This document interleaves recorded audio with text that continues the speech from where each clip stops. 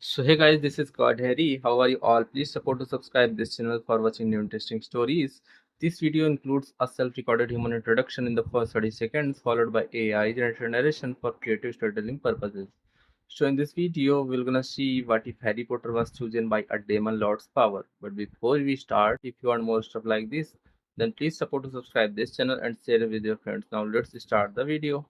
Here is short summary. After a fateful encounter, Harry inherits the power of a demon lord, thrusting him into a world of dark magic, deadly choices, and unstoppable power. But before we start, if you want more stuffs like this, then please support to subscribe this channel and share with your friends. Let's start the video. Harry gave a short cry of pain as he was roughly pushed into the mud, his emerald green eyes glinting with pain behind his taped glasses and his mouth open in a silent cry of pain as the wind was forcefully pushed from his lungs. He lay there, panting and wheezing in near silence as Dudley Dursley's chubby face leered over him, grinning with savage pleasure as he deliberately stepped on Harry's school bag as he hopped up to the red school bus. Harry tried to get up but winced in pain as the school bus doors closed and the driver, unable to see Harry stuck in the mud on such a cloudy and gloomy day, slowly pulled away from the curb and onto the street. Harry glanced after it with pained eyes as the clouds rumbled overhead, thunder booming and lightning flashed through the air as the first pelts of rain drifted downwards. "I hate you, Dudley," Harry whispered softly to himself, picking himself up from the mud and glancing down at himself in disgust and dismay. His blue school pants were dripping and his shoes, newly polished, were caked in wet mud. His eyes drifted towards his school bag, where Dudley's muddy footprint, and his eyes widened with horror.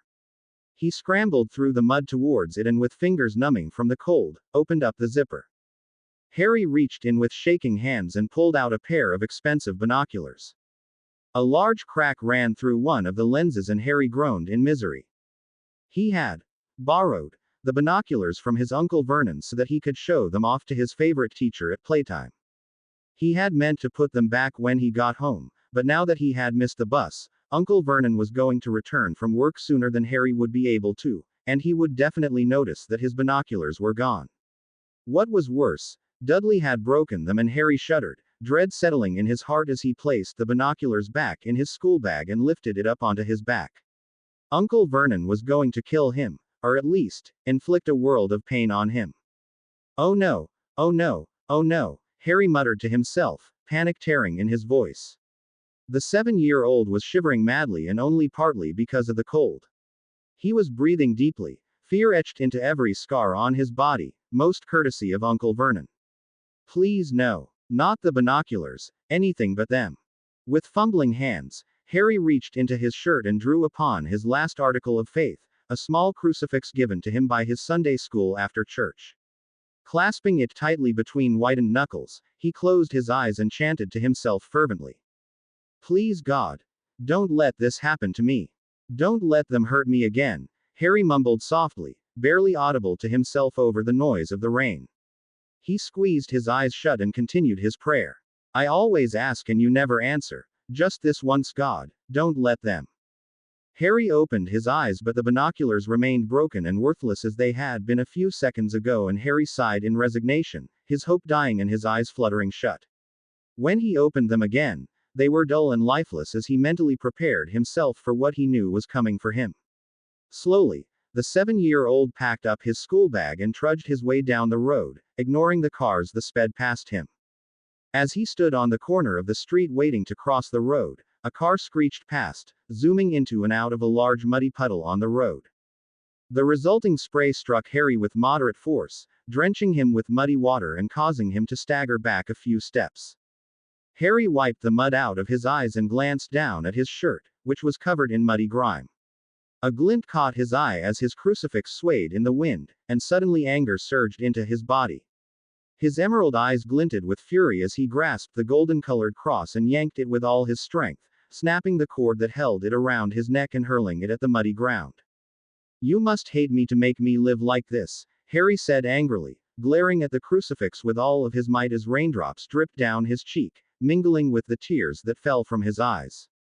"But I hate you just as much." And with the shattering of his faith, Harry crossed the road, not knowing that he had just forsaken the one thing that could have saved him from a temptation that would soon enter his life. Of course, had Harry known in advance what power succumbing to this temptation would give him, it was likely that he wouldn't have changed anything. In a dark alley behind a small shopping center located in Little Whinging, Surrey, a worn and shabby door was slammed open with such force that it was almost ripped off its hinges. A man, tall and gaunt with fiery eyes and a face that seemed to have been chiseled into an expression of anger and pain, staggered down the steps, leaning heavily against the rusty metal rail as he quickly limped away from the door. His clothes, a dark overcoat and a tattered pair of jeans, were ripped, burnt and splattered with blood, most of it his own. In his right hand, he held a sword, a lean and intricate blade that emanated a faint light as bolts and crackles of electricity ran through it, and in his left hand he clutched something close to heart as if it were the most precious thing in the world. "I'm not getting out of this one," the man seemingly growled to nothing, exhaustion creeping through his voice.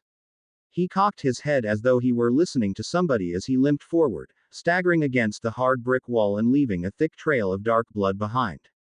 His eyes quickly swept over the alley, noting the rusty metal bins, the large stack of full rubbish bags and the puddles of water forming beneath them all as the rain continued to pour.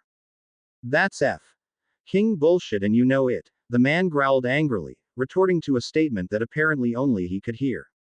He cocked his head again, before he stiffened as he heard something beyond the doorway. He whirled around, moving far quicker than a man with his apparent injuries should be able to, and leveled his sword at the dark doorway. With a roar of fury, he thrust his sword forward and from the sharp tip came a brilliant flash of light. Lightning zapped forward, illuminating the entire alley for a split second, before a thunderous echo blasted through the surrounding area. The conjured bolt of lightning disappeared into the darkness, and although the man couldn't see into the unnatural shadows, he gave a dark smile as something behind him loudly screeched in pain, a horribly chilling noise that would have sent shivers down a lesser person's spine. The man panted softly as he leant against the brick wall of the alley, wincing in pain as more blood seeped from his wounds. He shook his head dazedly and lifted his left hand up from his heart, opening his blood-stained hand to stare at what lay inside. On his calloused palm lay a single silver coin, no bigger than the size of the man's knuckle. On one side of the coin, there was a rough and faded portrait of a solemn woman, and when the man flipped the coin over, the other side revealed an insignia of some kind, made up of 3 short wave lines and a jagged triangle. Suddenly there was a loud crashing noise from behind the man and he took a deep breath, steadying himself, before he clasped the coin in his hand and with all of his strength, which was far greater than that of a normal human being, hurled it over the shopping center roof. He watched the silver coin arc through the air with wide eyes, as if he couldn't believe what he had just done, tracking it until it went over the roof and out of sight. The man was shaking, his hands trembling and quivering as he turned to face the threat alone, his sword coming up as darkness leapt from the doorway. Quivering and twisting shadows lanced out towards the man, who cut them down with deft strikes of his sword as if they were real matter. The injured man spun around, his sword flying through the air with a whistling noise as he struck down another tendril of darkness with ease, his teeth bared in animalistic rage. For a few seconds, it seemed that the man was easily able to hold his own, but whether it was the wounds that caught up to him and slowed him down or the warped shadows that started striking out at faster speeds, after a mere 15 seconds of battle, a shadow twisted out from the darkness and struck forward, twisting into the man's arm during mid-strike. The man screamed in agony as liquid shadow poured into his body and his hand reflexively convulsed, his sword flying out of his grasp, through the air and landing in the midst of the rusty metal garbage cans. The man fearfully glanced around him, his eyes wide and pleading as the shadows enveloped him and a tortuous scream left his throat. It was at this time that a man emerged from the darkened hallway, dressed in a tan trench coat with dark hair streaked with silver and sleepy, amused eyes as he regarded his foe. "You will regret crossing us," he said quietly, and the fallen man screamed again as the shadows converged on him. "Both of you." The screams intensified as the shadows twisted and flailed about madly, echoing in the small alley and bouncing off the walls into the open air. On the other side of the building, Harry shivered as another piercing scream echoed around the desolate parking lot of the shopping center. He stepped up his pace as he pulled his school bag closer to his shoulder, his nervous green eyes darting around his surroundings. In a last-ditch attempt to beat Vernon Dursley home, Harry had decided to take a shortcut through the shopping center, which had been temporarily closed for a few weeks now after a freak power surge had somehow fried every electronic circuit in the building. He had been almost halfway across the parking lot when the horrible screaming had started, screaming that sent chills down his spine and tears to his eyes. Another scream pitched in the nearby distance, and Harry quickly broke out into a run, fear coursing through his veins, his eyes wide with terror. Because of the very distracting screams and the constant rainfall, Harry didn't see the small crack in the parking lot pavement until it was too late. Harry gave a small cry of surprise as he lost his footing on the slippery surface as his right foot got caught in something and he fell heavily to the ground. Pain splintered in his knees and elbows as he whimpered to himself, his face half covered by running water, which was circling to the nearby drain.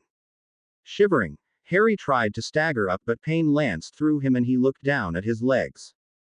He had ripped the fabric of his pants around his right knee, which had been scraped badly and was bleeding already. His elbow was in a similar situation, and Harry, like most 7-year-old boys, felt the onset of tears as he struggled to compose his face.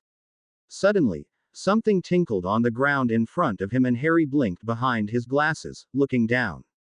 The moment he did, he instantly forgot his pains. The object that had attracted his attention was a small, silver coin. Harry could see a faint profile of a solemn-looking woman on the side facing upwards, but it didn't look like the Queen at all. What's more, there was something about this coin that had Harry instantly hooked. His pains and fears forgotten, Harry studied the coin with supernatural intensity, his eyes staring at it unblinkingly. Although his left hand was trembling with both fear and coldness as he used it to prop himself up, his right hand steadily and slowly reached out to grab the coin. The fingers hovered over the coin for a split second, before Harry grasped it with the tips of his fingers and clasped it in his palm. Immediately, Harry felt something searing into his palm, something unbelievable hot and painful, and he screamed out loud, flailing and kicking about as he shook his right hand about. His body collapsed to the wet asphalt again as he shook his right hand up and down, trying in desperation and fear to let go of the coin, or whatever was causing his pain. Tears flowed from his eyes as pain racked his body and he continued to scream, a childish whimpering that could barely be heard over the rain and thunder. Suddenly, the previous screaming started again, and this time, it hit Harry like a shockwave. Fear spread over his body like he had never felt before, dread settled in his stomach and his head pounded. He had to get out of here, he had to get home. He had to get anywhere, as long as it wasn't here. He had to get up. To run, get up and run. Get up and run, get up and run, get up and run. Get up and run, now. For a second, Harry could have sworn he heard somebody screaming for him to run, a woman with a beautiful and melodious voice, but he darted his eyes around him and there was nobody there. Still, his instincts served him well as he jumped up and grabbed his school bag, his other pain seemingly fading away into nothingness as he started his flight at a sprint, tearing through the car park at speeds unusual for a normal 7-year-old. As he ran, another scream belted out into the air, which only served to spur Harry on, but this scream was suddenly cut off in its peak and Harry somehow knew that the person screaming was dead. So he ran faster. It only took Harry 10 minutes to arrive at Privet Drive, a time especially impressive for a 7-year-old boy, but Harry didn't know this as he sprinted past Mrs. Figg's house, the batty cat-loving babysitter, and approached number 4. Relief sagged on his features at the sight of the house, which would have been most unusual for anybody who knew of the true environment of the house, but Harry tiredly staggered past the white picket fence and approached the door as if he would rather be nowhere else.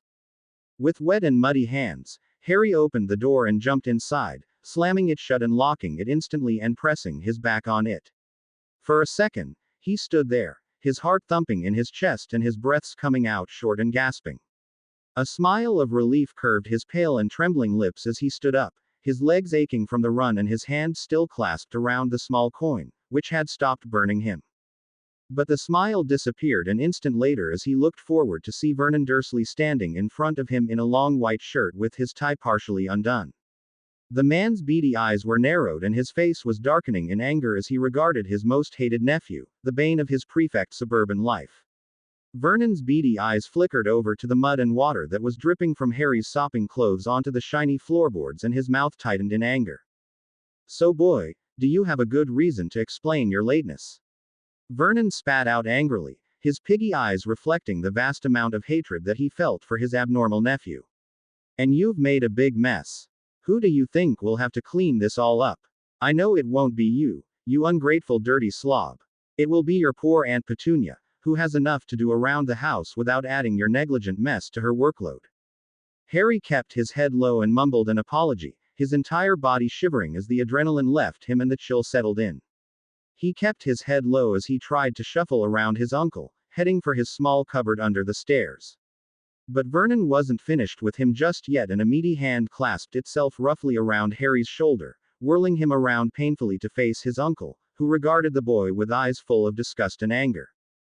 You didn't answer me, boy, he growled softly, squeezing down painfully on Harry's shoulder and causing the boy to whimper softly. Where were you? Harry squirmed as his shoulders ached under his uncle's hand and he stuttered out his answer, his eyes wide and fearful. I missed the bus, so I had to walk home. That's not what Dudley told me, Vernon growled, tightening his grip and eliciting a small cry of pain from Harry. He told me that you said you had better things to do than to come home, like you were told. Harry once again squirmed under his uncle's grip, and his soaked schoolbag slipped off his other shoulder and onto the ground with a loud thump, far louder than a 7-year-old's bag should be. Vernon's eyes flickered down to the bag and a tight smile came over his face as something occurred to him. You've been stealing, boy, haven't you? He whispered harshly, bending down to pick the schoolbag up with his other hand. He let go of Harry, who scooted backwards as he quickly pulled open the zipper, talking all the time. You've become like your parents, a rotten, pathetic low-life criminal, despite our best efforts to turn you into a normal, civilized person. Who did you steal from, boy? Was it the school, the shops? Have you been shoplifting? Have you any idea what the neighbor would say if they found out that? Vernon's voice trailed off as he pulled out his broken pair of binoculars, cracked and useless from Harry's dreadful afternoon, and his eyes widened in shock and fury. Although Harry didn't know it, those binoculars had been a gift to Vernon by his father before he had passed away, and now they were broken, destroyed and ruined, and it was all that stupid boy's fault. How dare you? Vernon boomed angrily, his voice rising to epic propositions as he glared at Harry with the utmost fury his beady eyes could deliver. His face was purpling as blood rushed to his cheeks, his veins throbbing with rage, and he growled incoherently as he moved forward, seizing Harry by the shoulder with a tight grip. Ignoring Harry's cry of pain and stammered protests, he dragged the wet and shivering boy from the door to the cupboard, kicking it open with his feet. Harry gave a loud cry of pain as his uncle tightened his grip on his shoulder, until he was positive that the beefy man had broken a bone, before Vernon hurled him into the small cupboard under the stairs like a rag doll.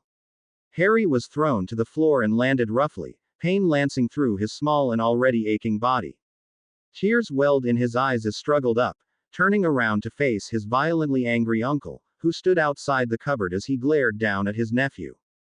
Uncle Vernon, he started in a pleading tone. He was interrupted as Vernon raised his hand and backhanded Harry aside with great strength, his brawny palm slapping Harry aside with ease. Harry gave a cry of pain as he slammed into the wall and his vision flared as his head cracked on the edge of his small, wooden bed. He lay there, barely conscious as Vernon slammed the cupboard door shut.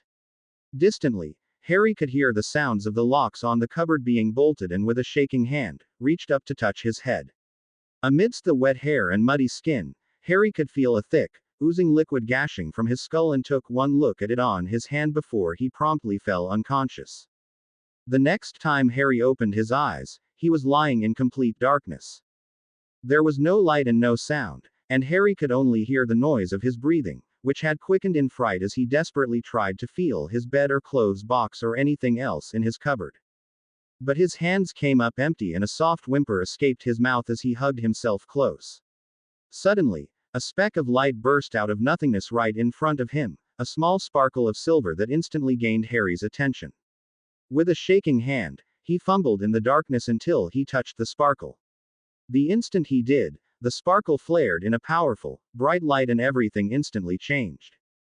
The darkness receded in a blink of an eye and from the light came the most beautiful garden Harry had ever seen. Grass sprouted from every inch of dirt, lush, thick and healthy. Rows upon rows of flowers appeared from nowhere, purple-hued violets, red roses and white lilies sprouting from the ground with the grass. Trees appeared in much the same manner, as if they had been set to fast forward, popping from the ground and stretching out to touch the sparkling azure sky, branches budding off from the trunk and leaves shooting out form on the branches. The sun beat down from the sky, partially hidden by a few white fluffy clouds. Harry picked himself up from the ground in amazement, his green eyes wide behind his glasses.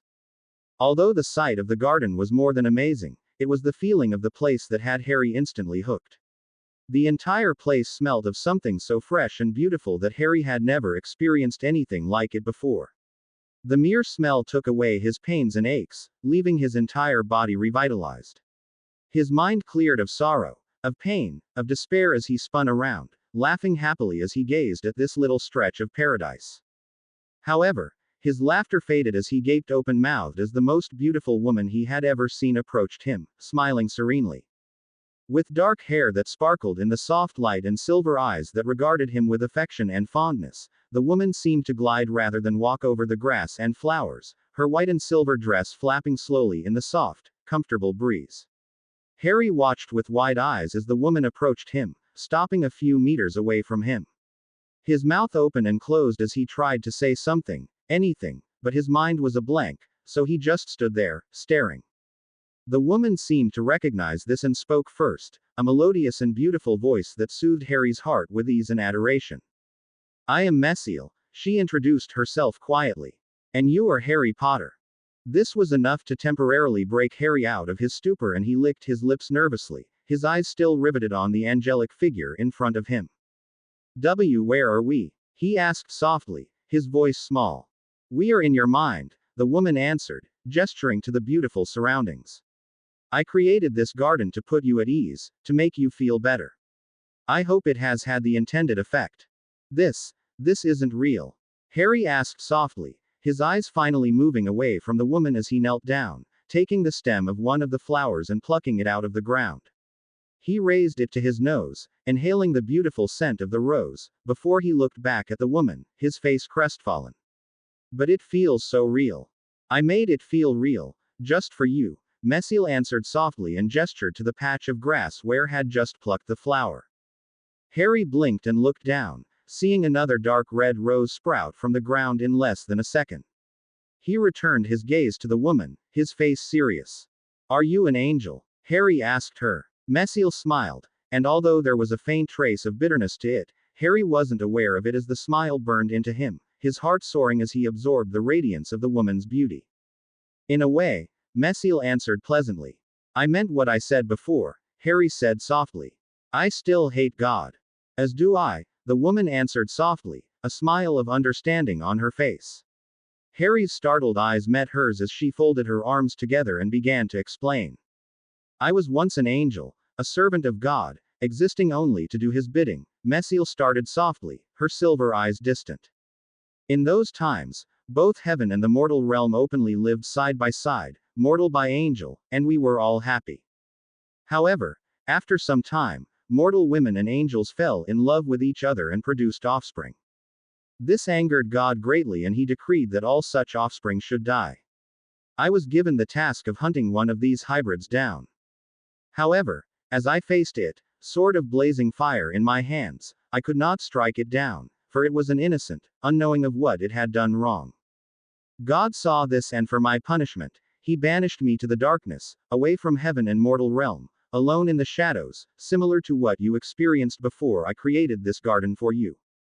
That is my punishment, which is the punishment for most of the angels he has banished. We are the fallen, and we are alone in the darkness. We have only light, one object that can tie us to the mortal world." Here her gaze drifted down to his right hand, and Harry followed it, unclenching it and staring at his palm, where he had picked up that coin. The skin was unmarred and undamaged, except for the center of his palm, where a symbol comprised of 3 short wavy lines and a jagged triangle had been engraved into his skin. "My coin allows me to communicate with a single human being, to experience happiness and light once again. In exchange, I offer my wisdom, my experiences and my power to aid this human for whatever he or she needs it for." Messiel dropped to her knees, her silver eyes locked onto Harry's emerald orbs. "I can help you, Harry. How? Harry asked in a whisper. I can guide you and aid you. I can share my knowledge with you, knowledge of powerful magic and skill lost to the ages. I can show you how to become powerful, show you how to become strong and great. I can help you become the most powerful man in history, if that is what you wish. I can show you how to defend yourself so that nobody will ever be able to hurt you again, even your uncle. Messiel whispered intently. You saw that? Harry asked softly, ducking his eyes from her gaze.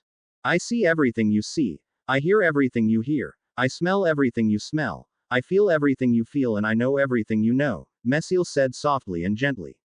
That is the price for my aid, my power, my strength.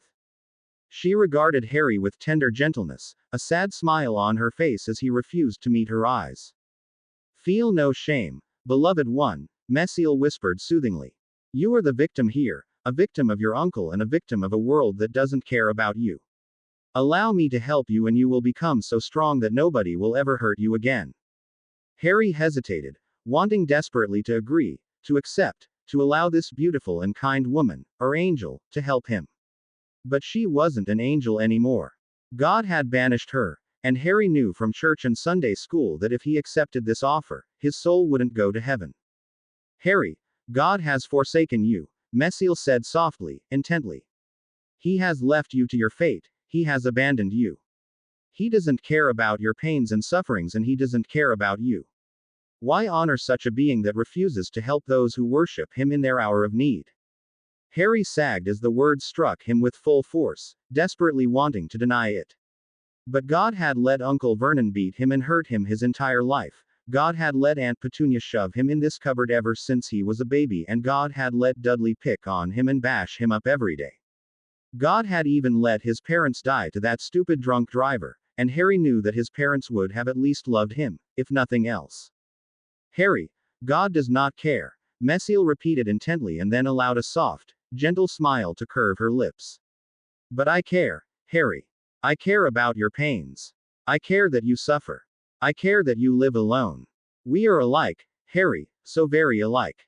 Help me help you. Take my hand, Harry, and let us both never endure the darkness alone ever again.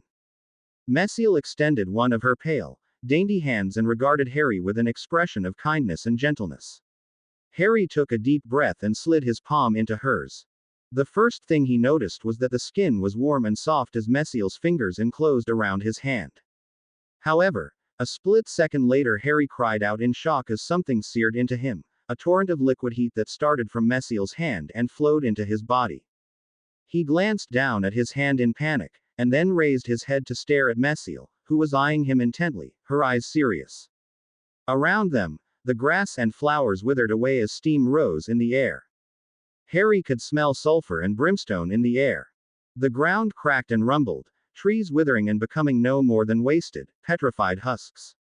The darkness enveloped him, roared through him, bright yellow and red flames bursting in large geysers from the ground.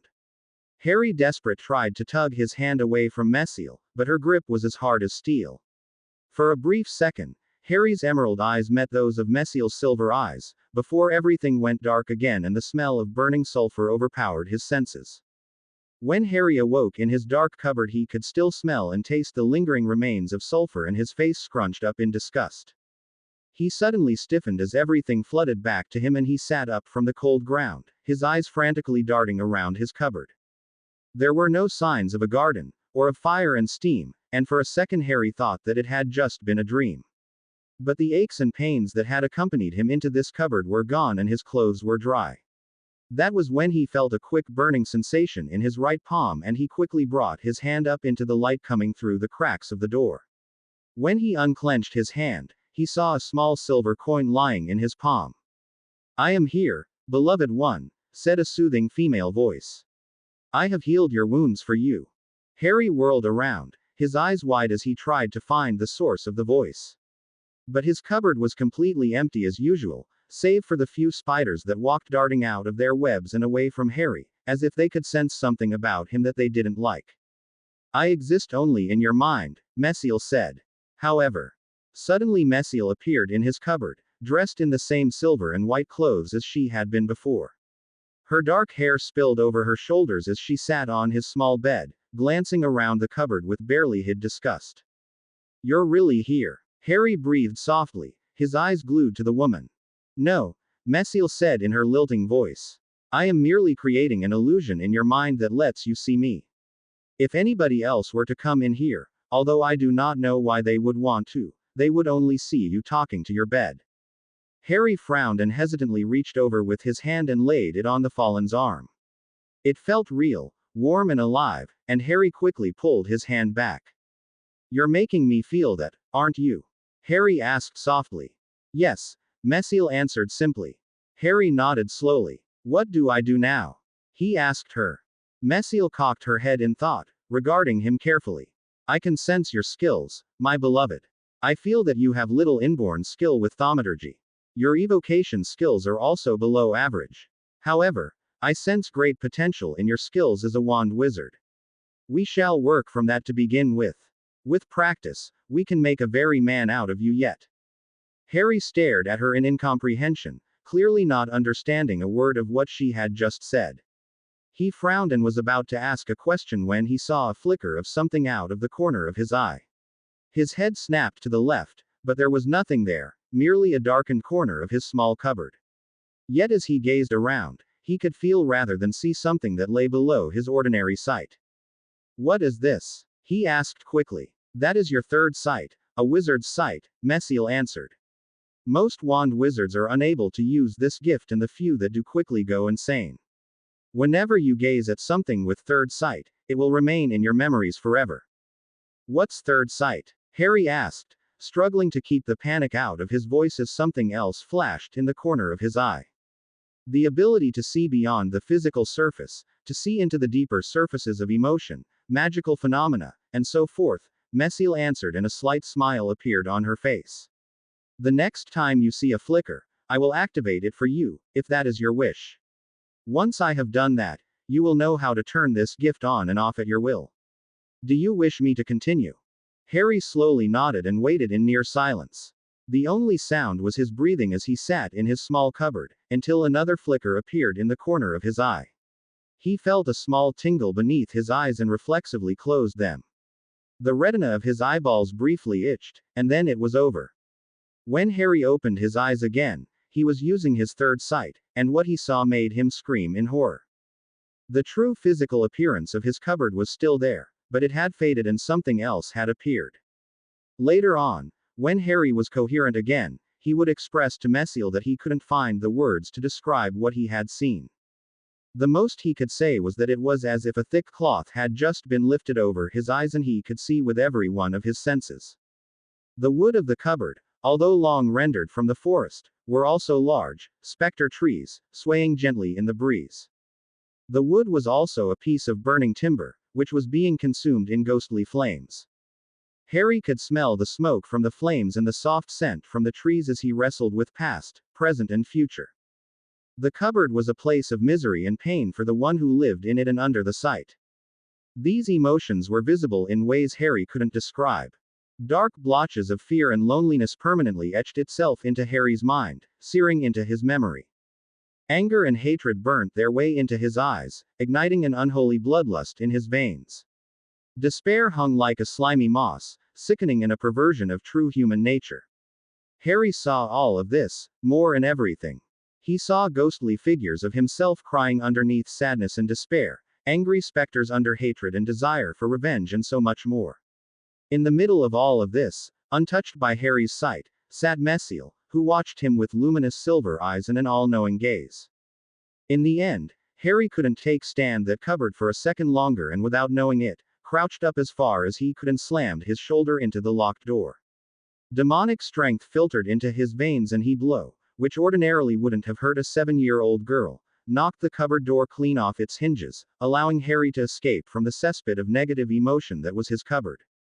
He emerged in the hallway, panting as if he had just run a marathon while still gazing around the house, where ghostly fires burned away, unseen by all. He barely heard the rumbling footsteps as Vernon exited the kitchen, his face twisted up into annoyance. Harry glanced up as he felt somebody approach and shuddered as he saw the true form of Vernon Dursley. Dark emotions clung around the man, irritation at those below him, disgust for the abnormal, revulsion for those who didn't fit his vision of a pure society, and a high degree of malevolence and hatred for Harry. The instant Harry glanced at his uncle, a leering skull appeared above the portly man's head. It was death. His uncle would be involved in a death in the near future, and Harry, under the influence of his sight and the physical manifestation of the hatred Vernon had for him, soundlessly cried out for help, certain that he was about to be killed. "How may I aid you? I can't let them kill me. I won't let them kill me. Help me. You have my power, beloved. Take your revenge and defend yourself." Harry let out a twisted laugh as dark power flooded through his body, sulfur burning into his nostrils. Power lay at his fingertips, a force that Harry had never felt before. He was in control, he was powerful. Nobody could hurt him again. Nobody could kill him, destroy him, especially not his pathetic, weak-minded uncle. He was invincible and almighty, and as he felt his body change into something strong and terrifying, he allowed himself to roar as he faced his uncle, who was frozen in fear, and prepared to take his revenge. Mrs. Sutton from number 5 Privet Drive was an aging woman with a penchant for dramas, especially the Bill. She, much like Vernon Dursley, enjoyed the normalcy and reliability of her suburban life, and despised those who differed from her.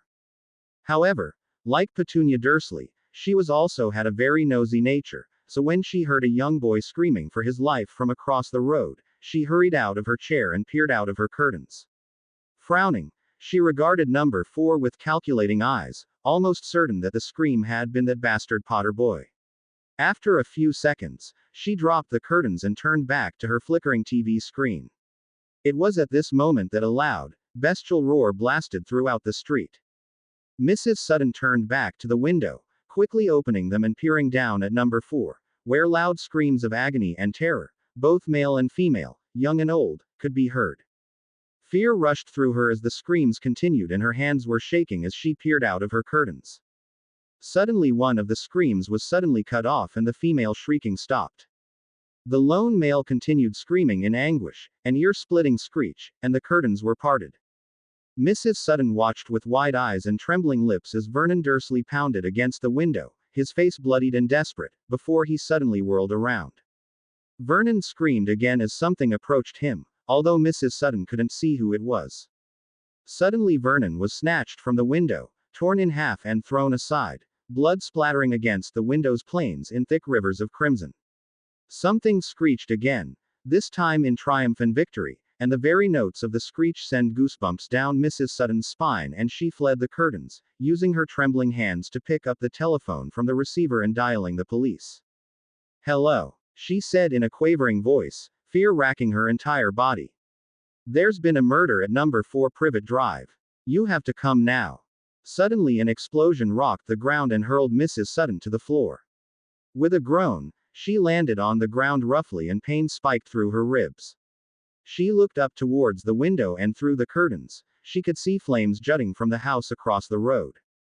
No less than a minute later, a small, young boy completely drenched in blood staggered from the house, using the shadows to hide his form as he ignored the searing flames, which seemingly had no effect on him. The powerful scent of sulfur and brimstone filled the air as the fires continued burning, and the small boy slipped away as the first of the neighbors arrived outside the former Dursley residence, staring at the flames with wide eyes, dripping a trail of blood behind him, the blood of his hated relatives, now all dead. As the police and fire brigade tore up the residential street, sirens wailing furiously, thousands of kilometers away, in a large magical castle, Albus Dumbledore looked down at one of his instruments with dread. The stars were just beginning to twinkle as the sun slowly set over England, casting beautiful hues of soft red and golden light over those who took the time to admire the view, and darkness was approaching. But to the residents and visitors to Privet Drive, located in Little Whinging, Surrey, it seemed as if it was still as bright as it had been at midday. However, this could have been attributed to the large blankets of dark smoke rising into the air and the massive blazing inferno that was currently tearing through number 4. Neighbors watched from their houses as dozens of firemen fought the flames with their hoses, pumping out hundreds of gallons of water as they desperately and unsuccessfully tried to quell the fire. But the fire continued to rage, angry yellow and red flames jutting from the windows and roof as if they were alive. The overpowering smell of sulfur reeked through the air, irritating the eyes and noses of the neighbors and the few unmasked firemen. This was the scene that greeted Albus Dumbledore as he briskly strode from Mrs. Figg's house, his blue eyes alert and serious as he quickly observed the situation. His purple-colored, yellow-starred robe flapped in the wind as he crinkled his nose up, the wind bringing the smell of sulfur to his attention. For a moment, he just stood, tall and unmoving as his mind whirled with possible scenarios, before his eyes flickered over the struggling firefighters and the blazing inferno, and he seemingly made a decision. He quickly moved forward, his robes twirling as he brushed past a family of 4 watching the flames silently, who strangely took no notice of the odd man and his odder clothing. Albus Dumbledore continued to walk forward, approaching the blazing house as he moved past the fire engines and firefighters, the latter taking no notice of him as if he wasn't even there. His long, crooked nose sniffed the air. The smell of sulfur became stronger and stronger, and he knew that this was no coincidence. He paused near the edge of the curb and reached into his robes, pulling out a long, slender wand. As he did this, he cocked his head as the conversation of 2 black-faced, sweaty firemen reached his ears. "This fire should have gone down by now," one of them said tiredly, while his partner chugged down a bottle of water. "But it just keeps growing and growing. It's not right, man." The other man lowered his bottle and swallowed, and his eyes darted around as he leaned in closer to his friend. "Can't you smell it? That's sulfur in the air, mate." His partner looked at him, incomprehension showing on his face, and the fireman sighed impatiently. "Sulfur, also known as brimstone," he said in annoyance. "Fire and brimstone, eternal punishment, torment and anguish, hell, does this ring any bells?" "Don't be stupid," the other fireman snorted, but doubt flickered over his face as he gazed at the blazing house and sniffed the air. "You're saying that, what? Satan did this?" "I don't know, mate," the other fireman said tiredly. "All I know is that the people in that house are dead, and I bet you £20 that they died painfully." Albus had heard enough as he moved away and approached the house. A flick of his wand and a muttered incantation turned the sensation of searing heat into one of pleasant coolness. He then leveled his wand at the house and performed a lazy swish, not even bothering to mutter the incantation. The tip of the wand glowed pale blue, a shimmering cone of magic blasting forward and striking the flames. However, the shimmering pale blue cone of magic flared up in a dark light, the smell of sulfur becoming even more pronounced as Dumbledore gripped his wand tighter, his light blue eyes narrowing as he poured magic into his spell. The dark light flickered and pulsed as the soft blue glow flared up in response, and the dark flare receded. Dumbledore continued pushing back the dark magic that had intercepted his spell, his expression grim and determined, and after a few more seconds, the dark light dissipated and the flames immediately died down, allowing the firefighters to push forward. As soon as the spell was over, Albus stood tall again. His face pale as he breathed in huge gulps of air. That fire hadn't been of the normal type. No, there had been very powerful dark magic behind it, dark magic that Albus had never heard of before. This was no accident, this was murder. He stared at the blazing house, in which the fires were quickly dying down as the last of their dark origin faded away, and shook his head slowly. Who had done this, and more importantly, was Harry Potter still inside? At the same time, several blocks away, Harry Potter had staggered past the brightly lit houses and into an empty block of land. The only sound Harry could hear was the sound of his own thumping heartbeat, the splat of his shoes as he stepped in large puddles of muddy water, and the noise of the grass rustling in the cool breeze, a breeze that was especially chilly for Harry, who shivered in his wet, blood-splattered clothes. His sight was often in the back corner of his mind. Harry knew that he could now turn it off and on at will, but the majority of his mind was focused on the events that had passed no less than half an hour ago. He knew that he should feel shocked. He knew that he should feel sad or angry at himself. But his mind was completely numb, his eyes wide open and glazed over as he staggered over a dead tree root and settled down on a sawn-off tree trunk. He had murdered somebody. Hell, he had murdered 3 people, and his own family. True, he had never liked them and the feelings had been mutual, but he was a killer, and what was worse, he had liked it. Smell of blood, so powerful, so overwhelming. Aunt Petunia cowering before him, her face as terrified, pleading, begging, and tears of fright down her cheeks, powerful bestial roar, ashen wings of bones, sharp and spiked edges flying forward, Blood. So much blood. And it was wonderful, better than anything he had ever experienced. Harry shuddered and instantly cast his mind away from his memories. The taste of warm blood lingered on his tongue and he squeezed his eyes shut, a tear rolling from his eyes and down his cheek. He hated the fact that he liked it, liked the feeling of taking another's life, of ripping them apart with strength that he hadn't even known he had possessed, of tasting their blood. Do not go down this road, beloved, a beautiful voice said softly, and Harry opened his eyes, bloodshot emerald orbs that swiveled around to center of Messiel.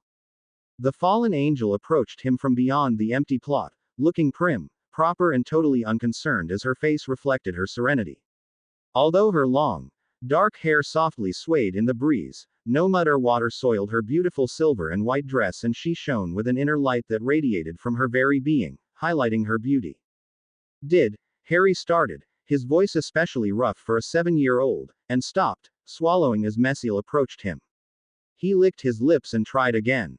Did you know that would happen? Messiel tilted her head, regarding his with composed silver orbs as she answered. I suspected something of the nature would occur, she said quietly. It was then Harry focused his full attention on her, anger blossoming in the pit of his stomach. Messiel seemed immune to his glare, which was especially intimidating coming from one literally soaked in the blood of his victims, and came to stand beside him, her eyes drifting upwards towards the stars. If you suspected, why did you let me? Harry started and stopped, his voice quavering. Another tear pooled down his cheek as the severity, the wrongness of what he had just done hit him again, and he gave a childish groan of anguish and buried his face in his hands, sobbing quietly. Do not mourn, beloved, for they deserved what they received, Messiel said quietly and placed a warm, comforting hand on Harry's shoulder. Besides, do not tell me that you did not enjoy taking your revenge and did not enjoy finally standing up for yourself against those bullies. Blood still filled the air, a substance more tantalizing and delicious than he had ever known. The broken and mangled body of Aunt Petunia stared at him with glassy eyes from the ground, bony wings flapped restlessly as he walked forward. Clawed feet scraping the ground. Anger, rage and intense pleasure filled him. This time Dudley stares at him, a pathetic child weeping for his life. Vaguely human hands, covered in scales, seize the boy, long fingers wrapping around the neck. Claws dig into the skin as a searing heat flares through his veins. Dudley screams in agony as fire jets from his eyes, nostrils, ears and open wailing mouth as he is burnt alive by the fires of hell. Harry sniffled into his hands and looked up, meeting the silver orbs of Messiel with his haunted eyes as accusation quickly spread over his face, tinged with anger and disgust. What did you do? He whispered softly, his throat raw from his crying and his face splotchy and red. What did you make me do? I did nothing, beloved, Messiel said softly, her hand moving down to his back and making soothing motions. What happened was your doing, and your doing alone. I killed them, Harry said numbly. I murdered them. The police will come after me, they'll catch me. They'll throw me in jail. I'm going to jail. There is no mortal jail that could possibly hope to contain you, Messiel said softly. You are safe from them and I will continue to protect you. Harry nodded slowly, his head still bowed, and fiddled with his hands as he sat. A few moments later, he spoke again, and this time, the hysteria was out of his voice. You wanted them dead, didn't you? Harry asked softly. Messiel regarded him solemnly. Yes, she answered truthfully. Why? They were more useful to you dead than alive. You need a fresh start, to remove the shackles of your past and banish your demons, Messiel answered, her melodious voice quiet. No pun intended, beloved. There must have been other ways, something that didn't involve this, Harry said, his voice rising as he spat out the last word in disgust. This was the easiest, Messiel said, and a faint smile touched her lips as she finished. And it was the most satisfying. Harry stared at her in shock and betrayal, his eyes widening as he staggered off the tree trunk, his mouth open. I don't believe you when you say you did nothing.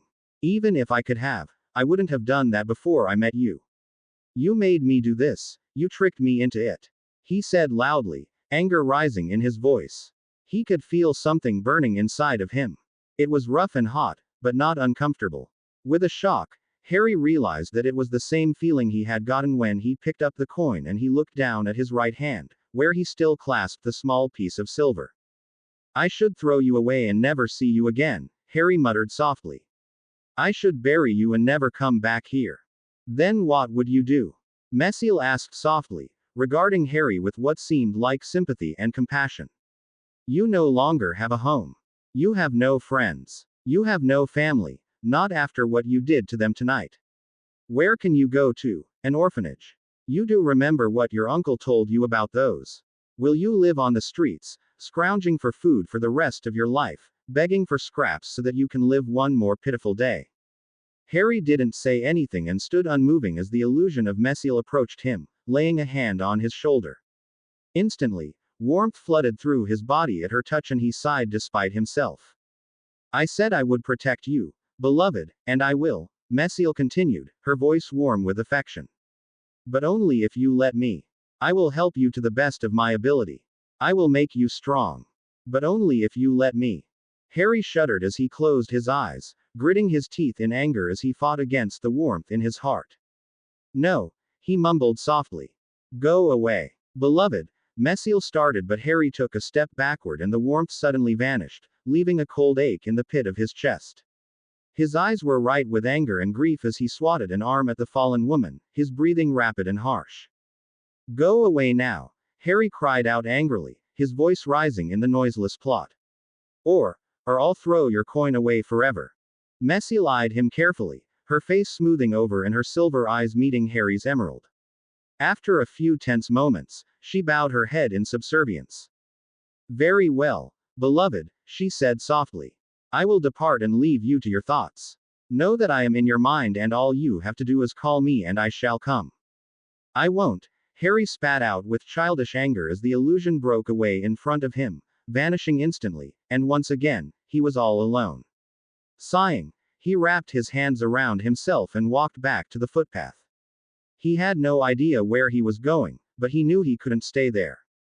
So the small form of the blood-soaked boy slowly left the place he had known his entire life. The entire world awaited him and whether he wanted to or not, he had to go and meet it. 2 days later, Albus Dumbledore didn't let his tiredness show as he walked through the Ministry of Magic, nodding jovially to the various witches and wizards going home that called out his name in greeting, a small smile on his face. The security guard straightened up at the sight of him and waved him through instantly and Albus bowed his head in thanks as he briskly walked up to one of the elevators and hopped in, pressing a button. As the doors closed with a loud, clanking noise and the elevator sped upwards, Albus let his smile disappear and the twinkle left his eyes. The situation had only worsened over the past 2 days and Albus was, mildly put, very tired. A few minutes later, he strode into the office of the Minister of Magic, Cornelius Fudge. The portly man looked up from his desk and managed a tight smile as Albus closed the door behind him, flicking his wand several times as he secured the room against eavesdroppers. The instant he was done, he turned back to Fudge and took a seat, his expression grave. What have you learnt? Fudge asked wearily, rubbing his eyes and shaking his head as he tried to dispel his tiredness. Both Muggle investigators and our own Auror forces have found no trace of Harry Potter's body inside the house, Albus answered seriously, his blue eyes solemn. This leaves me to believe that Harry Potter was not inside the house when it was burnt down. And you're certain that this was an attack? Fudge continued his questioning. Albus nodded, his long beard quivering. I am certain, Cornelius, he answered gravely. Although I cannot determine what spells were used, I know beyond any doubt that dark magic caused that fire. I also know that the bodies of the Dursley family showed obvious signs of trauma and violence before the fire. This was a premeditated attack on Harry Potter, and it appears to have been successful. The Aurors have had no luck with their tracking spells, Fudge said heavily. I've ordered the search to be widened to include all of England, but without a registered wand, I don't think we'll find anything. Can you do anything with your devices? Albus shook his head. Alas, I have tried and failed, yet Harry is being shielded by a spell or spells I have never seen the likes of before. I can state with certainty that Harry remains alive. However, beyond that, I know nothing more of his condition or location. Something powerful is hiding him. Who could be doing this, Albus? Fudge asked, worry in his voice as he leaned forward, resting his chin on his hands. Is it Death Eaters? Surely it isn't you know who. I still don't buy into your notion that he isn't dead. It is highly unlikely that Lord Voldemort is in any condition to pull of magic as advanced as this, Albus replied softly. And while the culprits may be Death Eaters, I do not believe they are involved. All I can determine is that whatever is hiding him from us is far more powerful and ancient than either of us could possibly imagine. What could this thing be? Fudge asked with a touch of fear in his voice. And does it mean Potter harm? I do not know in either case, Albus admitted. The two men sat together in silence, each pondering their own thoughts. Finally, Fudge spoke up, weariness evident in his voice. What do we do now? And to that, Albus had no answer. At the same time, not too far away from the Ministry of Magic itself, a young and dirty boy dressed in ripped and ratty clothing sprinted down a dark street. Behind him, a balding man dressed in cheap suit chased after him, his eyes gleaming with perverse enjoyment and insanity as he panted much like a dog, lasciviously licking his greasy lips with expectation. Come on, little boy, let me show you how the big boys have fun. He cried out loudly, not even bothering to lower his voice in the second-rate suburban street he was in. Harry didn't look back at the man that was chasing and just kept running, his heart pounding in his chest as he sought to escape the freak that was after him. Adrenaline pumped through his veins and his muscles were on fire as he rounded a corner and continued sprinting down the next street. His eyes landed on a large oak tree, partially hidden in the shadows, and he made his way to it, hoping desperately that he could hide behind it before the man came after him. As he ran to the tree, he felt a small and decidedly feminine presence in his mind, Messiel, and growled in anger and exhaustion. Go away! He shouted angrily as he reached the tree and ducked behind it, crouching in the shadows.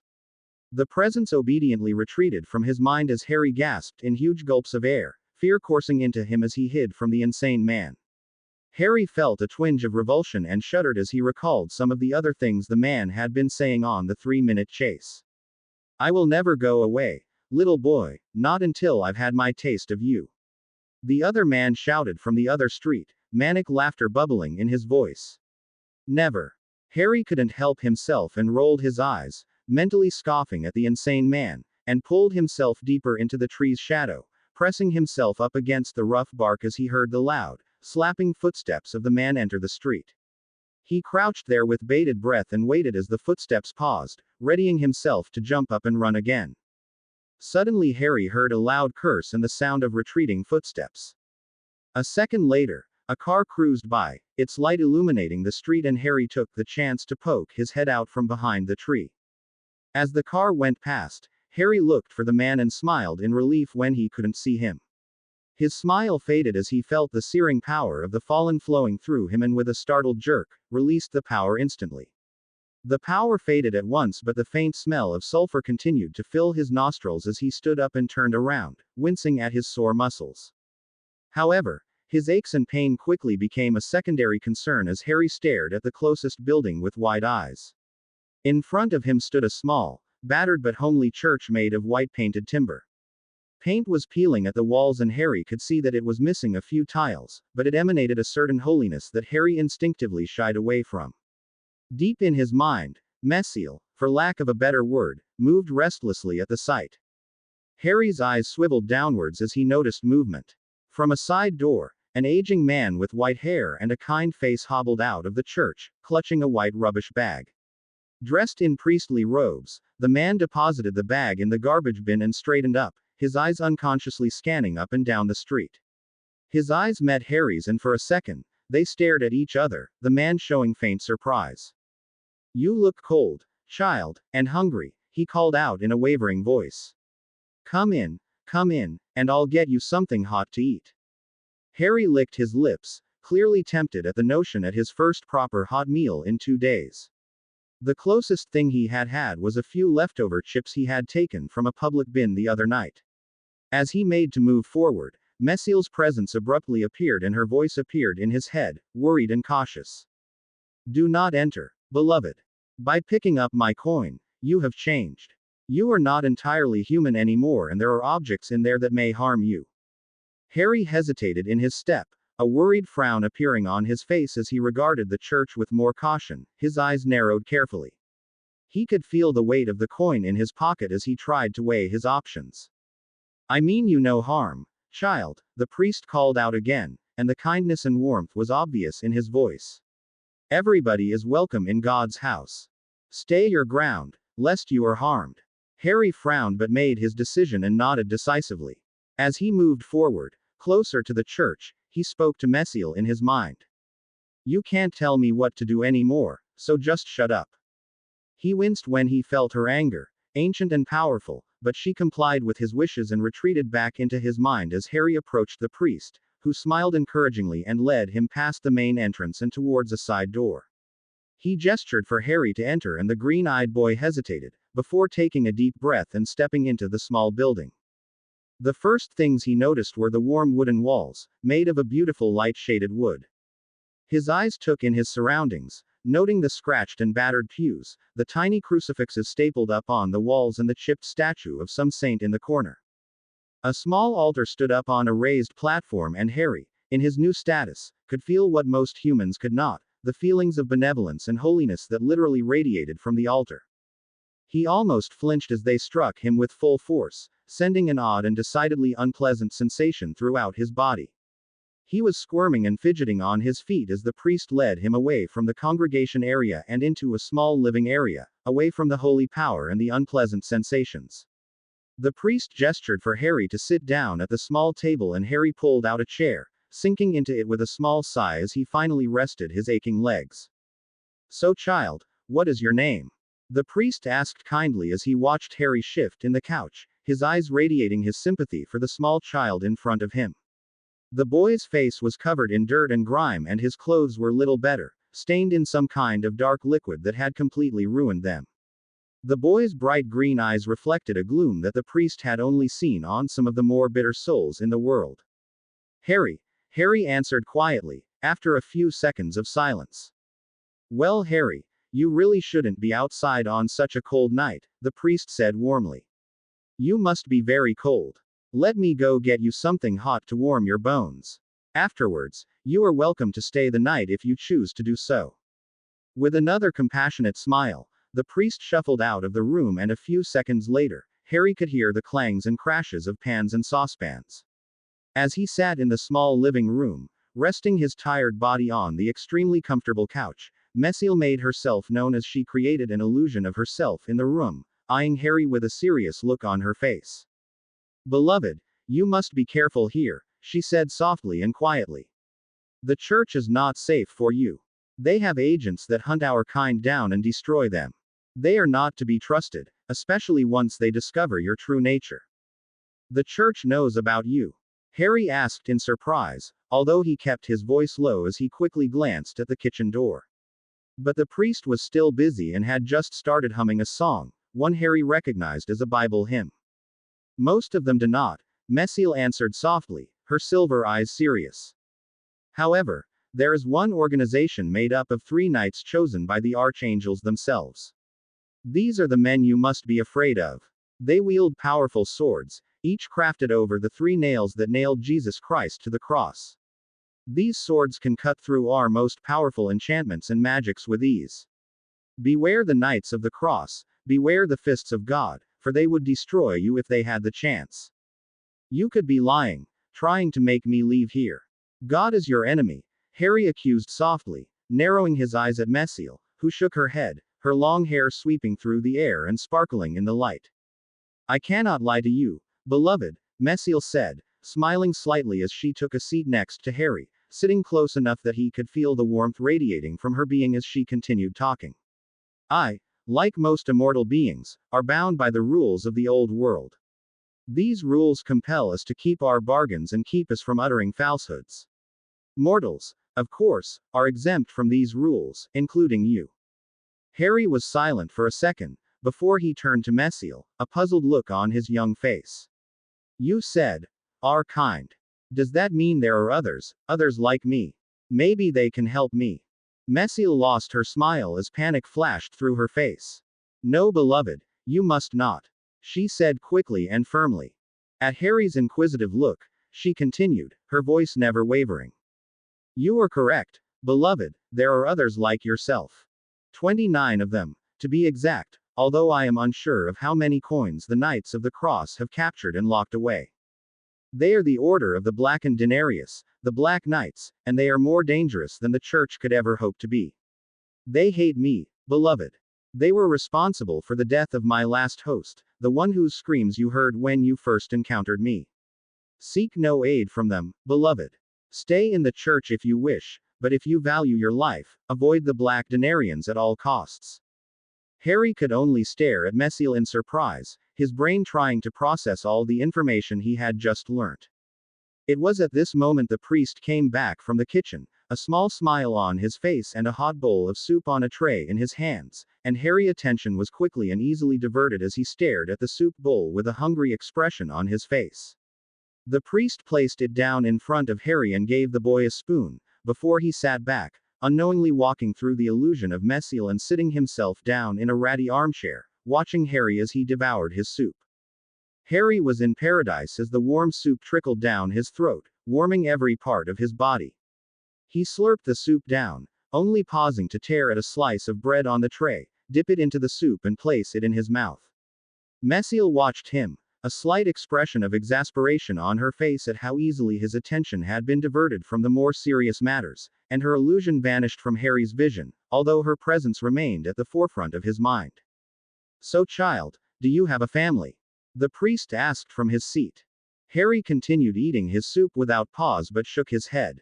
The priest frowned. Do you have a home? Harry shook his head again, still intent on his food. Friends. The priest tried again. Harry shook his head one last time before he picked up the bowl and brought it to his lips, throwing his head back and gulping down the warm substance with relish. It's a sad world when a child is deprived of those three things, the priest mused, shaking his aged head sadly. Still, as long as you know that God loves you, you will never be alone. God hates me, Harry mumbled through the last of his bread, which he was stuffing into his mouth as fast as he could, tearing into it in an animalistic fashion. And I hate him. The priest sighed, shaking his head. That's not true, child, he said kindly. God loves you and he always will. That is his nature.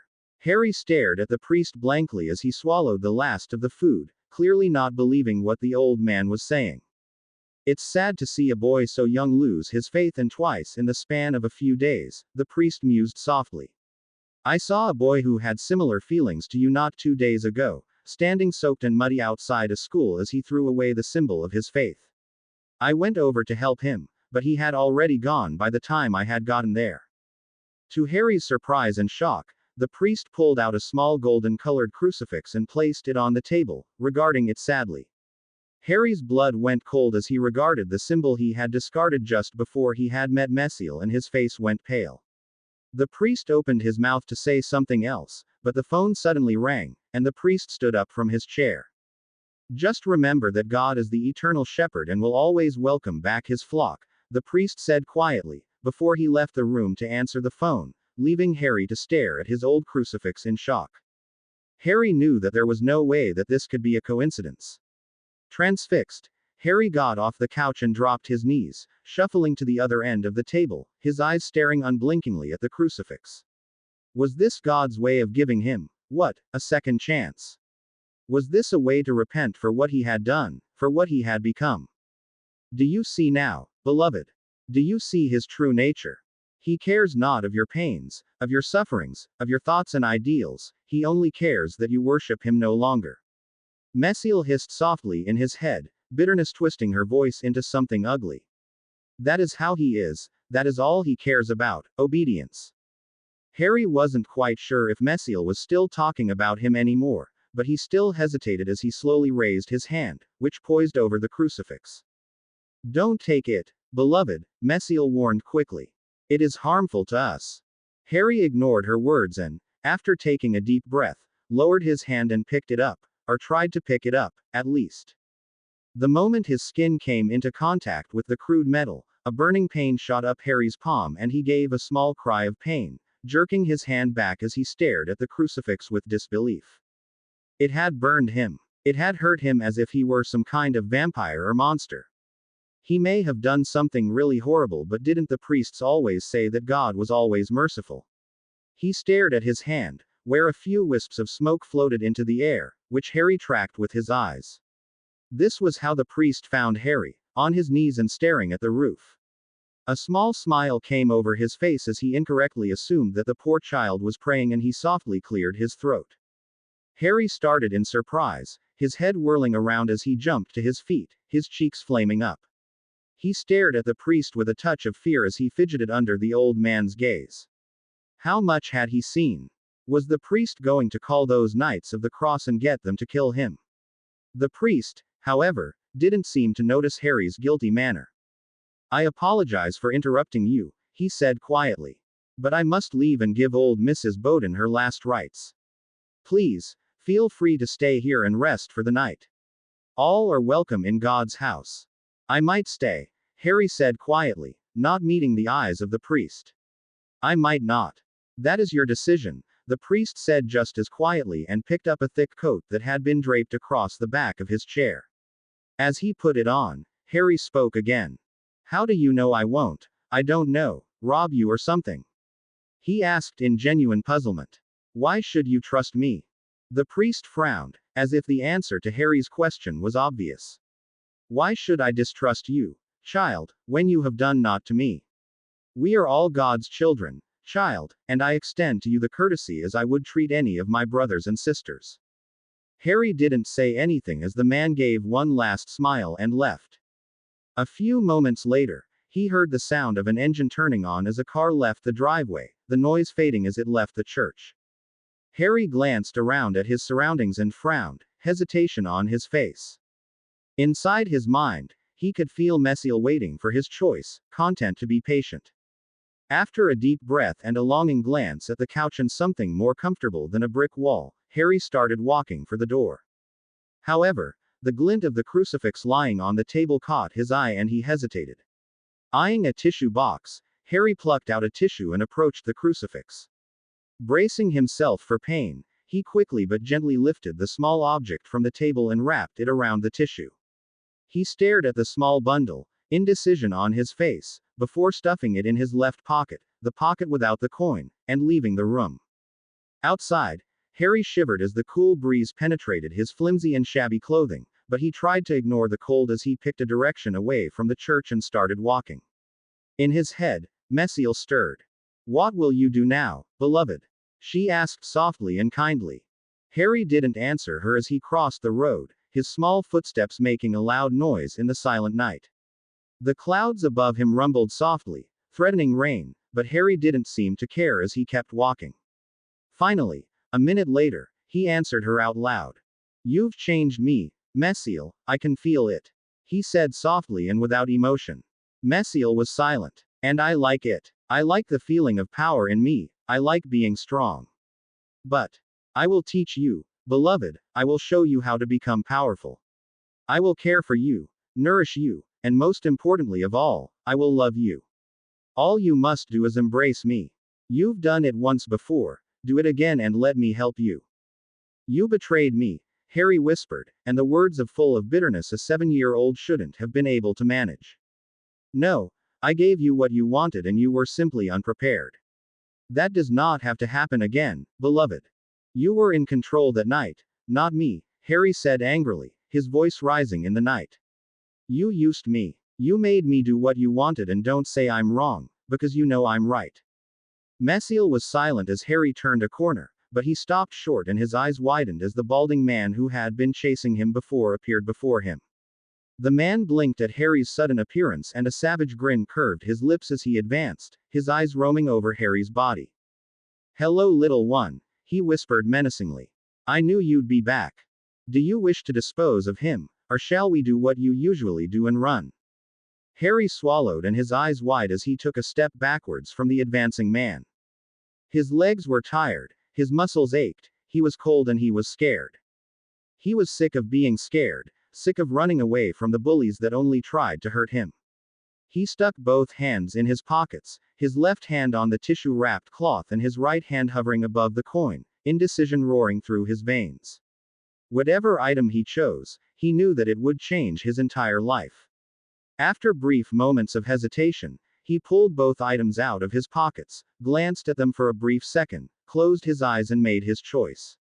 Something metal clinked to the ground as the man advanced, his hands outstretched as he prepared to grab Harry. Harry, who had had his head bowed, glanced up and met the man's eyes, his face calm and resolved. Suddenly a single sharp, ashen wing of bone burst from Harry's back, much like the skeletal wing of a bird, and shot forward. The man screamed in pain as it tore into his stomach, ripping through flesh, muscle and tendon with ease.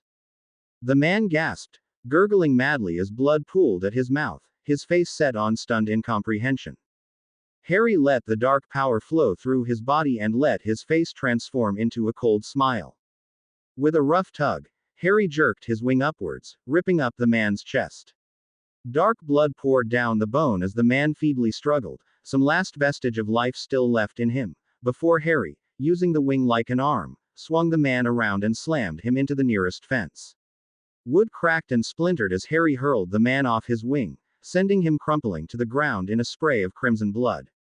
Breathing deeply, Harry stared at the mangled corpse and gently brought his wing in behind his back.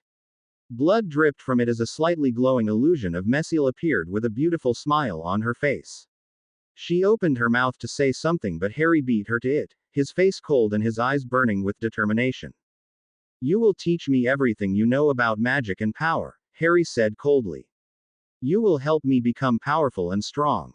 If that is your command, beloved, then it shall be so," Messiel said quietly and subserviently with a slight bow of her head. "And Messiel," Harry added as he started walking away from the body, "I will never let you use me again. You will never manipulate me and control me like you do that first night. I'm in control and I'll always be in control." Messiel hesitated and allowed a small smile to cross her face. "As you command, beloved," she murmured. Together, boy and demon walked away, united and strong. Harry Potter had made his choice. Neither of them noticed a small twinkle of light behind them as the crucifix reflected the nearby streetlight, glittering in the night sky as the blood from the torn and mangled corpse slowly began to envelop it.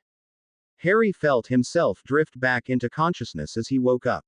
He gave a loud yawn, his eyes still closed as he snuggled himself deeper into the warm blankets, shifting around as he made himself comfortable. In the corner of his head, Messiel stirred as her presence blanketed his mind in familiar and welcome warmth. "I believe that it is time you awoke, beloved." Harry gave a childish groan of protest and buried his head deeper into the covers. He stayed like this for a few seconds before he sighed loudly and sat up, rubbing his tired eyes sleepily as he scrambled out of bed. His bare feet hit the cold ground and he gave an abrupt cry of surprise, hopping up and down on his feet as he quickly put some socks on. Another yawn ripped through his mouth as he rubbed his eyes again, groggily glancing at his surroundings. He was in a small apartment room, and a cheap one at that. The walls, painted in a murky yellow color, were peeling with age. There were large water stains on the roof, evidence of a leaky pipe, and the floor was covered chipped and scratched floorboards. The single window in the room showed a faint mist of smog and pollution amongst the broad and flattened buildings of southern London.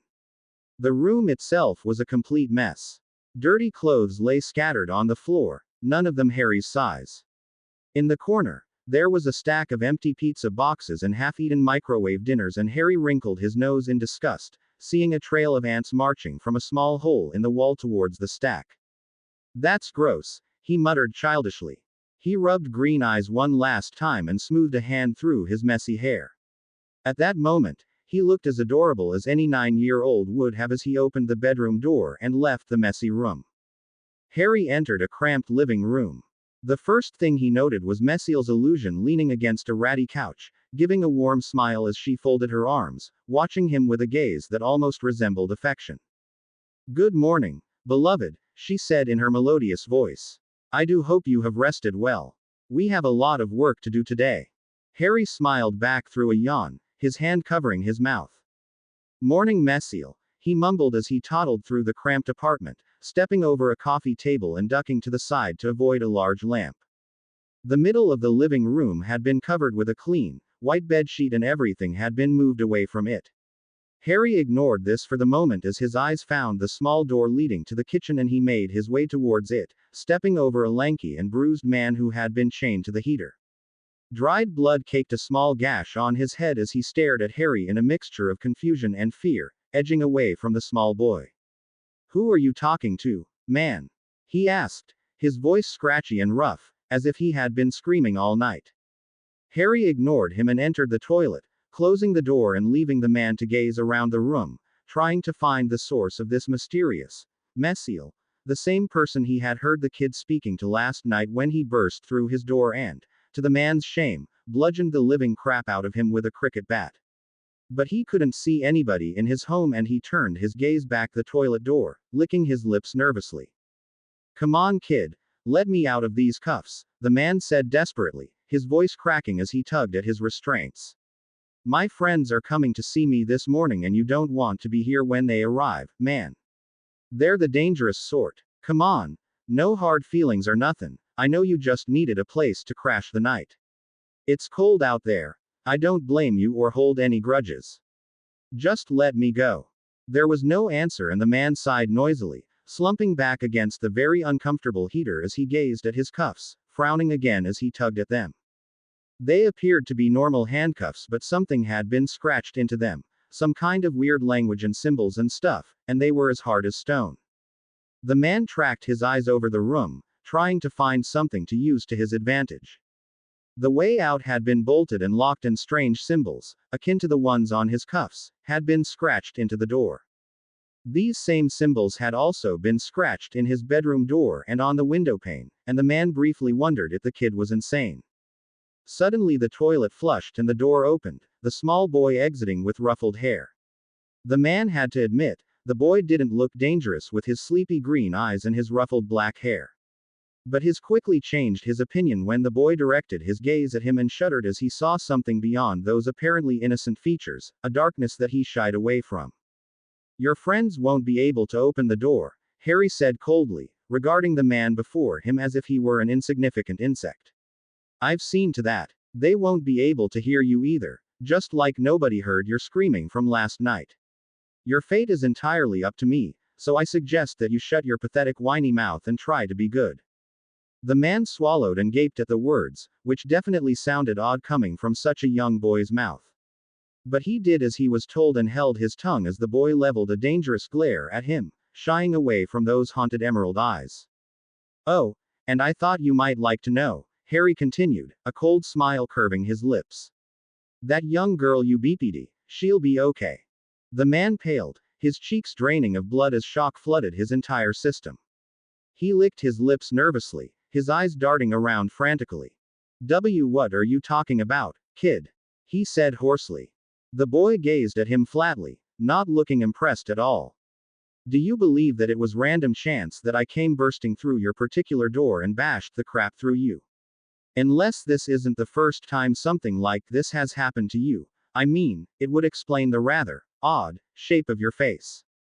The man gaped at the sudden ruthlessness and mockery in the boy's voice, the familiar coils of anger stirring in his stomach.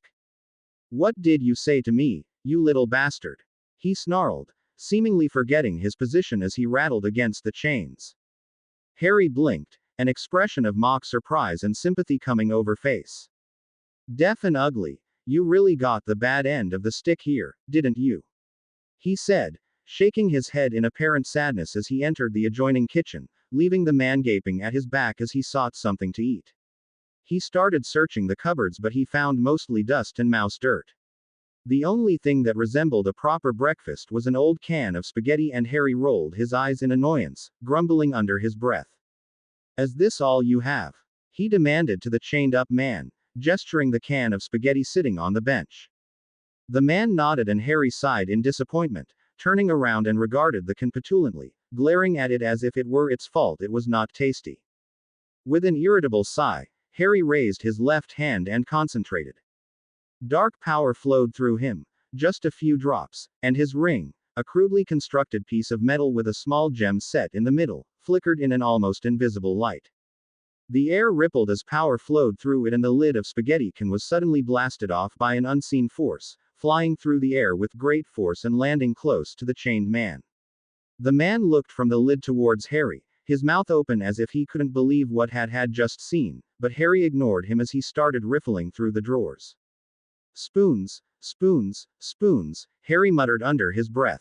Where the hell are all of the spoons? Finally, he pulled out a dirty spoon and wrinkled his nose at it, moving over to the tap and turning it on.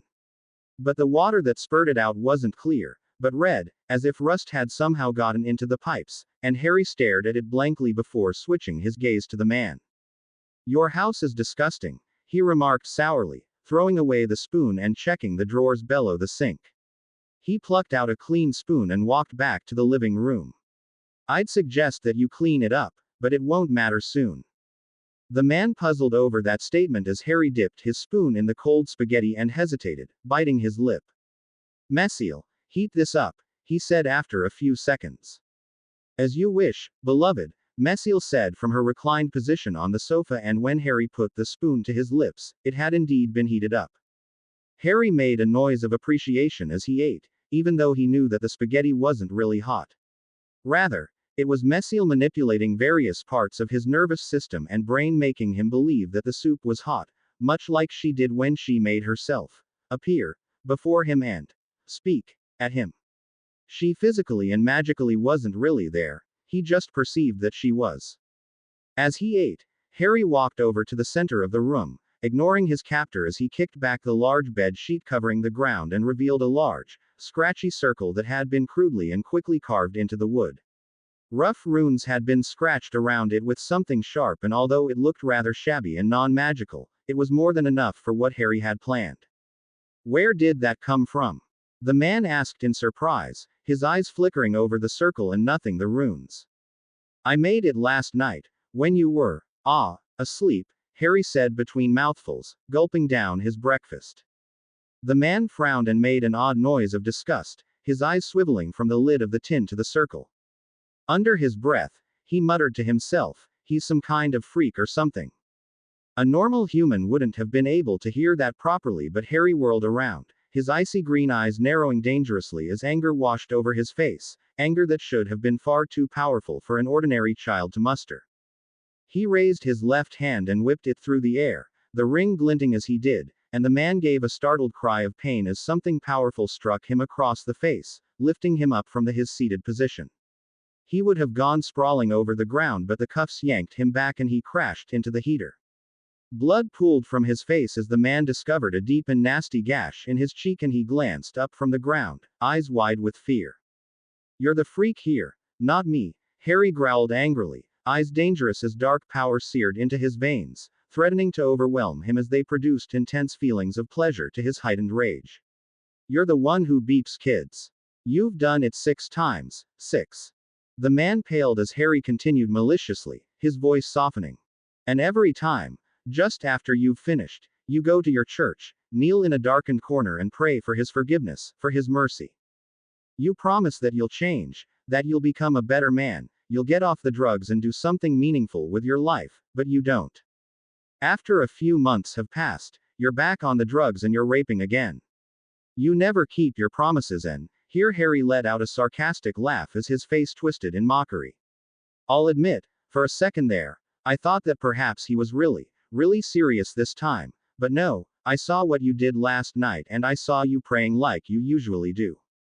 The man ducked his head, squeezing his eyes shut as the Harry's words seared into his brain, etching themselves onto every corner of his mind. A slow tear of shame rolled down his cheek as took deep breaths, trying to find the strength to deny the accusations. Luckily, you're just what I need, Harry finished coldly, reining in his anger as he turned back to the circle and threw away his breakfast, his appetite suddenly gone. What do why you need me for?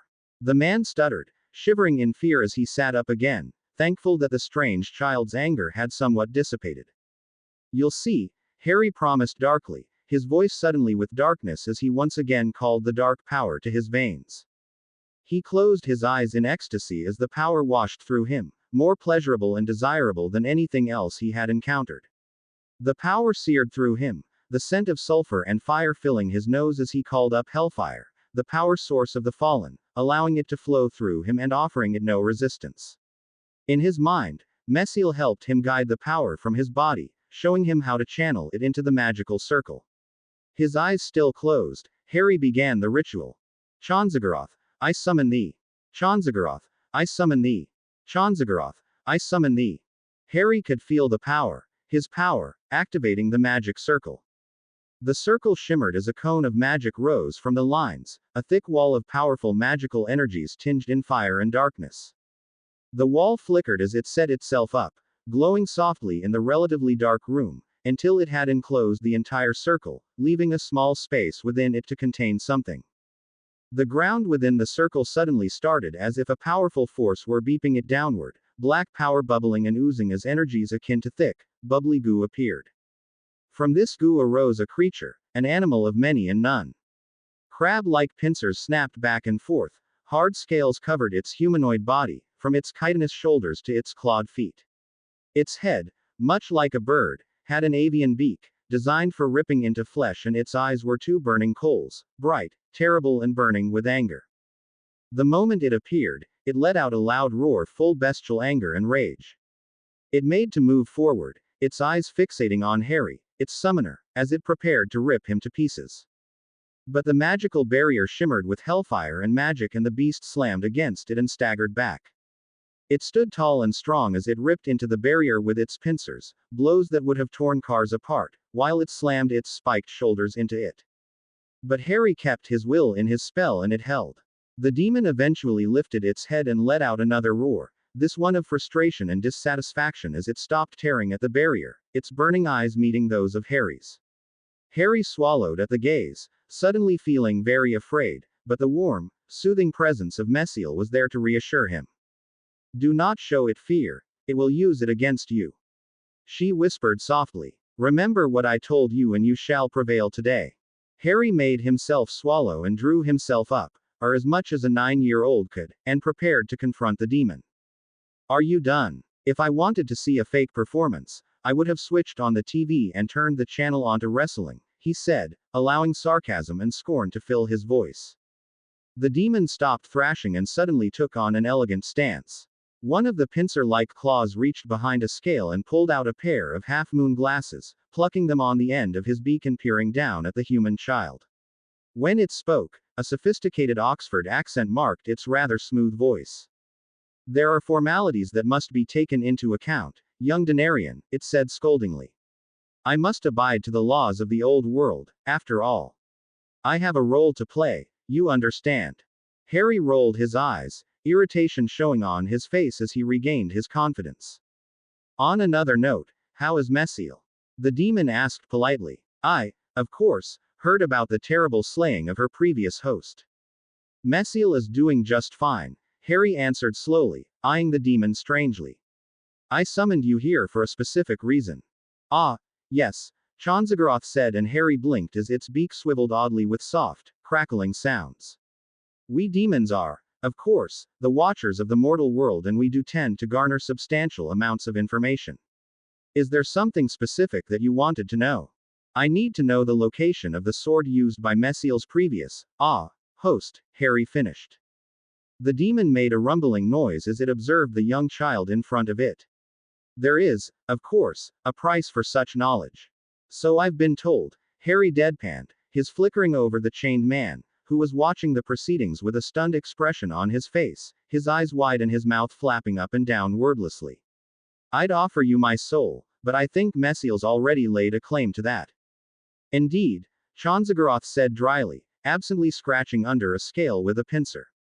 However, there are other things you can barter with, for example, your full name. Beware, beloved. Amongst the immortals, names spoken from the lips of their owners are powerful tools. Mesiel cautioned quietly. Just as you summoned it with his true name, it can use your name to cast magic upon you. Never reveal your full name to anybody, even mortals, lest it is overheard. Yeah, that's not going to happen, Harry disagreed quickly, having heard that lecture many times before.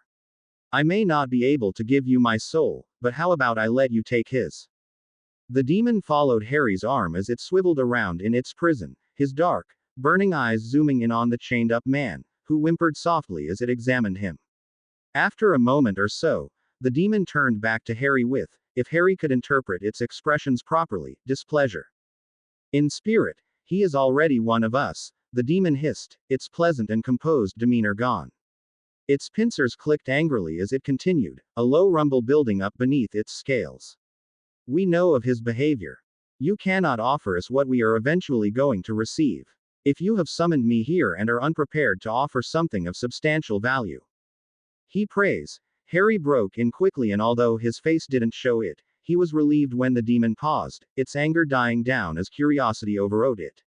I know that you lot have problems gathering information around churches and religious artifacts. Messiel was certain that you didn't know this. He prays. You say. The demon murmured quietly, observing the shaking man carefully. That is interesting news. He's a church-goer, a believer, Harry continued quietly, comforted that the demon's gaze had left him and by Messiel's warm presence in his mind, which spurred him on. He wants to stop, but he can't help himself. Every time he commits a beep, he cries and visits a church, seeking repentance and forgiveness in God's house, and you know how God is about mercy, forgiveness and atonement. One day, this man may enter a church, ask for forgiveness and receive it. You can take him and be certain that his soul is eternally yours, or you can wait and you might lose him forever. Chonzagoroth considered its options and at last, swiveled its beak into what Harry thought was a smile. I had thought it was odd that Messiel had chosen a host so young. But I now see why she has kept you. Very well, young Denarian, I accept the terms. Structure your question and I shall answer, for the agreed price of this Matthew's soul. The man, Matthew apparently, suddenly twisted and flailed about in his bonds, his eyes open in horror as he struggled against the cuffs linking him to the heater. You can't do this. He screamed loudly, tears falling down his cheeks as he pushed against his cuffs. You can't barter me away like an animal, and you, hideous freak, you can't have my soul. I won't let you take it. I demand that. Harry slashed his hand through the air, the ring on his finger glinting, and the man's sentence was cut off by a scream of pain as he was slapped aside by a powerful force yet again, held in place by his cuffs as his body was slammed into the ground. The man didn't get up again, and Harry could hear low, sobbing sounds as he turned back to the demon, his eyes serious. My question is, he began. Who is in possession of the sword that Messiel's previous host used no more than 2 years ago? How did they get this sword, and where might the sword and owner be located? The sword is in possession of a Mr. James Jordan. This man found and retrieved the sword from a tip 523 days, 2 hours, 3 minutes and 17 seconds ago. Both the sword and owner are currently located in London, at a small pawnbroker. Chonzagoroth said, its voice almost a monotone as he retrieved the information and relayed the address to Harry. Now, may I have my prize? Harry nodded and, ignoring the sudden pleas for mercy, knelt down and touched one of the roughly carved runes on the ground. The instant he did, the circle of magical energies made of fire and shadow suddenly emanated a soft, blue pulse. Harry quickly took a step backwards, dark fire burning into his veins as he watched the demon with unblinking eyes, his ring sparkling dangerously. Normally, any physical object that passes through a magical circle would shatter the spell and allow the bound creature, whatever it was, to reign free. Although there were spells and other circles to prevent physical objects from reaching the circle, acting as a force field of sorts, they were currently beyond Harry's level of knowledge. Instead, Harry had carved a rune that would allow physical objects to pass through the circle at the cost of considerably weakening the barrier. Even though Chonzagoroth had agreed to the terms and was bound by the old world rules to honor his word, Harry wasn't going to take any chances. Distantly in his mind, he felt Messiel murmur approvingly. After Chonzagoroth made no attempt to break free, Harry waved his hand again, his ring glinting as it focused the magical energies given to him by Messiel. The handcuffs holding Matthew in place suddenly clicked as they were unlocked. Matthew quickly slid his hand out of them and jumped up, his eyes wide with fright as he desperately made for the door. However, Harry curled his fingers and the man halted, pain sliding over his features. Another gesture of his arm and the ring flashed as the Matthew was yanked through the air, away from the door and into the summoning circle, into the demon's grasp. Harry quickly snapped his fingers and the pale blue glow disappeared as the circle returned to full strength while Chonzagoroth stared down at its prey, its pincers latching onto the man's shoulders, its fiery eyes glowing maliciously. Harry waved his hand again and a backpack in the corner of the room flew into his hands, along with the discarded cuffs, which Harry promptly put in his pack and slung it over his shoulder. Scanning the room for anything else that might be useful, Harry turned back to the demon, which had somehow put Matthew under some kind of trance as the man had stopped his screaming and pleading and stood there with a blank look on his face. "Goodbye, demon," Harry said as he approached the door. "Mind the fire on the way out." The demon cocked its avian-like head as Harry held out his palm, concentrating carefully as he called up his dark powers. The overpowering scent of sulfur filled the air as a ball of pure hellfire burst into existence, flickering malevolently in the small room in hues of yellow and red. Harry tossed it into the air a couple of times, catching it with ease while Chonzagaroth let out a low laugh.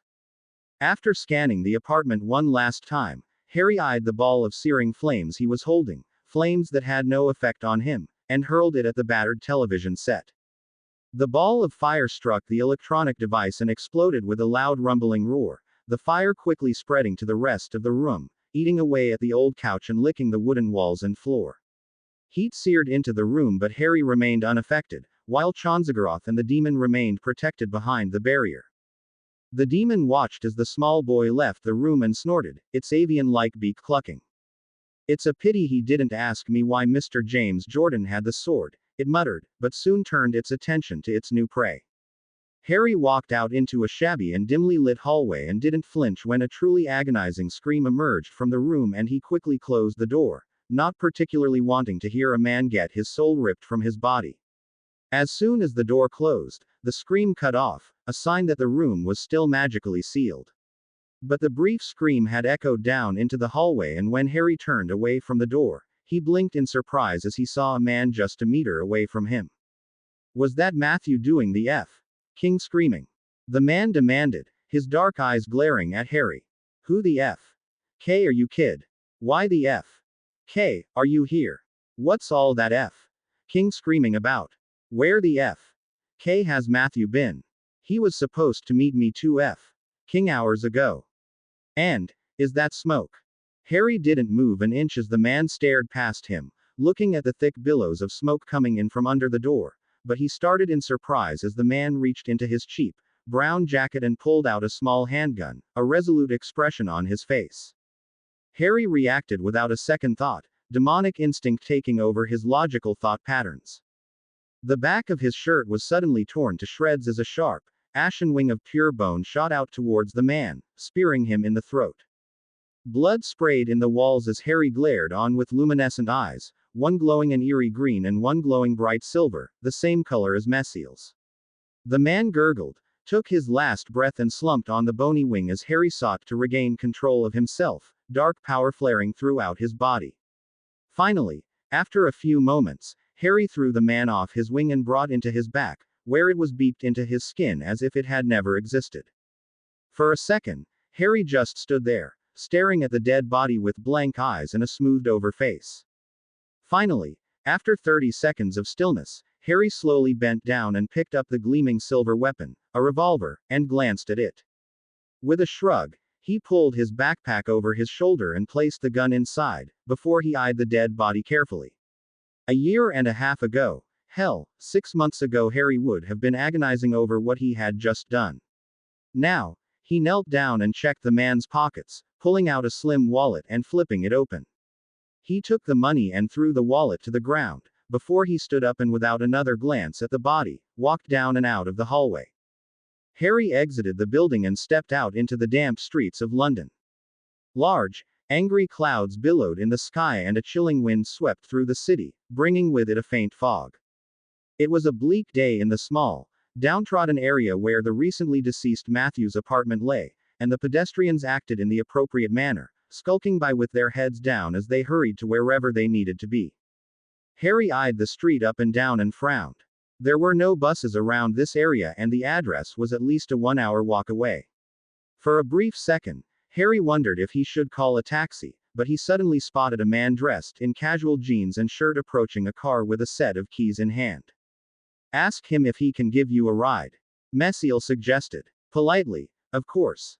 Harry nodded and approached the man, putting on his child face as he tugged on the man's sleeve, his green eyes wide and innocent as the man looked down at him. "Excuse me, sir," he said in a soft voice. "But could you give me a ride? Do I look a taxi service to you?" Scram! You little punk. The man scoffed and turned away, putting his keys in the lock of his car. Harry rolled his eyes and gritted his teeth, annoyance on his features, and after quickly glancing around to make sure that nobody was too close, he pulled out the large, silver revolver and leveled it at the man. The man looked up as he felt another tug on his jacket, but when he turned around to glare at the boy, his words died in his mouth as he noticed the silver barrel jutting towards him. Excuse me, sir, Harry said mockingly, sweetness dripping from his voice. But could you give me a ride? The man was frozen as he stared at the gun, his eyes wide with fear, but he composed himself and gave a tight, strained smile. Sure, he said, still smiling through gritted teeth. Where can I take you? Harry smiled coldly and didn't flinch when a large explosion ripped through the apartment building behind him. A window shattered as flames burst from it, licking away at the wet bricks with little success. In the car, the man was silent as he shifted gears and accelerated the car away from the parking space and the burning apartment. Harry watched as a fire engine sped past from the opposite direction, its lights flashing as its siren wailed. The man tracked the vehicle in his rear view mirror as it screeched to a halt outside the burning apartment building, which was giving off copious amounts of smoke, before he turned a corner. Take me straight to the address I gave you, Harry threatened, gesturing with the revolver, which almost slipped out of his small hands. The driver didn't say anything but gave a short jerk of his head and continued driving, while Harry settled back into the seat. There, Messiel, he mentally grumbled. Are you happy? We found your stupid sword. The sword is not stupid, beloved, but an artifact especially useful for those lacking natural talent in evocation magics. So, is it like those wands you've been telling me about? In a way, although it does not function how your kind's wands function. Rather, it helps in the channeling and control of powerful magic without blowing yourself up, if I may be blunt. Harry frowned, shifting in his seat as the driver made a steep left turn and settling back in again. I still don't get the difference between evocation and wand magic. Evocation is the instantaneous use of magic and energy drawn from the environment, from the life of the mortal world. It is dangerous because it can be hard to control without proper focus. A wand wizard uses his wand to make a spiritual connection to an outer world and channels it into this world. This magic is potent in many ways, but the average wand wizard's magic would be mostly ineffective against most spiritual and summoned beings. Ah, you still don't understand, do you, beloved? No, but I'll trust you on this one. That is good to hear, beloved. You will understand the differences when we acquire a wand. You are approaching the age when you start consciously channeling this outer magic. First, however, the sword. Harry stepped out of the car and as soon as his feet had hit the footpath, the driver took off, screeching away from the curb.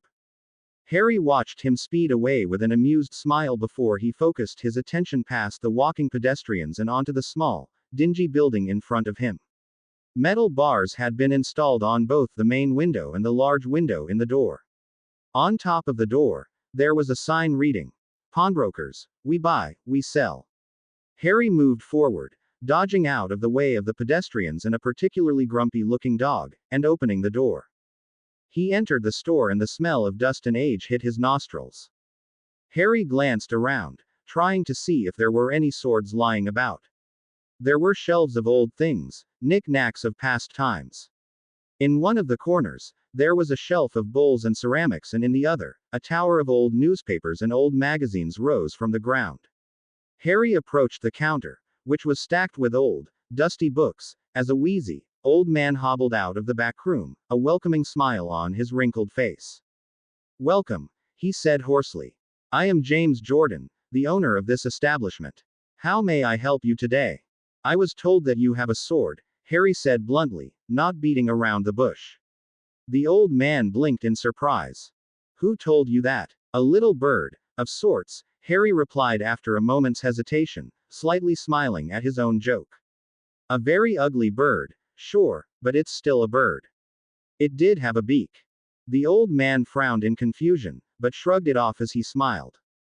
You were told right then, he said wheezingly. He smiled and regarded Harry with a fond look, as if he were remembering his own childhood days. Would you like to have a look at it, son? Please, Harry agreed, and watched as the old man hobbled to one of the cupboards and reached up, pulling down a long, cardboard box and setting it down on the counter.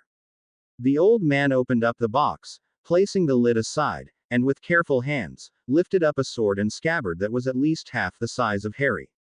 Harry could only see the hilt, an ornately decorated piece of metal, but within his mind Messiel stirred. "That is the sword we seek," she said. "Take it." "How much is it?" Harry asked, his eyes never leaving the sword. The old man's smile faded as he placed the sword back in the box. "It's not for sale, son," he said, his voice hoarse.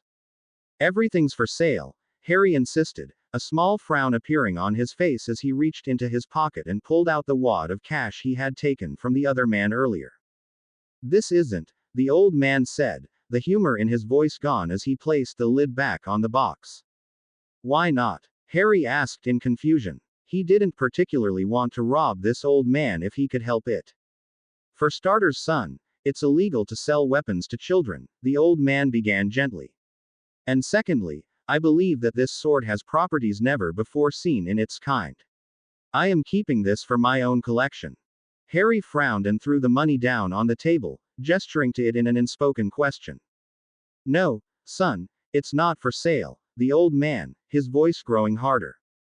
Harry nodded and sighed. It looked like he couldn't help it. He reached into his pants and untucked the revolver, leveling it at the old man, who took a step backwards as he raised his hands, his eyes wide with astonishment. "How about the sword for your life?" Harry asked quietly, reaching over and opening the box up. "Sounds like a bargain to me," the old man said faintly, eyeing the gun carefully as he took another step backwards, approaching the counter as Harry pulled the sword out of the box. The instant Harry's eyes flickered away from the old shopkeeper, the man ducked behind the counter. Suddenly a loud, piercing wail filled the story as the alarms were set off and Harry growled in irritation as he moved forward, gun in his left hand and sword scabbard in his right. He stepped behind the counter and leveled the revolver at the old man, who was shaking as he crouched on the ground. "Don't kill me," the wizened man said in a quavering voice. I can show you another way out, away from the police." Harry hesitated and slowly nodded, making sure to keep the gun leveled at the man at all times. The old man stood up, wincing and clutching a hand on his ribs as he did so, and hobbled over to a side door beyond the counter. "This leads into an alleyway," the old man began, his eyes showing his fear as they constantly darted back to the gun. "If you go left," was it left? "Yes, left. Go left and it will take you to the next block." "Thank you," Harry said politely, before his face hardened and with all of his strength, whacked the old man across the head with the butt of the gun. The old man fell to the ground in a crumpled heap as Harry opened the door and stepped out into the back alley. As soon as the door shut again, the old man stirred. His eyes snapped open and he picked himself up from the ground, showing none of the physical weaknesses he had been showing moments before. He regarded the side door with shrewd eyes and locked it, before he returned to the counter, picked up the phone and dialed a number. "It's me," the old man said into the receiver, speaking loudly as the alarm continued to blare. "Yes, somebody has taken it." "No, it was a small child, a boy, maybe 9 or 10. "Yes, I sent him your way." "Yes, I'm sure it's her. The kid was too cool and collected." The man listened as the other person at the end of the line said something and he laughed a dark and sinister chuckle that echoed in the small, dusty store. "Yes, I'm sure Messiel is going to be very surprised." Harry was walking quickly down the alley, his eyes alert as the alarm continued to wail behind him, the sword clasped firmly in his right hand and the gun in his left. Suddenly, he stopped, his eyes narrowing as a woman appeared from the misty alley, blocking his way. Harry frowned, his eyes darting over the woman's form. She had long dark hair, perfectly combed, and dark eyes, which studied him as well as he studied her.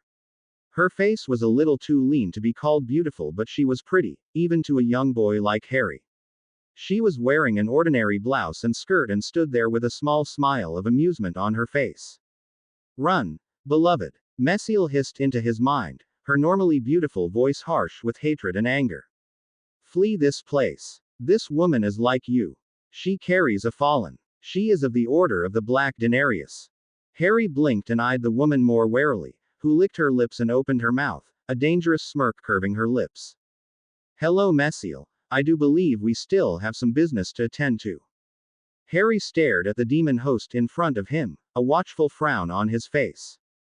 His right hand still clutched the sword scabbard while his left hand gripped the revolver, not quite aiming at the woman. The woman stood there, her poise relaxed and confident, with a lazy smile curled her lips as she ran her hand through her silky hair, her eyes raking over Harry's body and assessing him. The expression that briefly flickered over her face told Harry that she had found him lacking, and a jolt of anger zapped in his gut, resolve firming on his face. Who are you? Harry demanded quietly. Within his mind, Messiel seemed to be throbbing nervously as the woman laughed quietly, a husky chuckle that grated on Harry's nerves, sending shivers down his back. My name is Deirdre, Messiel, she answered, her voice thick with humor. And I'm quite sure that we have met before. Deirdre, was it? My name is Harry, Harry responded and flashed a fake smile, mockery flittering through his face. And do you know what? I really don't think we have met. Deirdre blinked in surprise, slightly cocking her head as she regarded Harry with a pensive frown. Her dark and burning eyes assessed him again, open curiosity on her face. Messiel is not in command. She asked slowly, and for a second, it seemed as if she were puzzled by something. You are the host. Yeah, I'm the host, Harry said dryly, but he kept his distance away from the woman, not moving any closer than he had to. Deirdre allowed a slow smile to curve her lips, soft but decidedly dangerous. She regarded Harry with an intense expression, almost hungry in nature, before giving off another dark chuckle, the sound causing goosebumps to pop from his skin. So, the traitorous Messiel stands before me in the host of a weak and untrained body of a child, and she hasn't even wrested control, she said, laughter in her voice. The laughter died down as the humor faded, deadly intent settling on her face as she gazed at him coldly. This should be easier than I thought. Look for opportunities to flee, beloved, for you are no match for her. Not just yet, Messiel whispered softly into his mind, caution in her soft voice. She has centuries worth of experience in battle, and even the most modest talents can be supplemented by practice and knowledge. Harry knew that Messiel was right.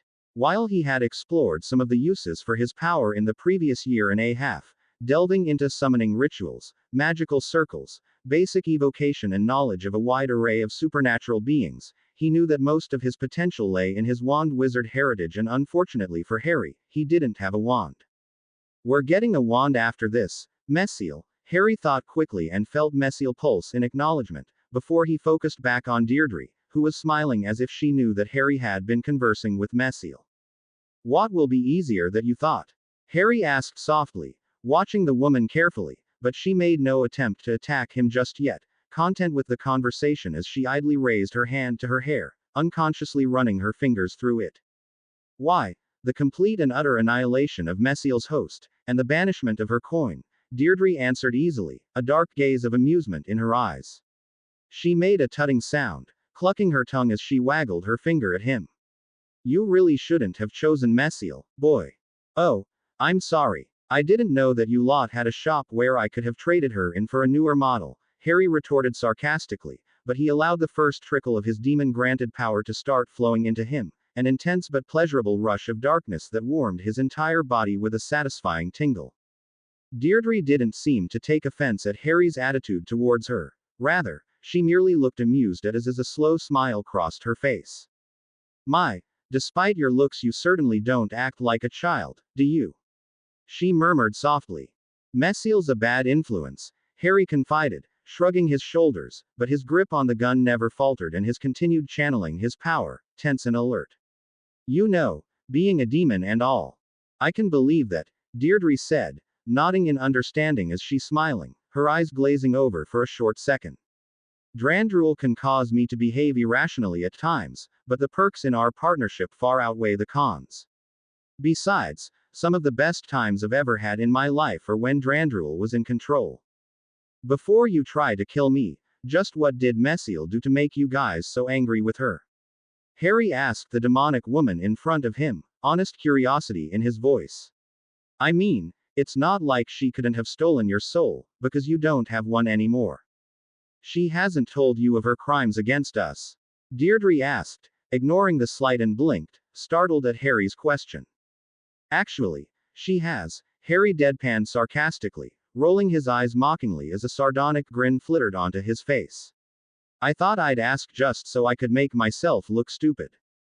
Deirdre lost her amused demeanor as annoyance flickered onto her face. She lowered her hand from her hair and flexed her fingers, as if she would have liked nothing more at that very moment than to pick him up and strangle him. This rebellious act of yours is getting old, boy, she said, irritation clouding her tone. You'd do well to hand over the coin and just walk away. And you'd let me live? Harry asked in disbelief and scorn, skepticism on his face. Yeah, like I really believe that. Of course I would. We just want Messiel, Deirdre said, flashing him a brilliant and quite beautiful smile that seemed to urge Harry to trust her. But under the coldness of her eyes lay a burning passion, dark and hot, and Harry knew without a doubt that she was lying. She lies, beloved, you mustn't trust her. She will never let you live. It is not her way. Of course she lying, Messiel, Harry thought quickly. And even if she wasn't, I would never give you up. Then you must flee or fight, beloved, but remain cautious. She is a very powerful. Harry refocused his attention, which had only been diverted for the split second that the conversation had taken, on Deirdre, who had begun talking. Power throbbed in his body, a brilliant and violent cascade of power that Harry, after 1.5 years of tuition, had no troubles of keeping it under control. We can find uses for one such as you, even without a coin, she was saying persuasively. Who knows? I am certain that my father has a spare coin that he may grant you, should you serve him well. All you have to do is give up the coin and. It was at this moment that Harry directed the power within him, feeling it bubble up with demonic energy. The smell of pure, burning sulfur filled his nose as he dropped the sword scabbard and flicked his arm outwards, as if he were throwing something. From his extended hand came a searing ball of blazing hellfire, which shot towards the other fallen host. At the same time, his left hand rose as Harry leveled the revolver at Deirdre while Messiel showed him how to shoot. Psychologically, it could have been described as a manipulation of the long-term memory, especially procedural memory, to create false memories that allowed for unconscious, reflexive behaviors, but all Harry noticed was that his left arm straightened out, his right foot moved back and he fired without hesitation. 3 loud cracks erupted from within the back alley as Deirdre threw her hands up into the air. Almost simultaneously, 3 holes suddenly appeared in her blouse and she gave a slight jerk. A small dark stain quickly spread from the holes as blood leaked onto her blouse, but she remained standing as the fireball hurtled towards her. Suddenly the ball of hellfire slammed into an invisible force no less than a meter away from her, disappearing in a small puff of flames and oily wisps of smoke, and for a second Harry could have sworn that he saw a faint luminescent circle of glowing green magic shimmer into view at the end of her outstretched hands, but it quickly faded away. Deirdre looked down at her blouse, her hands still outstretched, an expression of annoyance coming over her face as she saw the blood. I'll be honest with you, boy, and say that hurt a little, she growled out. But did you honestly think that 3 bullets would stop me? Bullets have no magic behind them, they have no power. It's just a physical reaction that can be easily healed by somebody of my power. It will take many more bullets than that to truly hurt me. 5 quicker. Loud cracks blasted from the revolver as Harry fired again and again until there were no more bullets left. This time the bullets didn't strike against Deirdre but rather the same, faint protective shield, which made an odd chinking noise as it deflected the small pieces of metal, turning them into vapor. I am not some lower denarian to be taken down by mortal tools, Deirdre continued harshly, a dark smile on her face. So I'm afraid you're going to have to. She broke off as Harry dropped the gun to the ground and clutched the sword to his chest as he began to run towards her. For a moment, Deirdre looked as if she would laugh at the sight of a 9-year-old charging at her with an expression of childish anger on his face. But her amusement quickly faded and her eyes widened with shock as, within the span of no less than 2 seconds, Harry changed from human into demon. The first thing that appeared was 2 ashen wings made entirely out of sharp, hard bone, which burst from Harry's back, looming up above his head. His entire body suddenly shot up, growing from 4 foot 4 until he was towering 7 foot. While this was happening, Harry's small arms suddenly lengthened and darkened in color, bulky muscle hardening with scale as a set of thick, jagged claws sprouted from his long, thick fingers off his beefy, scaly hands. The legs thickened and grew as well, clothes disappearing as bulky muscles covered in glinting dark scales appeared. Pale, five-toed feet morphed into dark, four-clawed feet as the shoes were seemingly beeped into his body. Harry's chest expanded and rippled with powerful energies, bulking up with muscle as a hard shell formed around his shoulders and dipped down to his waist, coating his vital organs and solidifying into a thick, strong bone-armored plate. A tail jutted out from his back, a thick and powerful appendage covered in armored bone that whipped lazily through the air. His head transformed, his mouth extending out into a small snout and his nostrils expanding into tall, thin slits. His hair clumped together and flattened as it was transformed into tiny ridges of hard bones, useful for head-butting foes. Finally, his eyes changed last. Two sets of eyes appeared on his terrifying face, one set glowing eerie green, the other glowing luminescent silver, while a dark blood-red sigil appeared on his forehead, the same sigil that had been engraved on Mesiel's coin. Bone rime. Deirdre hissed, her eyes wide as the rime roared, a powerful, bestial roar, and continued its charge. Its loud footsteps slammed into the ground, which shuddered in the narrow alleyway.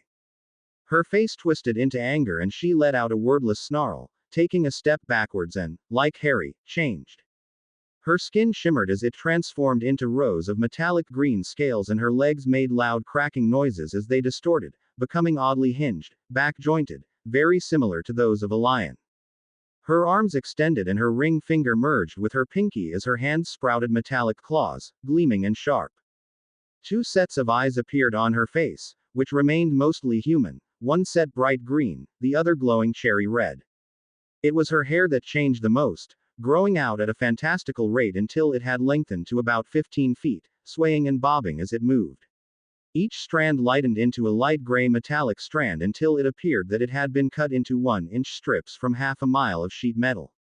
The hair writhed around her like a cloud of living serpents, metallic strands thrusting into the ground, supporting her weight like a dozen additional limbs. Deirdre spat and hissed loudly in fury, her eyes reflecting her demonic rage, the same rage that was reflected in Harry's as he continued his charge, and the two powerful creatures of hell slammed into each other, meeting in battle. When the two charging demons were close to each other, Harry brought up his ashen wings and thrust them downwards, trying to pierce her on the sharp bone. Deirdre hissed loudly, coiling her back-jointed legs and jumping backwards. She must have had incredible strength in her legs because she soared through the air, landing on the ground gracefully no less than 7 meters away.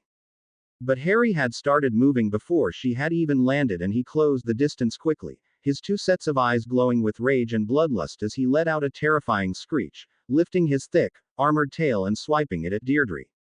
The thick tail tore through the surrounding walls, tearing through bricks like they were newspapers as it brought it down on Deirdre, who dodged it gracefully as she sidestepped.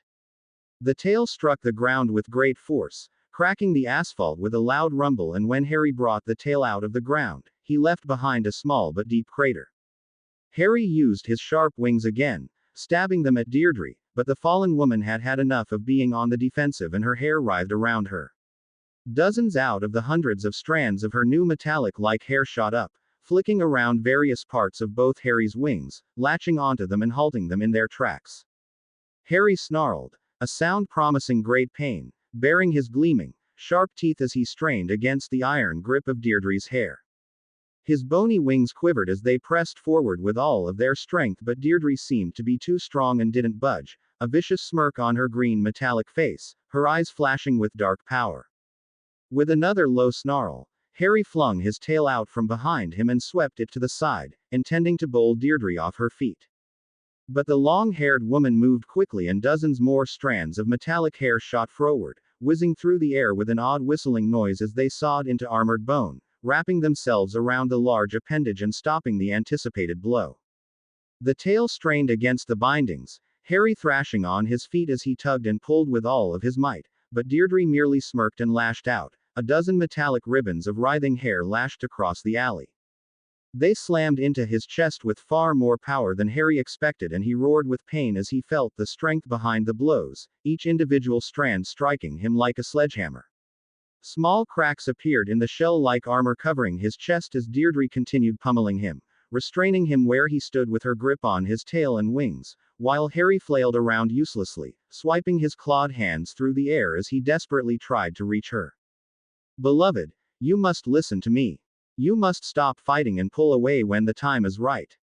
Harry snarled, his teeth gnashing against each other, but the rage and anger that usually accompanied his demonic form was temporarily washed away by the sound of Mesiel's soothing voice, and as Deirdre readied another volley of blows, he abruptly went limp. The binds went lax for a single instant before Harry was pushed back as the full force of Deirdre's strength pushed against him. As he staggered back, he growled and with all of his strength, strained against the bonds and tore free. Metallic strands unwrapped themselves from his wings and tail. Deirdre stumbled forward, startled, but rage washed over her features as she righted herself, while Harry stepped back, aware of a dim sense of caution behind his fury. No, beloved, you must step forward, you must get in close. Deirdre has the advantage of range. You must eliminate it. Harry let out a loud, brutish roar and surged forward, his feet slamming into the ground and causing the nearby trash cans to rattle and clatter. It only took a few steps to close the distance between the two hosts, before Harry was upon his enemy. He leaned back and threw his entire weight behind a mighty punch, his fist rocketing through the air. Deirdre's hair whipped up in a blink of an eye, metallic strips slotting into each other and combining to form what seemed like a thick sheet of metal. Harry's large, meaty fist slammed into this sheet of metal, and although the sheer power of it forced Deirdre to take a step backwards, the gleaming metallic shield easily deflected the blow, and several others as Harry lashed out in a flurry of fists, claws ripping into brick walls as his swings went wide or bounced of the shield. Finally, after a powerful overhead blow connected to the shield, Deirdre staggered back as it collapsed, shrieking in pain as a few of her metallic strands of hair shattered in a sprinkling of metal. She coiled her legs and once again jumped further into the alley, her hair lashing out as she soared through the air. Harry bellowed as a few of them struck him, but most of them zoomed past him and struck the ground before him, driving into it as if they were high-powered drills and punching deep holes into the concrete. Deirdre landed nimbly on the ground, a little over 10 meters away from Harry, who immediately charged for her. The ground shuddered and Deirdre waited until Harry was in range before she lashed out with her hair, thin strips striking at him like multiple whips. But Harry continued charging, swiping at the air furiously as he tried to bat away the metallic strands, and lowered his head, the ridges of hard bone leveled for Deirdre. With a loud bellow of anger, he reared his head back and slammed it forward at the other woman. But Deirdre nimbly ducked aside, moving forward as Harry charged past her, his momentum carrying him into the wall, which shuddered as Harry head-butted it. Bricks were cracked and many crumbled to the ground from a large dent as Harry took a step backwards, a billow of dust and mortar in his face. Deirdre, who was behind Harry now, didn't even turn around as her hair fanned around her shoulders for a brief instant, before it lanced towards Harry, striking his exposed back furiously. Harry roared in pain and with a great, sweeping movement, he swung his tail around blindly, trying to strike at Deirdre. He was successful as his armored tail slammed into Deirdre's midsection and sent her flying across the alley and sprawling on the ground as she landed with a loud thud. But the demon woman was quick to get back on her feet, her hair driving into the ground as it lifted her up, while Harry managed to turn around in the narrow alley, his tail tearing through more bricks. He had turned around just in time to see Deirdre's hair lash out at him like dozens of silvery whips, gouging into the armored plate in his torso and tearing into some of the sensitive flesh on his head.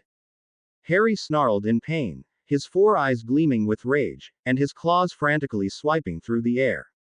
For once, they found something, and Deirdre shrieked in pain as a handful of her hair was torn apart, instantly dissolving into a wisp of dirty, black smoke.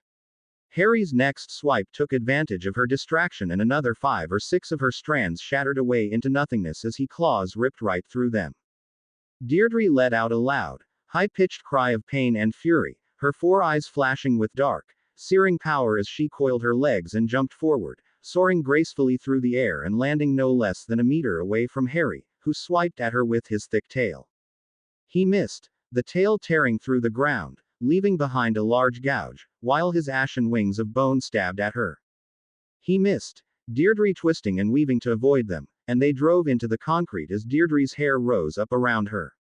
The dozens of individual metallic strands formed together, slotting in with each other much like they had done with the shield, but this time they formed a crude and rough representation of a pickaxe, or a scythe. With a spitting hiss of anger, Deirdre lashed out with her new weapon. Block it, beloved. She has woven a powerful spell into her hair. Should it strike your chest, it will penetrate.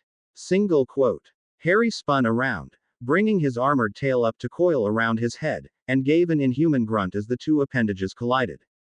Dark sparks flickered wildly as the axe scraped against the tail, trying to force its way past it to remove Harry's bestial head.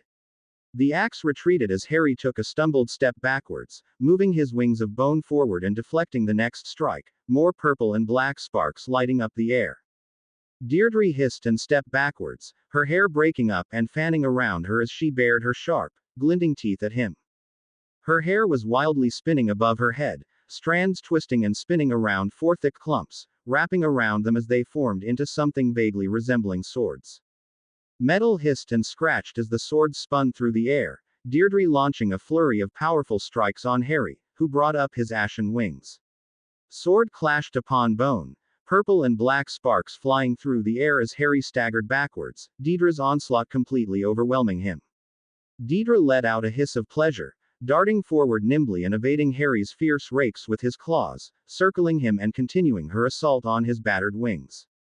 Sparks continued to fly through the air, illuminating the area in hues of dark purple, and Deirdre continued to circle around Harry, her hair lashing out with powerful blows.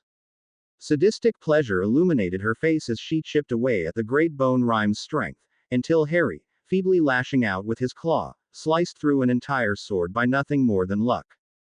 Deirdre let out a terrible scream of agony, her high-pitched voice reaching the point of painful as oily, black, smoke, smelling something like black tar, rose from her wound. She staggered back, her hair losing form as Harry righted himself and saw a moment of opportunity. Deirdre, whose hair was now spinning and twisting around to form something that resembled a thin, jagged spear, had left herself momentarily exposed, and Harry, angered by both his pain and the demonic rage granted, cursed with his form, lunged for it with wings and arms. No, it is a feint. But Harry had already gone for it, his mind too clouded with the pleasure and wrath that only black magic could bring, his wings lancing forward. Deirdre nimbly dodged, as if it had been her intention all of the time, and Harry then realized his mistake as the glittering metallic spear of long, sharpened hair slammed down and into his chest. The blow shattered the armored shell and plunged into his body, digging into his now vulnerable flesh, piercing his monstrous organs and shattering a small part of his armored back as it pierced its way out of his body. Harry, who had thought he had felt pain before, screamed out in agony, his voice human rather than demon, while Deirdre shuddered in pleasure, her eyes dark with satisfaction as the spear sunk into her foe's body. However, the momentum of Harry's charge carried on with him, and with a mighty bellow of fury, lashed out with his bulging scaled arm. The blow caught Deirdre with the force of a tank, slugging her across the face and lifting her off her feet. She let out a rather undemon squeal as she flew away from Harry, her spear sliding out of Harry's chest as the woman soared over 24 meters, landing in a crumpled heap at the other end of the alley. Instead of taking advantage of his foe's present weakness, Harry staggered back on his mighty legs, his body suddenly feeling weak. Something burned within him, something foreign and extremely painful as it ate away at his strength, his vitality, his power. He shook his head blearily, his mind suddenly confused and disorientated. 1,000 sparks of bright light flashed in his vision, and suddenly Harry couldn't hear anything, not the wind or his own breathing. Although Harry didn't know it, the fierce glow of his green set of eyes was fading as something spread throughout his entire demonic form, weakening him and eating away at him. In a distant corner of his mind, Messiel spoke, urgency and panic in her voice. You have been poisoned with powerful black magic. You must run, beloved. You must change back. This poison will kill you in this body. Run. Harry blinked, a soft growl emerging from his lips as he smelt his enemy, seeing her rise up from the other end of the alley, blood pooling around her face. He made a motion to step towards her, his mind clouded with disorientation and a powerful wrath, but Messiel spoke again, her voice pleading with him as the burning in his veins worsened. You will die within minutes if you don't change. Run, beloved, I beg of you. Run and survive. Fight and die. Please, beloved, run. The words slammed into Harry's brain, temporarily driving his dizziness and anger, and with one last look at Deirdre, who eyed him with burning hatred, he quickly turned around and staggered away as fast as he could. His footsteps made loud, rumbling noises as he approached a corner and quickly glanced past it. He could see a busy street, full of humans, and with extreme concentration, he allowed himself to turn back into a human being. The dark power that had been flowing through his veins faded away as his senses dulled. Distantly, he could feel himself changing, losing nerve endings as tail and wing retreated into his body, losing his unnatural strength as muscles weakened and faded, but the disorientation and powerful burning sensation, which did lessen, did not disappear entirely. Finally, Harry was completely human, shivering and weak. His left hand still clutched the revolver, which he tucked into his pants, hiding it under his shirt, the right the sword scabbard. With stumbling steps, Harry proceeded forward at the end of alleyway and stepped into a London street. The street was busy, packed with honking cars and multitudes of walking pedestrians. There were a few people gathered around the end of the alleyway, staring down into it, and Harry concluded with a dazed mind that they had heard the sounds of battle. Indeed, many of them seemed both frightened and curious, but one look at Harry and his grim, wild face and they let him pass silently. Harry gazed up and down the street, mind whirling as he staggered away from the alley, past the uncaring pedestrians as they scurried to their jobs. The burning in his veins was getting worse, and when Harry looked down, he could see that blood was slowly staining his shirt, right where the spear had pierced him in his demonic form, and fear flittered past the dizziness and disorientation. There, beloved, there is a man getting out of a taxi. Take that, and quickly. Harry quickly staggered forward, approaching the taxi as he saw the well-dressed man pay the driver, and limped his way up to the black taxi as the well-dressed man walked off. His veins were on fire. There was something hot, far different from his power, burning into his veins like acid, and his pain must have shown on his face as stumbled into the taxi, dropping the sword to the ground, because the driver peered into his mirror and frowned. You okay, kid? The man, a small bearded man with blue eyes, asked in concern. You don't look so hot. I'm fine, Harry said and reached into his pocket, pulling out a 50-pound note and clumsily threw it at the driver, who snatched it from the air and nodded with a look of skepticism on his face as he turned around, placing the note in his money tray and clicking down the meter. Drug users sure are getting younger these days, he muttered, before he raised his voice and spoke in a slow, loud voice, as if Harry were hard on hearing. Where would you like me to take you? The driver accentuated carefully. I can heal your wounds, beloved, and help you counter this spell, Messiel said softly. But you need to find a place to rest, somewhere where you will not be disturbed. Perhaps a motel. Hey, kid, where to? The driver demanded impatiently, tapping his fingers on the driving wheel in irritation. I don't have all day here. Get off your high and give me some directions. A motel, Harry said between soft, pained gasps. A cheap motel, anywhere away from here. Are you going to be more specific than that? The driver demanded, and when he received no answer, he let out a tired sigh. Look, whatever. I know of cheap-ass motel, but it's a bit of a fair ride. Your 50 should cover it though. That's all right, Harry grunted, trying to keep the pain from his voice as it intensified. What had started as a slow burning sensation had quickly blossomed into a raging inferno of agony, centering in his chest. He closed his eyes, tears building up as he gripped the sides of his seat, gritting his teeth. Just go. As Harry felt the taxi begin to move, he gave an audible sigh in relief and leaned back into the chair, not needing to open his eyes to know that the illusion of Messiel sat next to him as her warmth began to spread to his pain-racked body, comforting him as a tear slipped down his cheek.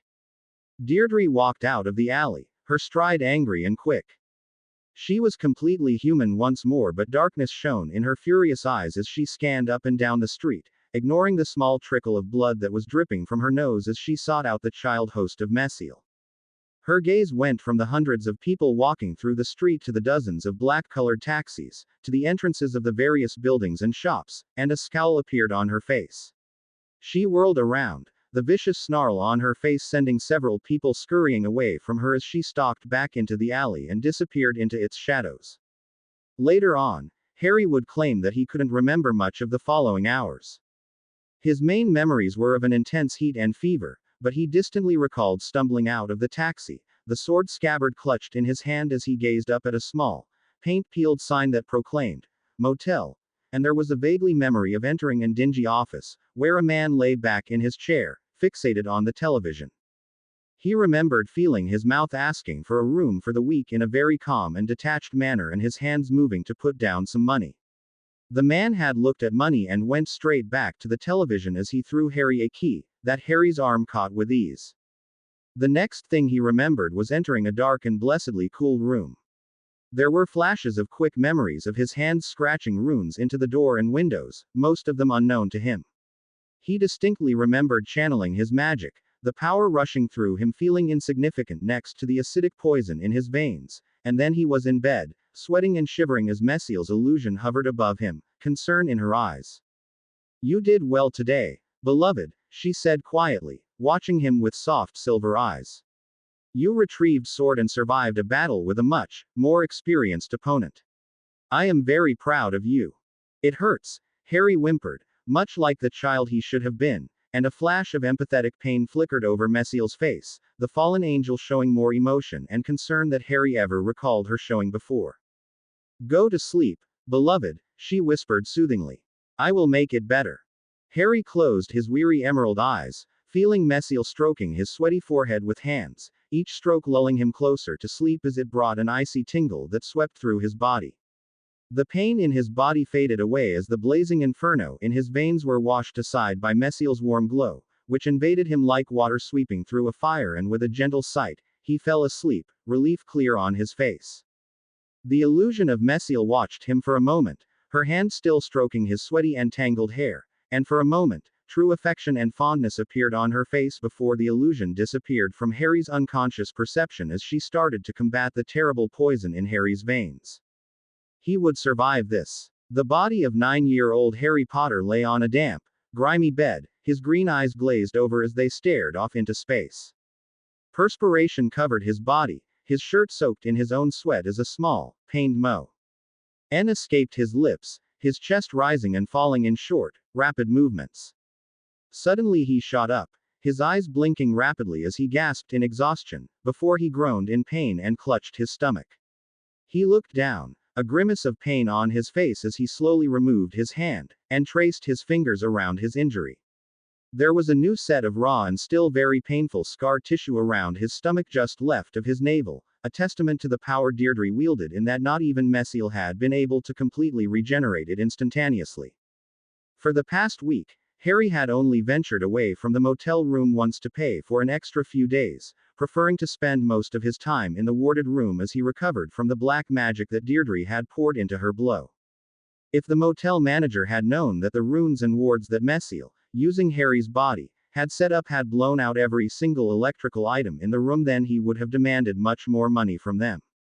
But the manager was unaware that Harry was magical and that all magic in general, even wand magic in large enough quantities, completely disrupted and short-circuited electronic items. Hell, the manager probably didn't even believe in magic. Still, it meant that Harry had been cooped up in a small room for 7 days with no television to watch and with orders from Mesiel to keep the magic casting to a minimum, in case Deirdre and whoever else was working for her was able to sense it despite the wards. Still, it hadn't been all bad. Mesiel had been teaching him sword fighting over the course of the days, carefully implanting instincts, methods and skills, of some of her previous hosts into his mind. The worst part of it was that he could feel the emotions behind the various instincts and skill. Generally it was a blur of feelings, usually of excitement, enjoyment, but fear and pain played a prominent role as well, and these feelings were enough to make Harry feel as if he had been fighting and training himself. After 4 days, his muscles were aching and his mind was quickly developing a splitting pain. "Are you paying attention, beloved?" "Yes, Mesiel," Harry said as he rolled his eyes, grimacing and laying back down on the bed. "The stuff you just put into my mind hurt." "Yes, I imagine that it would have. That was one of my previous hosts losing both the duel and his head," Messiel responded, her voice tinged with amusement. Ah, because it's so important that I learn how to get my head cut off, Harry muttered darkly, rubbing his forehead with his arm and wiping the sweat away with his arm.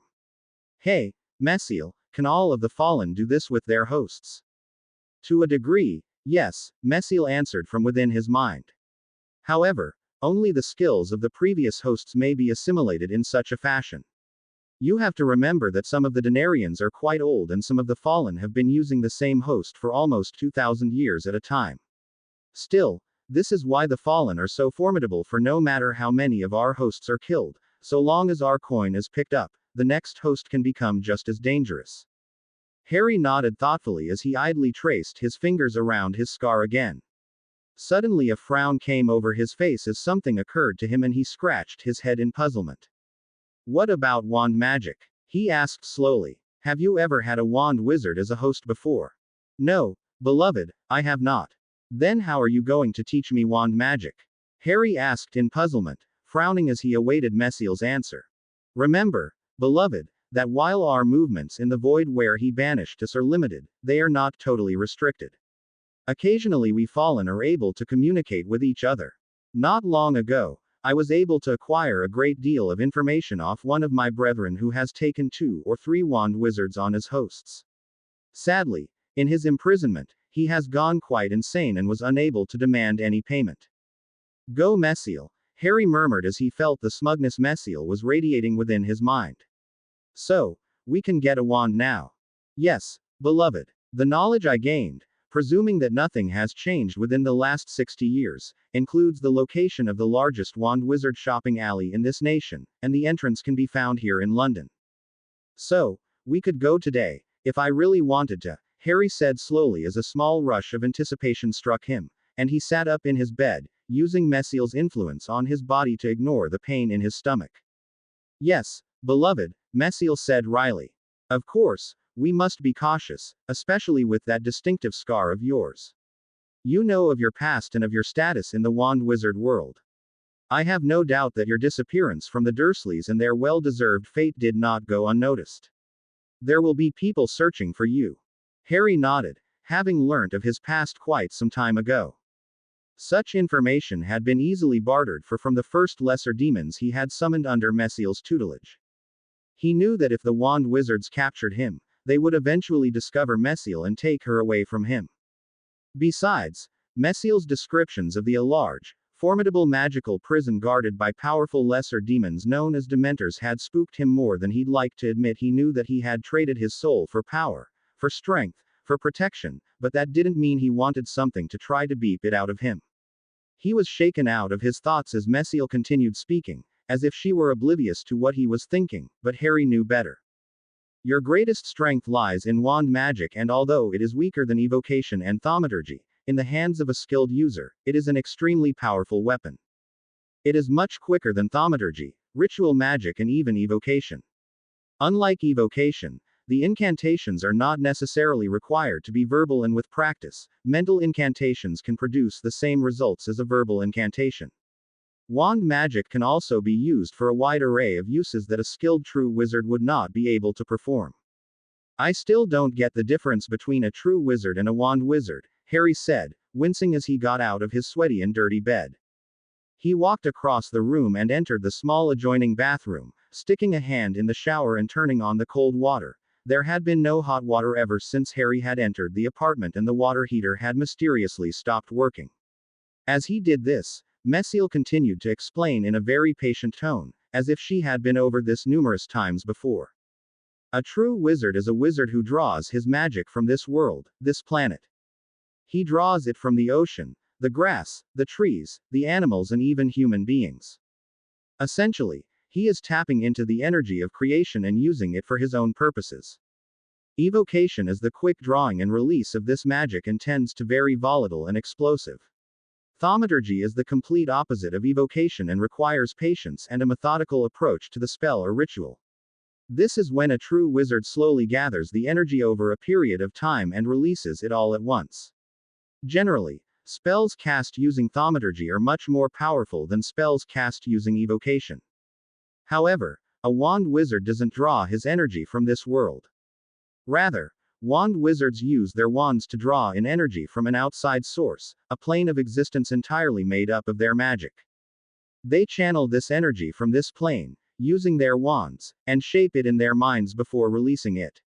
It is a weaker source of magic, yes, but far less volatile and raw than true magic. Wand magic is your scalpel to their broadsword. A broadsword can hack a man in half with little effort, but a quick scalpel can slice the throat of a man before he knows what happened, and either way, the man ends up dead. Wasn't that a nice example? Harry muttered as he looked at the shower, shivering as he took his shirt off and felt a few drops of cold water on his bare skin. With my help, your wand magic will become very powerful, and beloved. I think that you are going to need powerful weapons if you want to survive. Harry nodded somberly, agreeing with Messiel. For a moment, it looked like he had something else to say, but instead, he looked into the shower again and frowned at the cold water spraying from the nozzle, hesitant to enter. Would you make it warm for me? He asked. Of course. And no peeking. Later that day, Harry Potter limped down the busy streets of London, looking nothing like the famous wand wizard he really was. As far as disguises went, the one Harry was using was fairly simple. He wore a plain t-shirt, something any kid his age would wear, and a pair of non-remarkable jeans. He had brought one of those cheap spray-on hair colors from a nearby party store that he had passed, and now his dark hair was now a very noticeable fake B. Owned. He had covered up his scar with a piece of ratty, dark cloth, which had been part of the once bloodied, now burnt shirt he had been wearing in his encounter with Deirdre. His green eyes had been the easiest thing to change because he had simply asked Messiel to do it for him. He didn't know how she had done it, and all he knew was that his new brown eyes were supposed to last for about 2 hours before they changed back. This was the boy that stopped in front of a dingy inn centered between a small bookshop and an old and abandoned record shop. People kept walking past him, and Harry frowned as he saw that their eyes focused first on the bookstore and slid right past the inn, coming to rest on the abandoned record store. It was as if they couldn't see the inn in the first place. A wand wizard's greatest concern is to keep the existence of magic secret from their non-magical, their muggle counterparts. Messiel whispered into his mind. They have created a wide variety of spells and wards to keep muggles from ever noticing, let alone remembering, something that may appear magical. Harry's expression cleared up and he observed the inn in front of him with a bit more respect. Obviously some powerful magic had been wrought on the old building. So this was the Leaky Cauldron. He stepped forward, past the walking pedestrians, and placed his hand on the doorknob to the inn, taking Messiel's advice and schooling his features until his face was blank, before he opened the door and entered. The room inside the Leaky Cauldron was cool, dark and full of chatting men and women sitting at small, round tables. Burning torches had been hung on the walls, and their light, accompanied by a blazing fireplace, was enough to cast a warm, comfortable glow around the room. On the other side of the room, Harry could see a well-rounded man with red cheeks and a balding head hand a man a bottle. Next to the bar, on the right, there was a staircase, which most likely led to the rooms, and on the left there was a small door, and the entire room was filled with the buzz of happy chatter and clinks of glass. Eventually, Harry's gaze turned back to the populace of the room. A few of them looked his way in mild interest but glanced away when they realized that he was only a child. Harry took a few steps in, a look of bemusement on his face as he ran his eyes over one of the nearby man's clothes. Although the man was a tall, broad man, with a thick, dirty beard and fierce eyes, he seemed to be wearing a black dress of some sort. That's a robe, beloved. It is the standard dress of the wand wizard. I hope I don't have to wear one of those, Harry muttered softly to himself as he let his eyes wander away from the man, and saw that almost everybody in the inn was wearing clothes of a similar nature, robes of all colors and more. Suddenly movement caught his eye and he turned his head as a group of 4 cloaked and hooded figures quickly stood from their tables, leaving their dinners and drinks behind as they moved towards the staircase. The bartender called something out to them, but they all ignored him as they quickly clambered up the stairs, and as they went, Harry could have sworn that they were throwing him nervous stares from behind their hood. They have every right to be afraid, beloved, said Messiel, amusement in her melodious voice. They can sense a great darkness about you. If you keep this up, I'll never make any friends, Harry said softly, smiling in mirth as he walked through the room, his eyes flicking over tables and wand wizards with curiosity, until he came to stand at the bar, gaining the attention of the bartender.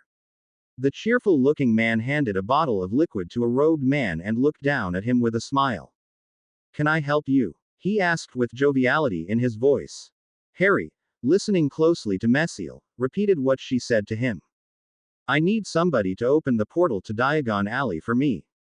The man frowned, looking past Harry and scanning the room for something. "Parents usually do that for their children," he said, a slight frown on his face when he couldn't see anybody new in the room that might have been Harry's parents. "I don't have any," Harry replied evenly. The man blinked, suddenly looking flustered and nodded, wiping his hands on a dirty rag. He motioned for Harry to follow him as he reached into his dirty, gray robes and pulled out a slim stick of wood. Harry blinked as the man waved it at the sink behind him, muttering something under his breath, and watched in surprise as a wet cloth floated up from the sink and started furiously rubbing into a floating large, grimy crock pot. "A true wizard could not cast a spell that would do something as simple that," Messiel said. Harry blinked and shook his head, following the man as he walked around the bar and entered the small door, leading Harry out into a small, walled courtyard. Harry frowned, examining the area and seeing nothing more than scuffed grass and large weeds. He watched as the bartender walked up the one of the brick walls and tapped several different bricks with his wand. For a moment, nothing happened, before Harry let out an unwilling gasp as the bricks groaned, grinding against each other as they fell apart, and a small hole appeared. The hole grew larger and larger until an archway stood where the wall had, leading into Diagon Alley. "Now, you come back here if you have any trouble and all." The bartender started, before he trailed off as Harry walked past him without a second glance. "Be glad to help," he finished, scratching his balding head. What a nice boy. A little shy, sure, but real nice." Harry slowly walked down Diagon Alley, his eyes wide despite his attempts to appear nonchalant. The alley was nothing like he had ever seen before. He had done magic before, channeling hellfire into his spells and summoning demons up in ritual circles, but he had never seen a place that had so much magic happening at once. Robed wand wizards and wand witches strolled up and down the alley, chattering with each other happily as they walked in and out of strange shops. These shops seemed to be catering to the magic stereotype. One of them was selling cauldrons, some as tiny as his hand and others as big as he was. One of the other shops had a gleaming, well-polished broom in his window, and Harry saw several young children, his age and even older, staring at it with envy and need in their eyes. He saw a small girl wearing a witch's hat come out of a pet store of some kind, holding a small toad to her cheek lovingly while her mother dragged her away. "Be careful, beloved, you're gaping," Messiel said dryly. Harry closed his mouth with a snap and turned his gaze down the alley. Right at the end was a large, gleaming marble building. Large pillars jutted out from the ground and a steady flow of wizards and witches walked to and from the small staircases and into the large granite archways entering into the building. In his mind, Messiel stirred as she viewed the building from Harry's eyes. "That is Gringotts. From what I know, it is the main Wand Wizards Bank. Remember what I said, the bank is run by a species of creatures called goblins. They will be able to detect that you have aligned yourself with the darker powers and will be very cautious of you. Be firm, but do not appear threatening," Harry interrupted out loud, rolling his eyes in annoyance. "You've only told me 100 times already." Messiel gave a quiet grumble of disapproval in his mind as a nearby wand wizard eyed him strangely. Harry stared back at him, scowling furiously as he folded his arms. "What?" he demanded childishly. "You have a problem." The wand wizard eyed him for a few more seconds, before he shrugged his shoulders and walked past Harry, not paying the odd boy any more attention. Harry continued scowling as he made his way down the alley and approached the large marble building, making his way up the steps and stepping into the large foyer. The first thing Harry noticed were the large queues of robed wand wizards standing behind several large tables. The second thing he noticed was the goblins. Messiel had been right when she had called them ugly creatures. They had long, sharp crooked noses, beady and glaring little eyes and wrinkled, leathery skin. The third thing he noticed was that every goblin in the room, including a pair of spear-wielding guards at the back, had looked up and was staring at him. Although Harry wasn't an expert of the facial expressions of a goblin, he thought that they were watching him with a mixture of nervousness and alertness, as if they were waiting for the right time to attack. Firm, but not threatening, Harry muttered to himself softly before he squared his small shoulders and walked briskly past the queues, ignoring the small cries of protest as he approached the nearest counter, where a goblin was currently serving a middle-aged man who, to Harry, appeared a little bit on the drunk side. The goblin stared at him impassively but seemed to grimace when Harry placed a hand into his pocket.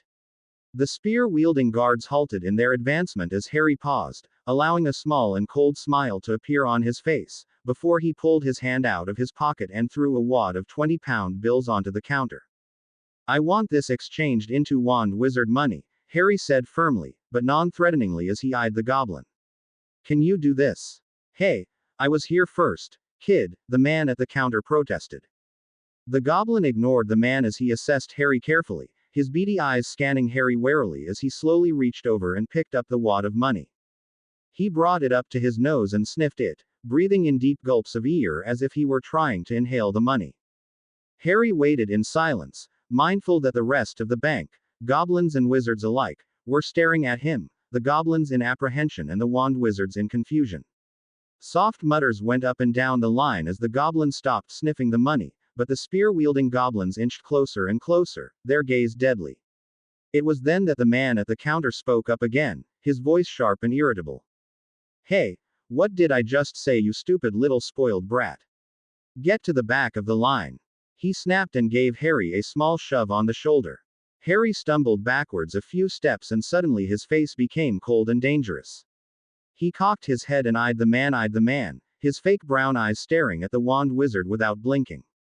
The man gazed back at him blearily, while the rest of the queue had suddenly quieted at the sudden use of physical force.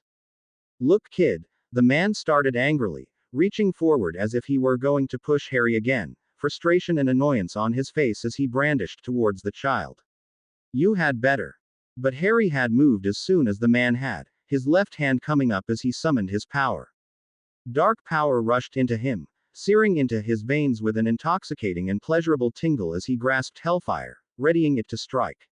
His mind, which had been tensed, loosed as a dark smile curved his lips, his eyes glinting as the jewel on his crude ring flickered with dark power. To the wand wizards, it was as if he had merely put his hand up in a vain attempt to defend himself against the larger man.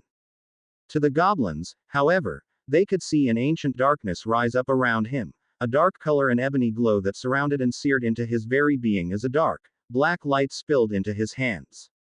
They all tensed and the guards, abandoning all pretense of sneaking, started the 20-meter distance at a run. It was at that moment that the goblin teller slammed his hand down on the counter with a loud thump, startling both Harry and the man with the wand, who both turned eyes to the small creature. The guards slowed and stopped as the goblin started talking, their eyes hard as they gazed at Harry unblinkingly. "Please be patient, sir," the goblin started in a quiet voice, "while I conclude my business with this young man." The man growled in annoyance, disbelief showing on his face as he looked around for support, but he took a step backwards as Harry continued to stare at him intently, the dark power still searing into his veins, setting his very blood alight with rage and anger. A small snarl curled his lips as he took a step forward, a blind rage trying to cloud his mind, but with some effort, he straightened himself and took a deep breath, closing his eyes and allowing the power within him to dissipate. He opened his eyes again and gave the man in front of him a mock cheerful grin, waving a hand as he turned back to the goblin's desk. The goblin was already counting out the wad of bills as fast as he could, flicking small coins of gold, silver and occasionally bronze into a small sack as he did so. Finally, he finished his counting and placed the bag on the counter in front of Harry. Harry eyed it and without another word, snatched it up. Tension seemed to leave the room as he whirled around and left without another word. The guards stalked back to their positions with disgruntled looks on their faces and the tellers went back to work, a low hum of conversation starting up again as the witches and wizards in the queues wondered what they had just seen. Outside Gringotts, Harry dropped his emotionless face as he walked down the steps, his bag of money jingling in his hand as he furrowed his brow, scanning the span of Diagon Alley. Within his mind, Messiel spoke with approval in her voice. Well played, beloved, although you almost came close to killing that man in there. A degree of restraint is needed if you wish to remain undetected. Yeah, Harry said irritably, a frown of awe on his young face. So, are we just getting a wand or should we go and get some books as well? You will learn more from me in a week than you will learn from a wand wizard in a year. Messiel answered with a note of scorn and derision in her voice. I know ways of magic that these wand wizards can only dream of. Yes, because you're so modest about it, Harry muttered to himself softly and smiled in amusement as he felt Messiel's annoyance. Do you know, beloved, I have noticed you have developed a very bad attitude as of late. Really? Harry murmured, a mischievous smile curving his lips. I wonder who I could have learnt that from. Messiel let out a little huff as Harry finally found the store he was looking for, a narrow and shabby shop. Peeling gold letters over the reed door read Ollivanders, makers of fine wands since 382 BC, and in the small display window, a grubby wand lay on a small purple cushion. The moment Harry entered, a tinkling bell rang out through the large shop as Harry stared around. The entire shop smelled dusty and old, and while light flittered in from the store window, darkness shrouded most of the shop. A small counter lay ahead of him.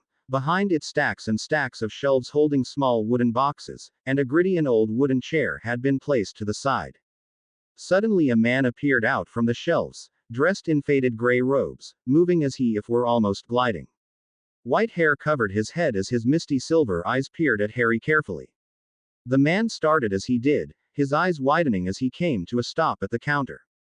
A Denarian host, he murmured in soft surprise. What could one of you possibly want with me? Harry blinked in surprise and he felt Messiel give a similar mental start as he stared back at the man, a look of irritation washing over his face. Can everybody in your world find out what I am just by looking at me, or I am just having a bad day? He asked flatly. Those who have proper eyes can easily see your true nature, Angel of Darkness, Ollivander responded, smiling mysteriously as his white teeth glinted in the darkness. You have third eye, the sight, Harry said with dawning comprehension.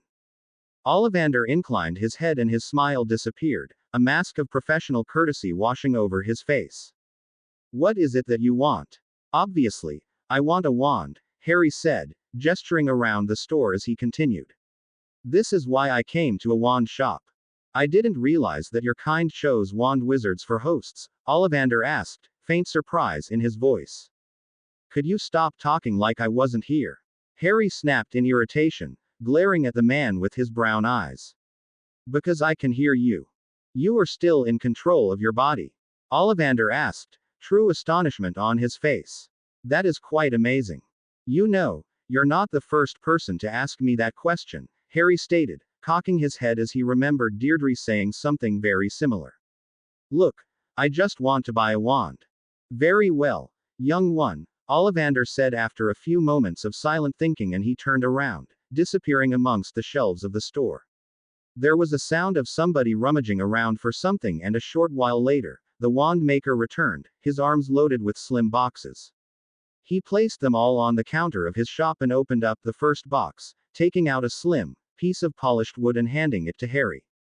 Harry frowned as he accepted the wand, and although he couldn't feel anything wrong with it, Ollivander shook his head, muttering to himself as Messiel did much the same in his head. Harry looked at the wand maker inquisitively, only to have the wand snatched from his hand and another one shoved into it. He raised it to give it a wave. No, it is not this wand.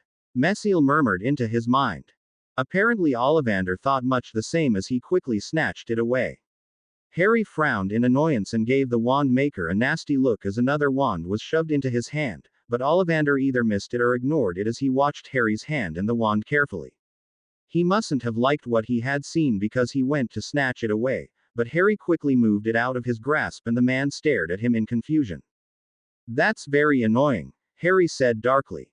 For a moment, Harry thought that the wand maker looked quite uncomfortable, but the old man's face smoothed over quickly as he bowed his head in apology. My apologies, try this one instead. Harry took the wand, but the moment his fingers clasped around the wooden stick, Messiel made a noise of dissatisfaction and Harry sighed, handing the wand back to the wand maker as he shook his head. This could proceed much quicker if you were to use your third eye to scan the wands, Mesiel said quietly. I will be able to find it for you far quicker than this wand wizard can. All right, Harry said out loud, ignoring Ollivander's look of puzzlement as he batted away the old man's hand and made his way around the counter. He closed his eyes and took a deep breath, preparing to open himself up to the true nature of the wands, to see beyond the physical surface and into the deeper surfaces of magical phenomena. When he opened his eyes, he almost flinched as hundreds of bright lights struck his eyes. It was as if every single box on every shelf had suddenly caught a light, bright auras of glowing and pulsing magic nestled around them. This magic, while warm, seemed to be wrong somehow, as if it didn't truly belong in this world. Ghostly figures arose from the boxes, trees of all different kinds sprouting out across the shelves. Although they mixed and overlapped each other, Harry had no problem seeing the individual trees of every box. There were also ghostly figures of beasts arising from the boxes, variations of 3 different types. One was a ghostly bird that had seemingly been wreathed in ghostly flames, the other was a horse-like creature with a horn that Harry knew from descriptions to be a unicorn, and the last was a flying, scaled and fire-breathing animal that could only be a dragon. Harry ran his eyes up and down the shelves until, at last, Mesiel ordered him to stop. He looked back, his eyes skimming over ghostly images of trees and beasts, until a particular one caught his eye and he immediately knew that it was his. It was a slender, black box that had been tucked away on the bottom row of the shelf. A large, ghostly tree sprouted from the box, looming over the others, and a ghostly bird that was seemingly made up of fire flew around it. This is it, Harry said calmly as he closed his eyes, switching off the sight. When he opened them up again, the multitudes of bright glows had disappeared and he mentally sighed in relief, rubbing his head with a frown as if he could feel the onset of a headache. This box? Ollivander asked, his eyes widening as he stared at Harry with something akin to astonishment. The small, dark box on the bottom shelf. Harry nodded and watched as the slender man bent down and retrieved it, holding it gently as if there were something valuable in it. Ollivander walked back to the counter, Harry trailing after him, and set the box down carefully. With bated breath, the old man slowly opened the lid and allowed Harry to peer inside. Sitting in the box was a gleaming wand, over 10 inches at least. Harry eyed it and with a smile, reached out with his hand and grasped it. Immediately, Harry could feel a current of power flow into his body. This magic was far different from the power granted to him by Mesiel. It was less intense and cooler, flowing through his body like a cold glass of water on a hot day. He stared at the wand with a pleased expression on his face as Ollivander spoke up, his voice quiet and somber in the small shop. 11 inches, holly and phoenix feather, nice and supple, he said quietly, his silver eyes regarding Harry carefully. There is great potential in that wand, for good, and for evil. We're going to take this one, Harry said and reached into his robes, pulling out his bag of gold and throwing it onto the counter. You can keep the change. Ollivander was staring at him with a peculiar expression on his face as Harry turned to leave. His hand was just about to grasp the doorknob when Mesiel spoke up. You had best make sure that this wand maker does not reveal this purchase to anybody, beloved. Before I go, Harry said slowly as he turned around, eyeing Ollivander carefully. I want you to swear to me that you will not tell anybody that I was here and that I bought the wand. Ollivander hesitated, but a hard glare from Harry made him slowly nod in agreement. I swear, he said quietly. Do you know of the old rules and the code of conduct between immortal beings? Harry asked. Ollivander nodded again and Harry continued, his face hardening into something that made his childish face look far darker than his age. If you break your oath, it will be very bad for you, do you understand? Harry didn't wait for the old wand maker's response as he turned back to the door, opening it and stepping out to the bright, sunny sky. He took in a deep breath as he exhaled the last of the dust-ridden air within the wand store and observed milling wand wizards as they traversed the alley, chatting and laughing with each other. He was an odd man, even for a wand wizard. Yeah, Harry said softly. So, is that all? Yes, we have what we need. Beloved, I believe we are ready to leave England. Harry frowned, making a noise of protest in the back of his throat as he tried to secure the sword scabbard on his back, but the long, slender case remained as uncomfortable and awkward as ever, and he finally gave up with a sigh of disgust, flinging the scabbard off his back. Why couldn't I have gotten a sword that doesn't keep hitting me in the back of my knees? Harry complained out loud, exhaling loudly in frustration. Perhaps you should carry it, offered Messiel, her voice laced with amusement. We are traveling a dangerous path and the sword may be very useful if we are attacked. Harry nodded, his tantrum forgotten as he unsheathed the sword from the scabbard. Metal hissed on metal as the blade withdrew, a gleaming blade of steel etched with runes. The sword was almost as big as Harry was, and despite his recent abilities and skills given to him by Messiel, he fumbled with it as he tried to slice it through the air. Because of Harry's very recent encounter with Deirdre, which had ended in a battle where she had completely wiped the ground with him, Messiel had strongly advised him that it would safer to leave England for a while, as to throw the Order of the Black and Daenerys, the other people like him, off their tracks. However, as a magical child who had been granted considerable powers as the host of a fallen angel, the normal methods of traveling, such as boats and planes, were out of the picture because of the way electronic items tended to short out in the presence of magic. If Harry had been more proficient at wand magic, he would have taken Messiel on her suggestion of a magical device called a portkey. But since his wand was only a few hours old, Harry didn't have the first clue on how to build one. Another wand wizard method of traveling, one Messiel called extremely useful, was apparition, but Harry had no idea how to perform that, and Messiel had advised against trying to jump from continent to continent, lest he leave behind an arm or a leg. In the end, Messiel had suggested that they travel the relatively quick but dangerous way. So Harry was gearing himself up for a short trek through the Nevernever. The Nevernever was, essentially, the other side, the opposite of the mortal world and home to everything that didn't belong in the mortal realm. The deepest reaches of the Nevernever was where the most powerful demons and other creatures of evil and temptation resided. These creatures, although extremely powerful in their true form, couldn't travel to the mortal realm without the help of a ritual summoning, and the very act of creating a physical body to house their consciousness on Earth drastically weakened them. Still, most of them still had more power on Earth than the average wizard, true or wand, and were considered to be very dangerous on Earth. No human, wizard or not, would have even attempted to travel that deep into the Nevernever, and Messiel had told him that they wouldn't make halfway before the necessities of life such as air became limited. Still, there were places where the Nevernever that were closer to the mortal world than others and with proper knowledge, could be used as a shortcut. This was Harry's destination. However, these places were occupied and controlled by the Immortal City and made up of thousands of different types of fairies. Harry gripped his sword in his right hand as he casually tucked his gun into his pants, the silver revolver feeling heavy against his waist. Messiel had told him that the gun wouldn't be a reliable weapon in the Nevernever, but it wouldn't hurt to bring it along anyway. The Nevernever has different rules than your world, beloved. It is a different reality that is constantly changing, and there will be places where the chemicals used to ignite a gun are not combustible. Whatever, Harry mumbled as he strapped his backpack to his back. He quickly looked over the small room, making sure he hadn't left anything behind, and then to one of the paint-peeling walls, awaiting Messiel's help to open up the portal. This section of the Nevernever is ruled by the fairy courts, beloved. Remember what I have told you. 2 courts, got it? Harry said, rolling his eyes and slumping his shoulders down as he prepared to listen through another one of Messiel's lectures. It is important that you understand this information, beloved. Now, these courts are opposite and rivals. On one side of the Nevernever lies the Summer Court, home of the Seelie, the Summer Fae, ruled by the Summer Queens.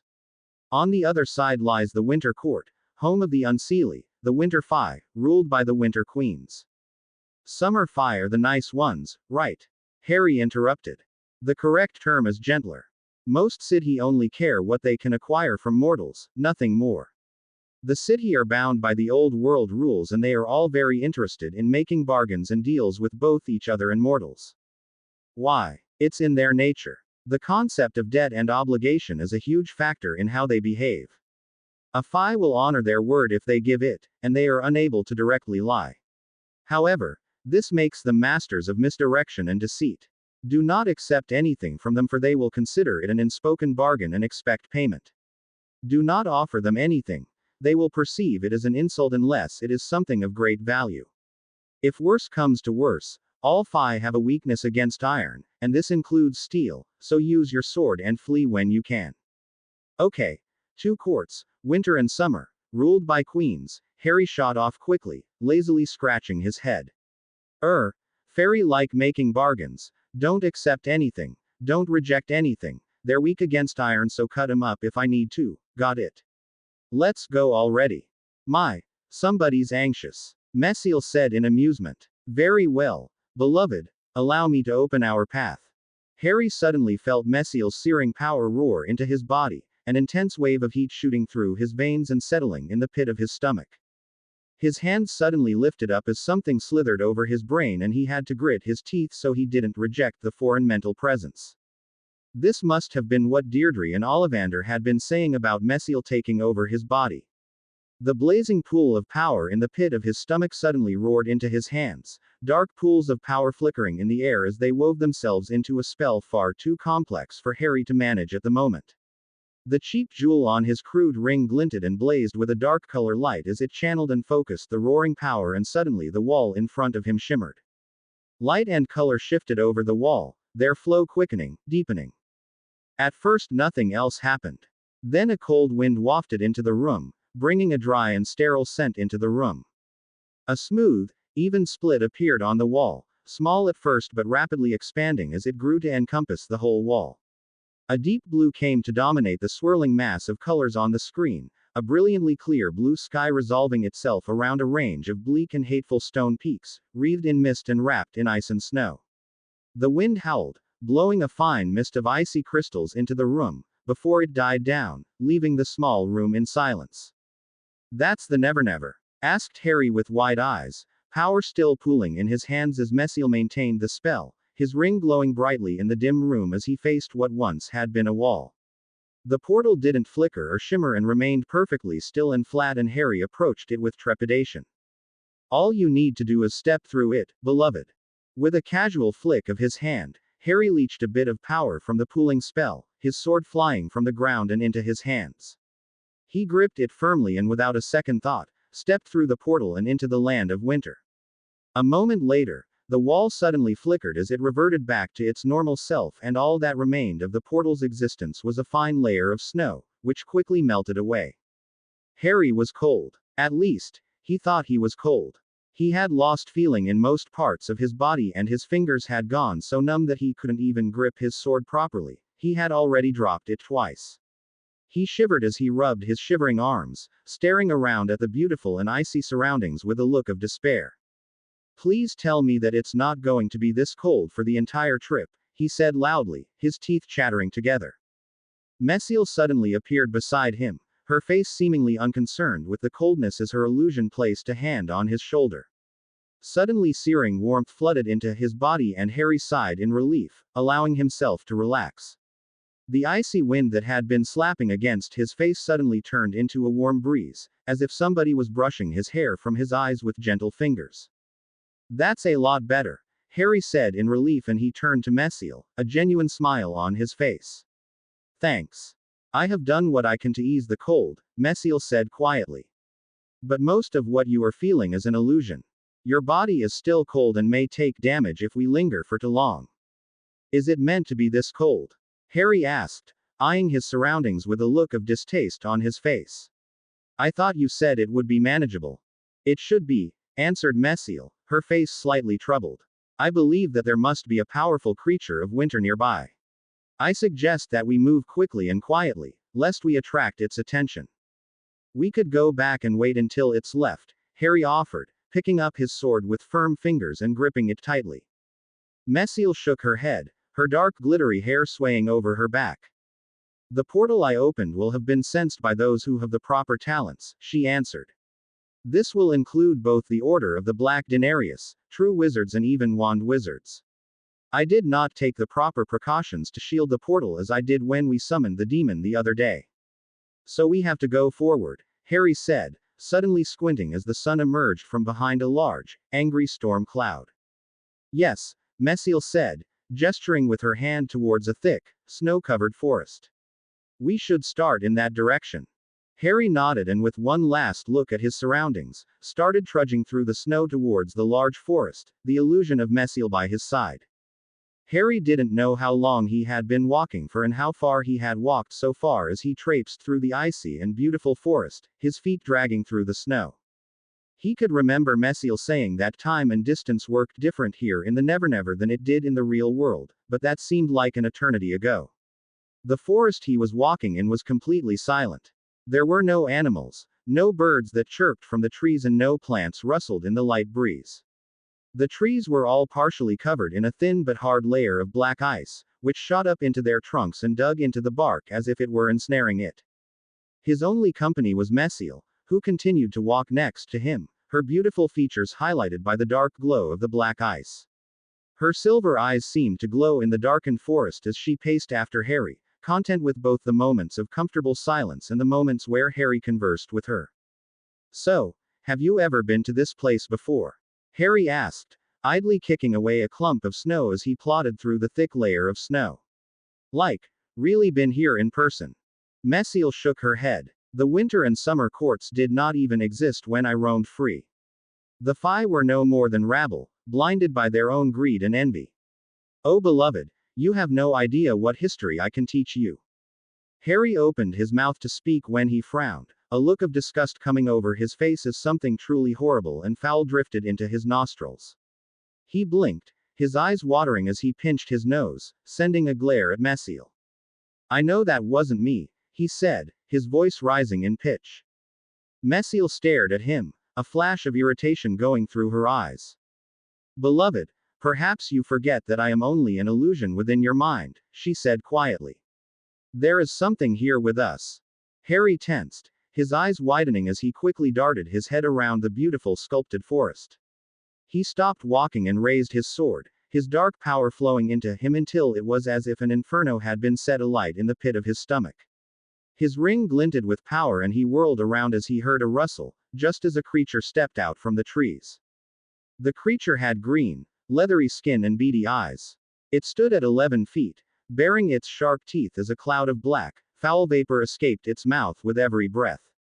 It snorted, bringing up a thick arm to scratch its armpit as it glared at Harry with malignant anger. "Mortal child!" he shouted, his loud voice booming in the forest as he approached Harry with thundering footsteps. "You trespassing! Jailorf no like trespassers. It is a troll, beloved. It is not a very smart creature, but in their native home, they are far more powerful than they appear in the mortal realm. Attempt to frighten it away." Harry swung his sword through the air in a threatening manner, his body flowing through a series of movements as the unconscious instincts and skills of Mesiel's previous hosts flowed through him. The blade made a sharp whistling noise as it sliced through the air, halting the troll in its tracks as it stared at the blade, while Harry stumbled as the weight of the blade in motion threw his balance off. "This is made of steel, or iron," Harry hissed, regaining his step. "It slices through trolls like a hot knife slices through human flesh. Attack me if you dare." Jailorf not afraid. The troll snarled, its beady eyes tightening with anger, and without a moment's hesitation, it continued in its charge, its footsteps thundering on the ground as it stretched out its arms. Harry automatically sidestepped to the right, clumsily bringing his sword up to meet the rushing troll. Although his movements were far from perfect, the tip of his sword dug into green flesh as the troll rushed past. The troll let out a howl of pain, green blood glowing through the wound as the sword sliced into it with ease. Flesh sizzled as the troll whirled around, a fanatic anger in its eyes as it raised a hand. Violet and emerald light flickered together as the troll gathered its power and hurled it at Harry, who awkwardly raised his steel sword. The fairy fire, a swirling thunderbolt of glowing magic, struck the sword and broke apart in the presence of steel, the air alight with sparkling green and purple hues. "Furigen!" Harry hissed coldly, the incantation of his evocation focusing and directing his dark powers. He raised his left hand, dark power searing into his veins like a cascading torrent of intense heat. The smell of sulfur filled his nose, his crude ring glinting with a dark azure light as a shimmering ripple of air formed in his left palm. With a quick flick of his wrist, the spell blasted from his hand, directed by the ring as it formed into a brightly glowing streak of fire. The troll moved faster than Harry would have thought possible, but it wasn't fast enough as the fire dug into its side, searing flesh with its blazing heat. The troll let out a scream of agony and stumbled back, eyeing Harry with a lot more fear and caution than it had before. Blood pooled from its side from the sword wound and half of its chest was covered in thick, angry burns. With a soft snarl, the huge beast whirled around and thundered through the trees as it ran for its life. It will summon its allies and other of its kind, beloved. Chase it. Kill it. Kill it. Harry took after the troll at a run, his sword slicing through the icy earth as he gripped it with his right hand, his left hand flying up as he shouted another incantation. Fire streaked through the air, red and yellow flames blasting upon a tree covered in black ice as it narrowly missed the limping troll. For the next few minutes, Harry sprinted along the icy forests. The muscles in his legs burned as he ducked between huge, icy trees, his sword clumsily gripped in his right hand. He panted in exhaustion, but his lips were curled in a smile of excitement, adrenaline and a sense of enjoyment rushing through him as he spotted a flicker of movement ahead of him, a flash of green flesh. Fire Araho! He shouted, his green eyes alight with dark power. Burning azure flames burst from his left palm, something steel hard, steel sharp. A thin arc, like a boomerang, shot through the air, filled with compressed flames and flickering with a soft blue light. Ice melted as it zoomed past, plants kindled and the air visible rippled as the arc sliced past the foliage, shattering upon a large, icy tree like a Molotov cocktail of blue flames.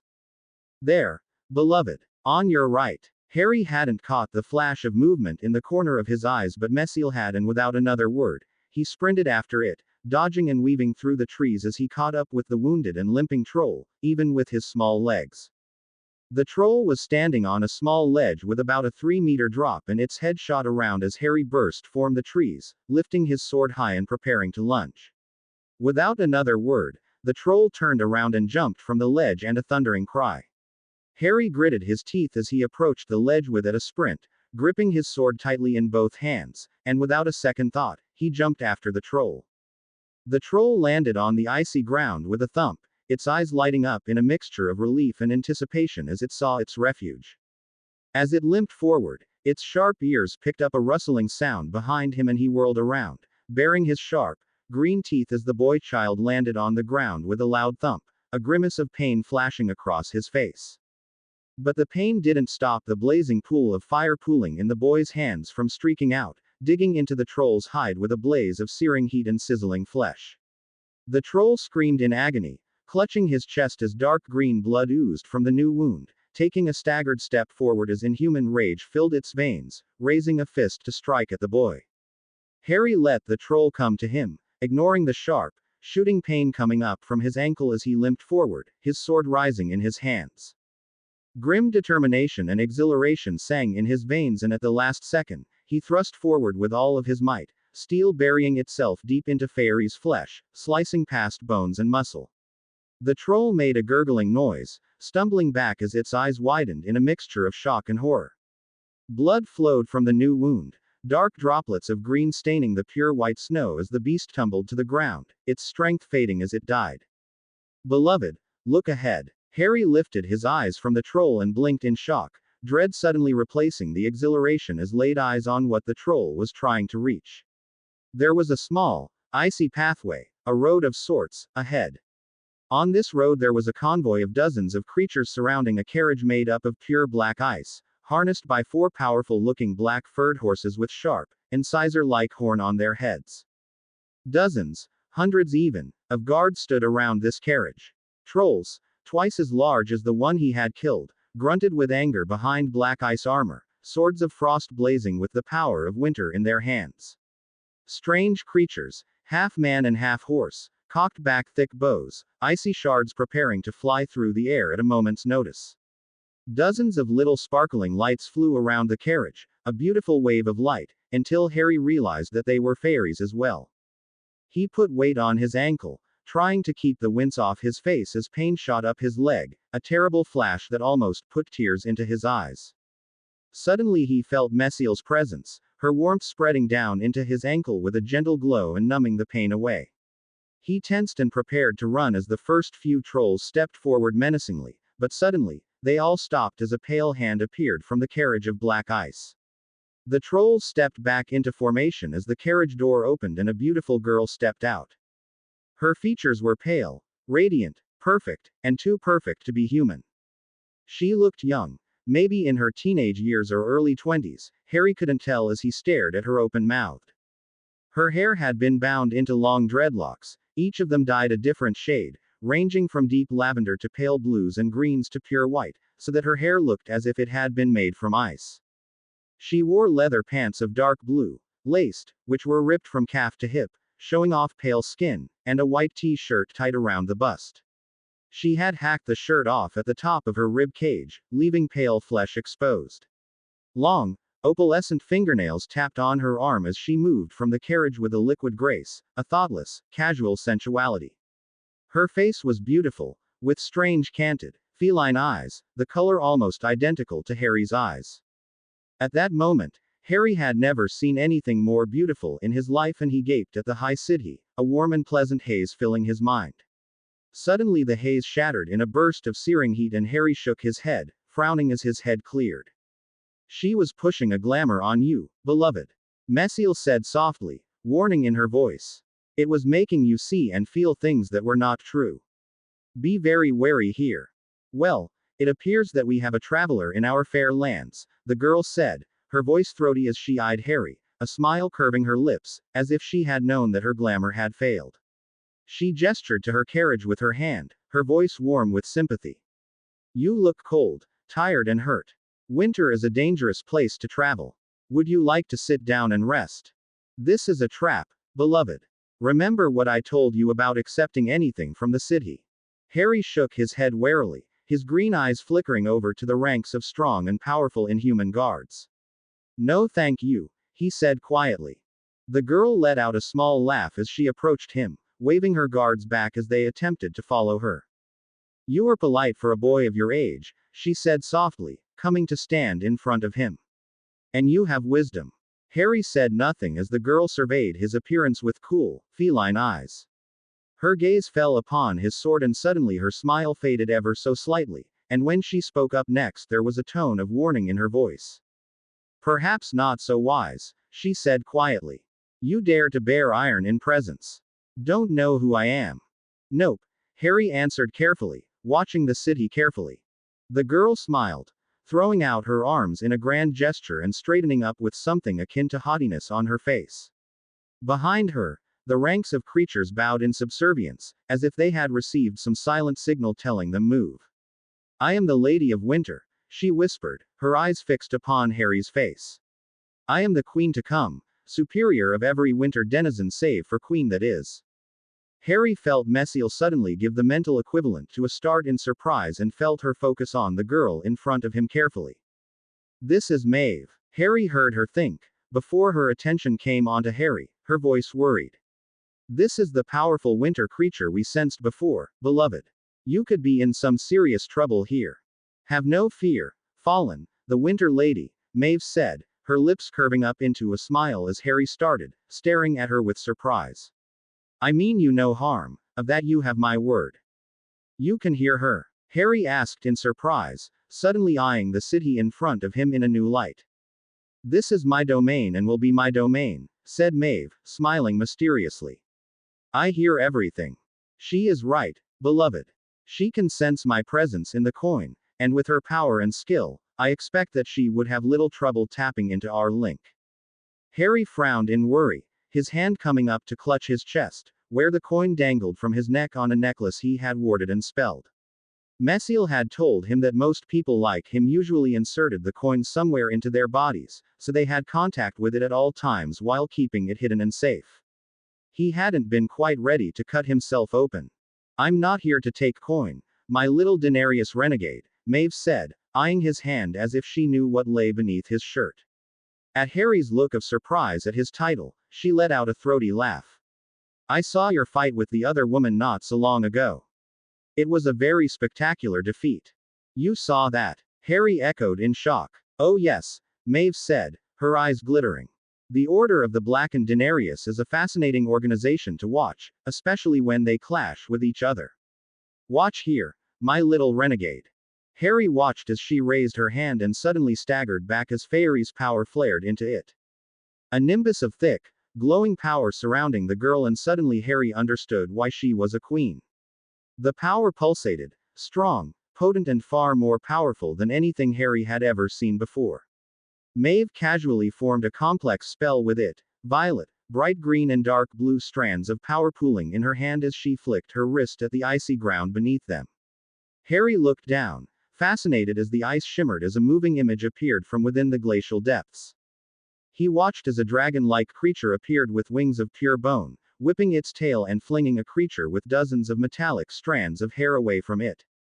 The fight continued, the creatures exchanging blows until Harry winced as he saw the metal-haired creature, Deirdre, stab the rhyme, Harry, in the chest. "You are very young," Maeve said quietly, and Harry looked up, meeting her almost hypnotic stare. "And you have much potential within you." Harry shuddered as she ran a finger down his chest, feelings bursting into his mind that were too mature for somebody his age. "If you were to accept my help, I could make you a force to be reckoned with, a force more powerful than any of the other Denarians." Harry shook his head slowly, knowing where this was leading. "No," he said softly. "I don't want to make a bargain with you." Maeve drew her hand back as if she had been slapped, shock flaring onto her features. The ice beneath the ground suddenly rippled as the image faded away, replaced with swirling gray clouds as power warped around the Winter Lady. "Are you refusing me?" she said, her voice lashing out with power, and Harry flinched, almost staggering back as it washed over him, drilling into his head, but at Mesiel's urging he nodded shakily. "I have more power in my hair than you do in your entire pathetic body, and you refuse me." Maeve hissed out, her pleasant face gone as something inhuman, cold and alien, appeared on her face. The sky seemingly darkened as clouds rumbled ahead, and Harry suddenly shivered as a wave of coldness struck him, rubbing his arms as he gripped his sword, wondering if he should attack. "She would kill you before you have even lifted your arm," Mesiel said soothingly, blowing away the shock of Maeve's power with her warm presence. "Do not fall for this act. Maeve is far more manipulative than you could possibly realize." Suddenly the sky cleared and the icy wind stopped as the anger fell away from Maeve with ease, her fairy power disappearing as quickly as it had come. The Winter Lady let out a seductive smile as she eyed Harry's chest, her gaze riveted on the exact place where the coin rested on its necklace. "Ah, Mesiel," she murmured, her voice throaty and warm. "You know me well. You two have met." Harry blurted out in surprise, still eyeing Maeve with wariness as he brushed snow and ice off his shoulders. "I didn't recognize her at first, beloved, but yes, we have had our dealings in the past. The price was high, but her aid was extremely useful." Maeve let out a tinkling laugh, throwing her head back and revealing her pale, flawless neck. She bent down, dropping to her knees, and turned her seductive gaze towards Harry, who swallowed nervously as her eyes met his, her pupils dilated as if she were on drugs or extremely aroused. "Should you ever find yourself in need, young host of Mesiel, do not hesitate to summon me," she whispered softly, and Harry shuddered with an unknown feeling as her warm breath tickled against his ear. "Perhaps we will sort out an agreement that will satisfy us both." "For a price," Harry said, his voice almost squeaking as he tried to stay strong. Maeve smiled seductively, her lips curving as she tossed her hair over her shoulder. She gazed at the boy in front of her and with a wicked smile, moved in and placed a soft key on his cheek. Harry started, tingles of pleasure and something else shooting through him as Maeve stood up, a smirk on her face. "Of course, but there may be a time where the reward is well worth the price," she said seductively, idly licking her lips. Harry watched with an open mouth as she turned around, her hips swaying enticingly as she glided back to her carriage. She stepped back into it and turned around, blowing a key, and winking with such a suggestive look on her face that Harry blushed, heat suffusing in his cheeks. He watched as the carriage glided away, pulled by the dark-furred unicorns and surrounded by the centaur and troll guards, who marched to its quick pace. Dozens, hundreds even, of colored wisps, tiny fairies, followed after it as it turned a bend and disappeared behind a stalagmite of black ice. "That was," Harry started, his eyes almost dreamy, but trailed off hopelessly as he shook his head, shaking off the days that Maeve's mere presence had brought along. "Interesting. Indeed it was, beloved. You were lucky she appeared to be in a hurry, or you would have suffered far more than you know. The stars twinkled brightly in the night sky, the moon hanging lazily above as it glowed with a soft, warm light. In a deserted and empty location, near a small reserve, something ripped into the air, an uneven split that shimmered as a gust of icy snow blew out of it. Light filtered from it as a small figure stepped out, snow covering his clothes. The rip shimmered and suddenly disappeared as the boy casually waved his hand towards it, until there was no trace of it. The boy shook his hair, ruffling it with his hand as he brushed the hair away from it and then stepped forward, his eyes fixated on the large city ahead of him, lit up by multitudes of blinking lights as buildings towered into the sky. Well, Messiel, I guess this will be our new home for now, Harry said softly, a smile coming over his face as he gazed at the glowing city ahead of him. It will, beloved. Welcome to Chicago. With a tired yawn, Harry blinked blearily and opened his dark green eyes as he awoke from his sleep in his very comfortable bed. He sat up, rubbing his eyes as he threw off the dark silk sheets and pulled himself off his queen-sized bed, letting another yawn escape his mouth. He hopped out of bed, his bare feet landing on a thick and luxurious fur rug as reached onto his nightstand, picking up his wand. He ran his fingers over the grooves of several runes he had carved into the wand and gave it a short, sharp flick as he mentally incanted a spell. Around the room, over 3 dozen candles suddenly flared to life, pushing away the darkness and revealing Harry's bedroom. Thick and expensive curtains permanently covered the window, held in place by carefully stitched runes and several wand spells to prevent any nosy neighbors from peeking in. A very comfortable-looking leather chair sat in the corner, next to a small writing table, where a worn and thick notebook lay open, small symbols and runes inscribed onto the paper next to scrawls of childish writing. Harry ignored all of this as he walked to the cupboard, opening it up and briefly glancing at himself in the mirror. He sure had grown up since he had arrived here 2 years ago, cold and shivering. Although he wasn't the tallest kid on the block, and he never would be, Messiel's careful manipulations of his body enabled him to have a high level of physical ability and strength, even if he didn't look like he did. He glanced away from the mirror and grabbed a shirt from one of the shelves, throwing it over his head, putting it on and closing the door. Harry exited the bedroom and entered the largest room in the apartment. The room, unlike the bedroom, hadn't been dressed up for comfort and remained quite bare and empty. Candles littered the 4 corners of the room, and with another short, sharp flick of his wand, they caught alight in small puffs of smoke, illuminating the room up. A metallic circle that almost encompassed the entire room had been placed on the floor, and on the walls, runic symbols had been carved in with far more elegance than one would have expected from an 11-year-old. In the middle of this room, there was another circle with several runic symbols protruding outwards. Standing in the middle of this circle was the illusion of Messiel, who raised her eyebrow at Harry with an expression of amusement and affection on her face. "Good morning, beloved," the raven-haired woman said, her silver eyes sparkling as she dipped her head gracefully. "Happy birthday." "Thanks," Harry said, throwing a smile at Messiel as he bent down to frown at one of the runes etched into the floor.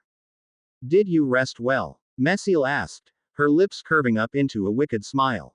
"I do imagine that there were bruises." "Oh no," Harry said lightly. "Last night was just great. I mean, I'm still aching because of some of the things you did to me and I'm sore all over, but I loved it." "I'm glad you enjoyed it, beloved," Messiel said, a smile curving her lips. "I did tell you that I could manipulate your body to feel pleasure and pain." "Oh, there was plenty of that," Harry said, chuckling roughly as he stood up, finding nothing wrong with the rune. Messiel let a coy smile come over her face as she cocked her head, eyeing Harry with a sudden challenging look. "Do you wish to do it again?" she asked softly, watching Harry with narrowed eyes. "Now?" Harry asked, blinking in surprise. "Right here." Messiel nodded and Harry let a smile of anticipation come over his face as he stalked towards her. Messiel suddenly blurred as her silver and white dress faded away while Harry concentrated, dark power searing into his veins and through his crude ring, activating and powering the large, protective circle around the room. When he looked up, Messiel had changed her illusion so that it seemed as if she were wearing a set of plain white and silver robes and her hair in a ponytail. She, like Harry, had a slim piece of wood in her hand as beckoned him mockingly as the protective circle in Harry's official training room glowed with a dark crimson and ebony light. Ready? Messiel asked, raising a dark eyebrow as she stared down Harry's wand. Harry nodded and suddenly jumped back, his wand flying ahead of him as he flicked it in a long, sweeping movement, his eyes suddenly cold and focused. Eruptus ardor. Harry bellowed, his voice rising in the room. The tip of his wand glowed with a deep red light and searing bursts of blazing fire shot from his wand as he flicked it across in front of him. Messiel flicked her own wand, an apparent frown of concentration on her face as she muttered a short, sharp incantation. The air in front of her rippled with a pale green light, a conjured circle of magic forming as the multiple and largely inaccurate blasts of fire ripped through the air. Only 2 of the 11 or 12 blasts of fire struck Messiel, striking her shield and dissipating with puffs of smokes, the pale green shield rippling with magic as if deflected the fire. Of course, as an illusion, Messiel didn't really have a wand on her and she wasn't really able to cast a shield, let alone deflect a burst of fire. But, as Harry already knew, she was able to manipulate his mind into perceiving that she had summoned a shield that had deflected his spell, even though Harry knew that in reality the spell had traveled straight past her illusion and struck the powerful barriers surrounding the room. Still, this was the most effective way for Harry to practice his burgeoning skills on a skilled opponent without revealing himself to anybody else. Stupefy. Messiel said loudly, her wand flicking through the air as a streak of color magic zoomed through the air.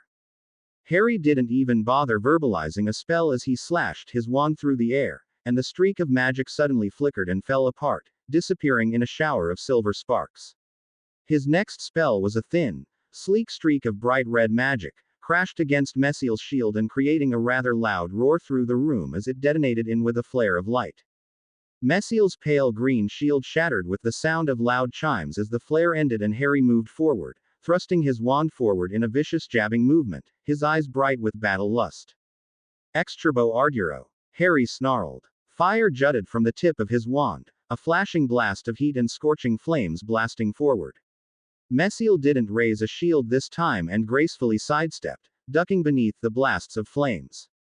The flash of flames and heat struck the barrier, which shimmered as it absorbed the fire, while Messiel glided forward, her wand flicking out in a powerful underarm swipe. A flash burst from the tip of her wand, an arc of glimmering silver magic slicing through the air, and Harry also sidestepped, nearly jumping to the side as the curse brushed past him. He let out a low growl as another silver flash of light zoomed towards him, clenching his wand tightly.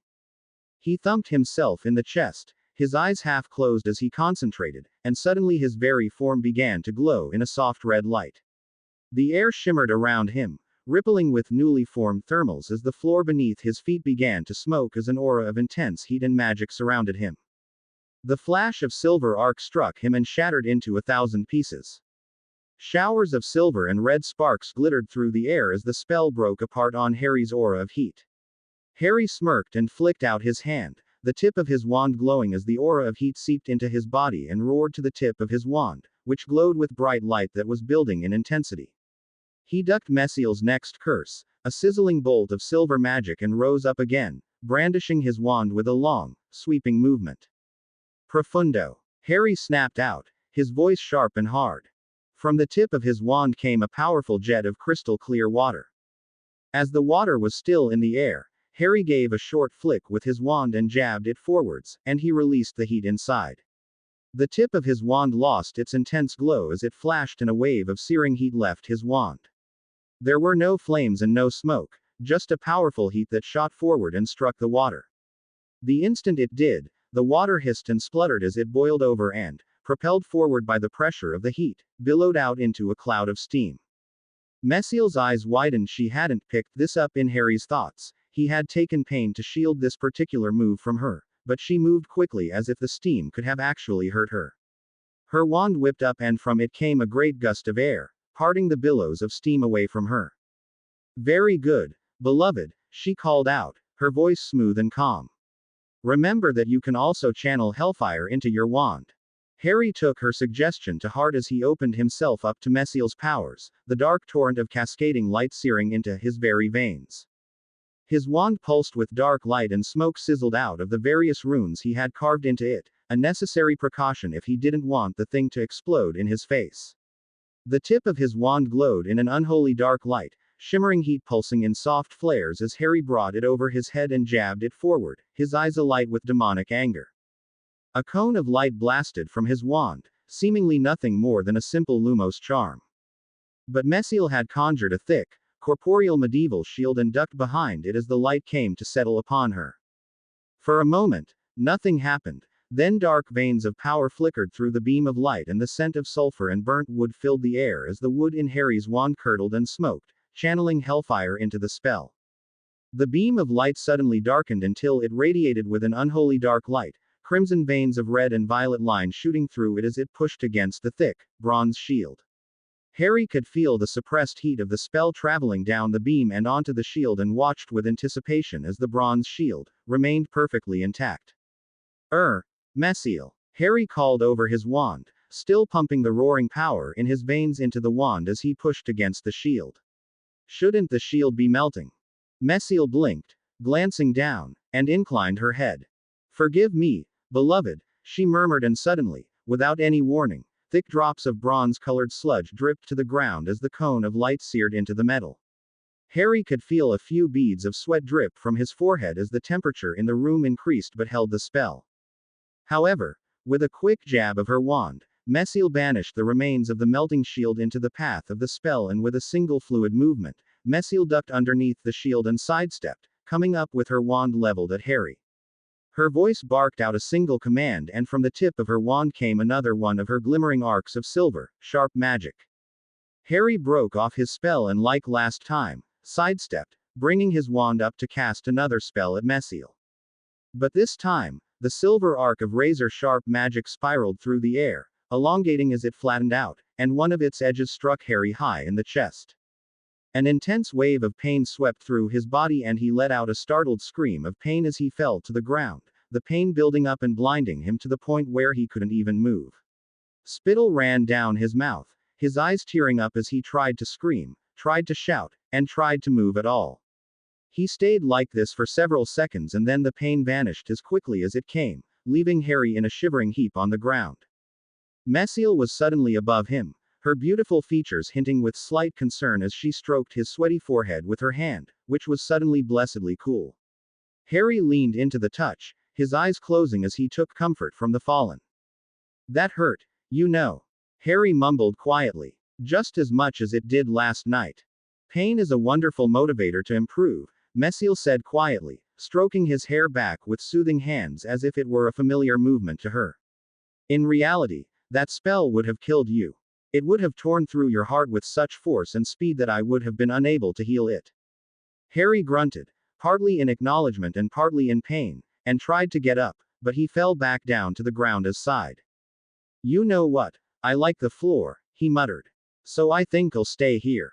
Mesiel watched him with something akin to fondness in her eyes and lay down next to him, the warmth of her body wrapping itself around Harry and soothing his aches and pains. For a few minutes, neither said anything to each other until Harry broke the comfortable silence. You know, if you had been a real wand wizard, I would have got you with that last spell, he murmured cockily. Are you certain of that, beloved? Mesiel asked carefully. Oh yeah, Harry said, nodding his head up and down. The shield would have melted earlier, so I might have gotten them then, but the heat would have burnt their faces off. That is a fair point, beloved, Mesiel agreed. However, what if they had placed a modified flame freezing charm around themselves to act as a shield of sorts? I thought that only worked on normal fire, Harry said, his voice now drowsy and tranquil. Yes, beloved, with direct contact magical fire will burn through it, Mesiel agreed. However, the flame freezing charm would have blocked the heat of the spell. Harry muttered and waved a hand. Whatever. You are getting much better, Mesiel said softly, praise and perhaps a touch of pride in her voice. But perhaps we should lay off the training for today, beloved. It pains me to see you hurt as such. Harry grunted but didn't say anything as Mesiel fell into silence. A moment later, Harry allowed a small, wicked smile to curve his lips. Sook, he muttered into the air. Mesiel raised an eyebrow and sat up, her face staring down at him impassively. I'm sorry, child. she asked with a hint of mockery and teasing in her voice. Harry made a face at her as he lay on his back, his eyes focused on the wooden ceiling, where runes had been carved to create a silenced and enclosed area. No other person on the floor would have heard the very noisy duel Harry had just participated again, even if it was only against a figment of his imagination. Messiel rolled her eyes and shook her head in exasperation, but didn't even try to hide her smile of affection as she dispelled her illusion, leaving Harry alone in the large, barren room. After a few more moments, Harry sighed and forced himself to stand up. His work still wasn't over for the day. Hogwarts School of Witchcraft and Wizardry. The ancient school stood proudly against the moonlight, lights glittering from its windows and sparkling on the large lake that surrounded it. Although the school was devoid of children, it still radiated a sense of homeliness and laughter, as if the cheers and laughter had somehow been captured and imprinted into the very stone blocks of the old fortress. Within the school, still hard at work in his office, Albus Dumbledore gave a little sigh of annoyance as he scrawled his name on yet another piece of parchment and placed it aside. He glanced up as his familiar, Fawkes, let out a soft crooning sound and allowed a small smile to come over his face, his eyes briefly twinkling behind his half-moon glasses. Yes, old friend, I quite agree, he murmured, stroking his long, white beard with a gnarled hand. Sadly, it must be done. The phoenix made a noise resembling a sniff as it tucked its head back into its wing and Albus smiled, turning back to the next piece of parchment. He clutched the quill and began to quickly scrawl something in his loopy handwriting when he sensed a presence disrupting one of his wards. He allowed a smile to curve his lips as he continued writing, mentally counting down the seconds it would take the person to reach his door. When he reached 0, his eyes twinkled as he coughed. "You may come in, Minerva," he called out, his voice quavering through the room. "The door is, as always, unlocked." Minerva McGonagall opened the door and entered the room, and Albus saw that she was, as usual, not impressed by his little games. It was a pity, too, Albus thought. When one reached his age, games like these were what made life enjoyable. But his pleasant mood shattered when Minerva threw down a letter on his desk, sealed and unopened, and his heart sank. He didn't have to even read the front to know who the letter was addressed to, but he did anyway as he turned it over, and the words, "Harry Potter, location unknown," flashed at him in emerald ink. "All of the letters have been sent out," Minerva said crisply, then gestured to the letter in his hand, her face softening. "Every letter apart from this one, Albus." Then Harry Potter did not receive his letter. Albus sighed wearily, his age showing as he slumped into his seat, his face suddenly gaining wrinkles as a tired frown appeared on his face. Minerva took a seat, her back straight and stiff as she continued talking. The owl took the letter and started to fly around the castle, uncertain of where to go.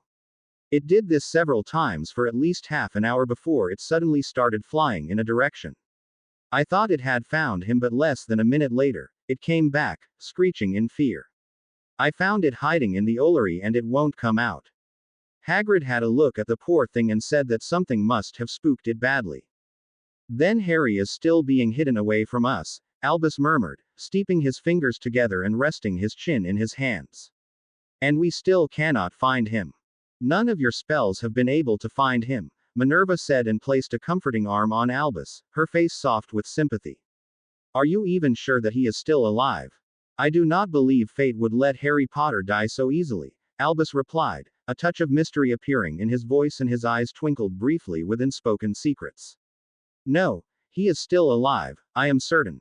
Minerva frowned but nodded her head slowly, trusting his judgment and word. But regardless if he is alive or not, Harry will not be coming to Hogwarts this year, she said, and her voice grew brisk as she continued. Now, we need to talk about the stone and how we are going to protect it. Albus slowly nodded and the age drained from his face as he focused his mind on the more immediate situation, schemes and plans already forming up as he turned to his deputy and began speaking. Chicago. Harry was in the middle of his breakfast, thick and golden pancakes coated with maple syrup, when there was a sharp rap on his door. He sighed, dropping his fork, and stood up from his small kitchen. As he made his way to the front door, he whipped his wand out and flicked it sharply, his mind barking an incantation, and the door to the large training room closed with a soft click, hiding it from view. Who is it? He called out as he neared the door, irritation lacing his voice. It's Adam, the voice on the other side called, an older man by the sounds of the voice. I need to talk to you. Harry raised his eyebrows with slight surprise as he unlatched the door, tucking his wand up his sleeve and opening the door. Outside, in the dim hallway, stood a man in his 50s with graying hair and a portly face. Harry cocked his head and a polite smile suddenly appeared on his face. Good morning, landlord, he greeted cheerfully, a beaming smile on his face. Ah, good morning, Harry, the landlord said uncomfortably, shying away from Harry's gaze as he fidgeted nervously on his feet. Do you, have a minute or so to talk? Harry nodded slowly and stepped out the apartment, his eyes flickering up and down the hallway, but he was alone and he allowed himself to relax a smidgen. He turned back to Adam and gestured for him to continue. The thing is, Harry, the man began, clearing his throat uncomfortably. I like you. You're quiet, non-demanding, you don't have a lot of noise and you never bother me for anything. You're a good kid who's made the best out of his parents' death. I still don't know why you came to this apartment. I mean, with your inheritance, you could have gone to the very best place in all of Chicago. I like this apartment, Harry said, shrugging and smiling. It's quaint. It's not that quaint, the man said quickly, shaking his head. I mean, you don't even have electricity in there. I don't even want to know how you keep your food cold. I order out a lot, Harry admitted. He frowned, his brows furrowing as he stared at the man in front of him. What's the problem, Adam? You seem jumpy. I can't keep you here anymore, the man said abruptly. I just landed this new deal with the council and it's technically illegal to have you here. If they find out that I helped you forge the paperwork to this place, I could lose the deal. I think you should move out. Harry blinked, surprise and dismay showing on his face. He let his emerald eyes glisten as he stared at Adam with total shock and betrayal, who glanced away, a guilty look on his face. Why, you're joking, right? Harry said slowly, his bottom lip trembling. You're kicking me out. Look, Harry, you've got plenty of money, Adam said quickly. I'm sure you can find another place soon enough. Harry didn't answer him as he opened his apartment door and went inside, leaving the landlord in the hallway alone. For a moment, Adam hesitated, as if he considered going in after him, but he sighed remorsefully and turned away, ready to leave. But the door opened again and Harry stepped out, his hand clamped around a wad of $100 bills. Will this cover next month's rent? Harry asked, letting a hint of desperation and vulnerability to show on his face as shoved the money under Adam's nose. Adam blinked with shock and with trembling hands, slowly took the money, counting it roughly in his head as he thumbed through it. He eyed Harry hesitantly, and seeing the pleading expression on the young boy's face, sighed. Sure, Harry, this covers next month's rent, he said slowly. I'm sorry for distressing you like this. I hope you have a wonderful day today. Thanks, Harry said, allowing a beaming smile of gratitude to appear on his face. He turned to step back into his apartment when Adam spoke up again. Oh, Harry, I know it's not you, but there have been some reports of some pretty major armed robberies up in the northern suburbs of Chicago. They say it's a kid behind it, described a bit like you actually. Just be careful and make sure you keep your nose clean. I wouldn't want the police to be knocking around here, all right? Cross my heart, Harry said, thumping a hand on his small chest as he dazzled the man with another beaming smile before he closed the apartment door. The instant he did, his smile dropped and a look of irritation and annoyance appeared on his face. Arsehole, he muttered as he locked the door and made his way back into the kitchen. Where the hell do you think I got the money from in the first place, moron? He eyed his now cold breakfast with a look of disgust and with a flick of his wand, sent the plastic plate flying through the air and into the rubbish bin. He sighed, rubbing his hand through his hair. He had just given the old man over 3/4 of his money, triple the rate of which he normally paid for the apartment. He would need to scout some areas to obtain some more money, but first, it was time to see a fairy about a demon. Later that day, Harry flicked his wand, a simple levitating charm rolling off his lips as he walked from the small, adjoining kitchen and into the large and relatively bare training room. Behind him trailed a floating tray, which held a small cup of yogurt and a fruit salad of fresh fruit, the perfect bait for one trying to lure and capture a fairy. He floated the tray down into the middle of the small, summoning circle in the center of the room and, while humming absently, bent down and held out his left hand, his wand clasped in his right.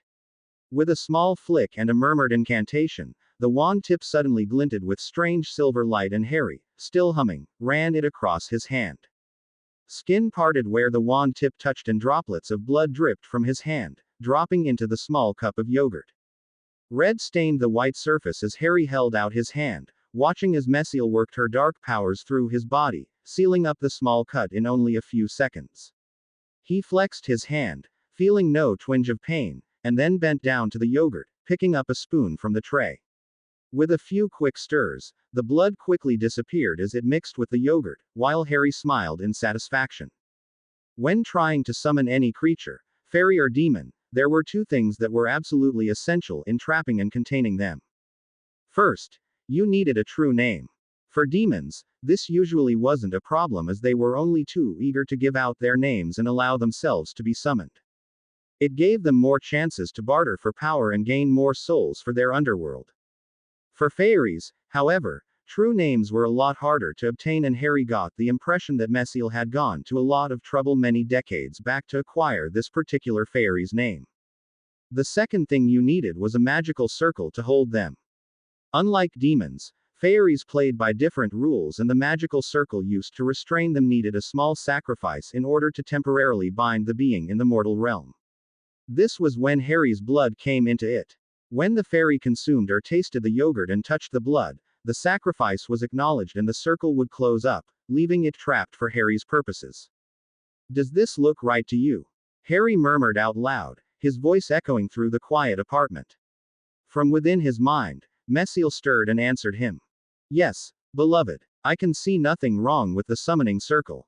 Remember to keep your magic flowing into it, but do not activate it until the fairy has consumed the sacrifice.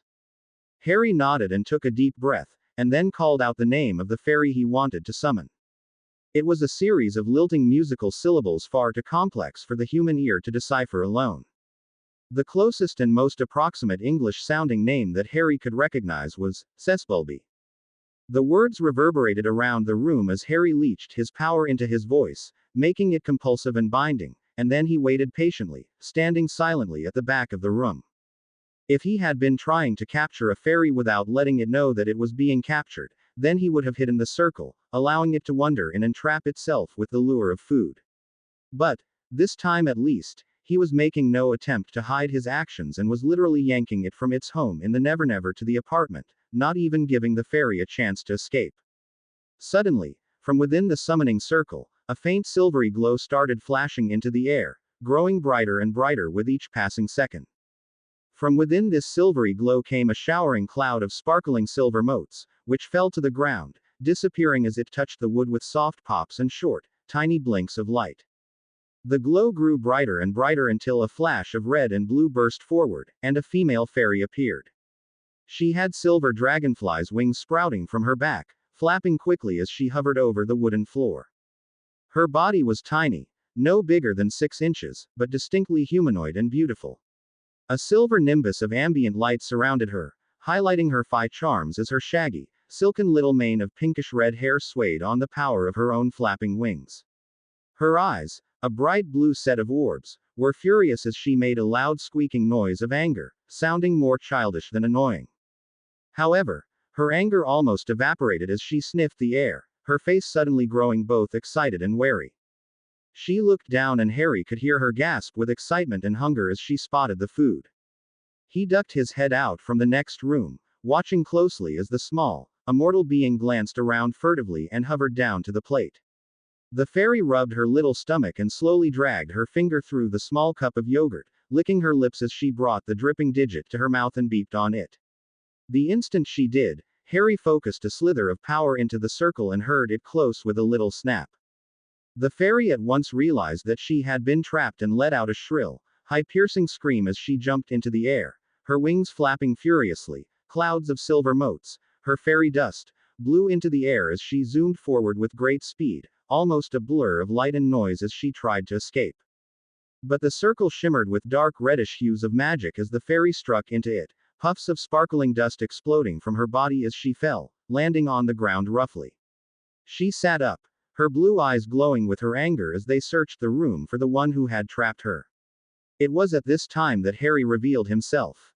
You. The fairy demanded angrily, pointing a little finger at Harry. Who are you? Release me at once. Harry seemed to consider it, his eyes flicking upwards as a thoughtful expression appeared on his face. No, he responded mockingly and watched with a certain degree of amusement as the fairy screamed out in anger, folding her arms as she flew back into the air, anger etched into every pore of her cute little face, her hair flicking back as she spoke, menace dripping from her voice. Release me or I shall strike at you with all of the power of winter, she hissed threateningly, her words anything but cute. Your house will fall under my mighty power, crumble into ice as I smite you with pox and boils. I will tear you from limb to limb, deliver your blood to the trolls, have the ogres devour your innards and place your head on the stalactites of the icy tombs. You will know true pain at my hand and power, but you can avoid your fate if you release me now.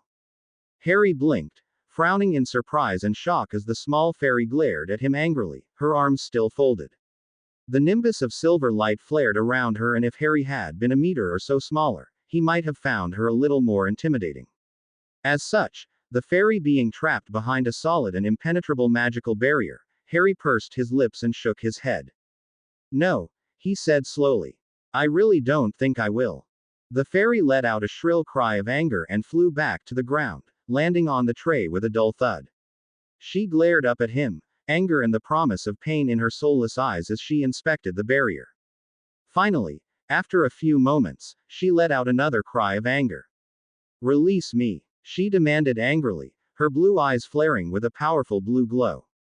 No, Harry said quietly and firmly. The fairy's demeanor changed then and a petulant expression came over her face, much like a spoiled child who had been sent to her room without dinner, and the anger faded from her face, being replaced with an immature sulkiness. Release me, the fairy cried again, but in a whining and sulky tone instead of anger. I am a worker of the Winter Lady Maeve. If she were to find out what you have done to me, she would hunt you down. I know you work for Maeve, Harry answered as he sat down, crossing his legs and peering at the fairy with bright green eyes. I want to know if you've overheard anything lately.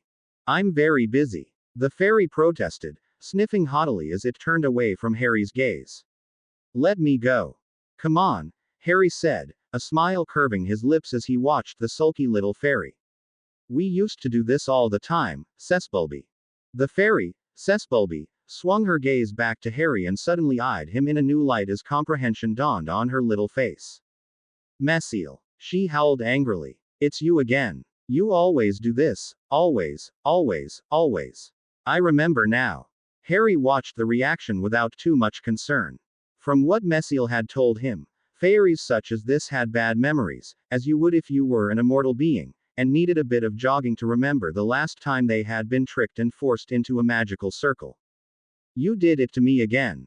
Cessbulby cried out as she stamped her little foot down on the tray, a cloud of silver fairy dust billowing out from the impact. The slam made a sharp, tapping noise, rattling the small cup of yogurt, and Cessbulby suddenly seemed to remember the reason why she had fallen into the trap and whirled around, eyeing the fruit and yogurt hungrily as she licked her lips. Her eyes darted back to Harry and the food, indecision on her face, until she seemed to come to a decision. Now that you've dragged me here and I am hungry, Cessbulby said slowly.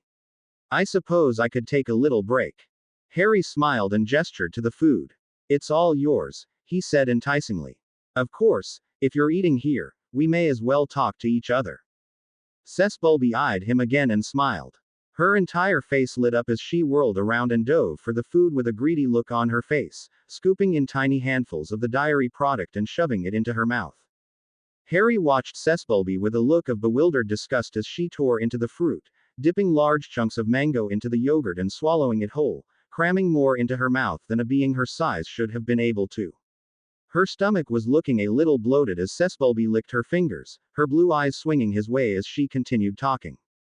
And Meg told me that Toot said that he had heard O'Reilly say that Anthedia, who's one of Winter's Bastion commanders, lost an entire scout unit in Summer's territory. she was saying cheerfully as she reached for another grape with her little hands, ripping into it with her sharp nails and holding it to her head. Grape juice oozed from the hole as Sesbulby chugged it down, fruity liquid spilling all over her tiny clothes.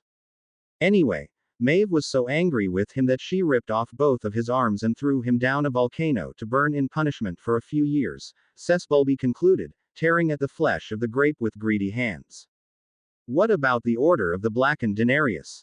Harry asked quickly, before Sesbulby could continue on with her strangely fascinating but totally irrelevant stories of Winter Court politics. Has Maeve watched anything with them in it? Sesbulby shrugged carelessly, reaching for the last grape and gnawing on it. Harry waited as she ripped open the flesh and sculled the juice down, licking her lips when she was finished and directing her gaze back at Harry. Nothing special, she said cheerfully, shrugging, and then let out a small burp, patting her mouth absently. There are still the fights between Nicodemus and his lot and the other fallen who won't follow him. Big fight up in the icy country the other night, it got us all excited. Anything else? Harry pressed firmly, his eyes serious and intent as he leaned forward. Something closer to this place. Sesbulby frowned, considering the question carefully as she cocked her head, her expression thoughtful. This lasted for about a second before a blinding smile came over her face. Nope, she answered cheerfully as she stood up, wiping her mouth on her sleeve, her gleaming silver wings fluttering behind her. Harry frowned but nodded as he also stood up, a polite smile washing over his face. Did you like your meal? He asked courteously. Sesbulby took a deep breath, her head rising as a superior and haughty expression flickered onto her face. I deem your offering acceptable to a fairy of my stature, she stated imperiously. Now, I must leave and attend to my duties. Release me at once, Denarian. Harry bowed his head, hiding his mockery and putting a serious expression on his face as he moved forward, preparing to shatter the magical integrity of the circle with a physical object. He casually waved his hand through the gleaming dark red circle of magic and saw it splutter out, the magic flickering and cackling as it lost its form and dissipated. I hope you enjoyed the break, Harry said to Sesbulby, who fluttered in the air in front of him.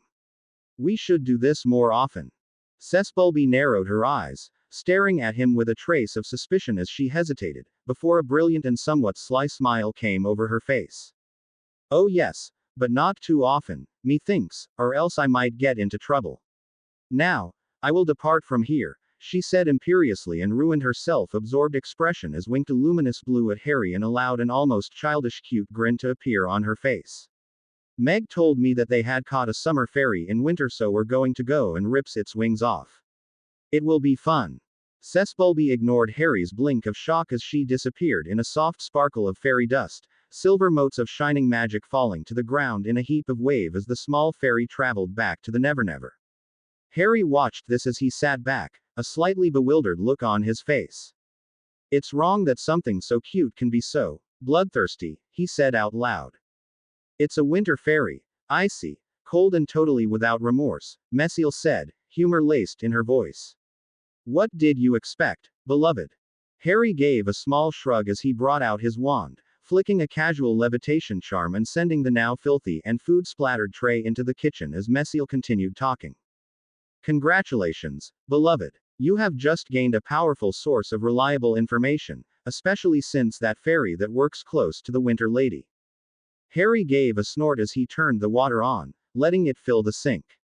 She didn't tell me anything about the fallen that tried to bump me off the other night, he said as he began scrubbing the dirty tray with a sponge. I only just managed to get away from him. He took you by surprise, beloved, but I know him. He is in one of the lower fallen, driven to madness by the void to where he was banished. Messiel said, disgust and revulsion echoing in her voice. He cares nothing more than for the taste of blood, for violence and indulging himself in his pleasures. Who do you think sent him? Harry asked as he moved on to the next plate, turning the tap off and reaching for the detergent bottle, emptying it into the sink. He was most likely sent by Deirdre to hunt you down and kill you, Messiel answered thoughtfully. It may have been on her father's orders, but I do not think that Nicodemus would have sent such an unreliable weapon to kill you. Deirdre is probably nursing her wounded pride but has other matters to occupy herself with. Next time, I'll be ready for him, Harry said grimly, scrubbing at the plate furiously.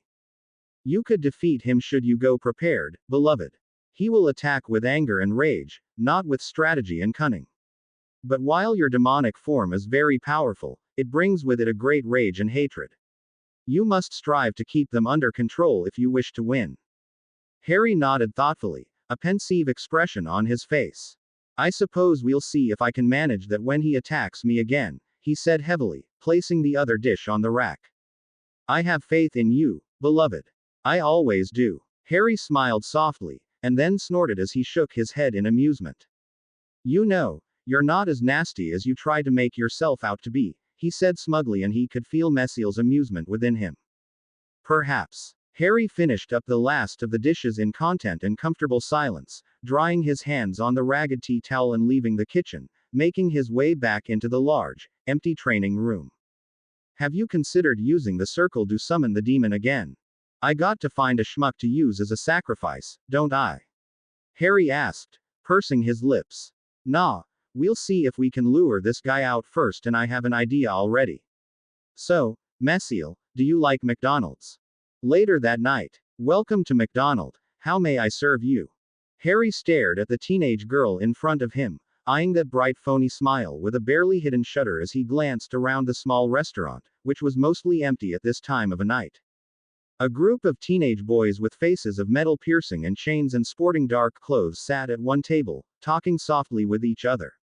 On the other side of the restaurant, Harry noticed a balding and chubby man with a briefcase devouring a burger, while in front of him, the girl continued smiling as four other teenagers dressed in the uniform worked behind her, cooking up fries and burgers.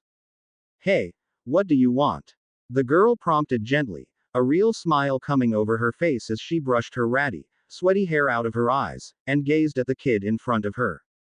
Harry made a humming as he frowned at the overheard menu. With a look of mock indecision, he reached into his dark raincoat, gripping the cold metallic handle tightly.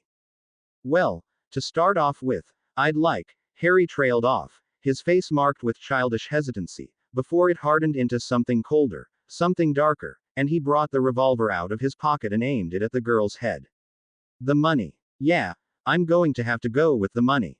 The girl made a squeaking noise, her eyes wide with fear as her mouth clamped shut, her lips pressing together until they were white.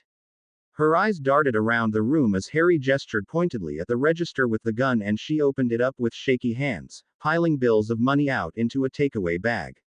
Harry noticed movement from the corner of his eye and turned his head, seeing the chubby man rising to his feet, his empty tray in his hand. Hey! Harry shouted, swinging the gun at him. The man looked up in puzzlement and visibly started, his chins wobbling as he noticed the gleaming barrel of the gun leveled towards him.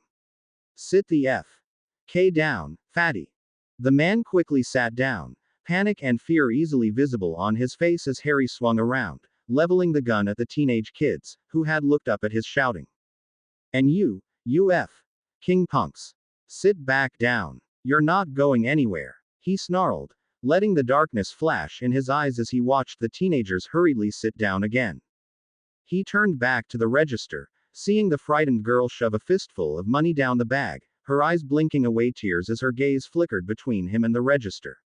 Behind her, the other workers were curiously absent, probably trying to stay out of sight and ring the police. All right, that's enough. Harry snarled and snatched the bag from the girl and shoved it into his coat, while the girl flinched at his tone and sudden action. Now, there's one more thing I want you to do.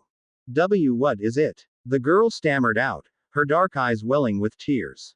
Take this down and don't get it wrong, Harry said clearly. Now, I want a medium quarter-pounder meal, Harry begun. I don't want Coke, though, make it a chocolate thick shake instead. With the fries, I want them heavily salted, lots of salt, all right. The girl blinked in astonishment, but one glance from Harry made her straighten up in fear as she ducked her head, nodding quickly. One medium quarter-pounder meal, chocolate thick shake, fries with extra salt, she rattled off quickly, her mind easily slipping into the more comfortable routine to the point where she couldn't help herself. Would you like anything else with that? Harry stared at her as she flushed, embarrassment spreading over her cheeks, and then nodded. Yeah, there are two things, he said calmly. First, Get me some cookies. No, not that box. Yeah, that's the one. As for the second thing, I want to know. Here Harry swiveled his gun around, turning his head as he leveled the revolver around one of the teenagers, who had sneaked out of his seat and had crept behind Harry. What you're doing out of your seat? He finished coldly. The teenager gulped, but forced a defiant look on his face. That's not a real gun. He tried to sneer, but failed miserable, his tone uncertain. I'm not an idiot, for F.K.'s sake. Come on, you're only a little boy for. Harry rolled his eyes, lowered the barrel of the gun and pressed the trigger. A deafening roar burst through the restaurant and the boy gave a scream of fear, jumping backing as the ground near his feet exploded in a tiny geyser of dust, a relatively large hole appearing in the floor. Do you really want to die for a medium quarter-pounder meal, with a shake instead of a Coke and some oversalted fries? Harry asked the teen, derision on his face. I mean, is that how you plan to go out? The boy slowly shook his head and without any further prompting from Harry, quickly made his way back to his seat and collapsed in it, his face pale and shaky, while Harry turned back to the girl and grabbed his meal. Now, I'm leaving now, Harry said clearly and loudly. He held up his gun, the barrel still emitting small wisps of smoke from the recent discharge. If anybody leaves, anybody, I will shoot you. Do we understand this? The girl in front of him nodded quickly, her hair bobbing up and down as Harry ran his eyes over the room, meeting the gaze of everybody there. He allowed himself to give a small, smug smile and quickly turned and walked to the exit, opening the door into the cold darkness and slipping outside. Outside, Harry gave a small snicker as his face caved in, the coldness and darkness fleeing as quickly as it had came as he fumbled with the bag, his gun still in hand, and munched on a couple of the fries. Was that really necessary? Oh, come on, Harry protested in amusement as he walked away from the building. We got what we needed done and I got some money and food out of it. They won't be stepping out of the building anytime soon. Beloved. At Messiel's sudden warning, Harry looked forward and allowed his eyes to widen in shock.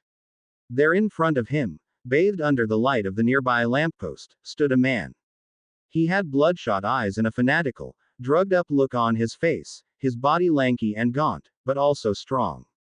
Madness shined in his eyes and he bared his teeth out threateningly, showing off the permanent bloodstains. For a moment, the two of them stood there, staring at each other, before the man let out an animalistic growl and started to move forward. Harry dropped the bag, his dinner forgotten, and raised his gun, his stance instinctively shifting as he fired. Loud, booming roars echoed into the night sky as the gun flared with bright light. A bullet slammed into the man, knocking him to the side as they scrambled across the ground, taking cover behind the nearest car as Harry continued firing, a few bullets striking into the car. The moment Harry heard a click as he pressed the trigger, he did what any smart boy would have done. He ran. Harry ran as fast as he could, ducking behind a car as he tore through the parking lot. Adrenaline and excitement pounded into his veins as he heard the man behind him chasing after him, heavy footsteps accompanied by frenzied, snarling pants, the man sounding more like a dog than a man. Harry didn't turn his head back as he sprinted down the street and turned right at one of the alleyways. The man chased after him, bloodlust shining in his eyes as he let out a vicious snarl, an impossibly deep noise coming from the back of his throat as the dim, logical part of his mind remembered that alley was one way. Harry suddenly stopped and spun around, the fear and surprise gone from his eyes and replaced with a look of ruthlessness and determination, his eyes glinting in the dark night. As the man turned the corner, spittle and drool flying out of his mouth, Harry let an arrogant smirk wash over his face as the man stopped, his eyes suddenly cautious as he found his target standing in the middle of alley, seemingly unconcerned. You're an idiot for coming back to the same place where you first attacked me, Harry said coldly, raising his left hand as the jewel on the ring glinted with dark powers, a searing heat roaring into his veins with a rush of pleasure and power. Did you really think I wouldn't be prepared? Without another word, Harry focused his magic and let the searing power roar out of him, building up in his trap as he awaited the right chance to activate it. The man snarled, stepping forward and placing himself exactly where Harry wanted him. With a flare of light, Harry activated his magical circle and watched with cruel, green eyes as a dome of glimmering hues of dark red and purple magic enveloped the other fallen, who let out a piercing scream of pain. The temperature in the alley suddenly increased as Harry poured his power into the circle. The other man's skin started to sizzle as the heat inside the circle dramatically increased, and he was still screaming when he began to change, an almost instantaneous change as he grew. Shaggy, dark fur enveloping his body as a thick, cruel muzzle jutted out from his mouth, curved fangs sprouting out. In almost 3 seconds, a massive dog-like creature stood where the man had. 2 sets of glowing eyes glared at Harry with demonic hatred, one set glowing blue, the other cherry red, and the beast let out a loud roar, the sound echoing in the alley.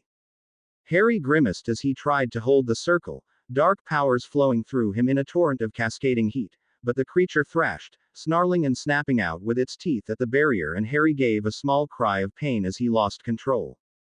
For a second, the barrier flickered out of existence, and it was all the time the creature needed to jump out, advancing towards Harry with a vicious snarl.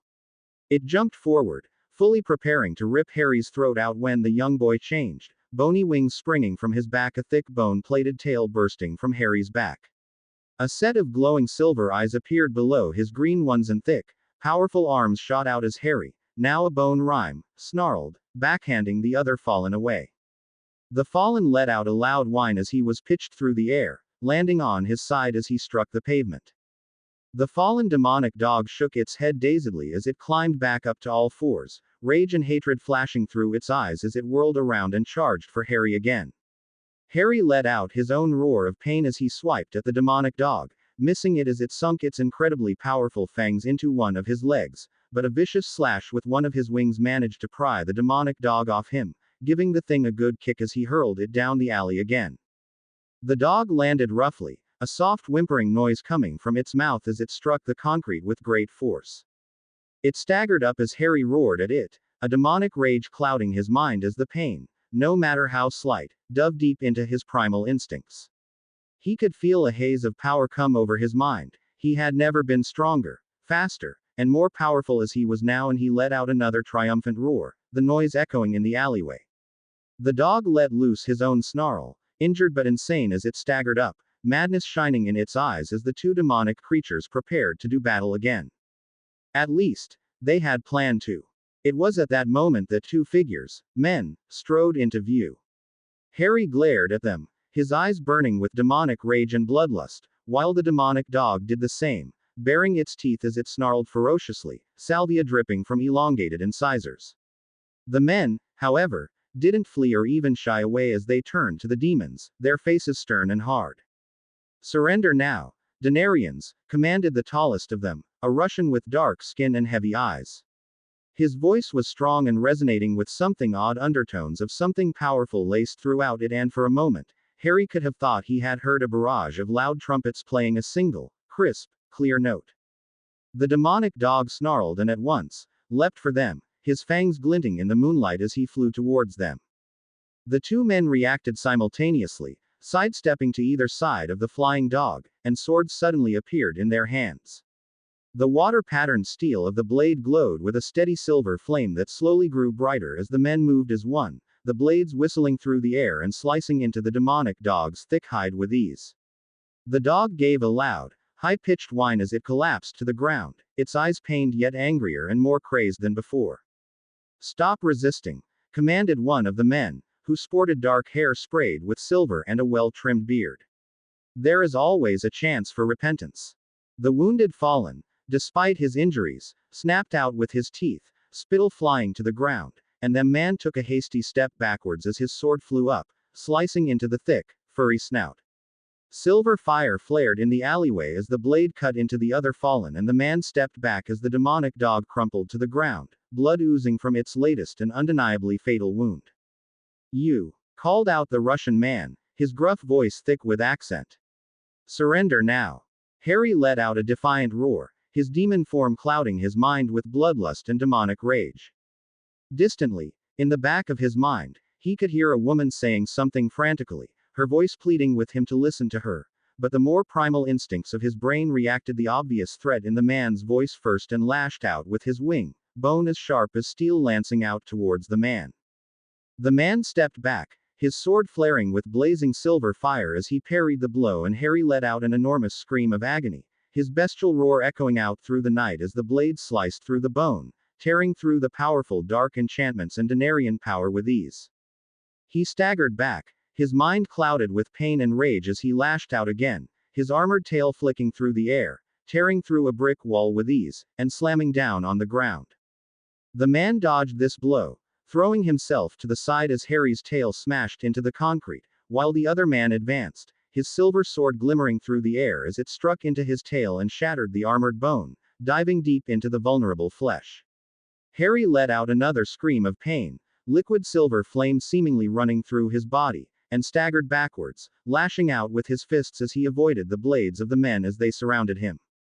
You must stop, beloved. They are knights of the cross. Their blades can cut through your most fearsome enchantments. Cease your attack. But Harry was too far gone, his mind clouded with his baser instincts as he continued to rage, fists and tail smashing into the surroundings brick walls and building sides as the men, the knights, moved forward with deadly grace, slicing away at him, attacking his exposed flanks and leaving searing trails of blood and silver fire as their swords flared with holy light. Eventually, after 30 seconds of complete and utter madness, one of the knights moved forward, his sword poised. Harry glared down at him with his two sets of eyes, power flowing through his weakened body as he raised his fist, preparing to smash the man into the ground, when the second knight darted forward, his blade slicing through the air with a deadly hiss. Silver fire blossomed in Harry's chest as he let out his third and final scream of pain, agony coursing through his veins as he collapsed to the ground, his body making a loud thud as it slammed into the concrete, while the knight pulled his glowing blade from his chest, standing above him grimly. Transform, beloved. This form is about to die. You must transform. The agony had washed away his rage and Harry closed both sets of eyes, dispelling the remains of his once mighty enchantments. His body shrank, his tail disappearing and his one remaining wing of bone melting into his back. After a second or two, Harry, fully human, collapsed to the ground, silver fire still burning in his chest. Clarity suddenly returned to him and he let out a quiet moan of pain as he rolled over, his green eyes wide as he frantically touched his chest. His fingers touched something wet and when he drew them back, he saw crimson blood, and he let out a quieter moan, his mind already drifting away as his pain dulled. Messiel, he muttered softly to himself, his voice barely a whisper as he fumbled for one of his weapons, the gun, the wand, the sword hidden under his long raincoat, anything. But his fingers were clammy, shaking and barely moving, so he lay there silently, his emerald eyes staring up at the beautiful night sky. Beloved. Harry heard Messiel's cry of concern and distress as something came into his view, blocking the stars and moon from above, and he blinked. Dazed emerald eyes stared up at the knights as they approached him, both looking shocked, surprised and decidedly grim. They glanced at him and then each other, their mouths moving quickly as they talked to one another. Harry tried to listen in, he really did, but he could only hear bursts of the conversation, as if he were losing his hearing. Just a child, still a fallen, will you be the one to kill him, still one of the Black Denarian, Messiel probably conquered his mind, what do you suggest? Going to murder me now? Harry taunted weakly, his emerald eyes struggling to focus in front of him. Go on then, finish it off you bast. He never finished the sentence as he burst into a fit of coughs, loud, choking sounds suddenly sounding very loud to his ears. He could feel a thick liquid escaping his lips, staining his white teeth and he shuddered, closing his pained emerald eyes as tears welled in them, trickling down his cheeks.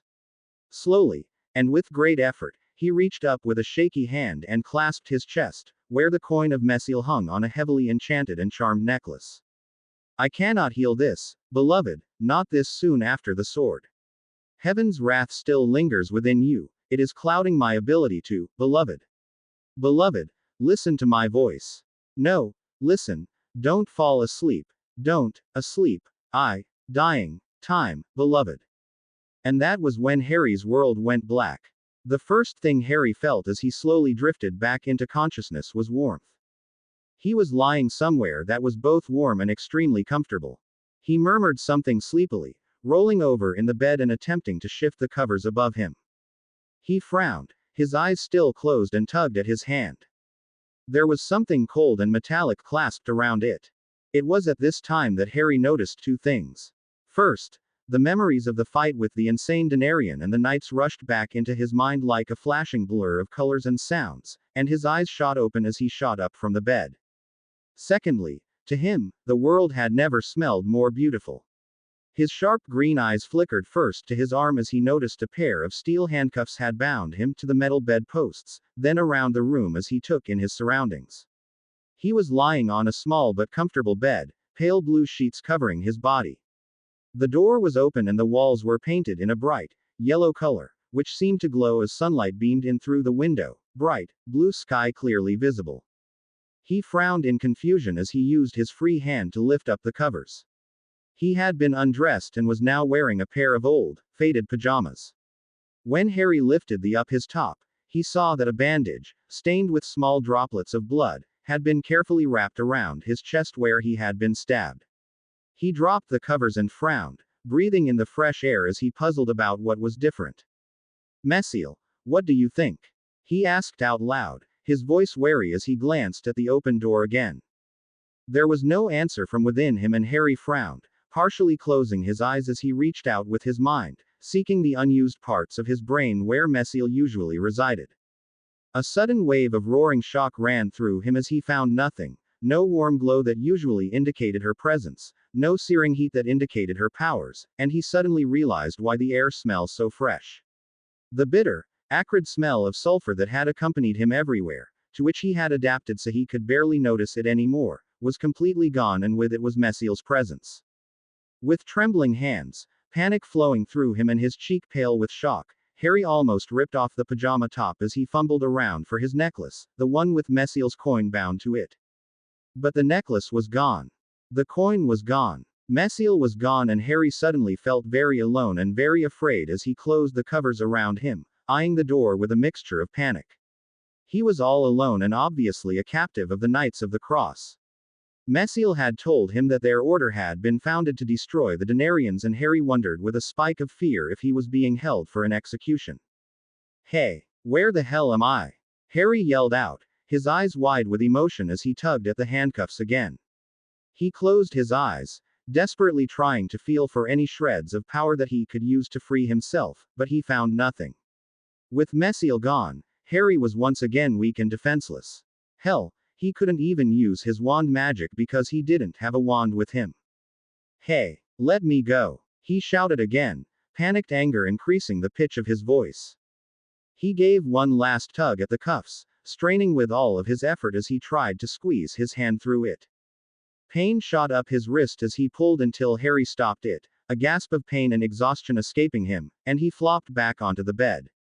He closed his eyes, beating away the tears that welled there, and let out a soft sigh, trying to compose his emotions. Suddenly he heard small and light footsteps walking up the corridor, and his eyes swung to the door as a young girl cautiously entered the room. The first thing Harry noticed was the gleaming wand that was being pointed at him. The girl eyed him uncertainly, and she held her wand awkwardly, as if she wasn't used to holding one. She seemed to be about his age, with long, owned hair tied back into a ponytail and light gray eyes, which watched him with a mixture of curiosity and nervousness. "You're awake then," the girl said, her gray eyes focusing on the handcuffs that bound him to the bedpost. "Wow," Harry deadpanned, preferring sarcasm to panic as he tried to clear his mind of his emotions. "You're an observant one, aren't you?" The girl didn't say anything, looking at him curiously. Harry cocked his eyebrows as her eyes roamed over him carefully, an open and curious look on her face. "You're like me," she said slowly. "You're a witch." "Wizard," Harry interjected scornfully. "You use a wand," the girl continued. At Harry's blink of surprise, she elaborated, her wand never leaving his form, although Harry personally thought that she probably wouldn't be able to do much with it. "We found it on you, you see." "Well, then I can see how you might think that I'm a wand wizard then," Harry said, sarcasm dripping from his voice as he began to relax an inch. The girl, while wielding a wand, didn't seem to be too dangerous and wasn't likely to start torturing him at any moment's notice. "Given that you found my wand." The girl ignored his sarcasm as she looked over him again, a puzzled frown coming to her face. "You don't look like an evil demon," she said, bewilderment in her voice. You look like a normal kid. And you don't look like a smart girl, Harry said bluntly, annoyance coming over his face as he waved his left hand at her in a dismissive manner. So why don't you leave and go and get the bastard who stabbed me? Go on. Go. The girl first looked startled and then annoyed at his attitude, but she backed out of the room, leaving Harry to his thoughts. He tugged at the cuffs again and gave a huff of frustration as they remained firmly attached to the bedposts.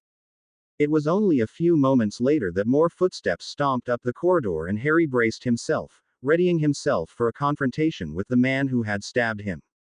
But the person who walked through the door was a tall, silken owned and beautiful woman with a severe frown on her face. For a human, Harry privately admitted that she was quite beautiful, although not as attractive as Messil or Maeve. Her features strongly resembled the young girl that had been in the room a minute ago, and she carried herself with a sense of strength. Harry opened his mouth, ready to let out a cutting and sarcastic remark, but the woman interrupted him, folding her arms as she regarded him with a cold, chilly stare. My name is Charity and I don't want you here, said the woman, her voice even.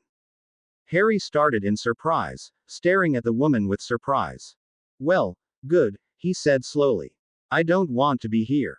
Just give me back my stuff and I'll get out of your hair. Charity ignored him, her eyes shining with wariness as she continued. But my husband is a good man, decent man, and his conscience would not allow him to leave a child to die, the woman said, her eyes softening, a loving smile coming over her face. Usually special elements of the church take care of somebody who's been abused by the fallen like you were. But Michael insisted that you stay here and recover. He feels very guilty about what happened to you. Was he the guy who stabbed me? Harry asked, absently smoothing the covers over his chest, his fingers lingering where the bandage was. Because that really hurt. No. Charity shook her head, her hair swaying behind her back. That was Sonya. Ah, the Russian, Harry murmured as something Messil had told him flashed into his mind. A flicker of a smile curved his lips. He used to be a host, didn't he? He rejected the coin. Charity nodded, her eyes narrowing as Harry's face twisted with scorn, shaking his head in bewilderment. What an idiot, he said in derision. He blinked, frowning as something occurred to him. Unless he had picked the coin of one of the really bad fallen. Bad fallen, Charity echoed, staring at Harry with a strange expression. Yeah, insane and all that, Harry answered. Kinda like that guy the first was fighting. What happened to him anyway? He died, Charity said faintly. Good, Harry said, a flare of satisfaction twisting in his gut. I hope he suffered. Charity stared at him as dawning comprehension came over her face and she took a step backwards, staring at him with a hint of coldness and surprise. You weren't Avenued, were you? She asked in disbelief. You picked up the coin by your own free will, didn't you? Of course I did, Harry said, snorting at Charity's dismayed expression and surprise. Messil is the only one who cares for me in the shithole of a world. My husband thought that by removing the coin, you would be free of the demon's presence, Charity said, her voice hardening as she gazed at Harry with a mixture of disgust and wariness. You can't free somebody who likes their prison, Harry said quietly, before he gestured to the handcuffs binding him to the bedposts. You can free them if they're handcuffed to the bed though. Charity smiled tightly and silently shook her head to Harry's request. He frowned and tried again, his expression clearing and smiling the picture of a child's innocence. What can I do? He asked lightly. I have no weapons, no wand, and no power. Charity's face remained like carved marble. She clearly wasn't buying it, and Harry sighed, his arms falling to the bed. So, what are you going to do with me now? He asked bluntly, staring at Charity coldly as bitterness and resentment clouded his voice. Because if it's an execution, then I want AF. King Spectacular last meal. My husband will deal with you when he returns, Charity said, her voice hard and cold. He's not here, Harry asked, blinking in surprise. He's currently out on a business appointment, Charity said, and Harry could have sworn that he had heard a deep tone of worry and fear. Ah, Harry said with something like understanding. The knight was probably out hunting down other Denarians like himself.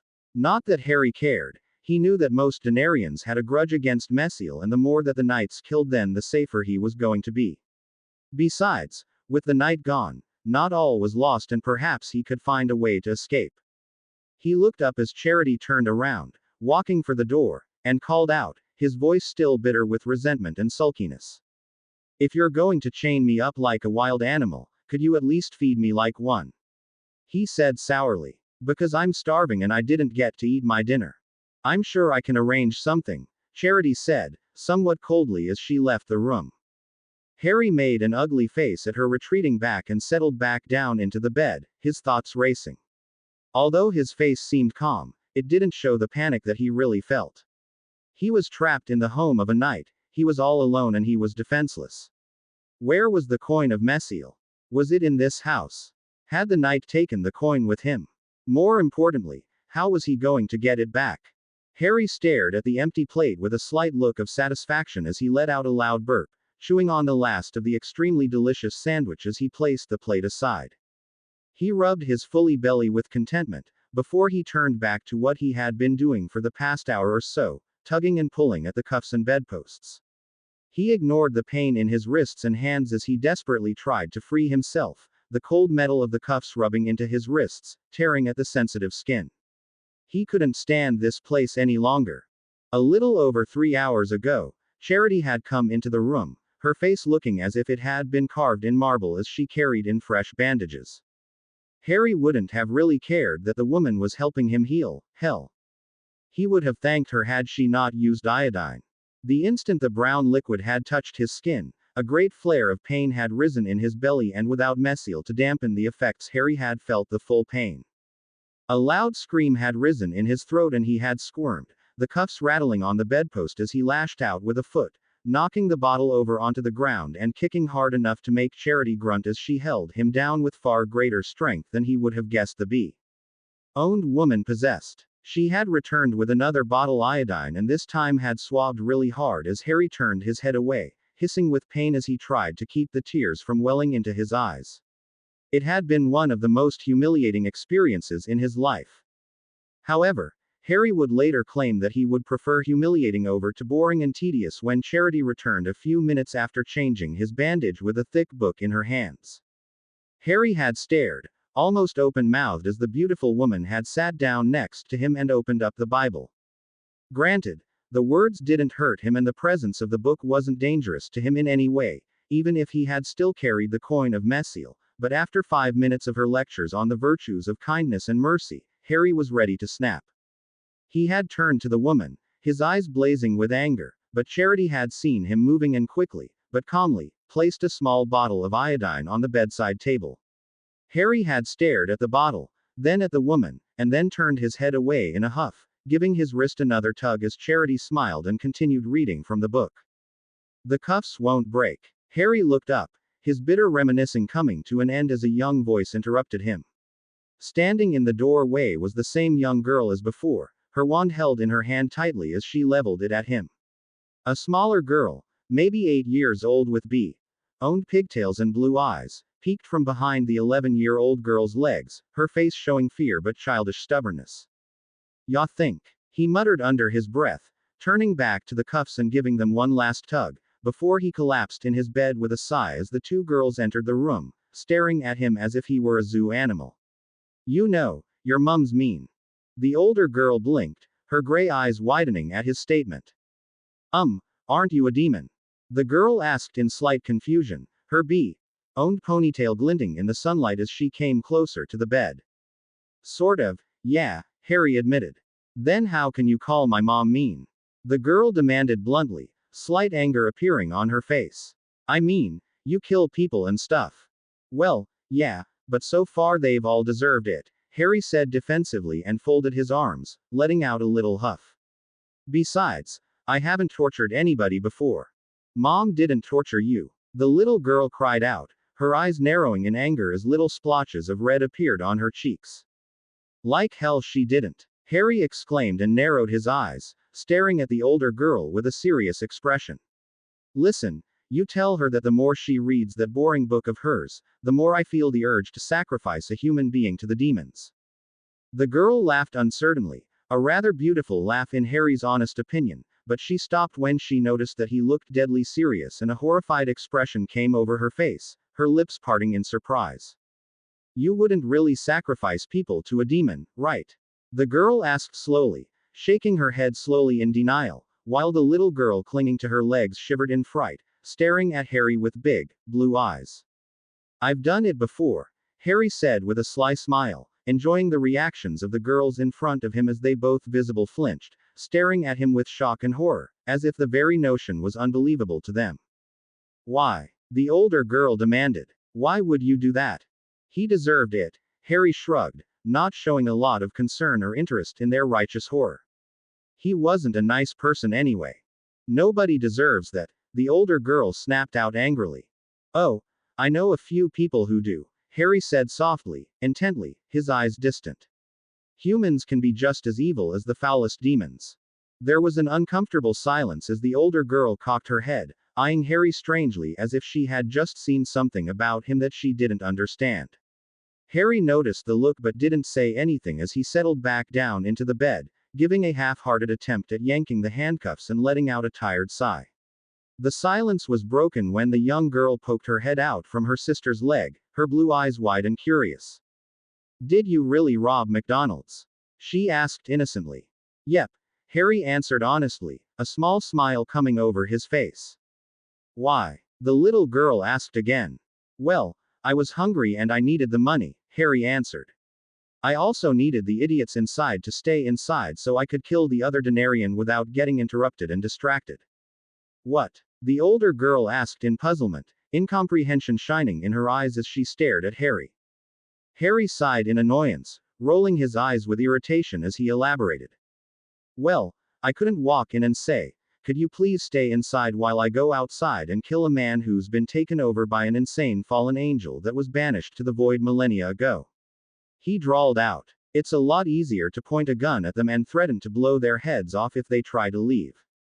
Oh, the older girl uttered, blinking in surprise.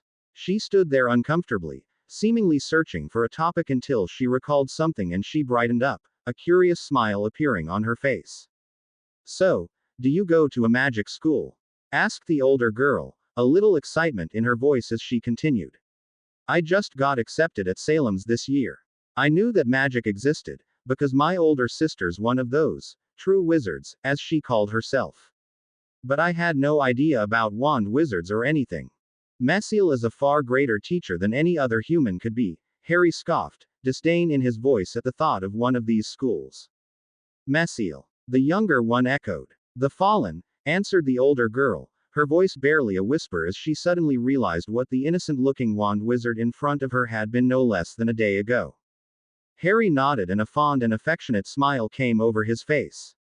The older girl started at the first sign of true happiness on the boy in front of her, the emotion lighting up his face and casting away the darkness from his eyes, smoothing the hard edges of his mouth and suddenly showing how young he really was. But the expression didn't last and the darkness returned, a terrible anger and longing in his eyes that made her shiver and fumble for another topic. So, you know magic already? She asked, honest curiosity and a hint of yearning in her voice. Harry suddenly saw an opportunity and smiled, his eyes narrowing with speculation as he answered the girl. Oh, I know heaps of it, he said softly, almost enticingly as he stared at the girl. There's so much you can do with it, and it's not all evil, you know. It's just, he allowed himself to trail off as the older girl slightly leaned forward with badly hidden eagerness. Just what? She asked. Her voice was little more than a whisper but Harry merely smiled and let out a sigh, changing the subject. Where is my wand and sword? He asked. The girl straightened, an expression of wariness appearing on her face as she regarded him with narrowed eyes, her voice suddenly hardening. Away from where you can't get them, she answered firmly. They're hidden in a place where you can't go. What about my necklace? Harry asked, trying to be casual and probably failing at it badly. The girl sensed the note of longing and desperation in his voice and although there was a hint of sympathy in her eyes, her face smoothed over as she tried to keep a blank face. That's the one with the coin, right? She said softly. Harry nodded quickly. It's also hidden, she answered. Harry didn't allow the smug smile that threatened to curve his lips as the girl strongly insinuated that the coin was still in the house. A wave of relief spread through him, temporarily driving away the deep pool of dread and fear that seemed to rest at the pit of his stomach. What magic can you do? The older girl asked in curiosity. Harry smiled mysteriously and winked at her, before his face turned serious. Why am I here? He asked quietly. Dad brought you home, the girl answered, shrugging her shoulders as she was also unsure of the real reasons. He should have killed me. That's what the knights do to people like me, Harry muttered, half in bitterness and half in puzzlement, as if he couldn't comprehend the knight's actions. Mercy is a sign of the righteous, said a cold, hard male voice from the door. Harry looked up at the doorway as the two girls spun around, their eyes widening with surprise and a hint of guilt as the older teenage boy, maybe 18, with dark hair and gray eyes walked into the room with a stern expression on his face. Mum said not to come in here, Amanda, and you too, Hope. He declared flatly, disapproval and disappointment ringing into his voice. The older girl started, a guilty expression appearing on her face as she ducked her head. I just wanted to see him, Daniel, she muttered softly. Hey, for an extra $5, I can also do magic tricks, Harry said loudly, painting a bright smile his face. The good stuff, as well. Give me an extra 10 and I'll jump through a hoop of fire for you. Daniel shot Harry an annoyed expression, his face hard and unyielding as he regarded Harry evenly. Quiet, demon of the night, he said coldly. I don't want to hear you speak. Demon of the night, Harry echoed, amusement flashing on his face as he stared at the boy incredulously. You've been watching too much TV. Daniel ignored him as he stepped forward, quickly shepherding Amanda and Hope out of the room. As she left, Amanda threw one last curious glance at Harry, who gave her what he hoped was a friendly smile and a quick wave as she left the room. A moment later, the door closed with a loud click, leaving Harry alone in the small room.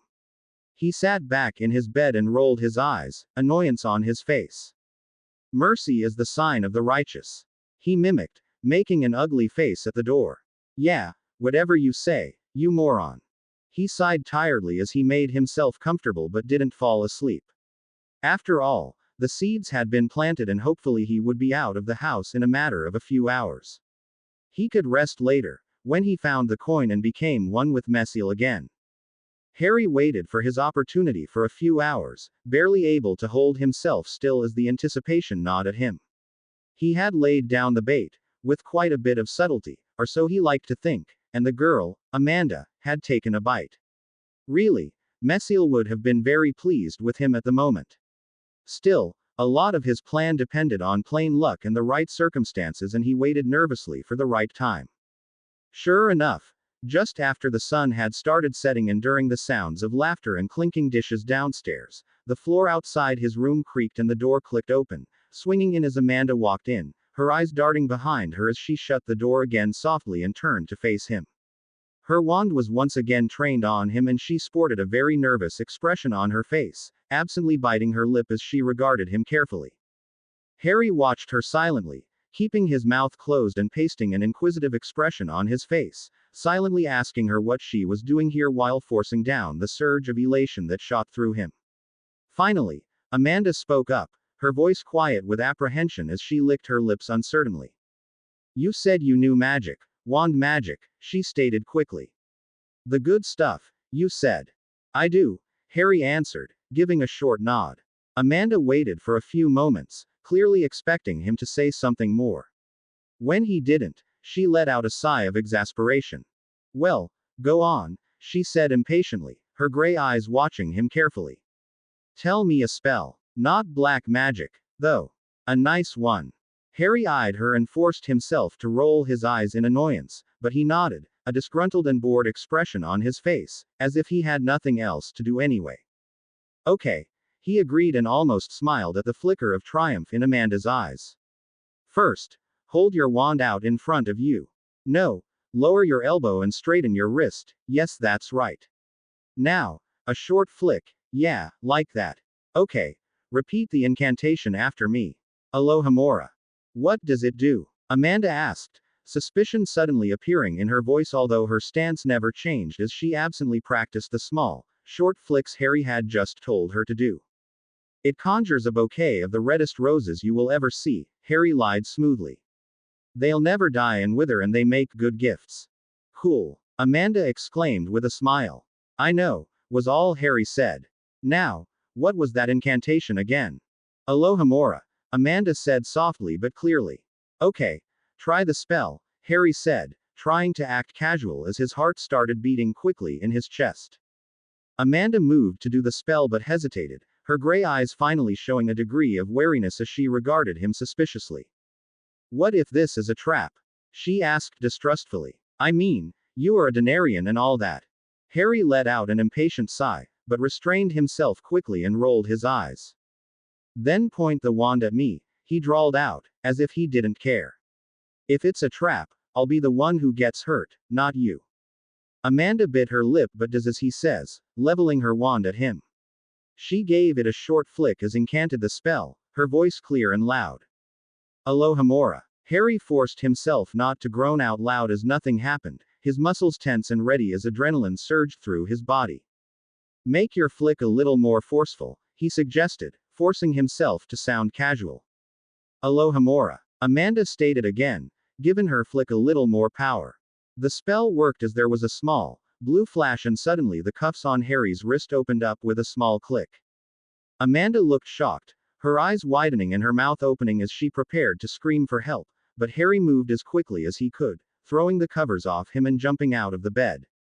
He surged forward, lunging towards Amanda, who took a startled step backwards as he snatched the wand from her grasp and leveled it at her throat. Now, be very, very quiet, he said softly and dangerously. Amanda nodded slowly, fear etched onto her face as Harry's eyes seemed to gleam in the darkness, his gaze deadly and cold. As the coin in the house? He asked softly. And you had better tell me the truth. Amanda hesitated, her gray eyes frantically darting away from Harry's green orbs as she shifted on her feet, unwilling to betray her family and her father. Harry let out a small sigh and pressed the tip of the wand into her throat, making her whimper in fear. Look, give me the coin, my wand and sword, and I'll leave, he said sincerely. I won't hurt your family and I won't hurt you. I swear on my, as your mother said, eternally damned soul, that I'll just go and leave you all alone. Amanda hesitated, indecision and fear marked on her face as she eyed him, seeing if his sincerity was true, and then nodded slowly, as if she believed him. It's here, isn't it? Harry pressed again. Yes, Amanda whispered softly. Take me to it, Harry ordered curtly and gestured for the door. Now. With a wand pressed to Amanda's throat, Harry gripped her arm with his other hand and led her from the small room. He paused in front of the door and motioned for the girl in front of him to go first, a look of warning in his eyes, and he jabbed the wand at her. Amanda gulped, fear on her face as she slowly walked out of the room, turning her head and glancing down both ends of the hallway. She turned back to Harry and shook her silently at his unasked question. Harry moved forward and walked from the room into a long passage. At one end of the passage was a door, most likely the master bedroom, and at the other end was a set of stairs. Where did they take the coin? Harry asked Amanda in a soft but hard voice, placing the tip of the wand at the back of her head. The girl quivered beneath his touch, a soft gasp of fright escaping her lips as she quickly gestured down the hallway towards the master bedroom. There's a safe room down there, she whispered quickly. Dad built it so if we're ever attacked, we have somewhere to hide. I'm not mean to know this, but it's also where they put anything that they think is dangerous to us. Take me to the safe room, Harry instructed quietly, and Amanda nodded as she led him down the hallway.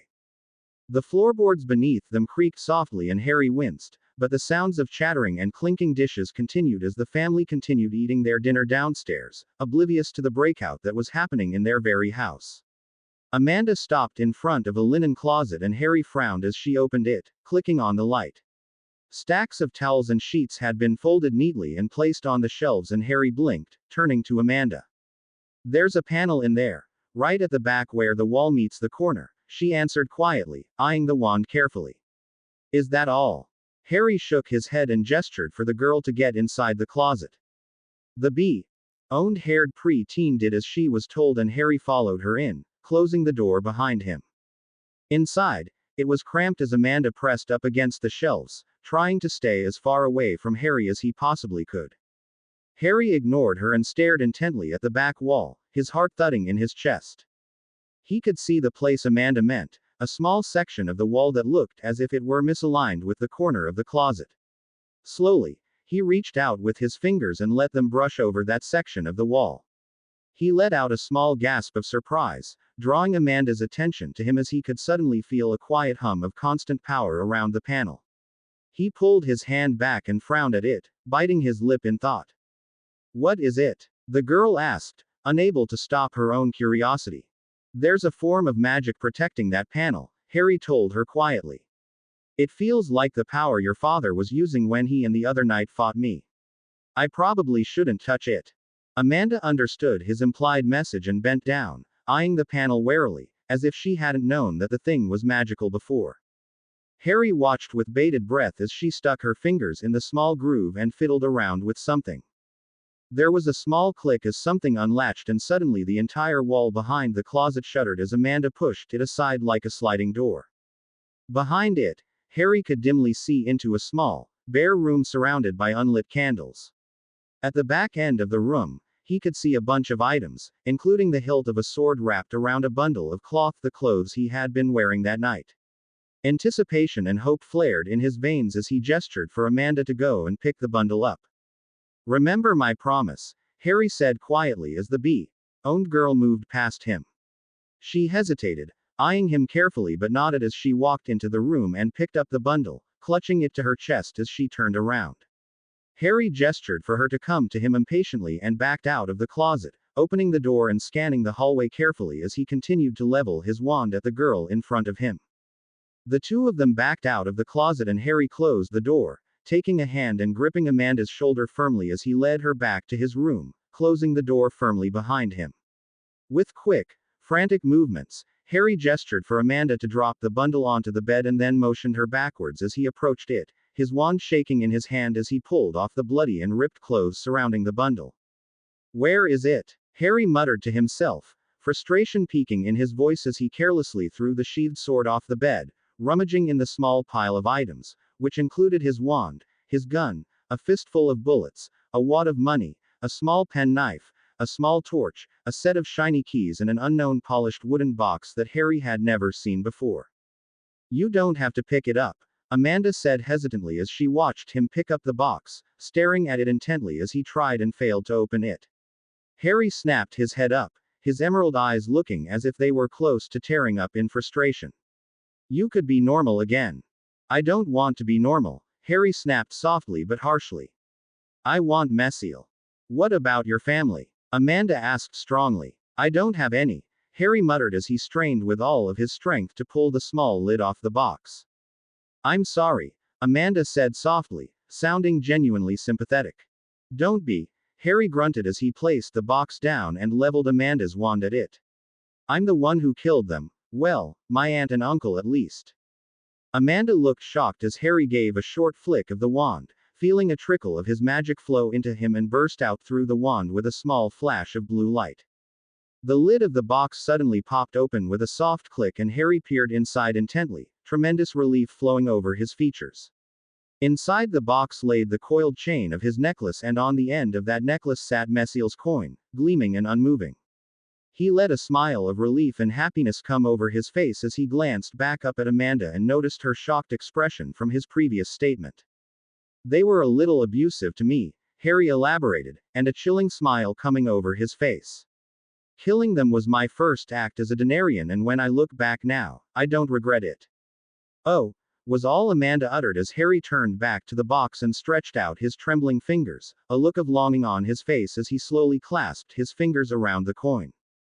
The sigil that had been burnt into his left hand suddenly flared up with heat and Harry closed his eyes in pleasure as a wave of searing power swept through him, a cascading tumble of fire and heat that burned the bottom of his stomach with delight. His skin tingled as a warm, sweeping presence, decidedly feminine, cantered in his mind and suddenly Messiel appeared in all her beautiful, her silver eyes bright with delight as she regarded Harry with an elated smile. "You are not dead then," she breathed, her voice flowing with relief. I had feared for the worse when I was taken from you, beloved. No, they didn't kill me, Harry remarked, his face transforming into the picture of innocence as a blinding smile came over his face. Actually, they saved my life and healed me up. I believe you are very lucky, beloved, Messiel said seriously and walked over to him, her warm hand stroking through his hair alike to a soothing maternal gesture. And I am tremendously relieved that you are still alive. I agree, Harry muttered with all seriousness, unconsciously leaning into Messiel's touch as a small smile of affection came over his face. He could feel Messiel rummaging through his mind, quickly scanning the memories of the previous day faster than he could comprehend them, but he didn't mind as her familiar and welcome glow spread through his body. Meanwhile, Amanda had frowned, staring first at the wall that Harry seemed to be talking to and then at Harry himself as she saw him lean into the air as if somebody were there. Who are you talking to? She asked, breaking into Harry's moment. Because there's nobody here except for you and me. Harry sighed and shot her a dark look, leaning back from Messiel's illusionary touch as the Messiel specter disappeared from his vision. However, the comforting stroking of his hair continued as he stood up, his face showing so much annoyance and irritation that the bee-owned girl visible flinched and took a step backwards away from him. Just because you can't see her doesn't mean that she wasn't here, Harry snapped out. The only way you could see her was if you took up the coin. Oh, Amanda uttered softly as Harry let a sly smile come over his face and held out the necklace that was clasped in his hands.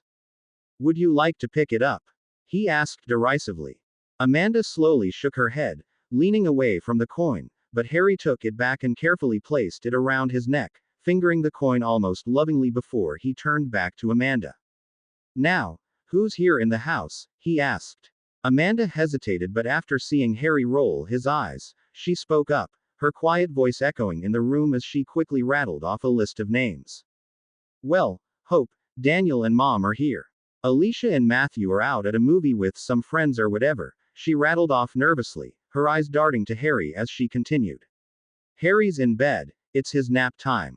Dad and Sonia have been gone for the day, they're on some work thing, and Molly's out in her new apprenticeship. She's a wizard as well, not a wand wizard like us though. Harry stared at her incredulously, his eyes wide with surprise, and Amanda squirmed under his gaze, fidgeting on her feet.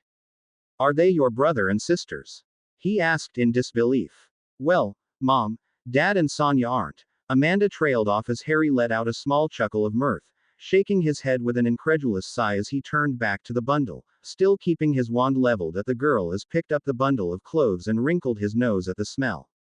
So, I guess it's true what they say about Catholic parents and contraceptives, he muttered to himself, but it was loud enough for Amanda to hear as a look of disgust came over her face as she wrinkled her nose in revulsion.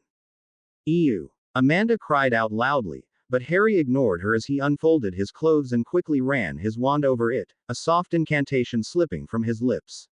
Amanda peeked forward and her eyes widened as the clothes unwrinkled themselves, the blood stain fading away and the rip closing in on itself under the useful household charm. Cool, she muttered. Harry turned to her and cleared his throat, making a motion with the wand. Amanda blinked in confusion, but her cheeks suddenly stained with red and she let out an eep as Harry took off his pajama shirt, spinning around quickly as the boy changed his clothes, embarrassment painted all over her features. Harry finished dressing himself and reached for the sword sheath, frowning at its weight as he strapped it to his back. Although it was a powerful artifact, it was pretty much useless to him until he grew a little taller, its size making it clumsy to wield at the moment. You can turn around now, Harry said, his voice tinged with slight amusement, and Amanda turned around, her cheeks still blushing. She watched him as he reached for his own wand, which was a little bigger than her own and seemed to have runes carved into the very wood of it. Harry quickly traded wands, making sure one was aimed at Amanda at all times, and then placed her wand in his pocket. Amanda watched him do this with narrowed eyes, eyeing his pocket closely, but she suddenly gave a start as Harry picked up the gleaming revolver and checked the ammo. He reached into one of his other pockets and pulled out several bullets, slotting in the ammunition and reloading the gun, and with quick, well-practiced movements. What are you going to do now? Harry blinked as he tucked the gun into his pants and shoved the rest of his cluttered stuff into his pockets, eyeing the bee-owned girl in front of him, who looked as if she regretted saying anything. Well, like I promised, I'm leaving, Harry answered and watched her sag in relief, as if she had been having doubts that he would have kept his word. But I'm not sure how I'm going to leave. I wish I knew how to apparate or make portkeys. Maybe if I open a portal to the Nevernever. No, beloved, that will not be possible. There are powerful bindings on this house, and although they are not made of traditional magic, they are powerful nonetheless. You will not be able to open a portal here. I suspect, beloved, that a great number of my powers will be restricted in this place. What's apparate and portkey? Amanda asked curiously, knocking Harry out of his daze as he was considering Messiel's words. It's a wand wizard way of traveling, Harry answered her, his voice distracted as he frowned in though. It's, instant teleportation from one place to another. Cool, Amanda exclaimed, looking impressed. She suddenly got a puzzled look on her face and glanced at him curiously. Why can't you do them? I'm not old enough, Harry declared flatly. Making a portkey is pretty technical stuff and I haven't learnt about it yet, and I'd probably leave behind an arm or a leg if I try to apparate. Amanda let out a small giggle, but it faded away as she saw that he seemed to be deadly seriously. That can really happen? She asked in surprise. Harry nodded absently, eyeing the window as he wondered if he could squeeze out of it.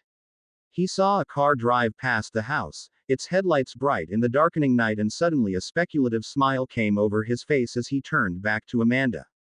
Come with me, we're going downstairs.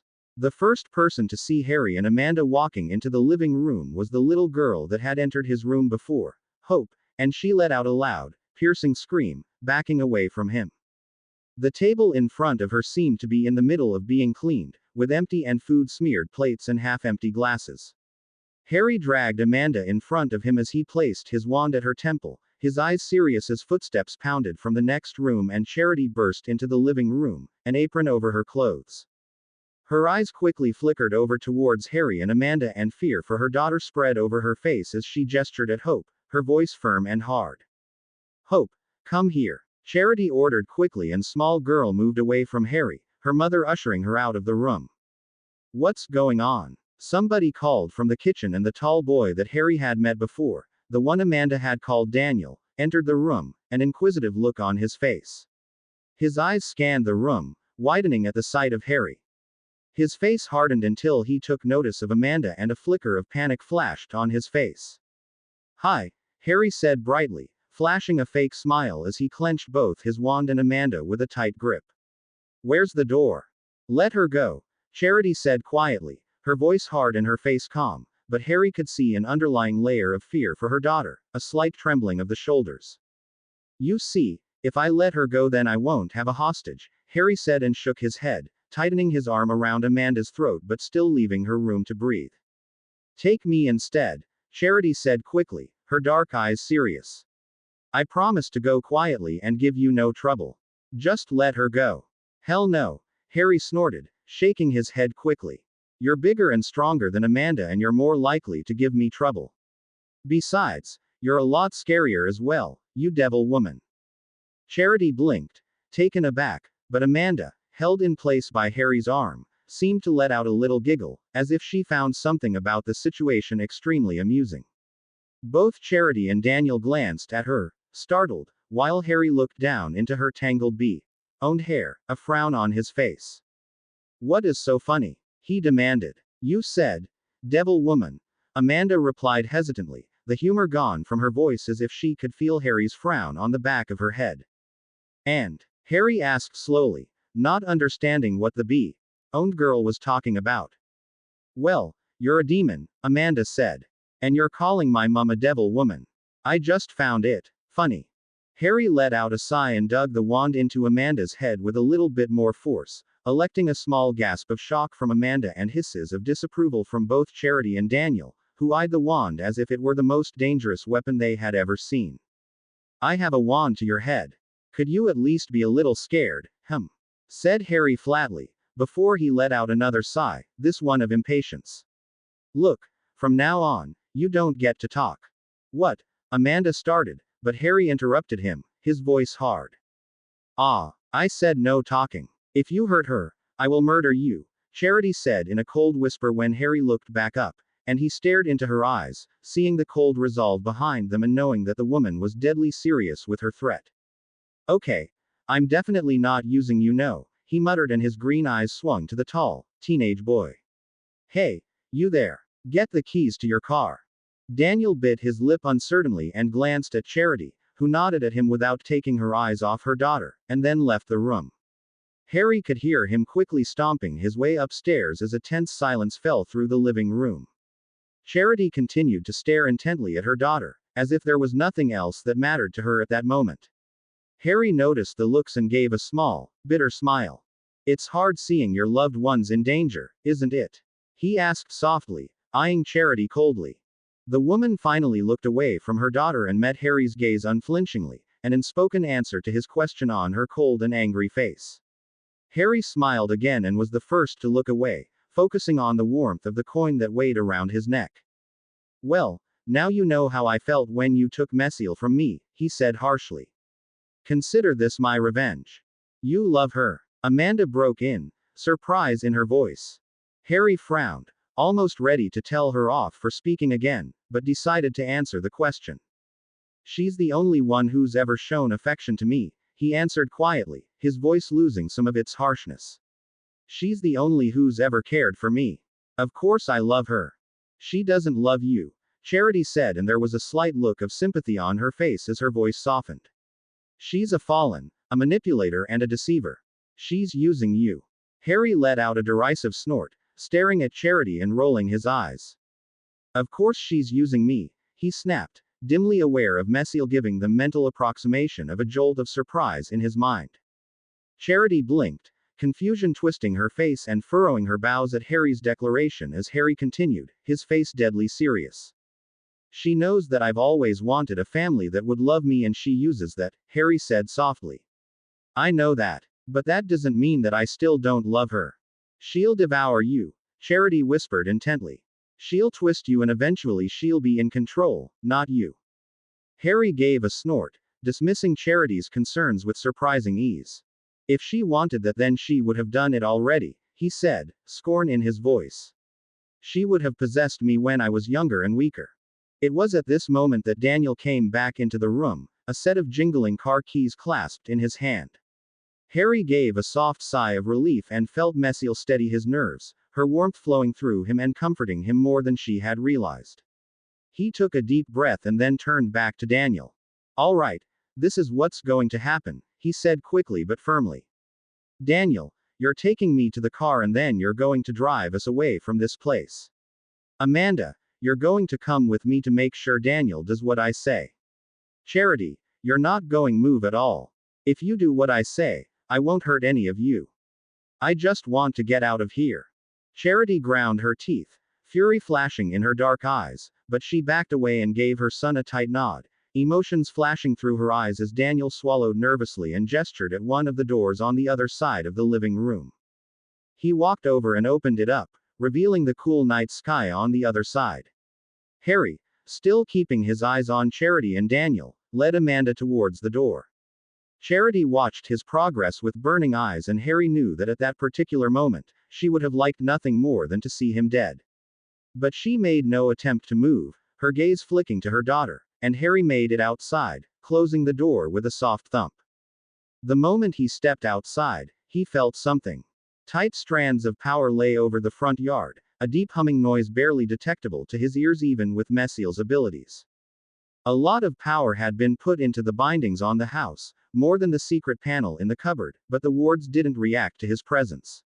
Perhaps it was because he had been invited in by the family, or perhaps the wards didn't perceive him a threat to the family because of his promise. Whatever the reason, Harry kept walking down the yard and approached the cars. 2 cars had been parked down the driveway, a small, blue minivan and a battered and old car. Daniel gestured to the battered car and Harry nodded, still clutching Amanda against himself as he led her over to the car. Suddenly he frowned as a thought occurred to him and moved the wand away from her head, leveling it at the blue minivan. A quick, sharp incantation burst from his lips as he gave the wand a quick slash. There was a flash of silver light, the tip of Harry's wand glinting in an odd, metallic glow, and suddenly one of the minivan's tires let out a loud hiss of noise as a large gouge ripped through the rubber, effectively slashing the tire and making it useless. Harry nodded to himself in satisfaction and opened the back door to the battered car. He pushed Amanda's head down, forcing her into the backseat and sitting next to her as Daniel hopped in the driver's seat. "Where am I taking you?" the teenager asked quietly, his eyes flicking to the mirror and eyeing Amanda, who had scooted over to the other side of the seat, with a look of fierce determination. "I want you to take me to the nearest highway," Harry said and glanced out the window, seeing Charity's face peeking through the curtains. "Right now." Daniel nodded and started the car, which belted out a deep, throbbing noise. Harry continued eyeing the window, although his wand remained leveled at Amanda, seeing Charity disappear from view. Moments later, Daniel had reversed out of the driveway and was speeding along the road. Harry finally allowed himself to relax a little and sat back in his chair, triumph roaring through him. He had made it. He was free again. He let a small, relieved smile come over his face and let out a soft chuckle, taking a deep breath and glancing around. Daniel's face was intent as he stared at the dark roads ahead, carefully navigating through the suburban streets, but Amanda was watching him with something like sadness and pity on her face, eyeing him with a strange look in her eyes. Harry met her gaze and raised his eyebrows, his wand still leveled at her. "What?" he asked in annoyance. I dunno, sad about you and your fallen," Amanda said, squirming uncomfortably under his gaze. "You know that it's the only person to show you kindness." "I don't want your pity," Harry growled in irritation but sighed and rolled his eyes, looking back out of the window. "Anyway, I thought I told you to stop talking." Some time later, Harry glanced out of the window and frowned, seeing nothing but darkness accompanied by the dim light of the stars, which were partially blotted by thick, angry clouds. "Hey, stop here," he called out to Daniel, who nodded and slowed down, pulling over to the side of the dark road. As the car stopped, Harry saw a few cars drive past, their lights whizzing by. "So, what are you going to do now?" Daniel asked as he switched the ignition off. "I'm leaving," Harry said as he unbuckled himself. "What about us?" Amanda asked softly, eyeing him with a pleading look in her gray eyes. "You promised." Harry didn't say anything but he raised his wand, leveling it at Daniel, who flinched, staring at Harry with wide eyes. His lips opened as he began to say something, but Harry interrupted him. "Stupefy." Daniel slumped as a beam of shimmering red light struck him, his head flopping down and slamming into steering wheel, his eyes closed, while Harry turned to Amanda. The bee-owned girl had a horrified expression on her face, tears welling in her gray eyes as she tentatively poked his shoulder with her finger. "Relax," Harry said quickly. "He's just stunned." "You're not going to kill us?" Amanda asked, her face hopeful. Harry snorted, a bitter sound as he spoke. "Your father saved my life, even if he did wound me," he told her. "The old rules state that I owe him a large debt. Killing his daughter and son wouldn't be such a good thing to do, would it?" Amanda blinked as relief swept over her face, while Harry reached into his pocket and pulled out her wand. He threw it at her and she caught it, blinking in shock as Harry opened the door and stepped outside. She slowly crawled over the backseat and peered out the window, straining to see him, but it was like he had just disappeared into the darkness. With a sigh, she sat back and waited for help to arrive. Harry entered his apartment as the first rays of the sun peeked from the east, golden rays beaming down on the large city of Chicago. As soon as he entered, he slammed the door shut and touched a small, elegantly rune that had been carved into the doorframe. The rune glowed with a deep red light, lighting up as if it were an ember as the protections around the apartment activated. Although they weren't especially powerful and could have been ripped down easily, they ensured that nobody could track him back here. Harry finally let out a sigh of relief as exhaustion washed over his features, the emotion and physical strain of the previous night finally slamming into him with the subtlety of a bulldozer. He staggered to his bedroom and threw his sword in the corner of his room as he flopped onto the bed, closing his eyes and exhaling loudly. "I almost lost you," he said softly, and within his mind, heard Messiel respond, her voice soft and comforting. "It was a close call, beloved, but I am still here." "I almost lost you," Harry repeated tiredly. "But you didn't, beloved, so you may rest easy." Harry sighed and fumbled beneath his dark shirt, clasping the necklace and the coin with his hand. He could feel the steady throb of heat emanating from the coin and allowed it to wash over him, relaxing his tense muscles and soothing his agitated mind. I gotta find a better place for this coin, he murmured softly. I suggest you place it somewhere within your body, beloved. That is what most of the others do. Harry nodded, gripping the coin tighter, but suddenly had the sense that somebody was nearby and opened his eyes. In front of him, Messiel's illusion appeared, her face softened and pensive as she sat down next to him, her hair glimmering as the sun beamed in through the window. She placed an arm around him and Harry let out a small noise of approval, sounding very much like a child as he leaned into her shoulder, savoring her warmth and gentle smell. You truly meant what you said, Messiel said gently, her voice quiet and pensive. That I show you affection so I can use you. You do, don't you? Harry asked softly. Before Messiel could answer, he opened his eyes, his emerald orbs stirring with something like sadness and resignation. Don't lie to me, Messiel. I know you do, it's okay, I'm not upset. Why not, beloved? Messiel asked quietly. Because you might not love me like I love you, but I know you at least care for me, Harry said, his voice thick with drowsiness. You could have crushed my will and taken over this body ages ago. You could have forced me to give the coin to somebody else, somebody that had more power than I do. But you didn't, and you've cared for me more than anybody else in my life has. That's gotta mean something. Messiel stared at Harry for a second and something flashed over her face, a brief look of sadness and pain, and she wrapped her arm around Harry, drawing him in closer to her body as she manipulated his body into lying down. Together, they lay in comfortable silence as Harry embraced the warm presence of Messiel, a tingle running up his skin as sleep started to claim him. At that moment, both fallen angel and damned mortal were happy to just sit there in each other's company. Lightning flashed and the clouds rumbled ominously as a thick, heavy shower of rain poured to the ground. The tree branches whipped violently through the air as a loud, shrieking wind blasted through the cold and wet city of Chicago. Rivers of rain flowed over the asphalt ground, running down into the curb and towards the nearest storm drain while the sunlight dimmed as it went behind a particular thick and angry set of clouds. This weather was enough to keep even the most zealous worker huddled under a warm blanket at home, but on the roof of a multi-leveled parking lot, a 14-year-old boy walked briskly through the rain, seemingly unconcerned as he was drenched from head to toe. A dark overcoat covered his body, thick leather deflecting most of the water, while underneath he wore simple but effective dark clothes. Green eyes peered out of his water-soaked bangs, glinting with hatred and rage that most humans were incapable of feeling, but it seemed to be carefully constrained as the boy walked forward. Where are you, demon? Called out Harry, his voice light but decidedly dangerous as he tightened his grip around the hilt of his sword. The blade was made of gleaming steel etched with magical runes specifically designed for the evocation of true magic, and it hissed and spluttered as raindrops fell on it and turned into steam, a faint but heated aura of color fire warping around the blade. Be very careful, beloved. It may be trying to lure you in. I'm not going to let it get away, Harry said grimly, his voce echoing in the large and deserted roof of the multi-level car park. Messiel's dark powers, a cascading wave of roaring and blazing power, flowed through him, searing into his veins, bring about the darker feelings of pleasure, battle lust and fury, but Harry easily kept them under control, allowing his mind to remain focused and calm as he peered through the falling sleets of rain. Otherwise it'll just come after me again. I am not suggesting that you allow it to flee, but, beloved, look out.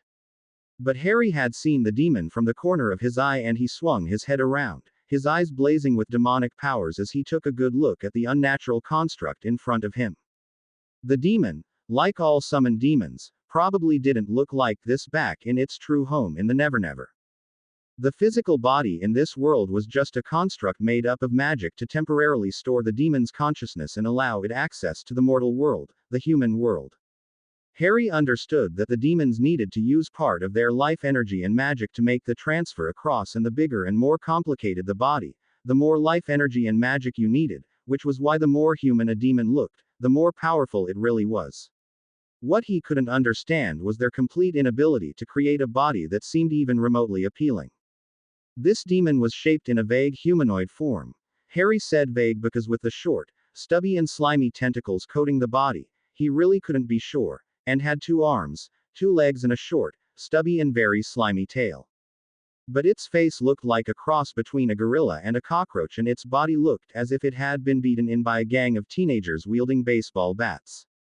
Still, its eyes burned with a glowing cherry red light, malevolence and hatred seeping through as it glared at Harry. Sharp, jagged teeth sprouted from its mouth, dripping odorous green saliva onto the ground.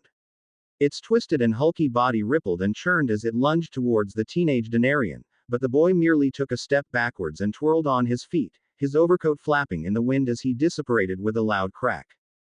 Harry apparated further down the roof and raised his sword, gripping it in his hand as he leveled the tip of the blade at the demon in front of him. He concentrated, bringing forward the torrent of dark, blazing power and channeling it into the sword, giving it focus and control. The magical runes on the sword glowed in an eerie crimson light, looking like bright embers, and Harry chanted the incantation, his voice harsh and cold. The runes along the blade of gleaming steel all flared at once, a bright flash of blue and white, and the sword trembled in Harry's hands as a flash of lightning zapped from the tip of the blade, shooting through the air and striking the demon in the chest with a loud booming noise, which was barely heard over the other sounds of the storm. The demon staggered, a loud and eerie screech of pain rumbling in its throat as dark, oozing blood dripped from its chest, and charged for him, its footsteps leaving behind a trail of gooey slime on the ground. Fire Arajo! Harry shouted out, and the runes on the sword flashed again, this time in a mixture of dark crimson and bright yellow as Harry slashed his sword through the air, the blade making a threatening hissing noise as it swished through the air. From the blade came a streak of bright red gold flames and an unnatural smell of sulfur as hellfire lanced through the air, digging into the demon's side. The demon let out another screech, but it didn't slow down as more blood pooled from its wounds, and Harry gave a short curse and whirled around, dissipating away yet again. He reappeared and refocused his power into the sword, true magic fueled by the powerful and violent energy of hellfire flowing into the blade of steel. The runes throbbed with an intense dark light, which flickered around the sword as power built up within it. The demon let out a screech, hatred and rage flowing through its voice, and no matter how tough the thing seemed to be, it was severely lacking in brains as it spun around and prepared to charge again. Harry waited, the power flowing through him like a wave of hot lava, searing heat bringing out the intoxication that only dark power could bring. His rage burned in his mind, but Harry used it to continue powering his spell, the calculative and cold part of his mind in control as he brought his sword up. Flararanga! He incanted loudly, his voice ringing with true magic, and pushed his sword forward, gritting his teeth as a rush of power suddenly left his senses. There was a flash made up of pure dark radiance, a completely black spell that seemed to beep up any nearby light, accompanied by a wave of rushing heat. The flare of darkness struck the demon. There was another screech of pain and the sound of a small, thundering roar, and the smell of sulfur reeked into the air. The demon was driven back by the flare, hurled through the air and blasted into the ground several meters away, its limbs flailing as curls of oily, black smoke rose up from its severely burned body. Harry didn't waste a single second of his new advantage and reached into his overcoat as he twirled on his feet, his left hand clasping the sword as his right hand brought out a gleaming, polished wand. He dissipated only to reappear above the demon, his sword flicking through the air and slicing into demon hide before him. Unnatural flesh sizzled as the demon screamed, and Harry used his momentum to level the wand at the fallen creature, his eyes serious. For a second, the searing flow of power in his veins was overtaken by a new magic, wand magic, a cool, almost icy flow of magic that left tingles in his skin as he channeled it through his wand. Exturbo Arduro. A flash of flames jutted from the tip of his wand, a burning blast of heat that slammed into the demon with great force, slamming it back onto the ground with a screech of pain. More smoke curled from its body, an acrid smell of burnt flesh, and something so revolting that Harry had no words for it filling the air, but the demon moved with a blur, despite his injuries, and Harry grunted as one of the gangly arms slammed into him. He was thrown off his feet by the power of the blow and landed several meters away, sprawling out on the ground with a pained grunt. He climbed to his feet, pain flickering over his features, but his eyes widened and he quickly ducked as a stream of vile and smelly green liquid sprayed over his head, an acid of some kind considering that mere droplets were smoking the concrete floor in front of him. He quickly apparated away and reappeared behind the demon, which was spraying the concrete with a flow of acid from its mouth as if it were a hose. It was still on the ground, trying to stagger up from the ground as it clutched at where Harry had cut into it, severing its muscles from its right leg. Harry's face showed no mercy as he brought his sword up and with all of his strength, slammed it across its neck in a powerful, sweeping blow. A dark flare of satisfaction lit up in his gut as the demon's head toppled off the body and landed on the ground with a messy splat, while the body itself collapsed down back on the ground and the demon's consciousness was forcefully banished from this physical construct, wounded and hurt as it retreated back into the Never-Never. Harry stood up again, his eyes scanning the area for any more attacks as both dark power and adrenaline rushed through him, each bringing with it its own unique high. After a few moments, when Harry hadn't detected anything, he let out a small sigh and sheathed his sword into the scabbard that lay within his overcoat and tucked his wand back into his pocket. "Do you think we're pissing anybody off?" Harry asked out loud, frowning as he considered the demon's corpse below him that was even now melting away into clear translucent goo that would shortly break down and disappear. "Because it's not every day that somebody tries to assassinate me using a demon." "I believe so, beloved. It does require a considerable effort to both summon and constrain a demon for a specific task." "It wasn't that hard to kill though," Harry mused softly as he stepped away from the demon's corpse, which had mostly melted away by now. "It must have been a weak demon and a weak summoner. Or perhaps you are much more powerful than they realized." "There's that," Harry admitted and frowned in thought. But his contemplation didn't last long as the faint sounds of sirens could be heard in the distance and he sighed in annoyance, idly brushing his wet bangs out of his eyes as the rain continued to pour down around him. "I must have made a lot of noise." "Only a little bit, beloved."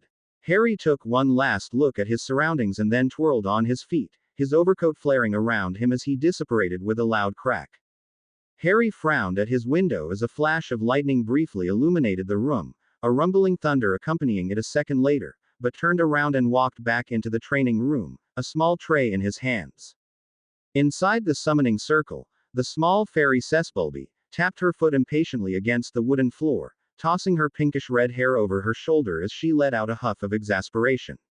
Her blue eyes lit up with childlike delight and she let out a small squeal as Harry dropped the plate outside the circle, her wings fluttering with clouds of shining silver motes as she hovered up in the air, staring at the fresh fruit and cheese with a look of longing. "Give it to me," she said, licking her small lips, her fingers fluttering over the dome of impenetrable flickering red magic that separated her from the food. Harry shook his head with an amused smile at the small fairy's antics as he sat down. "Promise that you won't escape and that you'll answer my questions," Harry insisted carefully and moved the tray a little closer to the barrier. The fairy made an odd whining noise and nodded her head. "We're using the standard agreement, Cessbulby." I promise, and I promise," she said impatiently. Harry nodded in satisfaction, knowing that a fairy or Sidhe promising something 3 times was as close to an oath as you could get from the immortal ones, and he slid the tray into the circle. Since the tray was a physical object, the barrier shuddered and flickered and broke apart in a shower of sparkling light as Cessbulby darted forward, her form as blur as she dove into the tray of food. Harry watched the small fairy tear through the fruit and cheese with fury, her small arms a blur as she shoved far more in her mouth than Harry would have expected for a 6-inch or so being to be able to fit in her stomach. It didn't matter that he had watched this happen several times since he had first summoned the small fairy, it was still disgusting. "So," he said, diverting his eyes away with a faint look of disgust on his face as Cessbulby ripped into her food. "What's new?" "Maeve held a celebration recently," Cessbulby said, gulping down a relatively large chunk of cheese as she wiped her mouth with the back of her hand, her wings beating languidly behind her. "It was fun. We played with stupid mortals all night. Maeve really had fun with one of them, who said he would have died to look like that." "Well, he did. Right," Harry said slowly, shaking his head in resignation at the antics of the Sidhe. "As much as I enjoy hearing about Maeve, I was sort of thinking about something closer to home." "You enjoy hearing about Maeve?" Cessbulby asked, her voice pitching in excitement as she looked up from her eating, her small, white dress smeared with grape juice. "What a coincidence, because she enjoys hearing about you, and especially likes watching you fight." "I mean," She got all interested when she heard about your little fight not too long ago. Harry blinked in surprise as he stared at Cessbulby in shock, and the small fairy giggled. Her laugh made a beautiful, tinkling noise akin to wind chimes as the fairy leaned forward, her voice lowering as if she was whispering a dirty secret to him. Ooh, yes, we all saw your little fight with that demon, Cessbulby said, giggling slightly as she eyed Harry with glowing, soulless eyes. Maeve was very interested in it and quite happy when you won. The lady seems to have her eyes on you for some reason. Hey, are you two going to play sport with each other? Harry made a choking noise as Messiel laughed prettily in his head, his eyes widening with shock. He could feel his cheeks burning with heat and stared at Cessbulby with a look of disbelief on his face. He knew very well what the fairy idea of sporting was, and the mere though of that with Maeve was enough to send an odd shudder through his body. His hand absently reached up to brush against his cheek, remembering the time when the extremely enchanting Winter Lady had keyed him. But he broke out of his stupor and quickly shook his head at Cessbulby's question. Oh, pity, Cessbulby said, her voice sulky as a child's. That would have been fun to watch. Maeve's sporting always is. Can we get back to the news?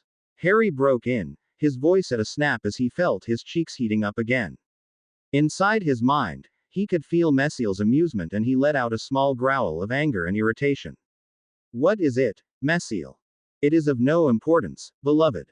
I was merely musing that boys can grow up so fast, especially when they have a crush on the Winter Lady of the High City.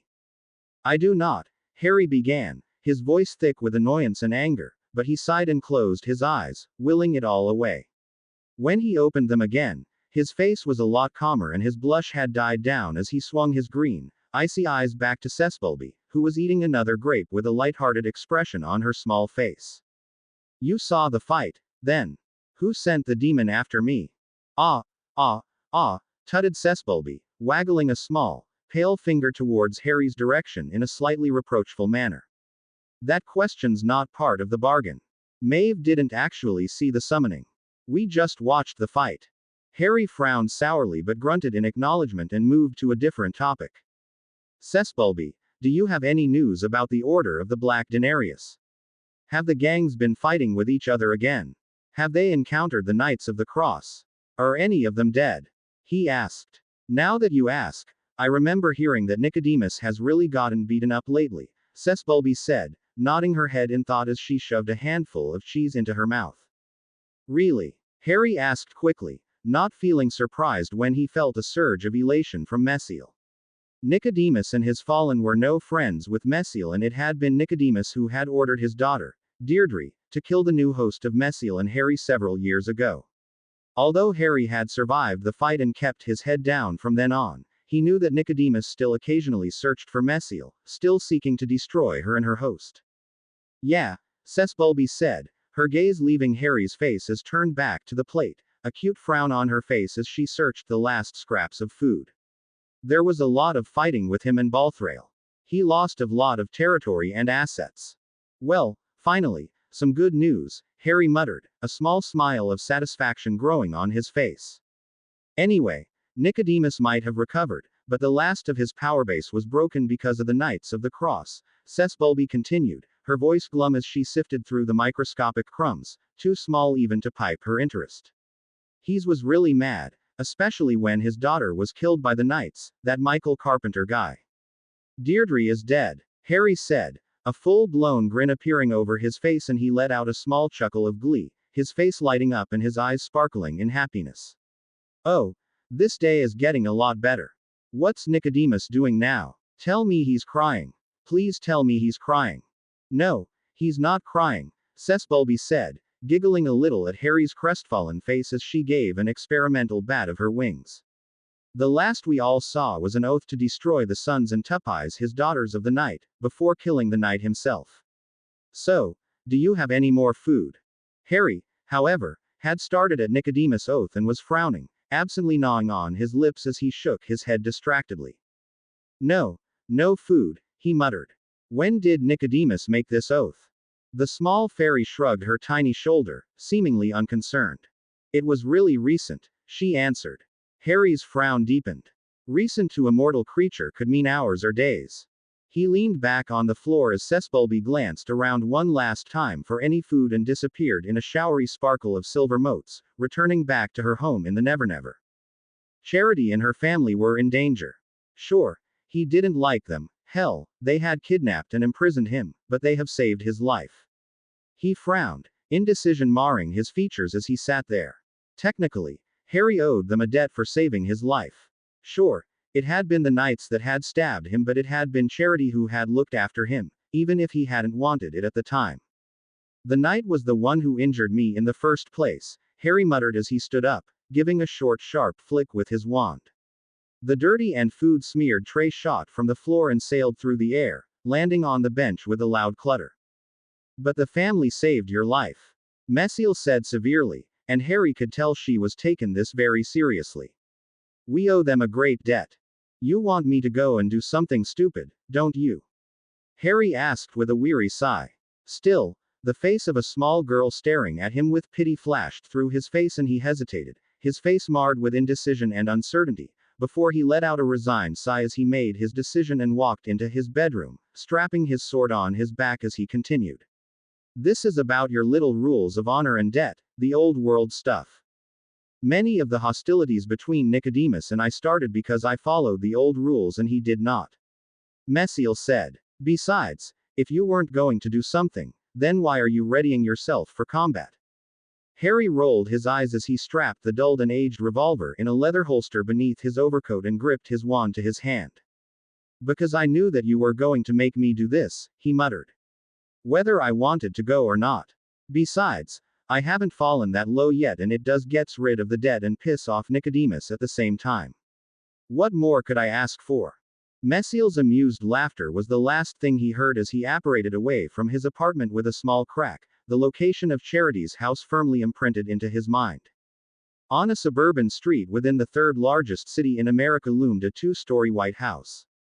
A white picket fence surrounded a well-trimmed green lawn and garden, flowers sprouting out from the soil. Brightly colored children toys lay scattered over the lawn and parked in the driveway was a blue minivan, the same one that Harry had slashed the tires off in his last visit. The clouds still spat out a rough shower of rain, rumbling ominously as lightning flashed in the distance. It was during one of the peals of thunder that Harry apparated into the street, ducking his head as he was instantly soaked. King hell, Messiel, he grumbled under his breath and quickly got off the street, eyeing the house in front of him with a dark frown on his face as he approached the gate.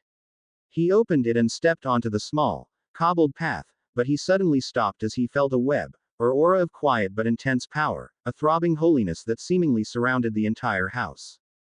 The wards didn't hurt me first time, but the family had invited me in, so they could have been bypassed, said Harry, hesitation on his face as he suddenly had images of him turning into a small, greasy smear on the carpenter's driveway. Will they hurt me now? The wards of angelic make, designed to keep out dark forces and protect whoever is inside. Angelic, as in real angels. With wings and halos? Harry asked, raising an eyebrow as his gaze wandered over the house, suddenly feeling a lot warier. Yes, beloved, real angels. I do not know if the wards will harm you. However, given all that I know of angelic work and magic, I believe that as long as you have pure intentions, you will be safe. Harry frowned and hesitated, his hand lingering on the gate, before he took a deep breath, strengthened his resolve and taking a step forward into the wards with his eyes squeezed shut. Although he had braced himself for pain, he was relieved when he felt the wards part before him like a billowing curtain and let a small grin come over his face. The smile vanished as he remembered why he was here and he quickly walked up the path, the rain beating down on his body as he approached the door and gave a sharp rap with his knuckles. There were footsteps from within the house and Harry waited impatiently, the rain soaking into him even further as somebody unlatched the door. The door swung open and a tall woman with dark eyes, silken owned hair and a polite smile appeared. But her smile disappeared as she laid eyes on Harry, recognition flooding over her features as her face paled, while Harry a little wave with his hand. She tried to slam the door but Harry moved quickly, his foot slamming against the door and the edge, holding it open. Anger sparked in Charity's eyes, her fear giving way to determination as she pressed herself against the door with all of her strength, but Harry's first words made her halt. Your family is in danger, the teenage boy said quickly, his green eyes eyeing Charity carefully, who halted at his statement as the first signs of proper rage washed over her beautiful features. Are you threatening my family? She asked coldly, her voice barely a whisper. Because if you hurt my children, I will hunt you down.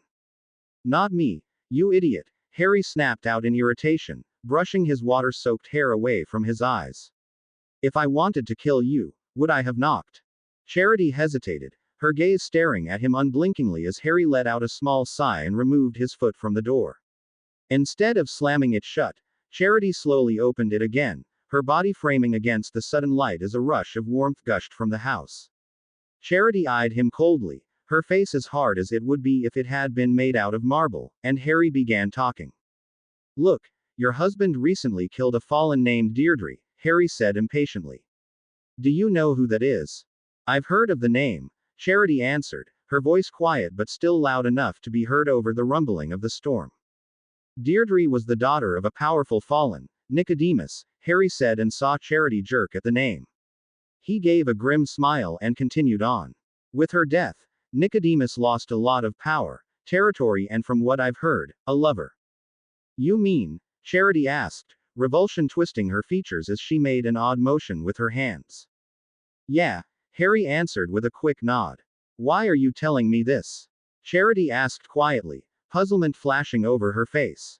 Nicodemus has sworn revenge not only on Michael but his entire family, including his children, Harry said and watched as Charity flinched with shock, her eyes widening as her gaze darted back into the house. He's sworn that he will destroy Michael's sons and Tuppy's his daughters. Your sons. Your daughters. Charity staggered back, her face paling in dread and she made to turn around, as if she desperately needed to see if her children were all right, but Harry stopped her, grabbing on her warm arm with a strong hand. She whipped around, anger flashing through her stormy eyes. Are all of your children at home? Harry asked quickly, a trace of urgency in his voice, which hardened when Charity didn't answer the question, her gaze stuck on Harry's hand clasped around her arm. Hey, listen to me, and answer the question. Are they home?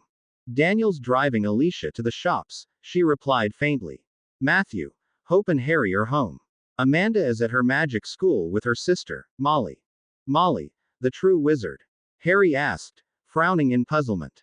What's she doing at a wand wizard school? She's become a teacher of some sorts, Charity answered and jerked her arm away from his grip, her eyes furious, but Harry ignored her anger as a speculative look came over his face and he quickly began talking. Okay, Amanda and Molly are safer than you are right now, he murmured, biting down on his lip absently. Does Daniel or Alicia have a phone with them? Charity frowned but nodded slowly, staring at him with a puzzled and confused expression on her face, as if she still didn't know what was really going on. Ring them and tell them to go to a safe place, a holy place if they can, Harry suggested, brushing away his hair as it splattered in front of his eyes again.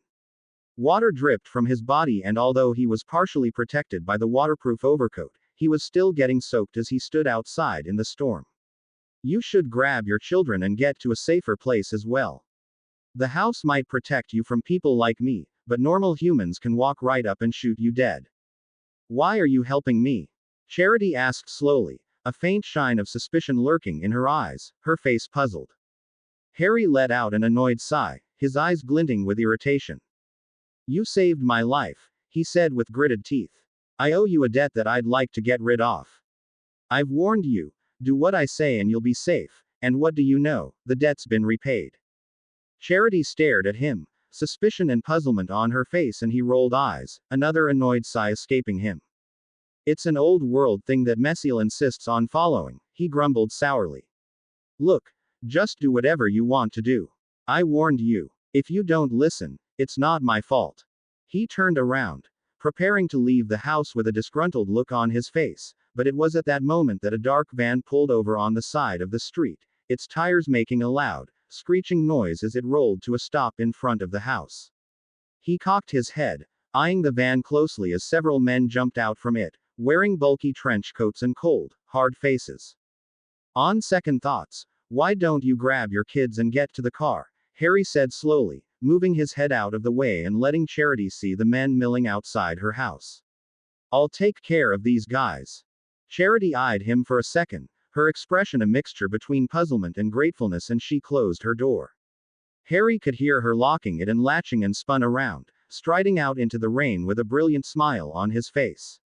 Hey, he called out, grabbing the attention of all 6 of the men, who regarded him with stony faces and blank eyes. Within his mind, Messiel unleashed a wave of warmth, thawing his chilled bones and energizing his body while speaking. Nicodemus finds it amusing to cut the tongues out of his men, to keep them from telling others his secrets. If they are able to speak, then perhaps they are not his men after all. Could one of you open your mouth? He asked, still smiling as he tensed, readying himself for combat. The quick glances between the men were all the confirmation he needed, and his smile dropped, his lips curling in anger as he moved with a flash, pulling out his revolver and leveling it at the first man. He pressed the trigger and there was a thundering boom as the man's head flopped back, the bullet killing him instantly as he fell to the ground. The other men moved fast, their hands flying into their coat as they brought up a variety of automatic weapons. But Harry had dropped his gun then instant he had fired the bullet, his wand whipping up out of his overcoat in his right hand. Wand magic flowed into him, an icy trickle that Harry channeled through his wand as the men pulled down the triggers on their weapons.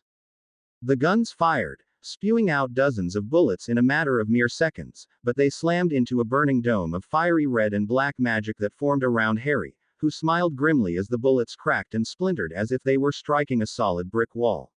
Steam billowed out from his magical shield as the clouds continued to spew out rain, water striking the fiery heat and instantly evaporating.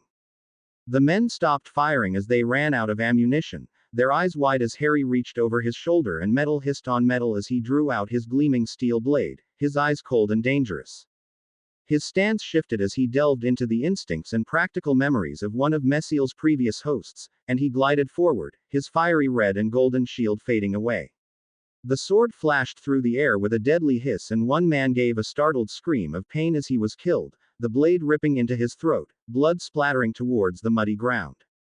The other men took startled steps backwards, their eyes wide as they quickly and professionally reloaded their weapons, but they weren't quick enough as Harry glided forward, eyes gleaming with battle lust as he lunged, the sword thrusting into the man. Skin sizzled and blood boiled as Harry withdrew his sword, which had an aura of crimson heat around it, making it seem like the blade was warped and deformed. The body collapsed to the ground and Harry twirled on his feet, disapparating as the men opened fire again, loud, repeated rattles echoing through the soaking street. He reappeared between 2 of the men, his eyes alight with pleasure as he slammed the hilt of his sword at the man on his left. The flaming aura around the sword flared with dark light and Harry heard a loud, cracking noise as the blow burst open the man's skull, blood dribbling from his eyes and nose as he fell limply to the ground, dead or worse. The other man spun around, but Harry flicked his sword out, almost casually, and he slammed into the ground, faint surprise and shock showing in his dead eyes as blood flowed from a deep stomach wound.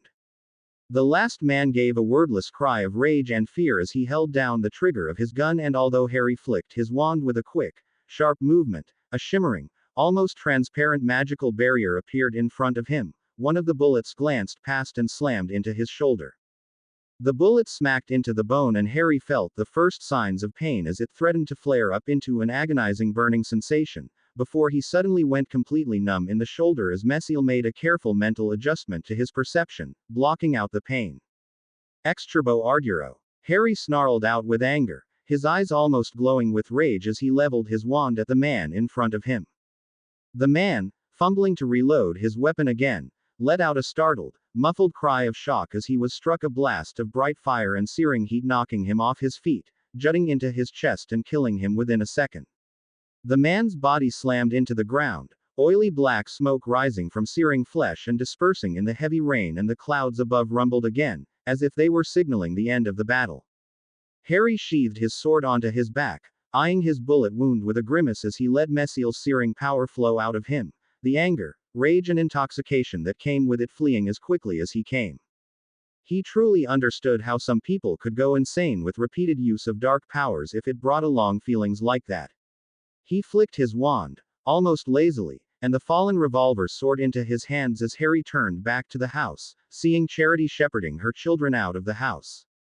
Her eyes were wide with disgust, gratefulness, and perhaps a hint of satisfaction as she stared at the bloodied and broken bodies on her perfectly manicured lawn, placing herself between her children and the view as she moved them towards the van.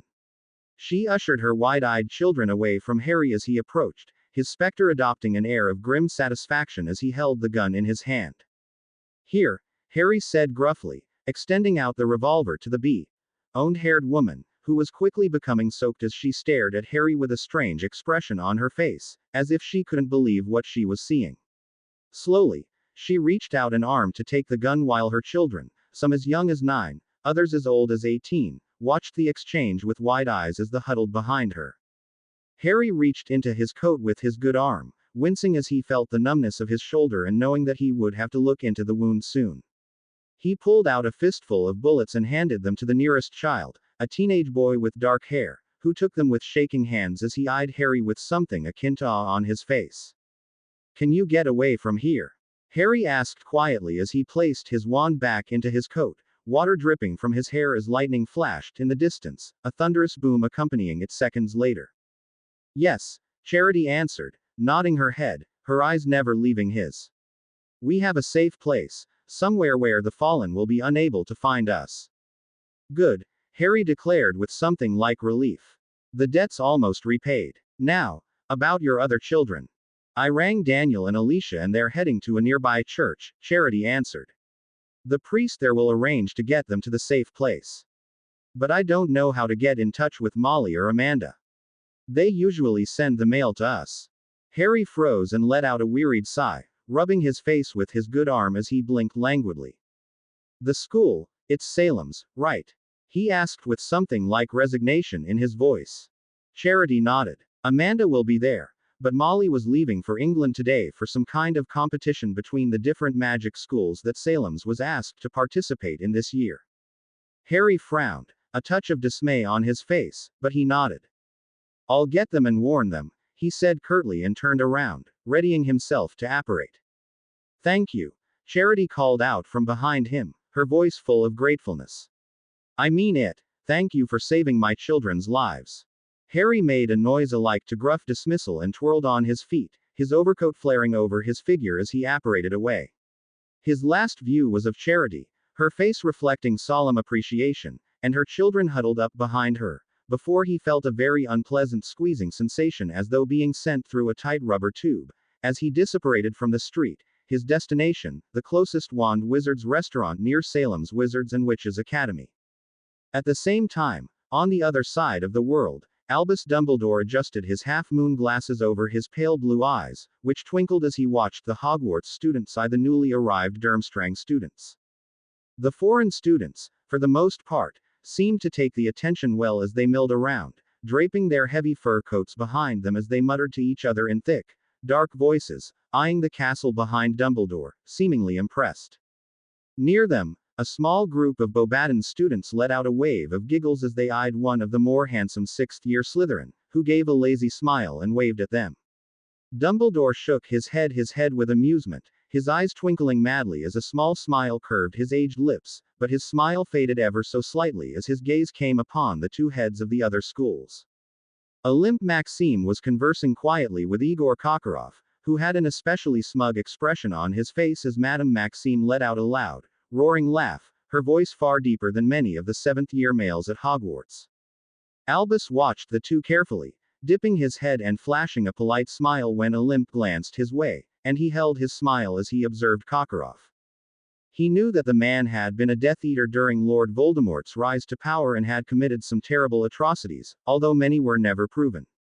He also knew that the man had been given a reprieve from his sentence for his apparent willingness after Voldemort was banished by young Harry Potter.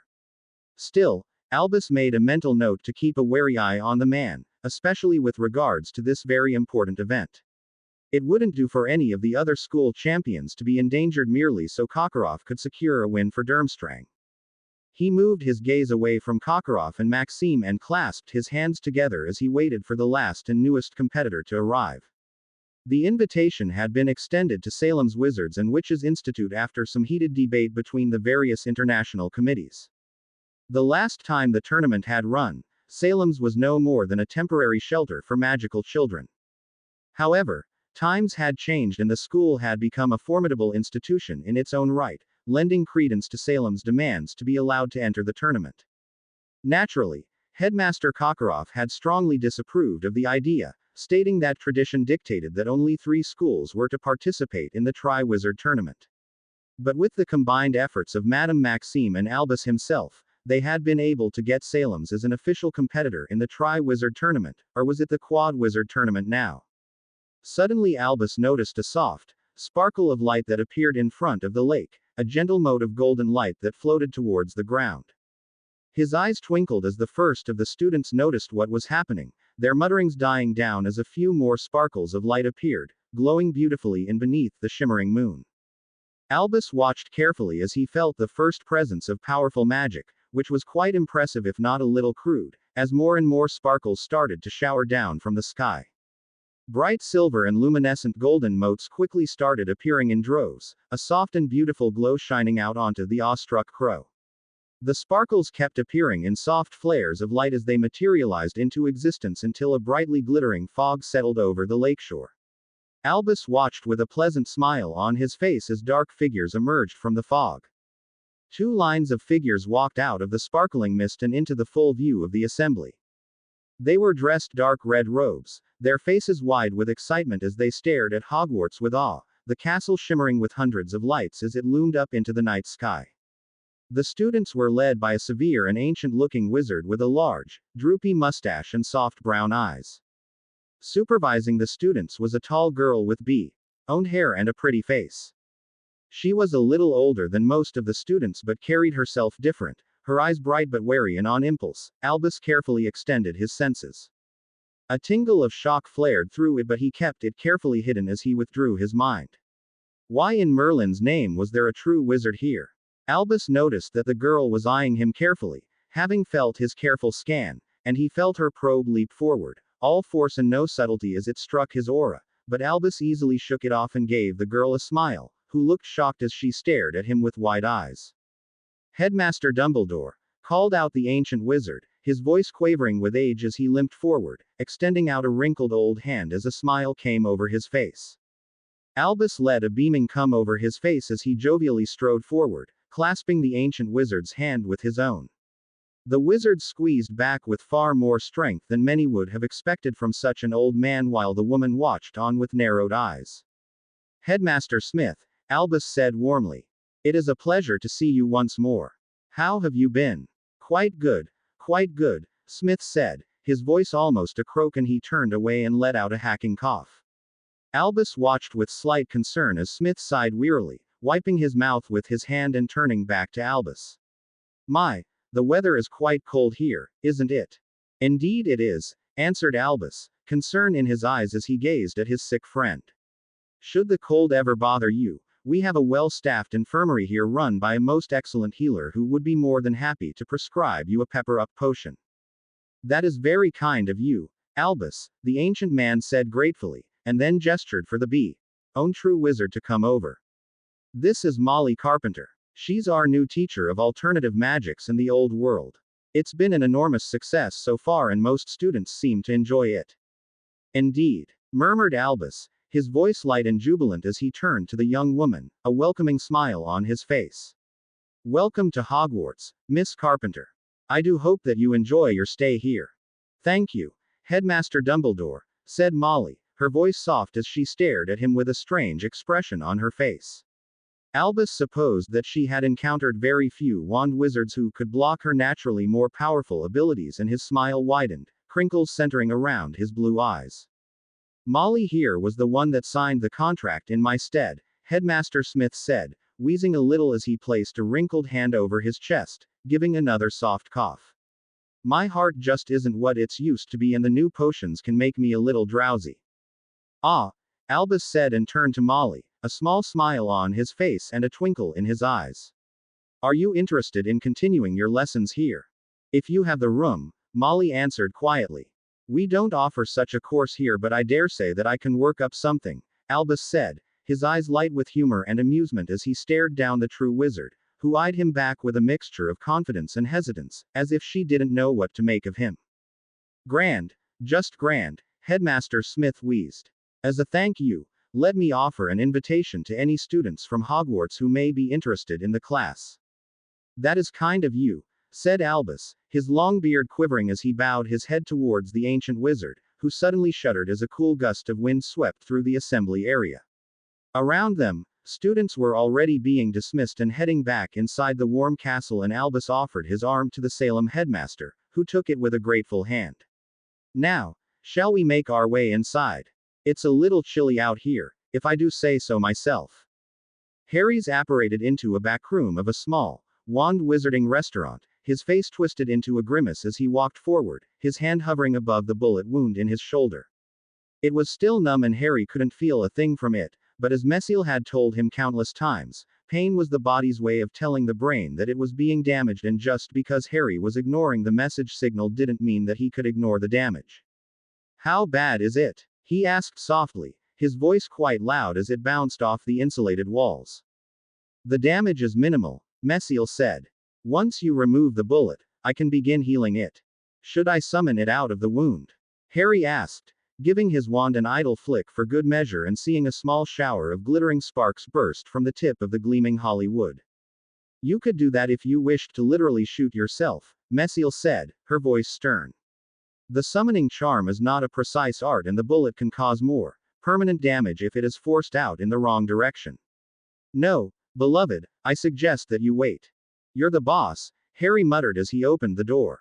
The sounds of clinking dishes and chattering laughter drifted into his ears as he left the soundproofed room, which had been designed as a small platform where wand wizards could apparate to safely without disturbing any potential muggles that could walk into the restaurant. Harry walked down a small corridor and entered a larger room, where several people sat at small tables with plates of steaming food in front of them. Harry didn't take notice of them as he passed a small bar, ignoring an inquisitive look from the bartender as he opened the door, bells clanging against each other, and left the restaurant. The patrons didn't even look up as he stalked off, content in their conversations and food. That's it, right? Harry muttered to himself as he approached a pair of sturdy, steel-wrought gates. Behind them loomed a large, modern-looking building, at least 4 stories high. The sun glared brightly in the sky, the weather far different here than it was in Chicago, dulling on the tinted windows. There were several small buildings located around what seemed more like a university campus than a school for magic. A large, thick wall of stone surrounded the school, and at the gates, nestled between the stone and steel, was a small guardhouse. I believe so, beloved. Neither I or any of my previous hosts have been here, and the information that I received from my kin does not contain anything useful either. Harry frowned and approached the small gatehouse, knocking on the window with his knuckles as he peered inside. A flabby man dressed in a security guard's uniform looked up from his magazine, his face distinctly bored as he eyed Harry, covering his mouth as he gave a slow yawn. Sorry kid, the campus is invite only, said the guard in a monotone voice, as if he had said the same line over and over again. I'm looking for a student inside, Harry told the guard quietly, his eyes flickering around as he searched for any presence of Nicodemus, goons. It's a family emergency. Like I said kid, the guard grunted, not caring as he sat back down, picking up his magazine and flopping back to his page.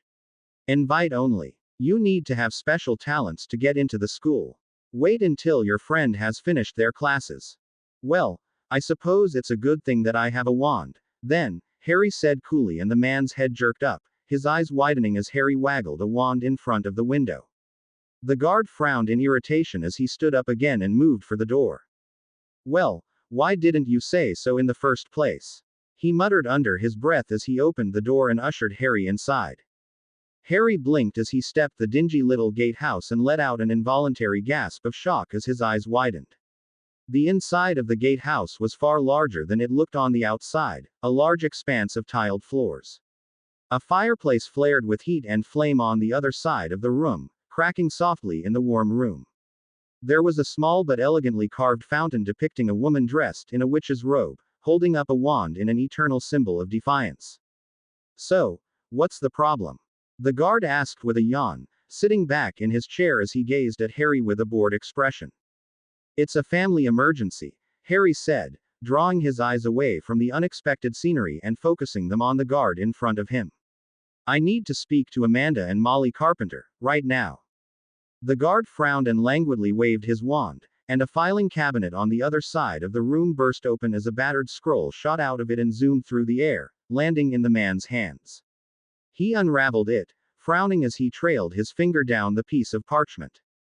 Well, Amanda Carpenter has her lunch break now, the guard said, squinting at the piece of paper. You could try the cafeteria. I don't know where that teacher is though. The cafeteria, Harry murmured. So, where is that exactly? 5 minutes later, Harry stalked into a decently sized room, his eyes gazing around the room as a frown appeared on his face. At the far end of the cafeteria was a serving bench of sorts was wrinkled, suntanned robed which served a short queue of crimson-robed students that had lined up behind it. Light filtered in from both walls, large windows showing the clear, blue sky outside. Unlit old-fashioned torches had been clamped to the pale walls and next to two of these torches was a small sign labeled, "Things Not to Do. Detentions will apply." Dozens of small, rectangular plastic tables had been laid out around the cafeteria and around the tables sat more crimson-robed students, chatting with each other with bright smiles and quick gestures with their hands. Harry frowned as he scanned the tables. He saw several girls his age, all with owned hair, but he dismissed them when he got a better look at their features as he slowly walked through the cafeteria, ignoring the inquisitive and interested looks he received. He supposed that he must have been a sight, a pale, dark-haired boy with a thick overcoat draped over him and an icy cold look in his eyes. Finally, he spotted a small mane of dirty owned hair on one of the tables on his left and he strode over without a second thought, dodging around a table of burly boys and ducking as a girl with a full tray rushed past him, until he had reached the table and had plopped himself down on the seat, aware of the incredulous gaze of the three girls sitting there already. Amanda, greeted Harry, a smile on his face. It's so nice to see you again. The girl in front of him blinked as she squinted at him, and her gray eyes widened with shock and perhaps a bit of fear as she gaped at him, dropping the spoonful of food she had in her hands on the table. Harry let a smirk come over his face as he appraised the girl. She had changed in the 3 years since he had seen her, her body growing out a bit more. She had grown a lot taller and she seemed to be a little bigger than Harry was. At the moment, her mouth was opening and closing like a fish as she blinked, apparently too startled to speak.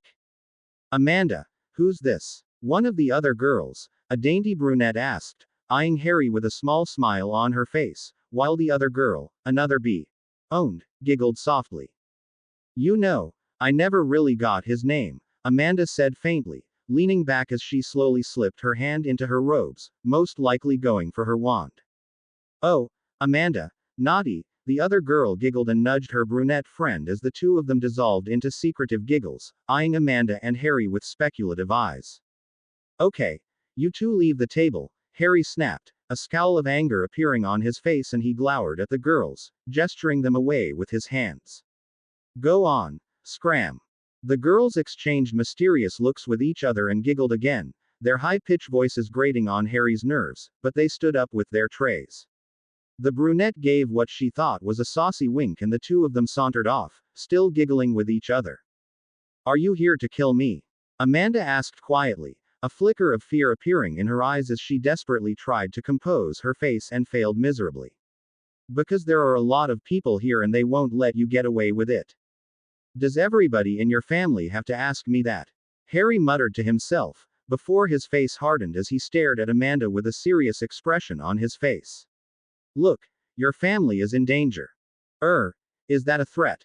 Amanda asked slowly, eyeing Harry carefully. Harry let out a wearied sigh, rolling his eyes in a mixture of resignation and annoyance. You really are your mother's daughter, aren't you? He snapped and Amanda blinked in confusion. For starters, my name is Harry, for the record. Now, listen to me. Your father's night job has pissed off a very evil person and he's sworn to kill you and all of your brothers and sisters.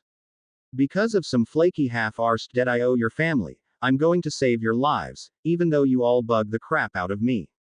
What? Amanda exclaimed, surprise twisting on her face, but she ducked her head as her classmates stared at her and lowered her voice. Slow down for a second and say that again. Oh, for F. K's sake. Harry growled out softly and reached over, clasping one of Amanda's hands and staring in her eyes, his serious icy emerald eyes meeting her emotional gray orbs.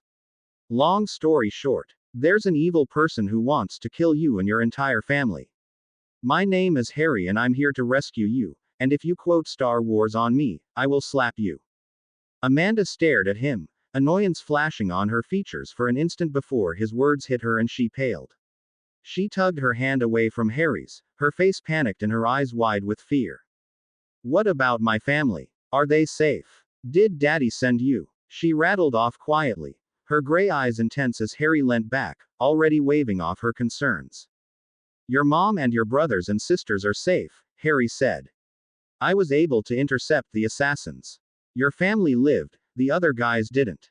It was at that moment that Amanda's gaze drifted to a small rip in Harry's overcoat and her eyes widened as she saw a small, almost unnoticeable splatter of blood oozing onto the dark material. You're bleeding, she whispered frantically, gesturing at his shoulder with wide eyes. Really? Harry deadpanned. Because I didn't know people bled after they were shot. Can we get back to you now? Where's your older sister, Molly? She's not here, Amanda answered slowly, suddenly gazing at Harry with a peculiar expression on her face. She's gone with the delegation of students to England for some tournament. Did you really get shot saving my family? No, I decided to shoot myself just for the hell of it, Harry said sarcastically and gave the girl an annoyed frown. Look, can you stop asking stupid questions so we can leave before Nicodemus, men show up to kill you, and can you tell me why that guy on the other table there is staring at me like he wants to kill me? Amanda flicked her gaze to the side and then back again, her expression nonplussed. Ex-boyfriend, she answered absently, before returning her gaze towards Harry as she pushed her lunch tray away, fumbling for the small bag at her side. Where are we going? For now, my place in Chicago, Harry answered as the two of them stood up. You're still in Chicago? Amanda blinked in surprise. I thought that you had left because Daddy lived so close. Which is why I didn't leave, Harry said, frowning as he and Amanda began to walk out of the cafeteria. Besides, I like my apartment. Hey, somebody called out behind them, a rough, annoyed voice, and Harry and Amanda turned around as the large boy who had been glaring at them before approached, his fists clenched and his lips clamped down in possessive anger. That's my girlfriend, you know. We broke up 2 days ago, Amanda spat out angrily, her cheeks blotching with fury, and Harry blinked at the sudden transformation, an approving smile coming over his face. So, go away, Greg. Your boy seems to have anger problems, Harry said mildly, a wicked smile on his face as he eyed the jealous guy. I know a dog trainer that can whip that right out of him. Amanda snorted, but her anger faded as Harry grabbed her arm, dragging her out of the cafeteria amidst a sea of stairs and into one of the hallways. Amanda jerked her arm out of his grip and scowled at him, but he just shook his head in amusement, a small smile on his face. Well, it looks like the angel has some horns, Harry said, his voice thick with laughter as they walked down the hallway. Oh, shut up, Amanda muttered, her cheeks suffusing with red as she blushed. Harry just gave her wicked smile as they turned a corner, but the smile faded as he heard pounding footsteps behind him and he instinctively reached for Mesiel's power. His eyes glittered as rage and malevolence flooded into his mind as a roaring cascade of heat and fire seared into him and he spun around, prepared to slaughter any of Nicodemus' goons. But it was only the boy, Greg, from before, his face set in anger as he stalked forward, his glare landing on Amanda as spittle fell from his mouth as he started shouting at her, fury laced in his voice. How could you do that in front of my teammates? Shouted the boy, his eyes furious. After everything I did for you. After I helped make you popular and brought you to the parties. You're a sad, little bitch, do you know that? Chasing after this moron only 2 days after breaking up with me. You must be some kind of little slut. It was at this point that Harry felt Amanda flinch and he growled in annoyance, surging forward far quicker than Greg would have expected, his demonic rage granting him strength as adrenaline soared through his veins. With a single deft movement, Harry snapped his hand out, gripped a lock of the owned boy's hair and slammed the head into the wall. There was a cracking noise as Harry drew back then head, and then slammed it into the wall again and again, until there was a bloody smear dripping from the pale blue paint and Harry let the boy go, who fell to the ground in a sobbing heap, his face a literal mess. My God! Amanda breathed as she stared at the boy in horror, but Harry just grunted as he grabbed her arm and dragged her away from the hallway, turning a corner and approaching the gatehouse. Why did you do that? I dunno. It seemed like the right thing to do at the time. Harry shrugged as he let Mesiel's power fade away, his mind clearing up, but the sharp satisfaction stayed with him as he entered the gatehouse room, not even acknowledging the guard as he exited, returning to the street. You could have really hurt him. Amanda cried out, trying to loosen Harry's firm grip on her arm without much success. That was the point, Harry said in annoyance as Amanda struggled against him. Now. His voice trailed off as he stopped, eyeing two brown-robed wand wizards who had just walked out of the restaurant. Although they looked like normal men, each sporting sandy hair and average faces, Harry could sense that something was wrong with them. There was something beneath their surface, something they just felt wrong, and Harry took a deep breath as they approached him, their faces casual but their eyes glinting with something dark. Hey, would you know where Amanda Carpenter is? One of the men asked casually, a polite smile on his face. But the smile faded as he suddenly swiveled his gaze to Harry, his eyes widening as if he could see something about the boy that Harry couldn't. He's like the master, the other man muttered worriedly, his wand flying into his hand as he observed Harry carefully. The renegade. The first man hissed and suddenly his wand appeared in his hand. Kill him. Harry reacted quickly, dragging Amanda down as his wand flew into his hand, his eyes narrowing in anger. He moved just in time as a jet of eerie green light burst from the first man's wand, accompanied by the sound of a powerful roaring wind, and zoomed over their heads. He came up, his wand flicking in the air as he hurled aside a bolt of cackling yellow power, which slammed into the footpath and dissipated into thin steam, leaving scorch marks on the concrete.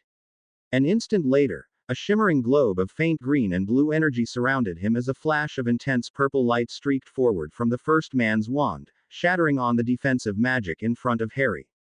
Syagris. Harry hissed, and the cold energy of wand magic flowed through him, detectable to Mesiel's powerful and enhanced senses. A shimmering pulse of near-invisible magic struck the ground near the two brown-robed wizards' feet, both who took a startled step backwards. The ground shuddered as steam arose from it, and in no more than a second or two, the concrete was glowing red-hot as it was turned into magma, a searing wave of heat escaping the patch of liquefying rock. The heat was enough to make the two wizards stagger backwards, clutching their faces for protection, and Harry let out a vicious snarl, wanting nothing more than to continue the fight, but he turned around and hoisted Amanda up, who had watched the 5-second duel with wide eyes. Clasping her by the arm, he concentrated for a brief instant and then disapparated, taking Amanda with him and leaving the brown-robed wizards alone. Harry apparated into the training room of his apartment, Amanda clutched tightly on his arm. The minute the two were standing on solid ground, Amanda let out a small gasp, her eyes wide as she loosened her grip on Harry's arm and fell to the floor, panting heavily as her owned hair fell over her shoulders, covering her face. Never apparated before? Harry asked, watching her suffering with a smile of amusement on his face as he placed his wand back into his robes. That was apparition. Amanda gasped, shaking her head dazedly and staggering back to her feet. I thought I was going to die, and on that subject, who were they? The evil guy the first told you about, they were his assassins, Harry said bluntly. They were there to kill you, or worse. Oh, Amanda said softly, her face paling as the adrenaline left her body and the shock of realizing how close to death she came slammed into her. Her legs suddenly felt weak, but she took a deep breath to calm herself and eyed Harry with gratitude. Thanks. I don't want thanks, Harry muttered, grimacing as he touched his shoulder wound, noting the blood staining on his overcoat. I want the debt removed. Amanda didn't say anything as she glanced around the apartment, her eyes flickering with interest as she took in the scratched runes in the wooden walls and the larger and smaller circles on the ground. Meanwhile, Harry walked across the training room and opened his bedroom door, entering and carefully taking off his overcoat. He threw it on his bed and unstrapped the sword from his back and the empty gun holster from his hip.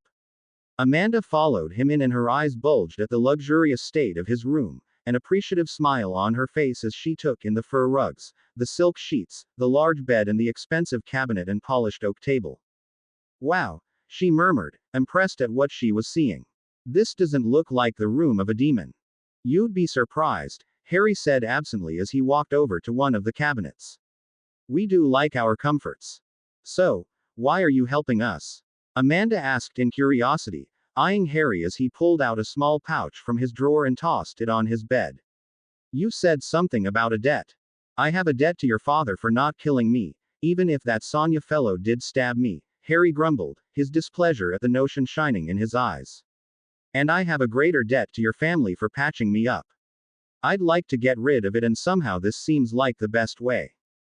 Oh, Amanda said softly, watching him with a strange expression on her face, one that Harry didn't recognize, before it cleared away and she let out a smile which lit up her entire face.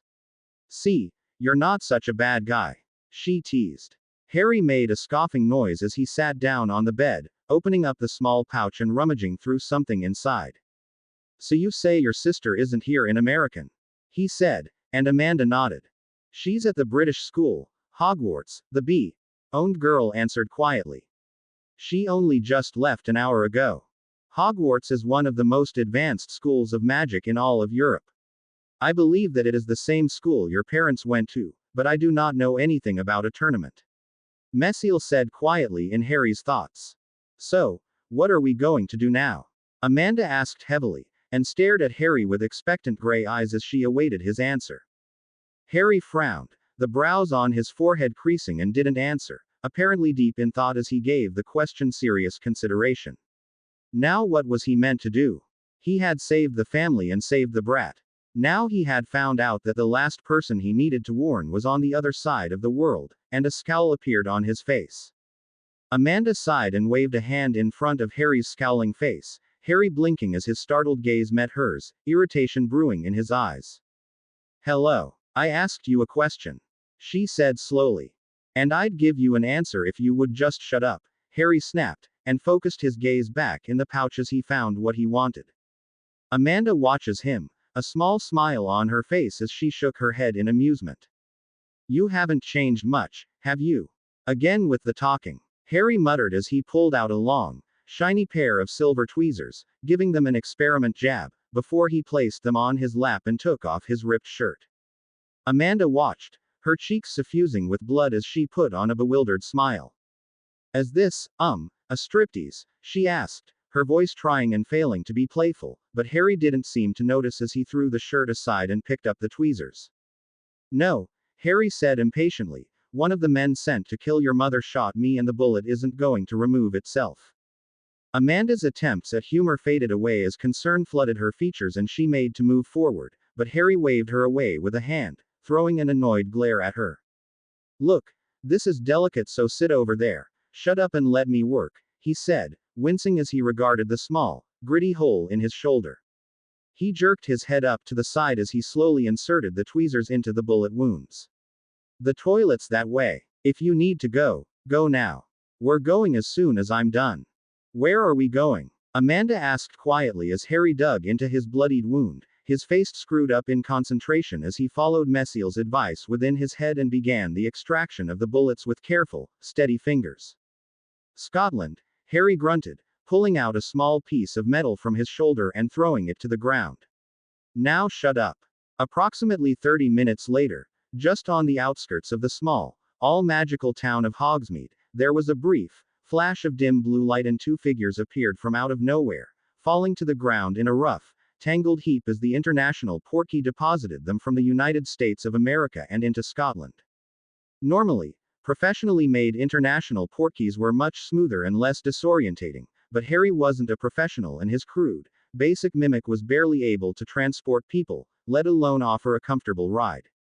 For a moment, the two people lay strewn over the grass, limbs entangled together as they tried to shake off their disorientation.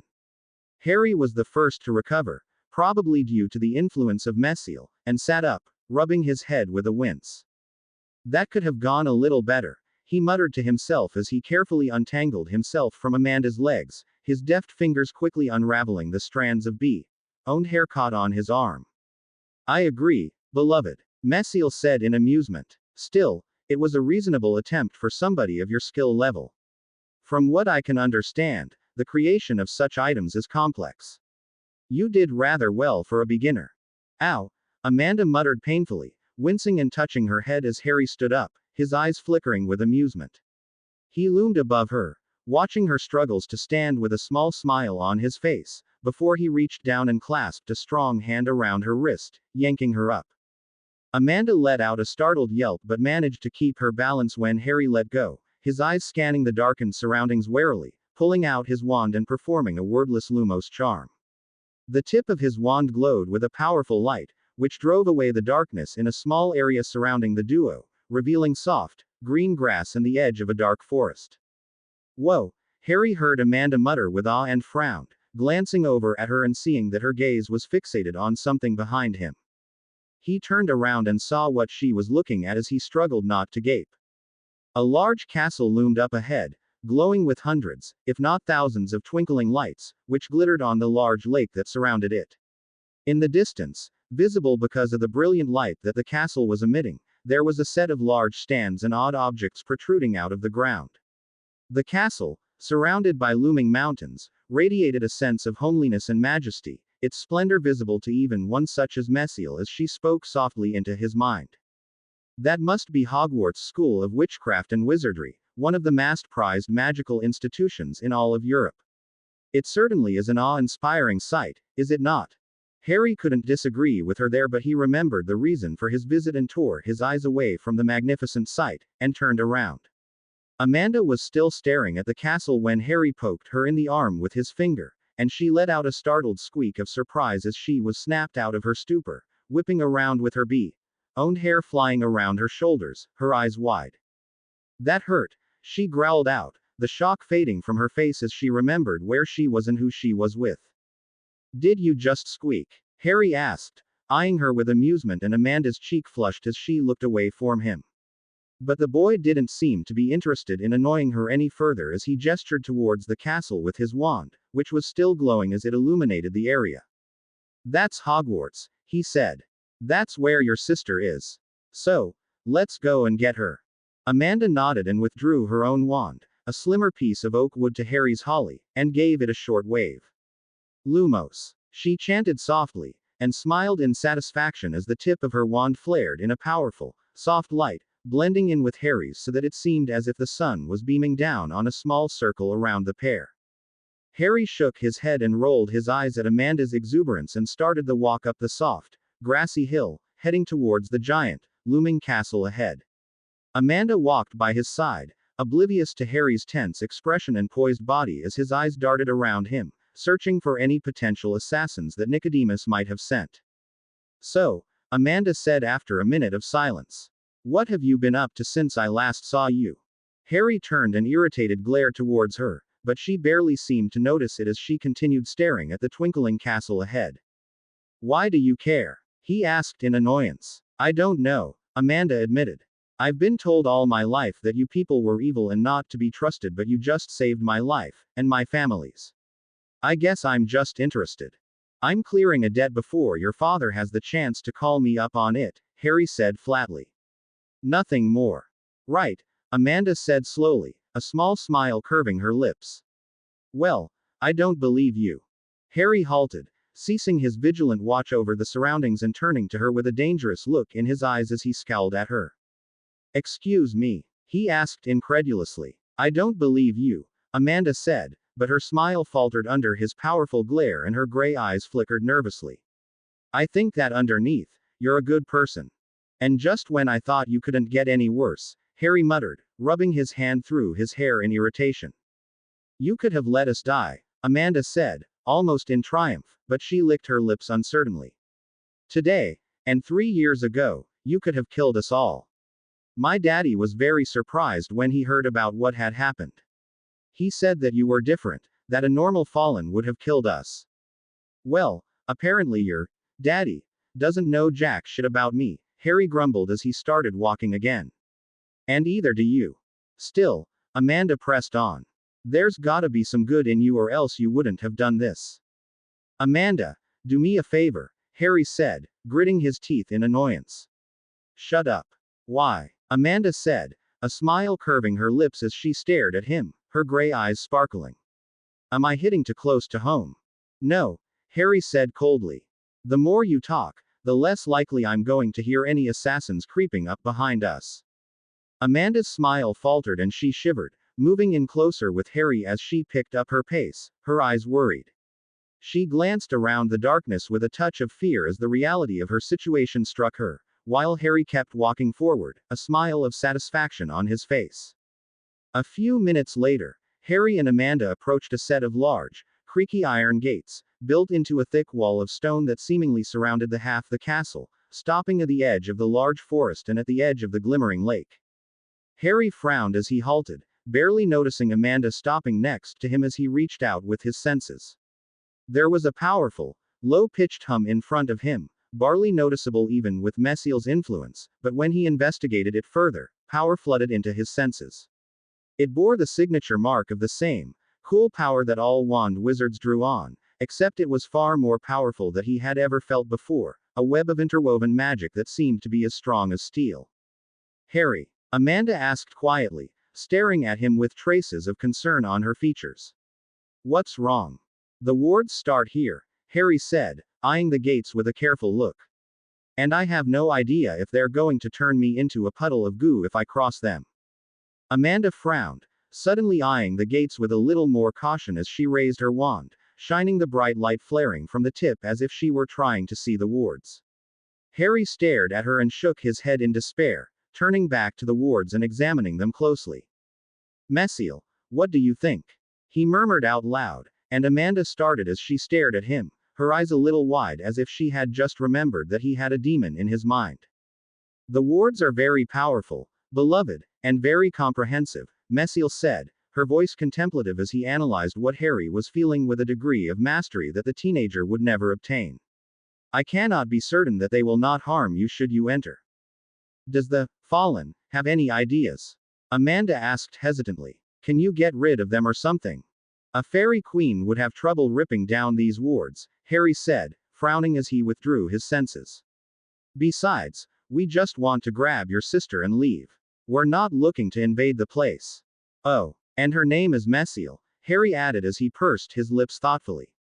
Amanda blinked. What? It's not Fallen, Harry said absently.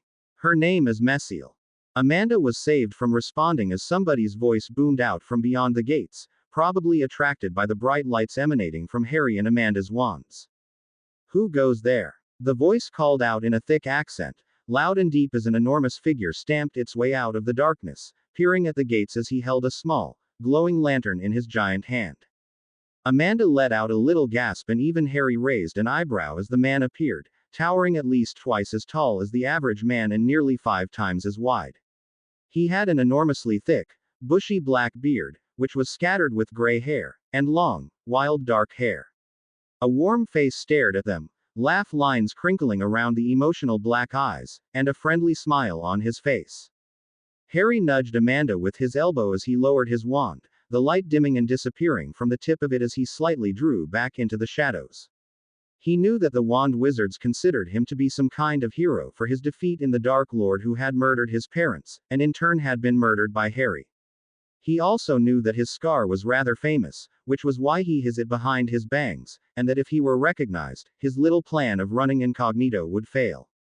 Hello, Amanda said hesitantly, flicking her gaze towards Harry, who motioned for her to continue. My name is Amanda Carpenter. I'm looking for sister. She arrived with the Salem students. You came all this way? The man asked with an atrocious accent, frowning underneath his beard. Why? Family emergency. Amanda replied quickly, although the statement seemed more like a question, but the man seemed to accept that as he idly scratched his thick beard with his meaty hand, eyeing Harry's shadowed figure, squinting as he tried to pierce through the darkness. Amanda saw his gaze. That's a family friend. He's really involved with what's happening. Okay. The man grunted after a moment's hesitation, wrenching at the gates with one powerful tug. The iron gates swung open with a loud creaking noise, making Amanda and Harry wince as it drove into their skulls, but Harry could feel the wards temporarily dispersing at the entrance of the school as the man gestured them forward. I'll take you to the school entrance, but I'll leave you there. That beautiful Maxime brought some real nice Pegasi with her and I gotta go feed the buttes. Pegasi. Amanda echoed as she and Harry stepped through the gates. Like horses with wings. Yeah, the man grunted as he began to walk towards the castle. That's so cool, Amanda said with a beam her face, her eyes glazing over as a wistful smile curved her lips, and in the shadows, Harry rolled his eyes. Amanda and the man, who identified himself as Rubeus Hagrid, groundskeeper and keeper of keys of Hogwarts, continued chatting as they walked up the cobbled pathway towards the castle that lay ahead. Voices, one high-pitched with excitement and eagerness and the other low, gruff with amusement, echoed into the night. Trailing after the two, Harry winced every time a particularly loud word struck him, exasperation on his face as he kept scanning the darkness. Way to go, idiots, he muttered darkly, his wand clasped tightly in his hands. Why don't you let off a few fireworks instead? It'd be a lot quieter. You were in a foul mood tonight, beloved. Messiel said within him. Can you blame me? Harry asked softly, his voice barely a whisper. No, not particularly, Messiel said in amusement. After a few minutes of walking, Hagrid had led them up the path and through a large, stone archway. Beyond the archway lay a relatively large courtyard, trees shooting up from small, grassy patches and lights twinkling from the windows in the stone buildings above. Warmth and a soft whisper of chatter escaped at the end of the courtyard, flowing out through the open doors. It was here that Hagrid left them, giving Amanda a cheery wave goodbye as he turned around and disappeared into the darkness again. Finally, Harry muttered as he stalked down the courtyard, and Amanda had to jog to catch up with him as she took an irritated stance and wisely remained silent as the two of them entered the door. Amanda let out a quiet sigh of appreciation as warmth struck her bones, rubbing her arms together as she glanced at Harry, noticing that the boy looked totally unaffected by the chilly weather. She frowned but followed him as the two of them walked forward, passing gleaming suits of armor and moving portraits until they had reached a pair of closed doors. Beyond the doors, Harry could hear the talking and laughing of hundreds of students and the clinking of glasses and cutlery. This is the Great Hall, Harry said as he spun around, his eyes gazing at Amanda. I need you to go and get your sister. Why don't you go and get her? Amanda asked, her brows furrowing as she regarded the Denarian renegade with puzzlement. I could do that, Harry said slowly, frowning as if he were thinking seriously about the question. Or I could stay here and make sure nobody slips into the Great Hall and stabs you in the back. Besides, if I go in there, somebody might recognize me for what I am.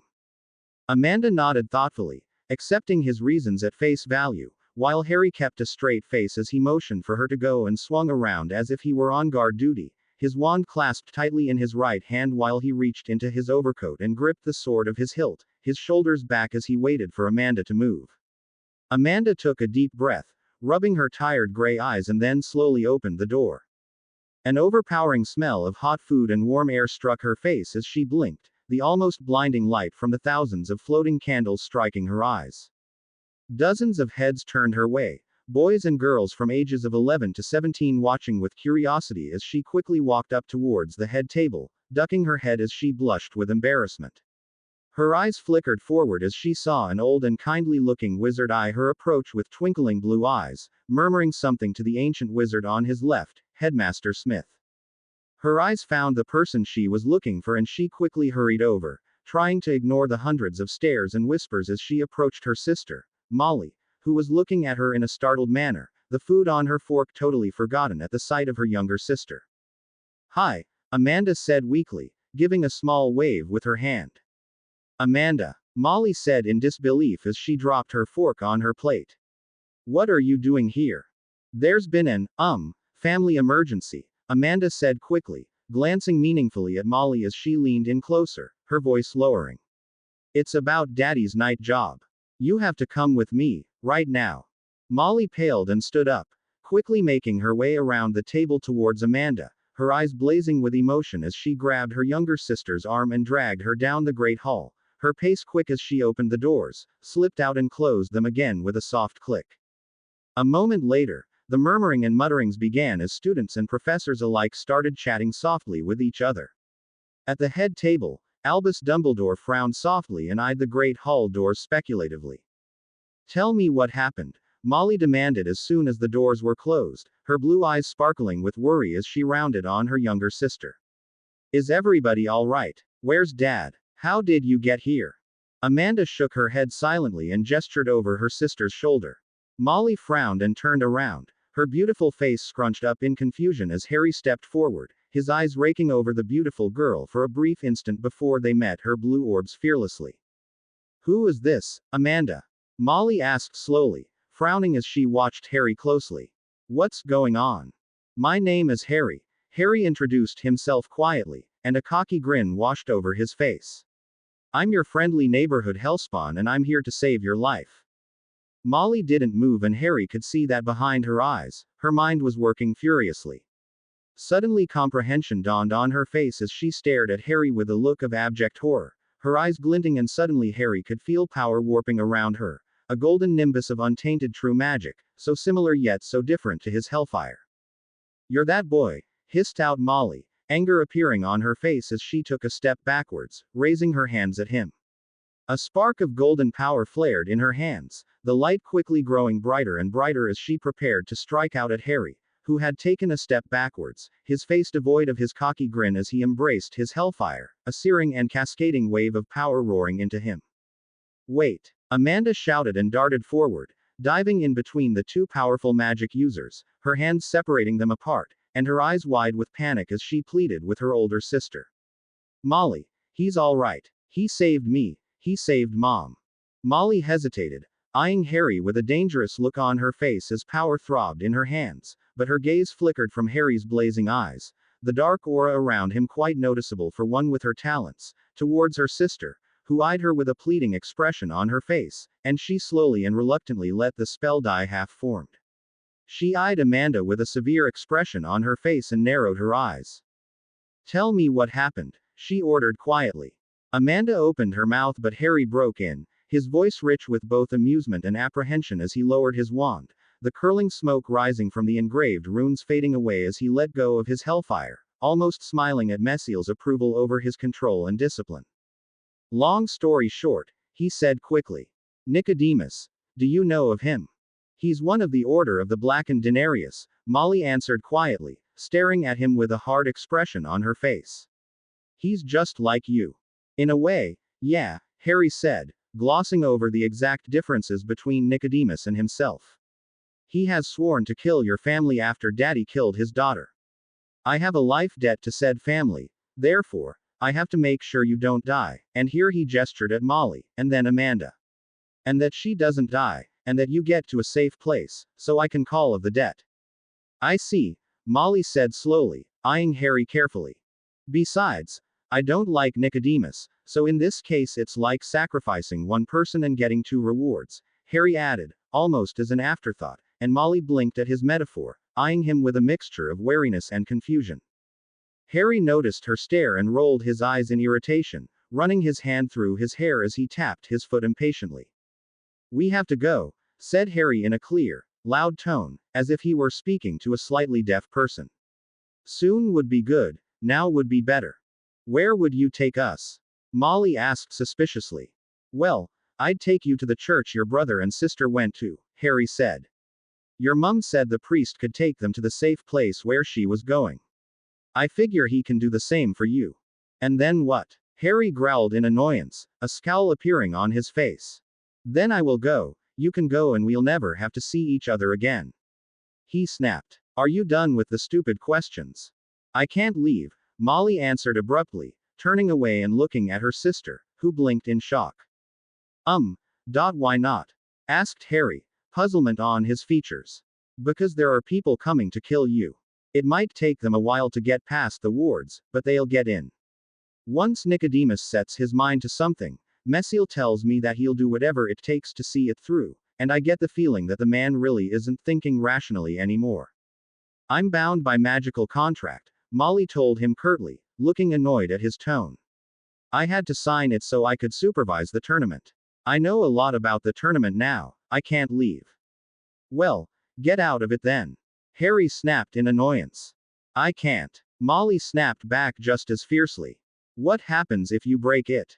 Harry asked quickly. Is it worse than an agonizing and tortuous period of time under Nicodemus' care? If I break it, bad things will happen to me, Molly said stiffly. The whole thing seems to be somewhat based on the old world rules. My magic might be permanently damaged. You'll get over it, Harry said quickly. No, I won't, Molly growled angrily. And I won't leave if my magic is threatened. Harry wordlessly growled back, a terrible scowl on his face as he turned away from Molly, while Amanda was watching the exchange with wide eyes, biting her lip nervously as her gaze flickered between Harry and Molly. Look, little girl, Harry whispered darkly, watching Molly's face cloud over with anger as she clenched her fists.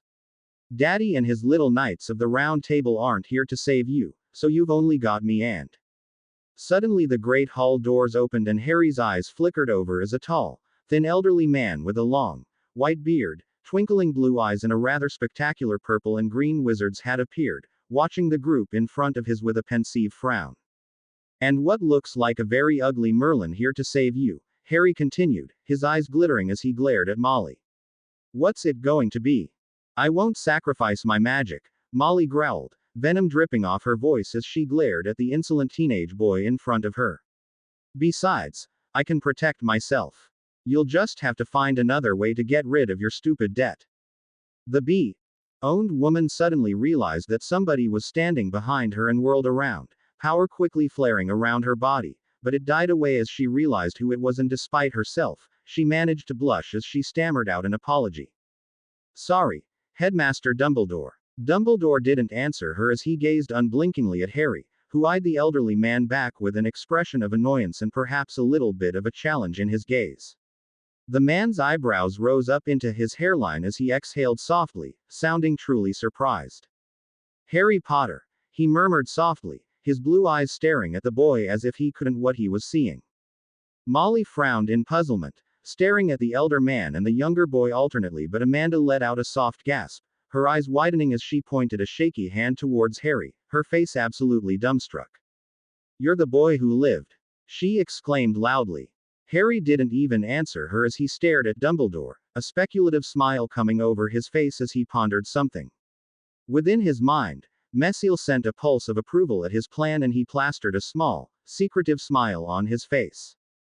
Well, if you can't leave, he muttered, before he raised his voice and directed it at the elderly man in front of him. Say, Headmaster, can I become a student here? Dumbledore blinked, his blue eyes starting to twinkle brightly as a smile spread over his face, his gnarled hands rubbing together in thought, while both Amanda and Molly gaped at him in surprise, shock on their faces. We need to talk in any case, Harry said, and his eyes flickered to the partially open great hall doors. Somewhere private. Very well, Dumbledore said softly, smoothing his long beard with one hand as his eyes ran over Harry, Amanda and Molly with barely hidden curiosity. Shall we take this to my office? I presume that both Professor Carpenter and Miss Carpenter here are essential to your story. Harry nodded and took a step backwards, giving a short, mock bow of his head as he gestured with his hand. Lead the way. Harry blinked as he climbed the last of the stairs to the headmaster's office, staring at the small, silvery trinkets and devices on the shelves, especially the few that moved in strange and odd patterns. His eyes took in the bookshelf of faded, aged texts, an empty bird stand in the corner and a thick, luxurious mahogany desk. The man, Dumbledore, stepped past him, walking briskly as he strode around the desk and eased himself into the armchair behind it, a twinkle in his eye as he regarded his guests. Please, he said pleasantly. Have a seat. Harry frowned, and then tensed as the man casually pulled out his wand from long, blue robe and gave it a graceful swish. From out of nowhere appeared three comfortable-looking recliners, and Amanda, Harry and Molly looked suitably impressed as they slowly sat down. This man has great power and skill, Messiel whispered into his mind. Be very wary of him.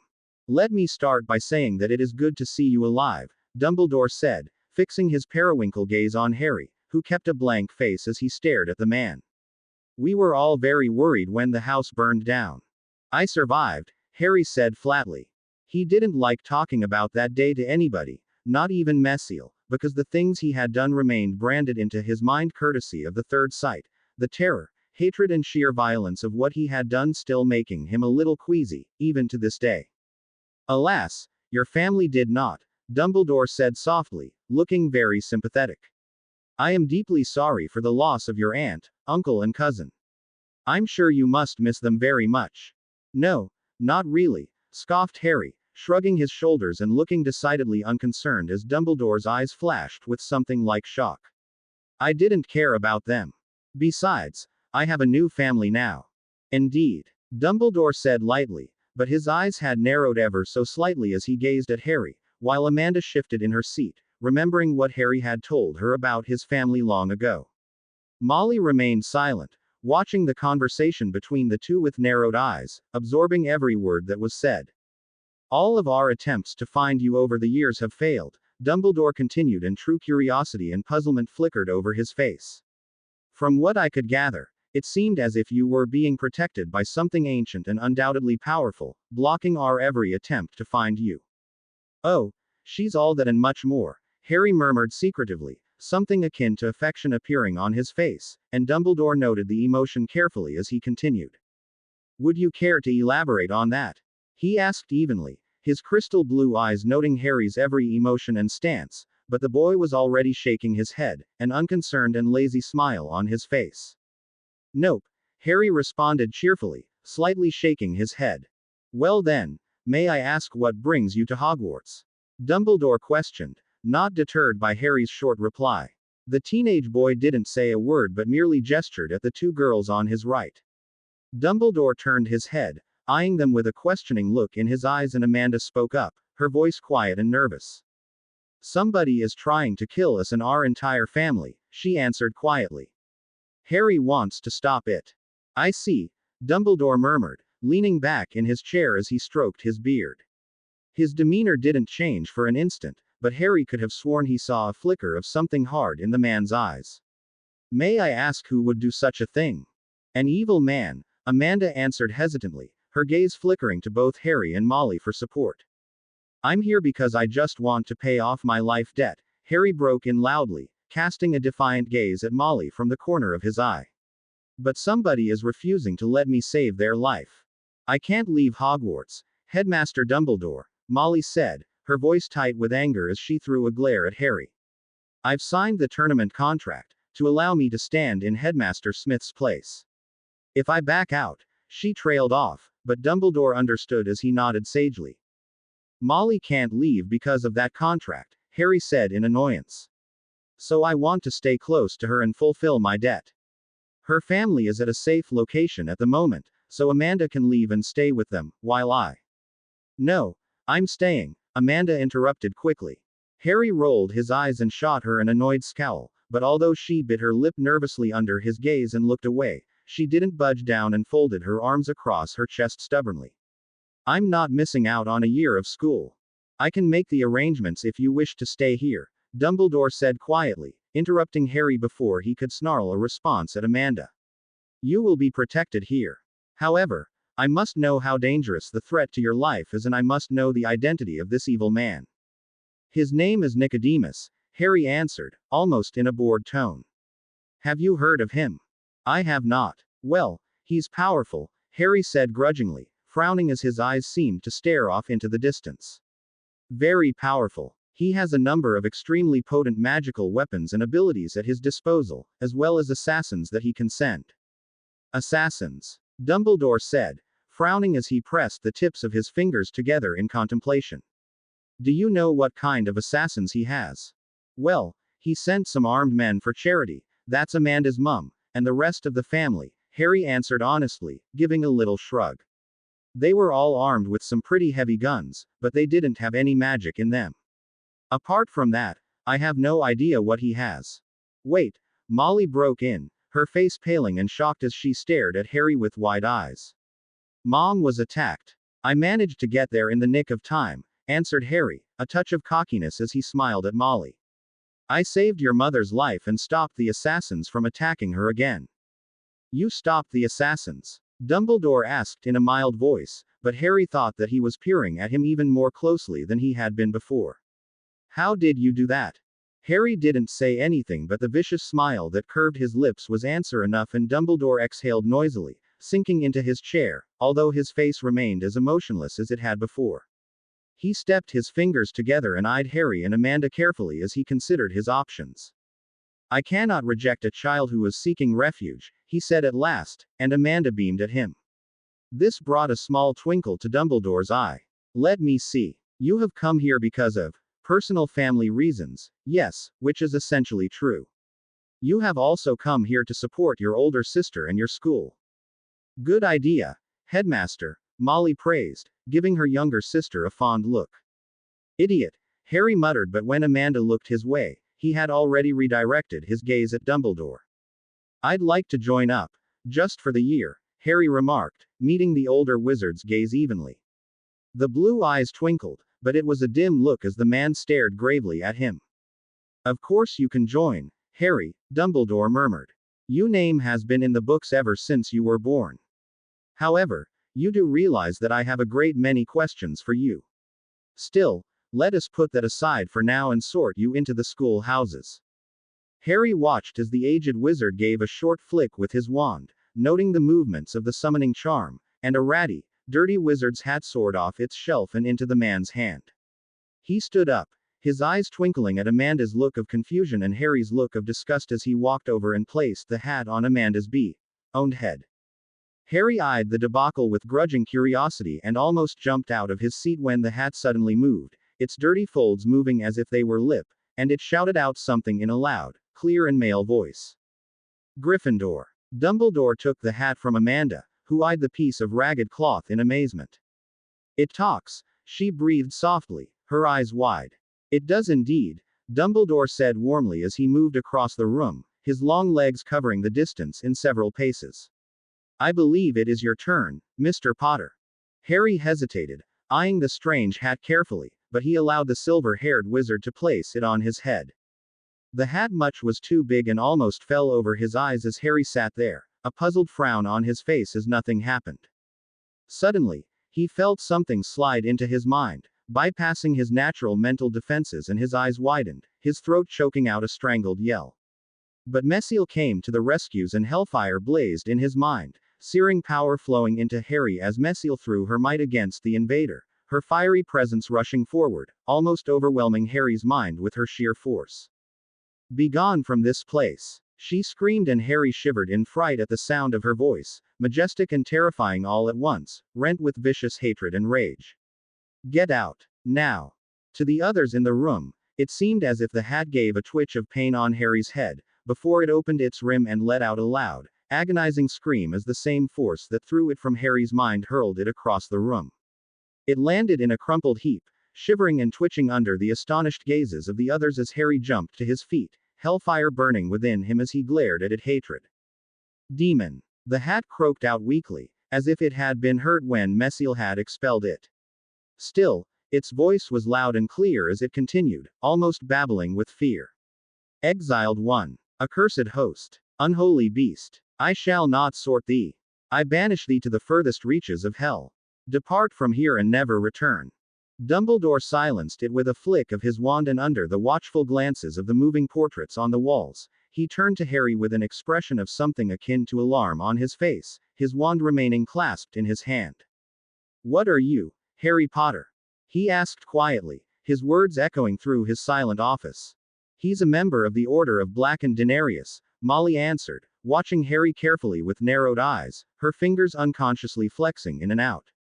Harry shook of the shock of the past happenings and regained his poise, a small smile coming over his face as he sat back down in the comfortable chair, watching Dumbledore frown and stride to one of the bookshelves. The headmaster withdrew a small tome under Harry, Amanda and Molly's watchful gaze and flicked it open. Pages rustled against each other as Dumbledore scanned the index and flipped to the right chapter. As soon as he read the first sentence, his face pale and he suddenly seemed to age 100 years, his eyes losing any twinkle of sparkle as he turned to Harry. "Oh Harry, what have you done to yourself?" he murmured with shock and a deep, unmovable sadness, his blue eyes scanning Harry closely, as if he were searching for any trace of the fallen within him. "Shut up," Harry snarled, and Dumbledore blinked at his vehemence. "Don't give me that F. King look of pity. I'm happy with what I am. I'm comfortable where I live and I have a woman that cares for me more than anybody else in this world has. Dumbledore stared at him, his face suddenly wary and his stance changing in subtle ways, as if he were readying himself to either attack or defend himself against Harry. Harry, however, made no aggressive moves as he leaned back in his chair, watching Dumbledore intently. Now what? He asked roughly. Am I still allowed to become a student, or should I say goodbye to Amanda and Molly here and wish them the very best in the afterlife? Mr. Potter, how could I, in good conscience, allow you to join the student body here? Dumbledore breathed out softly. You, being what you are, could do a considerable amount of harm to the students, physically, emotionally, and morally. Harry leaned forward, his eyes intent and serious. I promise you, thrice bound, that I am not here to harm you or your students physically, emotionally, and morally, he said quietly and seriously, gesturing at Molly and Amanda, who watched the proceedings silently. I only want to make sure that they don't die. Dumbledore stared at him for a second and then, strangely, relaxed, as if understood the seriousness and solemnness of a thrice-bound promise coming from a being of the old world. The old wizard walked over to his chair again and sunk in, his face pensive as he regarded Harry thoughtfully.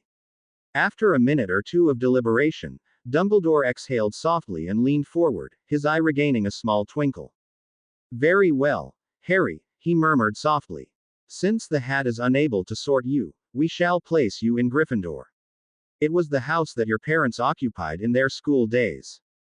Cool, Harry said flatly and stood up, rubbing a crick in his neck.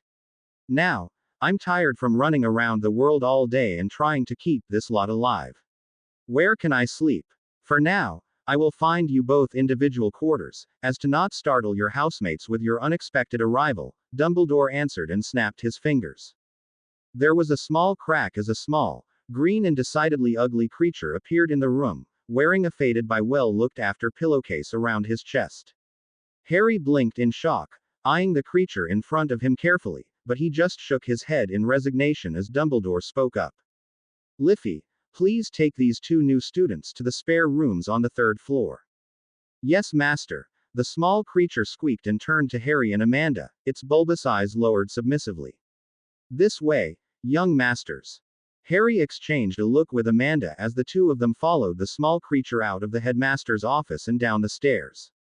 Back in the office, Molly moved to go but Dumbledore halted her as he spoke up, his voice weary and suddenly sounding very old. Not just yet, Professor Carpenter. May we speak? Molly frowned but sat back down as Dumbledore rubbed his somnolent eyes, suddenly looking very old and tired as he gazed at the woman in front of him, his expression serious and foreboding as he straightened in his chair, pushing the half-moon glasses up his crooked nose.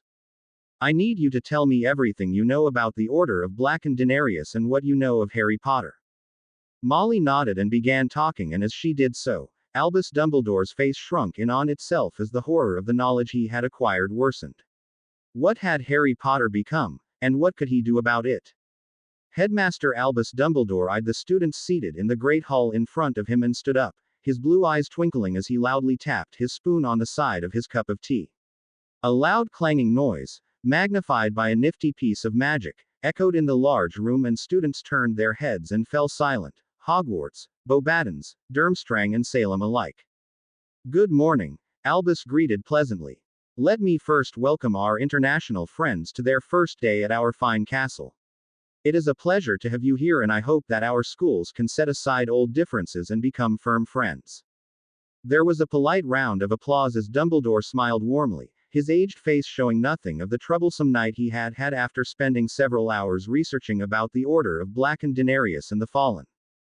Because of the overwhelming generosity of Headmaster Smith and Professor Carpenter of Salem's Witches and Wizards Institute, I am delighted to announce that a new, entirely voluntary class will be held once a week, starting from tomorrow night.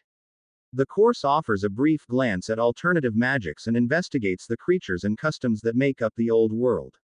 I strongly urge everybody who is interested in such a course to attend. I guarantee you that it will be well worth your time. Here he paused, slowly stroking his beard as some of the students muttered to each other in surprise, but he raised his hands and the hall instantly went silent. I am delighted to say that this year, We are graced with 2 new students, who only arrived here at Hogwarts last night. They have already been sorted into their houses, so without further ado, please welcome our new latecomers, Amanda Carpenter, the younger sister of Professor Carpenter, who was sorted into Gryffindor 4th year, and Harry Potter, who was also sorted in Gryffindor 4th year. The entire hall burst into loud chatters and exclaimed gasps, and hundreds of students turned their heads towards the doors as a single figure slipped in, a scowl on his face. Harry eyed the great hall, noting that everybody seemed to be looking at him with a mixture of surprise, shock, and awe. His scowl deepened as he heard the soft murmur of whispers increase as he walked forward, eyeing all of the tables, and frowning he glanced down at his robes, shifting uncomfortably in the unfamiliar clothing, and noted the red and gold tie.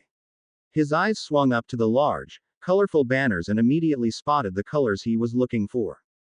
He walked over to the nearest empty seat, his face set in a scowl as he jabbed a finger towards the nearest person, a lanky, red-headed boy with a gaping face and wide eyes. Gryffindor, right? He asked. Why yeah, the boy stuttered in surprise, his ears flaming with blood as he gaped at him, his eyes wide with shock and awe. Harry ignored him and sat down, face still twisted into a scowl as he grabbed some food from the massive platters in front of him and splattered them on his plate, his stomach rumbling hungrily. He shifted uncomfortably in his new robes, eyeing them with a look of disgust. They were too small to hide his sword, so he had been forced to leave the powerful weapon in his room. He turned to his food with a ravenous expression on and dipped his food into it, preparing to take a bite. So, you're the boy who lived? Asked the redhead boy, his companions, a bushy-haired girl and a chubby, mousy-haired boy looking on with curiosity. Harry let out a sigh as he dropped the fork from his mouth, nodding as he glanced around the hall, seeing that most of the students were still darting glances his way while some of the older ones were whispering to the younger ones, gesturing to Harry with quick, excited motions. Can you show me your scar? The boy asked again, his eyes fixating on Harry's fringe which covered his forehead. Harry dropped his fork, which landed on the plate with a loud clang as he stared at the boy with an expression of annoyance and disdain. The red-headed boy blushed, his face turning bright red as he nervously looked away. Harry scowled and concentrated on his food again, picking up his fork and preparing to eat. Aren't you dead? The other boy, with the mousy brown hair and chubby face, asked nervously. Harry let out an exasperated sigh as he dropped his fork and looked up, his eyes glinting with irritation as he rounded on the boy with a nasty tone. Do I look dead to you? Harry snapped out, the boy flinching at every word. But, hey, if you guys don't let me finish my breakfast, I just might die of starvation and you can really see what a dead Harry Potter looks like. The boy looked away, flinching at Harry's sharp gaze, but the green-eyed boy looked away and turned back to his food.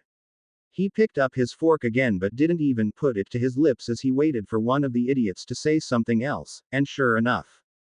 Well, there's no need to be rude, the frizzy-haired girl huffed, her chocolate-colored eyes eyeing Harry with disapproval. We were just curious. There are plenty of reasons to be rude, Harry snapped, eyeing her with an irritated scowl on his face. For example, you people won't shut the hell up and let me eat. The girl gaped at his hostile tone, blinking in shock as Harry went back to his food, and a scowl appeared on her face. She opened her mouth, her body bristling with righteous anger, when Amanda slid in next to Harry, flashing a bright smile at the group in front of Harry. Don't mind him, she said cheerfully. He's a grumpy kid. Harry stared at her with an incredulous expression on his face. Why the hell are you sitting next to me? He asked, almost looking bewildered as he leaned in, his voice lowering. I can protect you if sit at the other end of the table, you know. Oh, Harry, Amanda said in disappointment, waggling her finger at him. That's not a very nice way to talk your friend. Oh shut up, Harry muttered angrily as he turned away, while Amanda flashed another smile, winking at the group of Gryffindor in front of her, who smiled back at the pleasant girl. You're not a morning person, are you? The bushy-haired girl said, her face twisted in a disapproving and stern frown. Sometimes I am, Harry said, lifting his eyes and sending a very annoyed look her way. But not when I have to come down into a hall full of chattering idiots. Idiots. The girl huffed out, almost in shock as she gazed at the boys around her for support, but they merely shrugged helplessly. What did I ever do? Shut up, Harry interrupted, placing his eyes back down on his plate as he picked up his fork. But, the girl started, glaring at him with anger. Shut up, Harry repeated again, twirling his fork in his food. Harry, Amanda started, eyeing the girl with an apologetic look on her face as she nudged him, her eyes glancing at him meaningfully. Shut, Harry said and raised his gaze to look at the bee. Owned. Up. Amanda sighed, her light gray eyes meeting Harry's green orbs for a brief second, before she turned away with a small, shiver-up spine at the darkness she could see in them. Harry let a small smirk curve his lips as he turned back to his food, lifting his fork and finally taking the first bite out of his breakfast. Anyway, Amanda started, shooting Harry an annoyed look before replacing it with a bright smile as she beamed at the group across the table. I'm Amanda Carpenter. I'm Hermione, the frizzy-hair girl said after a moment's hesitation, gesturing at the red-headed boy and the mousy brown-haired boy respectively as she continued. This is Ron and Neville. We're fourth years, just like you. Harry ignored the rest of the conversation as Amanda, Hermione, Ron, and occasionally Neville began loudly chatting to each other as he dug into his breakfast, almost grunting with satisfaction as he swallowed a fatty piece of sausage. He enjoyed his breakfast in relative silence, ignoring the constant stares and mutters from the people around the great hall, until there was a coughing sound behind him and he turned around, a frown already on his face. A tall, thin and aging witch stood behind him, her graying dark hair tied back into a bun as she stared down at Harry, her stern face eyeing him carefully as she handed him a small piece of parchment. Harry took it and glanced down at it, noting that it was a timetable of sorts as the professor passed another one to Amanda, who took it with a reflexive thank you. Mr. Potter, Ms. Carpenter, I am Professor McGonagall, head of Gryffindor House, the woman began severely. Ms. Carpenter, I understand that you have had 3 years of formal education at Salem's Witches and Wizards Institute. Am I correct? Yes, Professor, Amanda replied obediently. McGonagall nodded and swung her gaze to Harry. Mr. Potter, have you ever had any magical education before? She asked. Harry hesitated and nodded his head slowly. I have had a tutor for the past 7 years, he answered slowly. But I don't know if what she taught me would fit into your curriculum, and there were some subjects she didn't have any expertise in at all. McGonagall frowned but didn't appear to be too surprised. I thought that it might have been something like that, she said crisply. So it has been decided that you will complete a series of past examinations, to assess your knowledge. If you find yourself lacking in certain areas, tutors and additional study time will be made available to you. Is that acceptable, Mr. Potter? Sure. Harry shrugged easily. McGonagall's lips thinned, probably at Harry's seemingly uncaring manner. Good. Now, you both have to choose 2 electives in addition to your core subjects, McGonagall continued, handing both Harry and Amanda another piece of parchment. Harry frowned as he looked down, reading the electives, which were care of magical creatures, Muggle studies, ancient runes, arithmancy and divination. Do not bother with ancient runes, Messiel said softly into his mind. Historical information is my specialty, after all. I suggest that you try divination. The ability to see into the future could be a very valuable asset.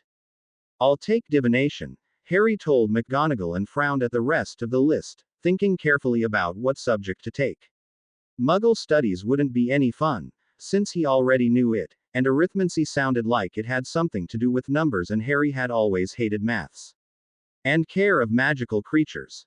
Very well, Mr. Potter, McGonagall said and she gestured for Harry to hand back his timetable. He did, and watched as she tapped it sharply with her wand, before handing it back. When he looked down, he saw that some of his free slots had been filled up with new classes. Ms. Carpenter. Amanda hesitated as she saw Harry's rather pointed expression and she sighed, handing back her timetable to McGonagall. I'll do the same as what he's doing, she muttered. McGonagall's brows raised but she nodded, doing the same thing with Amanda's timetable as she had done with Harry's and handing it back. You will both be attending your classes today, she instructed them. You will receive your books at a later date, but for now, I urge you to pay attention to what is being taught. Fourth year can be a very difficult year for some students. Here she paused and a smile curved her lips, a seemingly rare expression for the stern woman. Welcome back, Mr. Potter. I do hope you behave a little better than your father did. She spun around and walked away from the table as Harry grunted, turning back to his breakfast and picking up his fork again as he started eating. Next to him, Amanda frowned as she looked at her timetable and glanced over at his. Hey, have a class this morning, she said with surprise. Potions, with Professor Snape, in the dungeons. Ooh, I've heard of him. He's meant to be really good. Whoop-dee-doo, Harry muttered. The potions classroom within the Hogwarts dungeons was dark and damp, reeking of a variety of different and unknown smells. The only sounds Harry could hear as he walked in were the quiet, hushed whispers from the students already sitting at their desks and the soft crackle of the flames underneath the small, pewter cauldrons. Harry ignored the stares as he scanned the room and his eyes fell on an empty seat. He walked over and sat down next to a whitish-blondish-haired boy, who eyed him speculatively. A few moments later, Amanda walked into the classroom and made her way over to Harry, sitting in the extra seat next to him and placing her wand on the table in front of her. She glanced around the dungeon with a look of interest and then noticed Harry's look of irritation. She murmured. Is something wrong? It's nothing, Harry muttered and looked away. Meanwhile, the boy on his right continued to gaze at him curiously, and then reached over and extended his hand. He was a short boy, with pale hair, pale skin and pale eyes. He had the look of the aristocrats of old, not only in physical features but in facial expressions as well as he haughtily stared at Harry. You must be Harry Potter, he said loudly. The name's Malfoy, Draco Malfoy. Do I look like I care? Responded Harry, his voice bored and lacking interest. As the owned boy blinked in surprise, anger tracing up his face, Messiel spoke up within his mind. Now, beloved, you will be here for some time, so it wouldn't hurt to play nice for a change. Harry sighed and made a small face at Messiel, but he grudgingly extended his hand. Sorry, he muttered insincerely. Bad morning. Malfoy frowned but clasped Harry's hand and shook it.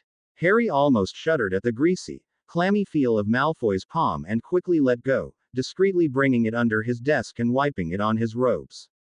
Amanda noticed the exchange, reached over, a perky smile on her face as she extended her small hand. Hi, she said brightly. I'm Amanda Carpenter. Harry eyed her as if she was an idiot, leaning forward with an annoyed scowl on his face as he put his lips to her ear. Never give your full name to somebody, he hissed softly. Ever. Amanda blinked, turning her head and staring at him with puzzlement, while Malfoy stared at her hand, not taking it as he eyed Amanda carefully. I've never heard of the Carpenter family before, he said slowly. Are you a pureblood family in America? What? Amanda blinked, before smiling in comprehension. No, my parents can't use magic. My older sister can, though. You're a Muggleborn. Malfoy spat out, his face twisting with disgust, and he withdrew his hand. Amanda flinched at his tone and snapped her hand back, scowling at him angrily. What if I am? She challenged. Malfoy didn't say anything to her and glanced back to Harry, smiling as if they were conspirators in a secret plot.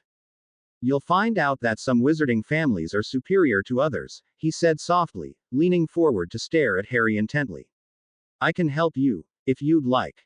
Yeah, I'm going to have to tell you to go F.K. yourself, Harry replied nonchalantly, and a small smirk curved his lips as Malfoy blinked in shock, flinching as if he had been stung as color shot up his pale cheeks. The class quietened around them as they waited for Malfoy to make the next move. The owned boy's eyes glinted with anger as he leaned forward, but it was at that moment that the door to the classroom slammed open and a tall, lanky with sallow skin and long, greasy hair stormed in, his face set into a perpetual scowl. Malfoy hastily leaned back as Amanda sent a small smile in Harry's direction, but Harry ignored her and watched as the man came to front of classroom, his cloak whipping behind him as he whirled around to address the students. We will be continuing on our cheering solutions, the professor said in a cold, silky voice, which echoed around the quiet dungeon and giving it a certain nastiness to it. For the incompetent students here, please pay attention. Harry saw that his eyes flickered over on the other side of the room, focusing on Ron and Neville, both who shied away nervously from the gaze as the man smirked in amusement and continued. You must add the hippogriff feather after the bat's blood or you will melt your cauldron. Again, the professor said, and this time he made no attempt at being subtle as he glanced at Neville with a look of disdain on his face. Let's see if we can have a lesson where Longbottom doesn't ruin a perfectly good set of ingredients. You may begin. Neville's face burned red as he slumped into his seat and Ron muttered something to him, his voice too low for Harry to hear as the class got started in their work, pulling ingredients out from small pouches and starting to dice them up. Harry and Amanda exchanged a glance, Harry looking bored and Amanda looking confused as she raised her hand. Professor, she called out, gaining the attention of the entire class. We're new here so we haven't started the potion yet. Ah, yes, the professor murmured softly, his glittering, obsidian eyes staring at Harry and Amanda intently. It's the transfer student and of course, our new celebrity guest, Mr. Potter. I see you have finally decided to grace Hogwarts with your presence. Harry blinked in surprise at the hostility and dislike he could hear in the man's sneering tone and raised his eyes, a scowl appearing on his face as he assessed the professor in front of him. The man seemed to notice the action and a slow, malicious smirk spread across his face. Class, stop your work, he ordered suddenly and rounded on Harry, his eyes glittering with emotion. We're going to see just what Potter has learnt in his absence here. Tell me, where could I find Boomslang's skin? I cannot assist you here, beloved. My knowledge does not extend to the craft that these wand wizards call potion making. Well, Harry replied, frowning in mock thought. You could probably peel some off a Boomslang, I guess. Tut, tut, tut, the professor tittered slowly. Your answer is incorrect. Let's try again, shall we? Tell me, Potter, what is important about the fourth use of dragon's blood in potion making? The fourth use, Harry repeated softly. Well, I'd say it's a little more important than the fifth use, but come on, there's no way it can compare to the third use. 5 points from Gryffindor for your cheek, Potter, the professor snapped, irritation glittering in his eyes as he stared at Harry with disdain. I can clearly see that life has not seen fit to indulge you with a brain, but that's the pity about celebrities these days, isn't it? Harry stared at the man quietly, anger boiling in his stomach over his treatment. Next to him, Amanda seemed to be stunned into stillness, her eyes wide as she picked up on the amount of hatred that the professor had for Harry. But Harry had had enough, and in his mind Messiel quite agreed with him, so he firmed his resolve and let an arrogant and haughty smile come over his face. Oh, Professor, he called out innocently. What was your name again? My name is Severus Snape, the professor answered curtly. You may call me Professor Snape, and that will be 2 points off for interrupting me. There were mutters of protest from around the room, but Snape swiveled his head, his eyes narrowed, and they instantly disappeared. It seemed as if Snape's attitude wasn't just solely directed at him, but unlike the rest of these people, he wasn't going to take it lying down. Ah, now Severus, Harry began, ignoring the way Snape's eye twitched as he said his name. I know that you must be in awe of me, but I'm going to have to insist that you stop calling me a celebrity. A wicked smile came over Harry's face as he leaned forward, bringing his amused and arrogant face closer to Snape. Because I think that the proper term would be hero, Harry said smugly and leant back, smoothing a hand through his hair. I'm Harry Potter, the hero, not the celebrity. Hero, Snape repeated softly and dangerously. The dungeon completely quiet as the students watched Harry with wide eyes as if they were amazed at his audacity. Is that how you see yourself then, Potter? Well, I am a hero, aren't I? Harry answered conceitedly, a wicked smile curving his lips as he leant back in his chair. I mean, I did defeat the evil Voldemort. The entire class flinched at the sound of the name, including Snape, who let out a small growl of anger as rage filled his features. Do not utter that name again. He hissed angrily, but Harry ignored him and continued, his small, arrogant smile still on his face and infuriating Snape far more than Harry could have known. Severus, please try to control your jealousy. I know that you're comparing my obviously heroic and amazing attributes to your own and find yourself lacking, but don't worry, Harry said in a soothing tone, his face morphing into concern as he stared at the professor gently. I worked hard to get where I am. I'm sure you can reach my level someday. Snape's sallow face was throbbing with red, his veins bulging from his neck as he glared at Harry with nothing less than pure hatred, his fingers flexing as if there was nothing else he would like more than to wrap them around Harry's neck and squeeze. You arrogant little fool, he hissed softly, menacingly. That's 50 points for your cheek and another 50 for the improper use of my first name. Do not delude yourself with notions of grandeur and heroism. You are nothing but an insignificant speck. Harry sighed sadly, shaking his head remorsefully as he glanced at Amanda from the corner of his eye, who seemed to be caught between horror and laughter as she stared back, trying to keep the smile twitching her lips from appearing on her face. It's sad how petty a jealous man can become, he told her loudly, making a TS King sound. You know, envy is a sin. Amanda couldn't help it and let out a little giggle, clapping her hands over her mouth at the irony of the statement as Harry turned his head and stared back at Snape, who looked too furious for words. Harry's smug green eyes clashed with Snape's furious obsidian black eyes, and suddenly Mesial started as Harry felt something slide against his mind, almost like a tickling sensation. He is probing your mind. She hissed softly. Harry almost flinched as Mesial lashed out with her power, searing heat and power cascades through his body as sulfur filled his nostrils. The Fallen's majestic and terrifying voice, rent with vicious hatred and rage, lashed out with a wordless snarl of anger, her presence dwarfing Harry's mind as it hurled away a small, unknown presence with great fury.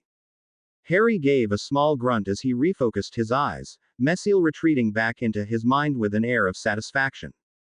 He looked up just as Snape let out a terrible cry of pain as both his mind and body were slapped aside by Mesial's might, and he went crashing through this desk, knocking over stacks of parchment and shattering small bottles and vials. He landed on the ground in front of an astonished and unmoving class, who were staring at Harry with nothing less than fear and disbelief in their eyes, while Harry stood up and watched as Snape struggled up to his hands and knees, taking deep, gasping breaths. Now, there's no need to get on all fours to worship me, Harry said quietly, his pseudo-gentleness replaced with a dark smile, while the rest of the class watched as if they were spellbound. I do accept genuflecting. Snape didn't say anything as they continued to gasp for breath, but the look he shot at Harry promised pain and death as the professor tried to recover from the mental backlash, his mind almost numb with pain. Perhaps I'll come back when you've had time to adjust to my magnificent presence, Harry said thoughtfully and motioned for Amanda to follow him. Come on, Amanda. Let's give Severus his space. Amanda hesitated, looking at Harry with wariness on her face, but the hard look in Harry's eye made her gulp, and she quickly stood up and followed him from the door as the two of them left the potions classroom. As soon as Harry and Amanda were walking away, a burst of concerned chatter drifted to their ears and Harry gave a small, victorious grin. After a few minutes of walking, Harry and Amanda had almost left the dungeons. Harry was content with the silence, but Amanda seemed to be fidgeting on her feet before she let out a frustrated sigh and turned to Harry. What did you do to him? She demanded angrily. He tried to invade my mind, Harry shrugged carelessly, and a mean smile curved his lips. Mesial doesn't take too kindly to that. Amanda shivered, not feeling cold at all as she stared at Harry for a few more moments. The two of them kept walking, and as they turned a corner, they almost bumped into Dumbledore, who was conversing to one of the portraits in a low, muttered voice. Ah, Headmaster, Harry greeted loudly, and Dumbledore glanced up, a pleasant smile coming over his face as he approached the two students. This is good timing. What can I do for you, Mr. Potter? Dumbledore asked, stroking a hand through his beard as his bright blue eyes twinkled down at them. Well, these is one thing, Harry said, and his face hardened, something ugly flickering behind his icy green eyes. You can tell that pathetic bastard of a potions professor that the next time he tries to invade my mind again, I'll make sure she doesn't let go. Dumbledore blinked as Harry stalked off, dragging Amanda by the arm after him, and his gaze flickered down into the dungeon where Harry and Amanda had just come from.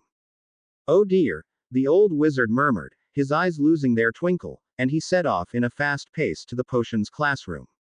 Several hours later, Harry stalked into the Great Hall, an expression of disinterest on his face as he made his way to the Gryffindor table. Amanda trailed after him, her face bored as the two of them sat down at the table, ignoring the stares and mutters from the other students all throughout the hall. The Boatbattens and Durmstrang students seemed to be clueless as their neighboring Hogwarts students filled them in on what had happened in Harry's potion lesson. Although from what the young Denarian picked up, Some of the rumors had been slightly embellished to include scenes including but not limited to Harry blasting Snape off his feet with a curse, the two of them having a punch on and Harry throwing a vial of never-end acid at Snape, which was why the greasy-haired man wasn't present at the head table. "You have balls, mate," one of the fourth-year Gryffindors said in a thick Irish accent, staring at Harry in admiration, before he turned away and started chatting with the dark-skinned boy next to him. Meanwhile, Ron, Neville and Hermione, all who were sitting in front of Harry, eyed the green-eyed boy with a variety of expressions, from awe, disapproval and speculation. "I've never seen Snape that angry before," Ron said quietly, almost dumbstruck as he regarded Harry. "Not even after my brothers pranked him. When he got up, I thought he was going to come after you and kill you. He looked that angry, but Dumbledore came in and dismissed us early." "I hope you're pleased with yourself," the bushy-haired girl said in disapproval, staring at Harry flatly, clearly not impressed like her housemates were. "You insulted a professor. Right in front of him. And you lost us over 100 points. I hope you're happy." Harry looked up, a mock frown of thought on his face as he nodded slowly. "Yeah," he said thoughtfully. "I'm happy with the way things turned out." Hermione quivered, her lips parting as anger steamed onto her face. Amanda, seeing Hermione's hands balling up into little fists, shaking with repressed anger, quickly broke in, her voice bright and cheery as she turned to Neville. "So, what's it like here at Hogwarts?" she asked nicely, not noticing as the brown-haired boy flushed as he looked at her, his eyes darting away nervously. "It looks like an exciting place. Some exciting stuff must have happened here." "Oh, you won't believe some of the stuff that has happened here," Ron broke in quickly, looking pleased as Amanda turned his way, her face open and curious. "Like what?" the bee-owned-haired girl asked. Ron, Hermione and Neville exchanged secretive glances, Hermione's face etched with a silent warning, but Ron ignored her as he turned back to Amanda, leaning in as he lowered his voice. Next to Amanda, Harry listened in, curious despite himself as he munched on his food. "Well, in our first year there was something really secret hidden here at Hogwarts," Ron breathed quietly. "Have you ever heard of the Philosopher's Stone?" "No, I haven't," Amanda said slowly. "It is a powerful wand wizard artifact," Messiel said into Harry's mind as he listened in. "And it is capable of granting both immortality against age and an unlimited supply of gold to any person who uses it." "Isn't that what you do for me?" Harry asked. "The immortality part, I mean." "Yes, beloved, but this artifact is made by magic and it is one of the wand wizard's most advanced accomplishments. It's a stone that can make somebody live forever," Ron said softly. "And it can turn any metal into pure gold." "Wow," Amanda exclaimed softly, her eyes widening. "That's so cool." "Yeah," Ron agreed, his voice lowered. "But did you know that one of our professors tried to steal it?" "Really?" "Yeah, Professor Quirrell," Neville said softly, out of nervousness or shyness rather than secrecy. "But Dumbledore arrived in time to stop Quirrell from stealing it." "I heard that you know who was there," Ron said softly, shuddering at the idea. "That's impossible," Hermione said crossly. "You know who's been dead since, well, since Potter here defeated him." Harry cocked an amused eyebrow at the bushy-haired girl and watched as she glowered at him. He ducked his head, a small, superior smile on his face as he listened carefully to Ron as the redhead continued. "In our second year, the school was attacked," Ron said and looked as if he were enjoying the flashes of shock that Amanda showed, the girl dropping her fork with a loud clatter and leaning forward with her eyes wide. "The Chamber of Secrets was opened and the monster inside was let out." "What happened?" Amanda breathed intently. "A lot of people were petrified," Neville answered quietly. "Like, into stone?" Amanda asked tentatively. "No, just frozen stiff, I guess," Neville answered hesitantly and avoided Amanda's gaze. Amanda nodded, a frown appearing on her face as she glanced up and down the hall. "Did anybody die?" Harry asked, his voice suddenly interested as he looked up and Neville flinched at his bright green gaze and looked away, leaving it up to the redhead to answer. "No, but it was close," Ron said, and suddenly looked uncomfortable. My sister was taken into the chamber. Is she all right?" Amanda asked in concern, while Harry frowned pensively. It was sounding more and more like Hogwarts wasn't the safe bastion he had thought it was. Yeah, she's all right now, Ron said quickly, looking quite relieved as his eyes flickered over a younger, red-haired girl down the table, who was staring at Harry with wide brown eyes. The instant Harry's eyes met hers, she blushed and looked away. Who did it? Harry asked, turning his penetrating gaze back on Ron. It, was a student, Ron said slowly, scratching his nose as he avoided Harry's gaze. Next to him, Hermione suddenly looked sympathetic and raised a hand, giving the boy's shoulder a squeeze. She was possessed by a dark artifact. Amanda, sensing that Harry had wandered into an uncomfortable subject, quickly spoke up. So, what happened? Well, there were talks that the school would close down, Hermione answered. But Professor Dumbledore saved us and led a team of Aurors down into the chamber to kill the basilisk. Wow, Amanda murmured softly. Did anything happen last year? Harry asked quietly. Ron and Hermione exchanged quick glances with each other, eyeing Harry carefully as if they knew something about him that he didn't. Well, there was an escape from the wizard prison, Azkaban, Hermione said carefully. The person who escaped was Sirius Black. Harry frowned as he saw both Neville and Ron watching him carefully for his reaction to the name, but when his expression didn't change they both looked relieved, although Ron had an air about him that suggested that he knew something that Neville didn't. What's that got to do with Hogwarts? Amanda asked, filling in the small moment of silence. Well, he was spotted near the school, Hermione said carefully, as if she was choosing her words carefully. The Ministry even sent Dementors to guard us, but he broke in and kidnapped Ron here. But Professor Lupin and Snape saved him and Black got away. Harry got the feeling that they weren't telling the entire truth but shrugged it off, honestly not caring about their little secrets. Done? Harry asked Amanda, who nodded as she dropped her fork onto her plate. All right, back to the library again. But I want to, she started protest. Shut up and follow me, Harry said, his voice leaving no room for argument, and Amanda sighed as she stood up under the incredulous gazes of Hermione, Neville and Ron, and trailed after him, leaving the fourth years behind. He's not what I expected, Neville muttered to Ron, who nodded sagely. Amanda seems nice, though. He treats her like dirt, Hermione said crossly, huffing in annoyance. I don't know why she puts up with it. Maybe they're dating, Ron suggested, but frowned. But you're right, he did treat her kinda mean. You think he treats her like that all of the time? Neville asked softly. Hermione frowned but her eyes widened as she thought about it carefully, biting her lip in thought while Ron and Neville exchanged resigned looks, well used to Hermione's thought patterns. If he does, she began carefully. Then we have to look out for her and make sure he doesn't hurt her. Hurt her? You mean, like? Ron asked and softly slapped his fist into his hand as he gazed at Hermione, miming a punch. Hermione nodded solemnly and Ron sighed, shaking his head with wide eyes. I never would have expected it from the boy who lived, he muttered. For the rest of that day, Harry stayed inside the vast library of Hogwarts, content to browse the shelves for books specializing in subjects he was weak in.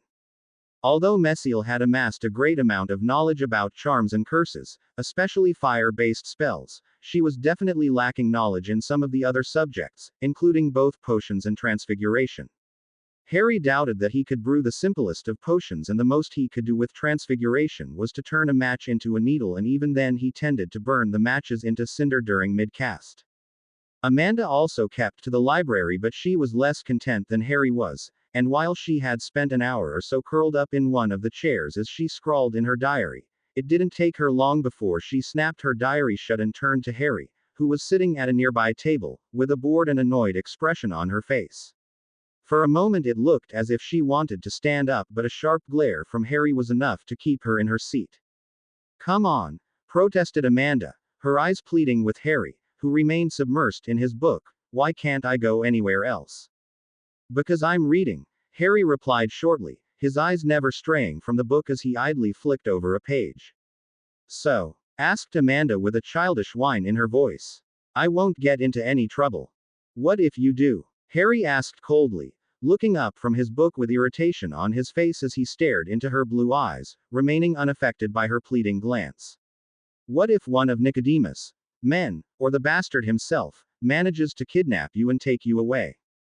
Amanda fell silent as she ducked her head, avoiding Harry's dark gaze as he leant forward menacingly, digging the point in deeper. They will make you scream before they kill you, he said softly, his voice almost a whisper, yet it seemed to echo in the small study area that Harry and Amanda had occupied.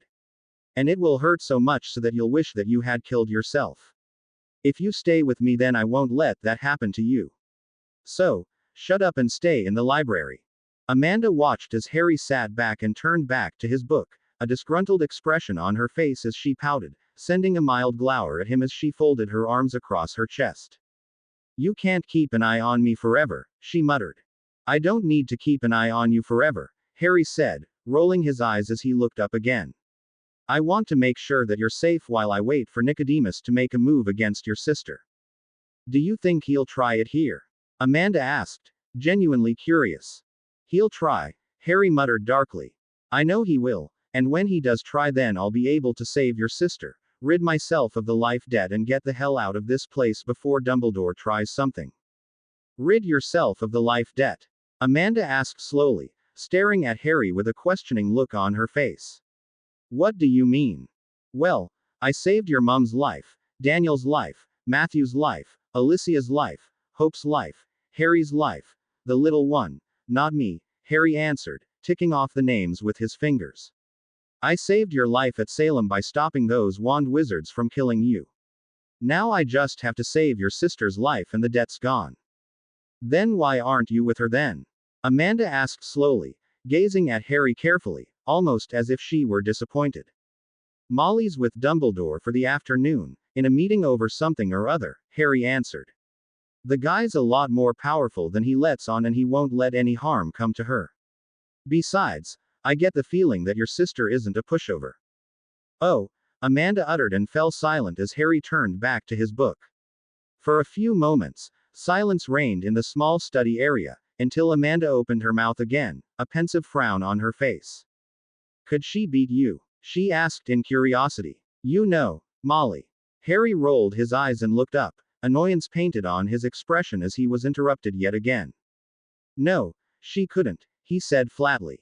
Now shut up and let me read this. I have no idea why you just can't transfigure something into gold, and I'd like to find out. He paused, as if he was listening to something elsewhere, and a small mischievous grin came over his face, lighting up his green eyes and making him seem almost childish. Yes, Messiel, I know. She is an idiot. Amanda made a face at him, but she fell silent, her eyes glazing over as she stared into nothingness. A moment later, she shook her head, opened up her diary again, and picked up her quill before she began to scrawl another entry into the small, battered book. Harry didn't know how long he had been sitting at the small table in the library, reading his books and occasionally going to the shelves and picking out a new one as both he and Messiel tried to wrap their minds around the concept of transfiguration. Admittedly, Harry acknowledged that Messiel seemed to be doing a better job than he was, and there were some pages in the book where Harry just paused it for a brief second, allowing Messiel to use her photograph-like memory to memorize the words for later use. Still, after a while, Harry had to reluctantly agree with Amanda as the boredom set in, and despite Messiel's words of protest, he placed the book down on the table with a thump and grimaced as he rubbed his stomach, feeling it rumble in hunger. He looked through the nearest window and blinked with shock as he saw the darkened skyline. It's night, he muttered in surprise and glanced around the library, seeking Amanda's presence. Sure enough, the bee-owned girl had done what she had been told and was curled up in her chair, her eyes closed in a peaceful expression as she dozed off. Harry blinked at the angelic sight in front of him, and with careful, deliberate movements, he softly stepped out of his seat and tiptoed around the table, leaning his head down next to Amanda's. With an almost tender movement, he placed his hand on the side of her face, and the girl sighed softly, leaning in against the warmth as Harry lowered his head. He approached her lips but then veered off until his lips touched her ears, and he took in a deep breath and screamed loudly. His voice echoed in the library and he jumped back as Amanda screamed in fear, blinking tiredly as she shot up from her seat, an expression of shock, fear and surprise on her face. She swung her head around quickly, taking in deep breaths, and found Harry standing in front of her, an expression of amusement on his face. That wasn't funny, She hissed angrily, but she could feel her cheeks heating up as she blushed under the boy's gaze, averting her eyes away, and a furious expression came over her face. Maybe, Harry replied, still smiling. But I suppose you just had to be there. Shut up, Amanda muttered angrily as she bent down to pick up her diary. She placed it in her robes and stood back up, glaring at Harry with a petulant expression on her face. What did you want anyway? Dinner, actually, Harry answered as he gestured to the darkened window. It's probably just starting, so come on. I'm hungry. Amanda made a face at his back, but she followed him out the library, blushing again as a prim-faced librarian glared at them from over her desk. A few minutes later, Harry and Amanda entered the warm and bright Great Hall. Chattering students mingled with each other, black-robed Hogwarts, furred-coat Durmstrang, blue-cloaked Boatbattens and crimson-robed Salem. The long tables were devoid of food, but gleaming silverware glinted under the candlelight, which reflected off the clear, dark illusionary sky above. At the other end of the hall, just in front of the head table, sat a small wooden stool. On top of this stool sat a curious device, shaped like a goblet and sparkling with flames. Harry vaguely remembered seeing something like it at breakfast, but he hadn't been paying attention. He wasn't paying attention now either, as his eyes roamed the head table, a frown appearing on his face as he saw Dumbledore chatting softly to McGonagall, his blue eyes sparkling, and Snape glowing at him with great fury, his dark eyes shining with hatred. What he didn't though, was Molly, and there seemed to be a single, absent seat next to the ancient Salem headmaster and a tiny, white-bearded man. Where is that idiot sister of yours? Harry said slowly, his eyes narrowing with irritation and perhaps a bit of worry. Amanda certainly looked worried as she frowned in concern, raking her gray eyes over the hall as if she sure that Molly was hiding behind one of the tables.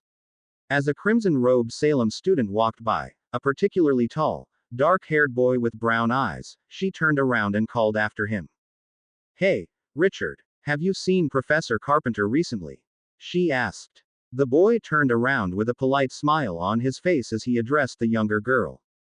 Sure, Amanda, he said easily. She was out by the lake a few minutes ago, getting ready for her upcoming classes. Amanda thanked him as he walked away while Harry sighed in annoyance, a glower of irritation on his face. Idiot, he cursed softly, before he gestured to one of the tables and raised his voice as he addressed Amanda. Look, sit down and stay there. I'll go and get your moronic sister. Okay, Amanda said slowly, eyeing him strangely, but she saw Hermione waving her over from the Gryffindor table and her expression cleared as she beamed at the fourth-year Gryffindor.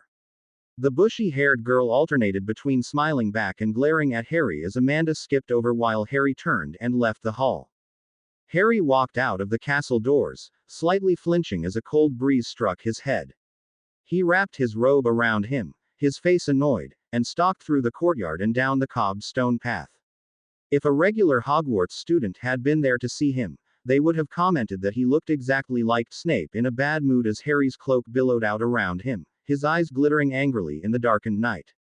He approached the large lake surrounding the castle, which glittered beautifully as the bright moon and stars twinkled down on it. Through the light, Harry saw a womanly figure near the dark and ominous forest and without a second's hesitation, walked towards her. It took Harry several minutes as he stalked over and stopped behind her, keeping his silence as he faced Molly's back. The professor tensed as she heard him, but she didn't look away from the lake, her owned hair swaying in the cold breeze, her fingers clenching as her back straightened. Were you dropped on the head as a baby, or are you just an idiot? Harry asked quietly, but there was anger in his voice.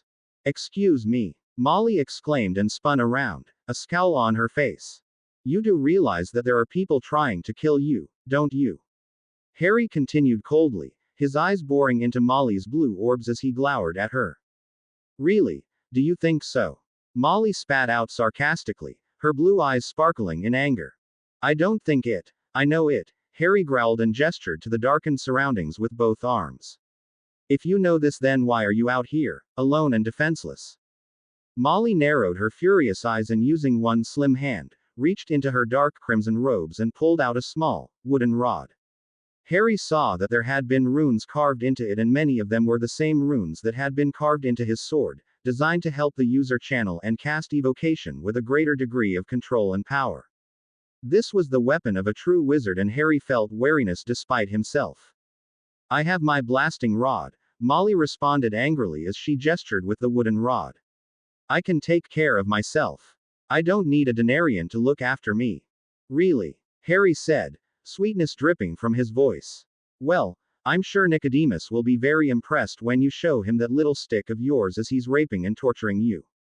Molly paled and she flinched as if she had been struck. Her eyes glittered with a sudden rush of anger, and with a wordless snarl the blasting rod in her hands flew up as she leveled it at Harry. A golden nimbus of power surrounded her, true magic only visible to one like Molly or Harry, and the tip of the blasting rod glowed in a dark green light. Molly's lips were pressed firmly against each other, and although her entire body was shaking with anger, her arm remained steady and unwavering. However, the moment she had moved, Harry had embraced Mesiel's dark powers. A roaring wave of fire and sulfur flowed into him, an intoxicating rush of pleasure and the darker desires filling his mind, threatening to overwhelm it, but he remained firmly in control. His hand reached into his robes and his wand whipped up just as quick, greasy smoke curling from the carved runes along the side as hellfire poured into the wand wizard focus. Both Denarian renegade and true wizard stared at each, unmoving and silent. Molly glared at Harry with a hard look of anger mingled with disgust, as if the boy revolted her, and Harry returned her glare with look of irritation mixed with cold determination. Given a few more moments, it was likely that a brawl might have started, and Molly, even as a true wizard, would have probably lost to the more experienced Harry. However, it didn't come to that, as Harry suddenly saw something behind the tall, slender bee. Owned. It was a flash of movement, two gleaming red eyes glittering in the darkness. For a brief second, Harry's eyes widened as he stared at some kind of deformed dog or cat, with tough, leathery skin, large, gleaming fangs and tusks protruding from a snarling snout. In front of him, Molly's gaze flickered past Harry's shoulder and she let out a startled yelp, her eyes widening as she faltered for an instant. But Harry moved as if he had been expecting it, the warm, throbbing presence of Mesiel quickly spurning him into action as he redirected his wand. Exturbo Arduro. He bellowed furiously, his voice full of raw anger that fueled the dark spell as wand magic poured through his wand. It emerged as a blinding blast of heat and fire, a bright glare in the darkening night, shooting forward and over Molly's shoulder. The girl gave a yelp as it singed her cheek and lanced towards the dog, striking the deformed creature in the face and driving it into the ground. Flesh sizzled as the dog went down with a pained bark, whining piteously as its once crimson eyes burned away, before it fell silent in death. But Harry hadn't watched to find out if the dog would stay down and spun around, his wand flying forwards in a fast, long, sweeping movement as he channeled more wand magic into it, his eyes glittering intensely as the first stages of bloodlust sang in his veins. Eruptus Ardor. He hissed dangerously as he moved, and the tip of the wand, still in the middle of the long sweeping movement, glowed with heat as multiple bursts of yellow-red fire blasted forward. Two of them struck the ground with small rumbling explosions, sending small showers of dirt and grass through the air, but the third caught a lunging dog in the flank, blasting it away in mid-jump and sending it into the ground, where it let out a single, pitiful whine before falling silent. We're surrounded, Molly said loudly, her voice panicked, and Harry whipped his head up, his eyes narrowed as quickly looked around. His green eyes met the bestial gaze of almost a dozen gleaming red eyes staring back at him. Jaws snapped in the darkness, low angry snarls bursting from several of the creatures as they circled the two humans warily, standing no more than 20 meters away. The smell of singed fur and seared flesh filled the air as the bodies of the two dead dogs flickered with small flames, glowing softly in the night. Molly leveled her blasting rod in front of her, her eyes panicked but her face grim, and Harry gave an experimental flick of his wand, turning around. Together, True Wizard and Denarian Renegade stood back to back as one of the dark dogs let out a piercing howl, before the entire pack lunged forward.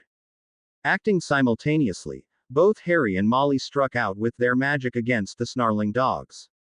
Molly screamed out an incantation, which sounded vaguely Arabic in nature, and furiously gestured at the ground with her blasting rod. The earth in front of her shuddered, dirt quavering and grass vibrating as a huge rumble went through the ground, knocking several of the charging dogs off their feet. The dogs let out surprised yelps as they tumbled over, their balance lost, but one of them managed to avoid the rumble and jumped forward, its eyes gleaming with animalistic bloodlust. However, a long soil-covered tree root burst from the ground and wrapped around the deformed dog, squeezing it mindlessly as the dog howled in agony, its burning eyes dimming as Molly directed the root to crush the dog to death with a short, sharp flick of her rod. At the same time, Harry gave a short sweep of his wand, his eyes burning with grim pleasure. Profundo. He snarled, his voice clear and sharp, and from the tip of his wand came a powerful rush of glistening water. As the blast of water sprayed through the air with great force, Harry gave another short flick of his wand and jabbed it forward, a menacingly smile curving his lips. Although there were no flames, a powerful and invisible heat shot forward from his wand and struck the blast of water, which hissed and spluttered as it boiled over and, propelled forward by the pressure of the heat, billowed out into a cloud of steam that struck four of the dogs head-on. The dogs disappeared in the billowing cloud of steam, letting out pained cries as they were driven back by the pressure of the blast, while Harry shifted on his feet and turned to face two more of the rushing dogs, which had almost cleared the 20 meters in a matter of seconds. His wand whipped up into a whip-like movement and he brought it down on the dogs. From the tip of his wand came a blazing whip of dark flames glowing brightly with the enhanced power of hellfire. The whip coiled forward and with a snap, struck one of the dogs in the flank and gouged a large searing gash into the leathery skin. Flesh sizzled and minute hairs burned as the dog fell to the ground with a whine, while the whip coiled back and then wrapped itself around the second dog, leaving Harry's wand. The dog let out a screeching howl of pain as it disappeared into a cocoon of fire and sulfur, a brightly glowing bonfire that lit up the lake as the dog was incinerated in a matter of mere seconds. Molly gestured violently with her blasting rod, a fumbling and clumsy movement, but it worked and the ground where the dogs were jumping back on their feet slightly rumbled. Suddenly, the earth exploded with a loud thundering clap as a geyser of stone and dirt flew up into the air as if the ground had just been struck by artillery. The concussive blast knocked the staggering dogs off their feet for the second time in seconds, sending them sprawling to the ground. But for the dog that had been standing where the blast originated, it was not so lucky and was instantly shredded apart by the force of the spell, its body torn apart. Syagris, incanted Harry quickly, a bloodthirsty grin on his face as he gestured his wand at the earth in front of him.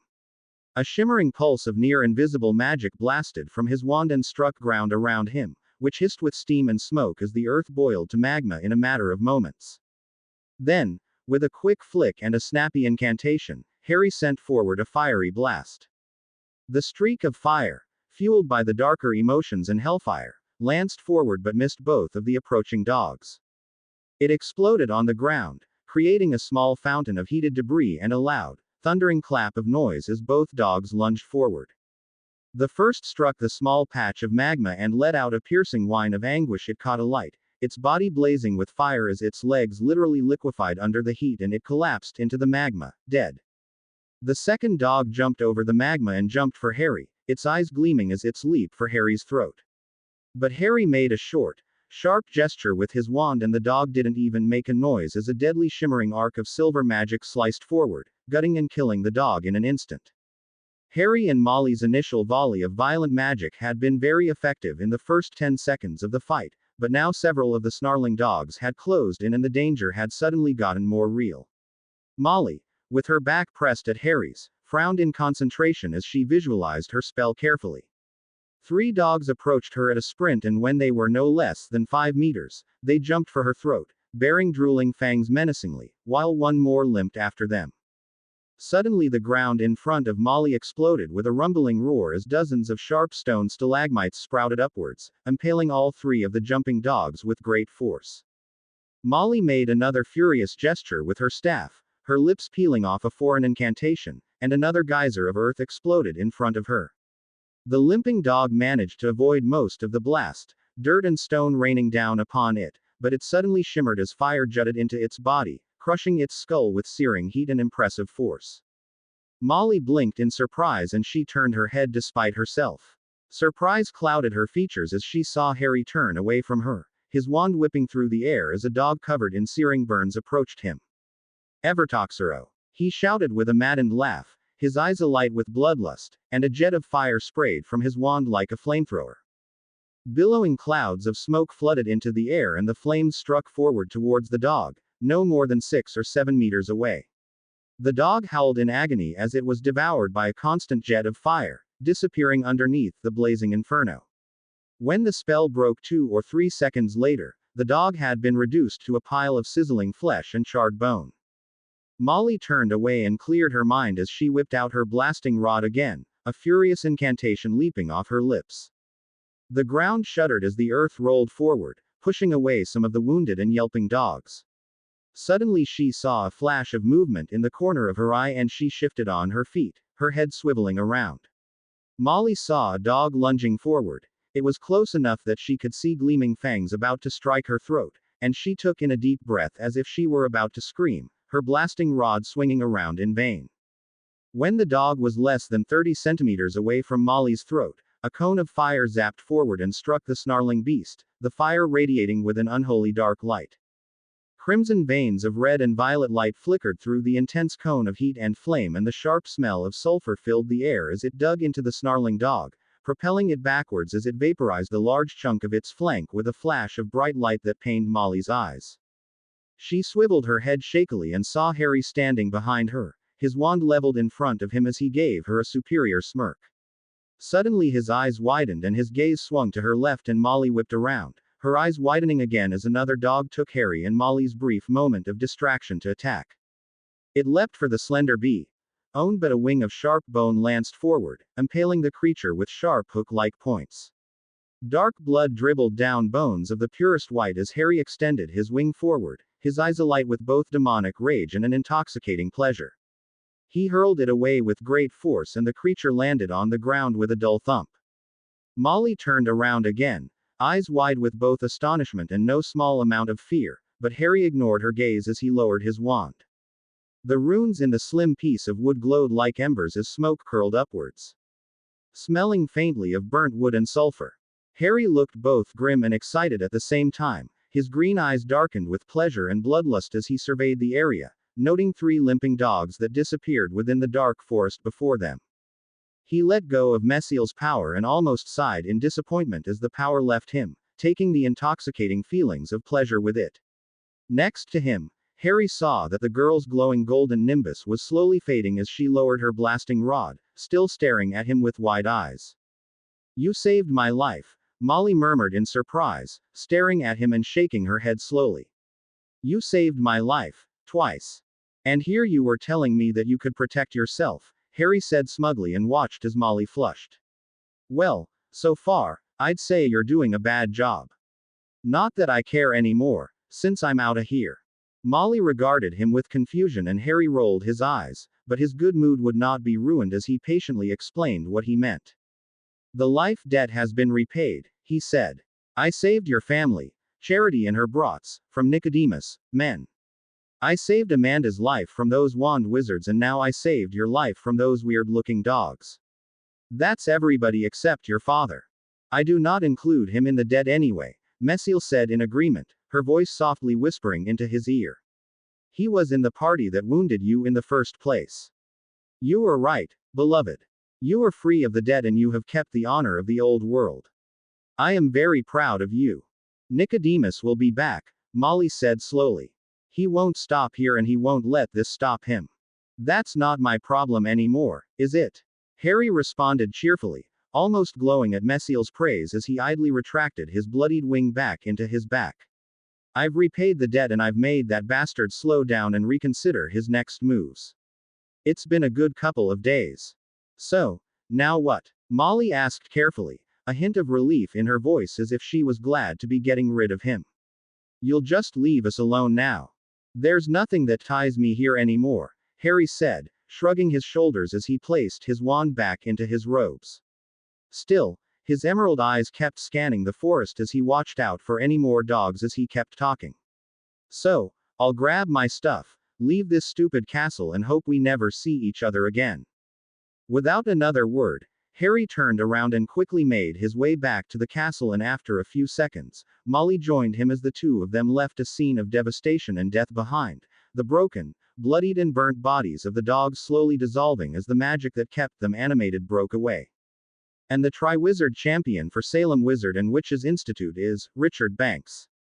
Dumbledore finished with a flourish of his hands and twinkling eyes. The great hall erupted with polite claps from the Hogwarts, Boatbattens and Durmstrang students and a wave of furious cheers from the crimson-robed Salem students, who howled and catcalled as a tall, dark-haired and brown-eyed boy stood up, blushing under the scrutiny as he quickly walked through the small doorway he had been directed to. Over at the Gryffindor table, Amanda clapped absently as she eyed the great hall doors with a worried frown on her face. Where was Harry and Molly? They should have been back by now, and Amanda felt a wave of dread as the possibility of an attack entered her mind. She barely heard Dumbledore speak again as she bit her lip in worry, frowning anxiously. Now, for the tournament, I expect that. Dumbledore started amongst the whisperings and mutterings of the great hall, but he stopped, looking surprised as the goblet of fire flared with red light once more. The spectacle was enough to draw even Amanda's attention as the hall fell silent with surprise and confusion. Aren't there only meant to be 4 champions? Amanda heard Ron whisper to Hermione, but the bushy-haired girl impatiently shushed him and he frowned, turning back to the goblet of fire. Amanda watched as a torn piece of paper was spat out of the goblet amidst the astonished gazes of the entire hall, professors, students and visiting dignitaries alike. Dumbledore reflexively caught the paper, moving faster than one might assume for a man of his age, and glanced down. When he looked up, Amanda shuddered as Twinkle's gaze turns upon her, searching around her for somebody. With a start of surprise, Amanda knew exactly what name the headmaster was going to call out as the wizened old man opened his mouth, his voice reverberating through the hall.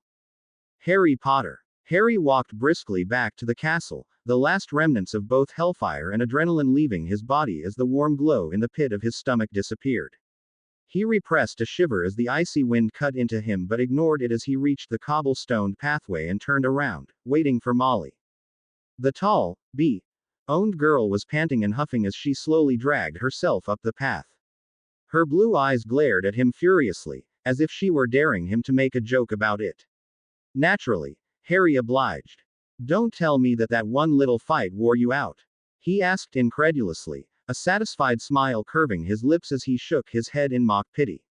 Tisk, tisk, tisk. And you were telling me that you could take care of yourself. Shut up, Molly growled angrily as she reached him, her hand clutching her blasting rod with whitened knuckles. You're not really used to hurling around those types of magics, are you? Harry asked in genuine curiosity. No, not really, Molly admitted between pants. My teacher told me that I was better at the subtle stuff rather than the power-heavy stuff. You know, stuff like veils and... Yeah, whatever, Harry interrupted loudly, waving Molly off. I was just making conversation since you were taking your time. Molly glared at him irritably, but he had already turned away, shaking his head in amusement as he entered Hogwarts and stepped into the castle. Harry entered the great hall with a small skip in his step and a satisfied smile on his face, but it faltered as the entire hall swiveled around to stare at him and he stopped. Confusion, disbelief, annoyance and even anger blazed towards him. Dumbledore was standing at the other end of the hall, a piece of paper clutched in his gnarled hands as he stared at Harry with a mixture of curiosity and speculation. There were many other similar expressions at the head table, although a few people he didn't know, including a white-haired man with dark blue eyes and thick, heavy-set woman, far taller than even Dumbledore, were regarding him with the first stirrings of anger. It was at that moment that Snape arose from the table, his cheeks flushed and his obsidian eyes burning with anger as he glared at Harry, although Harry felt a flash of satisfaction as the man refused to meet his eyes. Potter, he hissed coldly. Why am I not? Harry quickly cut him off as he raised a placating hand, silencing the sallow-faced man as he walked forward with a beaming smile. He let out a fake laugh of modesty as he shook his head and gestured to himself grandly as he addressed the entire hall. I know I'm a hero, people, and I normally don't allow people to talk in my presence, he said charmingly and winked at Snape, who was shuddering as if anger was taking over him. But in this case I'll allow it. Please continue, Severus. Snape opened his mouth, his bone fingers clutching into the head table, but Dumbledore interrupted him in a quiet voice as he stared at Harry carefully, slowly stroking a beard with one hand. Mr. Potter, I believe you have some explaining to do, he said quietly. Yeah, I've thought about it and I found out that I really don't think I have to explain anything, Harry said, nodding his head wisely and stopped, peering forward with a look of concern. Unless this is about the age thing, because I know your eyesight's giving out on you, so if you wanted me to read those retirement home pamphlets for you, I will. No, Mr. Potter, I don't think I've reached that point quite yet, remarked Dumbledore, almost dryly as he peered at Harry over his half-moon glasses. Harry shrugged and then turned to Amanda over at the Gryffindor table. "Debt's over, brat," he said cheerfully, jerking his hand back at Molly, who had just entered the hall and was watching the proceedings in puzzlement. "I guess I'll be seeing you never again. I'd say I had fun, but then I'd be a liar." "The debt's over?" Amanda asked in surprise and looks at both Molly and Harry closely, noting her sister's weary posture. "You mean, just now?" "Yep," Harry answered cheerfully. "Potter, get over here," growled on one of the professors, and Harry turned to face him, blinking in shock as he took in the man's full appearance. The man had obviously been in some fights and had been on the receiving end of a few well-placed curses. There were faded scars all over the man's face. A piece of his nose seemed to have been cut off.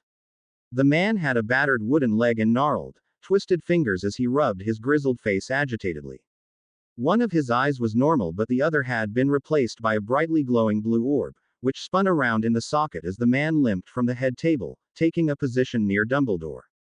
"Whoa," Harry said quietly, peering at the man carefully. "Somebody really hacked the crap through you. Mr. Potter, if you could step this way," Dumbledore said and gestured at a door on the other side of the Great Hall. "Nah, I can't. My room's the other way," Harry said as he slowly shook his head, the normal jeering tone in his voice disappearing. Something was off in the room. Perhaps it was the way that everybody was looking at him, but Harry was certain that they all knew something that he didn't. He hated that feeling. "Don't we all, beloved?"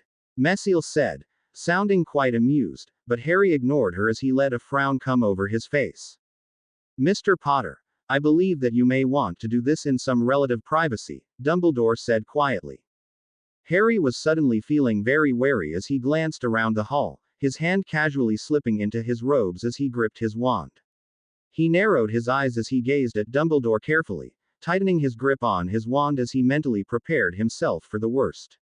He knew he shouldn't have come here, even if he was trying to remove his debt. Dumbledore must have seen something on his face because he raised his hands in a placating gesture, his blue eyes softening as he regarded Harry openly. "I give you my word I do not mean you harm," he said quietly and sincerely. "But we need to talk." Harry picked up an intense look in the blue gaze, a glint of knowledge, and he frowned as he sensed something deeper than the words. Apparently Dumbledore knew what a promise like that meant to somebody who followed the old rules like Messiel. "The man seems to have an understanding of old world rules," Messiel said quietly. "Do I go in? He does seem worried and I do not believe he will try anything with so many children nearby." Messiel answered carefully, a tinge of worry in her voice. "Still, be wary, beloved. My powers are at your disposal, should you find yourself in need."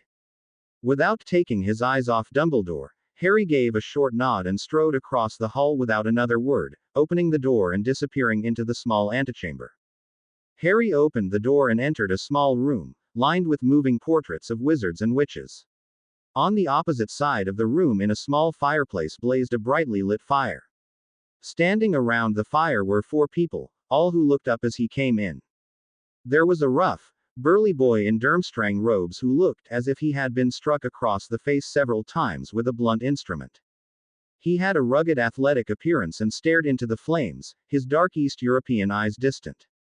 Standing next to that boy was a tall, beautiful girl with shimmering pale hair and an aura of splendor and beauty around her. Her blue eyes swiveled over him and disdain showed on her prim, proper face as she dismissed him as quickly as she had assessed him.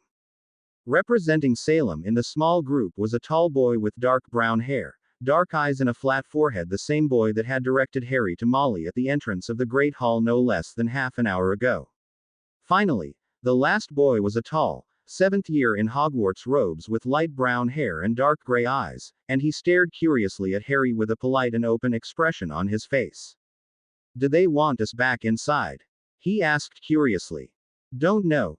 Don't care," Harry said flatly as he stalked across the room, choosing a spot underneath a fat, dark-haired witch and eyeing the door carefully as Dumbledore and an assorted company of people walked in, including both Professor McGonagall and Snape. A.B. Owned-haired man was the first one to speak, his blue eyes sparkling with something like excitement. He had baby-faced cheeks, a nose that looked as if it had been broken more than once, and faint remnants of a previous peak physical condition, which had been driven away by good living. Ladies and gentlemen, may I present to you the 5th champion of the Triwizard Tournament, Harry Potter. The man cried out exuberantly. This is outrageous, Bagman. One of the other men said. He had snowy white hair, cold blue eyes and a faint aristocratic face, which was twisted up into anger at the present moment. Hogwarts cannot have 2 champions. Rest assured that I will be filing an official protest with your government over this travesty. Madame Maxime, the beautiful girl by the fireplace, asked with a heavily accented French voice.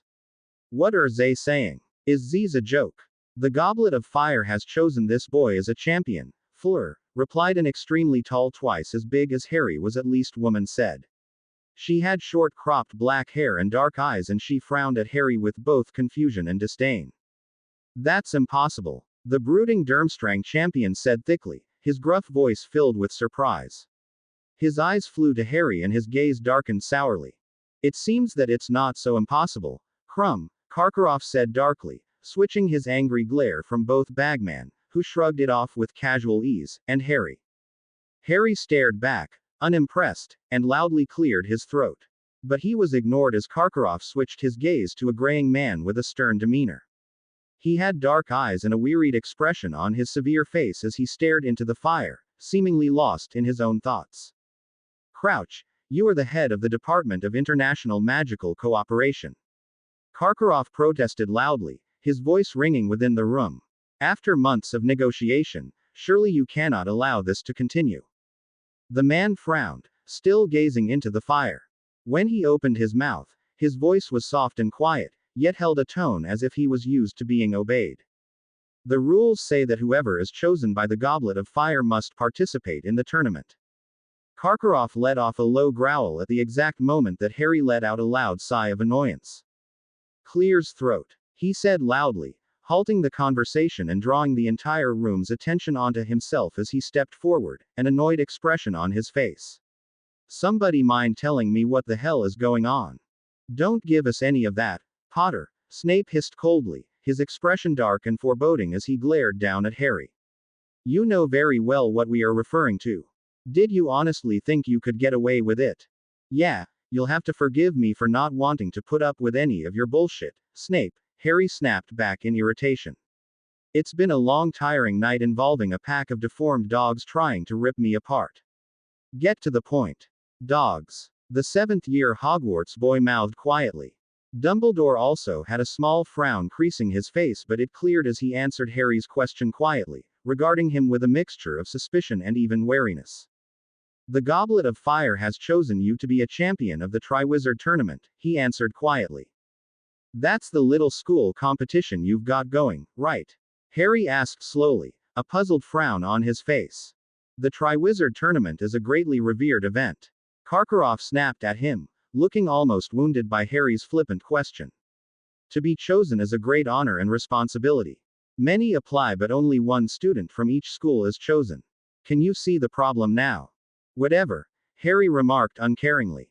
You can stop making a fuss because I really can't be stuffed participating in a stupid little tournament. His words sent the entire room into a stunned silence. Karkaroff, Bagman, Crouch and Madame Maxime stared at him in bewilderment while the French girl, Fleur, visibly started as she stared at him with wide eyes. Bagman was the first to recover as a blinding smile washed over his face. You don't understand, Harry, he said jovially. When you're chosen by the Goblet of Fire, you're bound into an ancient magical contract. You have to participate. The Goblet of Fire ensures it. No, what I have to do is see how much fire this goblet can hold before it explodes, Harry said slowly, shaking his head. I'll say it again. No. Harry, Bagman began. Make me. Harry interrupted bluntly, a defiant expression on his face as he folded his arms over his chest. The general purpose of a magical contract is to ensure that the parties fulfill their duties, Crouch remarked dryly. The contract will make you participate. If you don't want to be in the tournament, then why did you put in your name? The Hogwarts boy asked in confusion, staring at Harry with a befuddled expression on his face.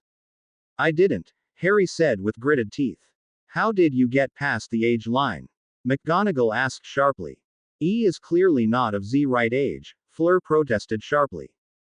What a spectacular piece of detective work, Sherlock, Harry snapped at her, and she huffed, glaring at him with beautiful crystal blue eyes as the questions continued. Did somebody help you put your name in? Madame Maxine asked shrewdly. A Hogwarts professor, perhaps. I didn't put my name in. Harry growled at her angrily as both his irritation and his anger rose. Then why were you chosen? Karkaroff pressed, his eyes glinting angrily. How the F.K. should I know? Harry snarled, ignoring McGonagall's shocked exclamation of, language. And the look Dumbledore gave him at the vehement response. I just got here. I don't know what the F.K. is going on. The room was silent as Harry glared at the group in front of him with blazing green eyes. Distantly, beneath his anger, he felt a twitch of amusement and satisfaction as several of the people, including Maxine and Bagman, avoided his eyes uncomfortably. One has to agree that this is all a little suspicious, Snape remarked quietly into the silence, his dark eyes glinting with enjoyment at Harry's anger. You conveniently arrive at Hogwarts just a day before the Goblet of Fire is to choose names for the tournament, and now you have been chosen. The man is right, beloved. Messil said soothingly, her warm glow burning away his anger as Harry abruptly calmed down. Calm yourself. At this moment, anger will do you no good. Despite the fact that you're a dirty piece of grease, you're right, Harry said slowly, the anger in his voice gone. Nobody knew I was coming here, so why would somebody want me in the tournament unless? Harry suddenly stiffened as he swung his gaze at Dumbledore, anger building up in his eyes as the room fell silent. Unless somebody wanted me to stay at Hogwarts, to keep me here, he concluded softly. Karkaroff shifted his eyes over towards Dumbledore, suspicion paramount on his face, but Dumbledore was already shaking his aged head, his eyes serious. I promise you thrice bound that I did not put your name in the Goblet of Fire, the old wizard said sincerely, making Harry blink. I also promise you that I do not know who placed your name in the goblet. A fairy promise, Messil mused softly. How interesting. It seems Dumbledore here knows quite a bit about our rules. Your rules, Harry corrected absently, before he shook his head and let out an annoyed sigh. Whatever. Look, I'm not playing in your stupid game and you can't make me. I know how these things work, and I know I didn't put my name in this goblet of yours. I also know that I have a thing about writing down my full name, so, if I haven't spelt the name out, then I'm not bound. Case closed, end of the story, jury dismissed and all that crap. If he's telling the truth, then he's right, Karkaroff murmured. Show us the parchment, Dumbledore. Dumbledore lifted up his hand and showed the small ripped piece of parchment in his hands. Harry could see that his full name, Harry James Potter, had been written down in a curvy feminine slant and frowned. Suddenly, McGonagall gasped and her eyes widened as her hand flew up to her chest, clutching her heart. Everybody turned to stare at the graying Transfiguration teacher as she slowly extended her arm and took the piece of parchment from Dumbledore's hand, staring at it carefully. I know who wrote this, she murmured. I saw them write it. Who was it, Minerva? Dumbledore asked quietly. McGonagall turned her eyes towards Harry, both surprise and grief in her eyes as she stared at him sadly. It was Lily Potter, just a few days after Harry here was born, she said quietly. She wrote it in the Hogwarts Book of Names, registering her son's position at Hogwarts. I recognized the writing and the paper. Most of the people in the room frowned incomprehensibly, but Dumbledore stared at the paper with something akin to understanding, exhaling loudly as he absently stroked his beard. At the same time, within Harry's head, Messil also let out a small flash of comprehension. What does that mean? Harry asked both of them, his irritated voicing shattering the silence in the room. It means that this contract is magically binding, Messil answered him. Lily and James Potter named you, Harry, Dumbledore answered softly. One of the greatest gifts a parent can give to their child is a name, an identity, and uniqueness. You and I know that names hold a certain power to both the person it belongs to and to those who know it. At that time, so soon after your birth, Lily would have been in the brief stage where her use of your name would have the true, for lack of a better word, pronunciation. This piece of writing here is the closest thing to your name than anything else, save if you told somebody what your name was. So, Harry trailed off as realization flooded his features. So you are bound to this contract, Dumbledore finished and frowned speculatively. Whoever did this had a very fine understanding of the nature of magical contracts. You have got to be shitting me, Harry swore softly as anger burned in his veins, his eyes blazing furiously. This has to be some kind of sick joke. I was just about to leave, for F.K.'s sake. You really didn't put your name in, did you? The Hogwarts boy asked, frowning in puzzlement. Actually, I did, Harry deadpanned, turning his angry gaze towards the boy as a note of mockery filled his voice. Ever since I was born, I dreamt and dreamt that one day, I could play in the marvelous and oh so wonderful Triwizard game. It's Triwizard, the boy coughed nervously, ducking his eyes away from Harry. Whatever, Harry snapped impatiently. Then if you didn't do it, then somebody else did, Fleur said slowly. Again, I marvel at your skills of logic and deduction, Harry said flatly. Tell me, did you win any ribbons in primary school? Fleur stared at him flatly, clearly not impressed with his manner as she sniffed haughtily. It is more probable that you did it, no, she said snootily. Becoming the champion, it is a great honor. Lady, I'm a hero, Harry said and flashed a triumphant look at Snape, who gritted his teeth angrily but remained silent. I don't need to play in this game to become a champion. I'm already a champion. So, the prospect of 1,000 gold galleons doesn't interest you? The Hogwarts boy asked mildly, making Harry blink. 1,000, you say? Harry asked carefully. And was that gold you mentioned? Perhaps you made a deal with somebody, the Salem boy, Richard, speculated thoughtfully. In exchange for them putting your name in the goblet, you'll give them half the money if you win. Unlikely, Harry snorted. Nobody knows me that well enough to make that kind of deal, and those that do know that I'd stab them in the back the first chance I got. Richard blinked at Harry's frank statement and opened his mouth to respond, but somebody beat him to it as the grizzled cripple with the one leg walked forward with a limp, leaning heavily on his cane. The tournament's a dangerous event, the man growled. How many participants have died in the past, Crouch? Harry caught the undertone and frowned, a glimmer of worry appearing in his eyes. You think somebody might be trying to kill me? He asked the cripple carefully, frowning in thought. It was a reasonable assumption. Goodness knows Harry had his share of enemies. There was Nicodemus and his lot, the other factions from the Order of the Blackened Denarius, the Knights of the Cross. Even if he did save one of their families, Harry made no assumptions that they would be any friendlier to him, and even the unknown party who had summoned and sent a demon after him a few days ago.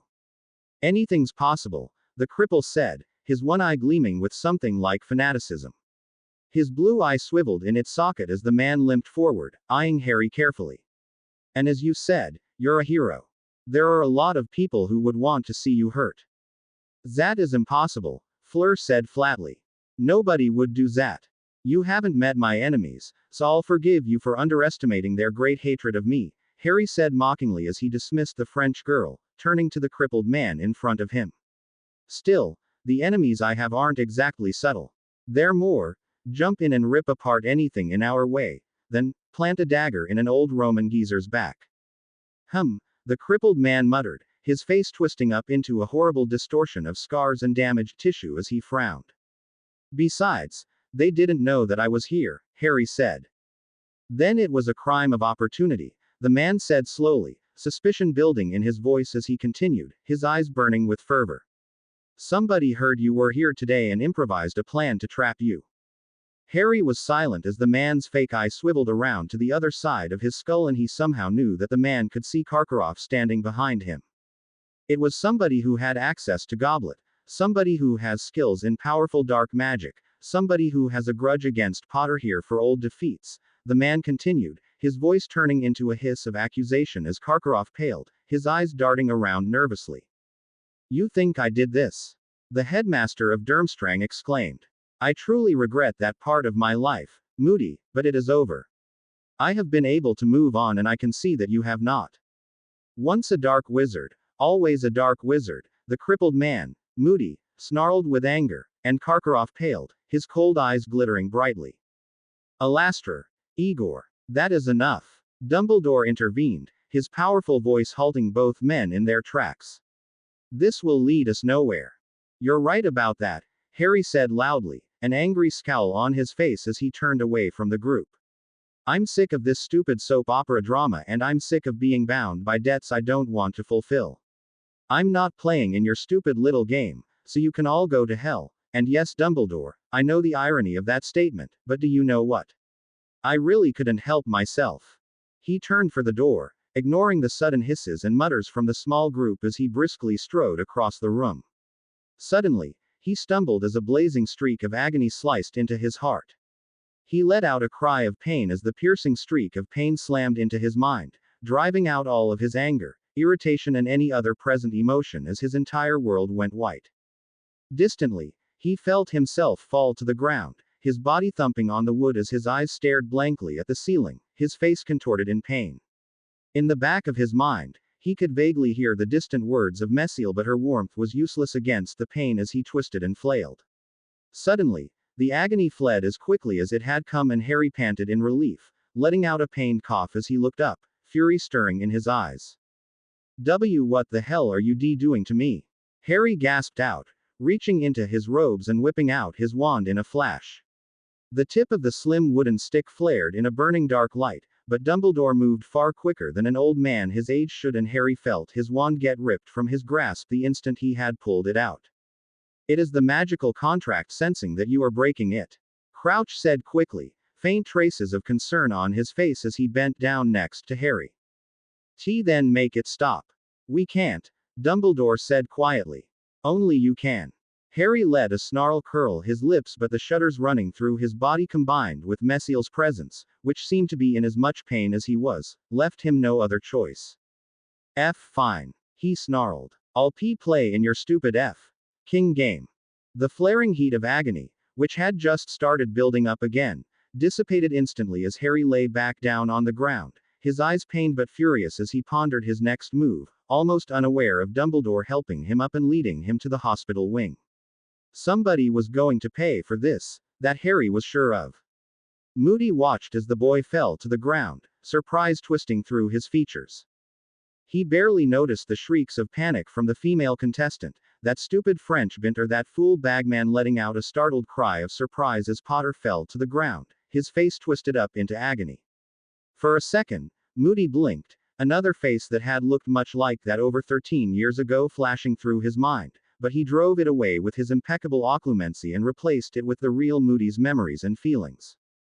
Both Crouch and Dumbledore rushed for the boy as Moody stayed back, hovering just at earshot as Dumbledore crouched down. The boy was flailing about, his entire body shuddering, and Moody could tell that the only reason he wasn't screaming was because he couldn't get his vocal cords to work. He had both been on the receiving end of such a curse and had caused feelings like that in others. Moody watched as the boy reluctantly agreed to participate and let a frown pierce his face as he glared at Karkaroff, very real hate bubbling inside of him as he stared at the traitor, who shifted uncomfortably away from the supposed Auror.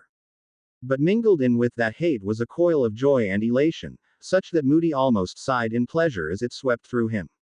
Originally, his lord had sent him here to trap the most powerful, young burgeoning wizard from all 4 major schools of magic to use in the ritual. But when Potter had come along, Moody had decided that it was too great of an opportunity to pass over, and with a quick trip through McGonagall's office and the Hogwarts Book of Names and half an hour alone with the Goblet of Fire, Moody had managed to fool the artifact into accepting Potter as a champion, the only champion for the 5th school. A feral grin threatened to sweep over Moody's scarred face as he pondered the future. Potter certainly didn't seem like a weak-willed or pathetic mudblood wizard, and Moody had sensed a darker power surrounding the teen. With his blood in his lord and the second part of the revival ceremony described to him by those new cultist freaks, when his lord arose again, there would be no stronger wizard in the world. But for the moment, he had to remain hidden, especially with Dumbledore, Karkaroff and his father, Crouch, here. He had to be patient if he was going to get Potter to the cup first.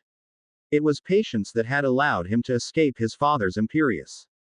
He could do this. He was Barty Crouch Jr., the Dark Lord's most faithful. When Harry had closed his eyes, he had been leaning against the tall and surprisingly strong form of Dumbledore as the two of them walked to the hospital wing, reluctantly using the old man as a support as his entire body throbbed with the painful after effects of the magical contract.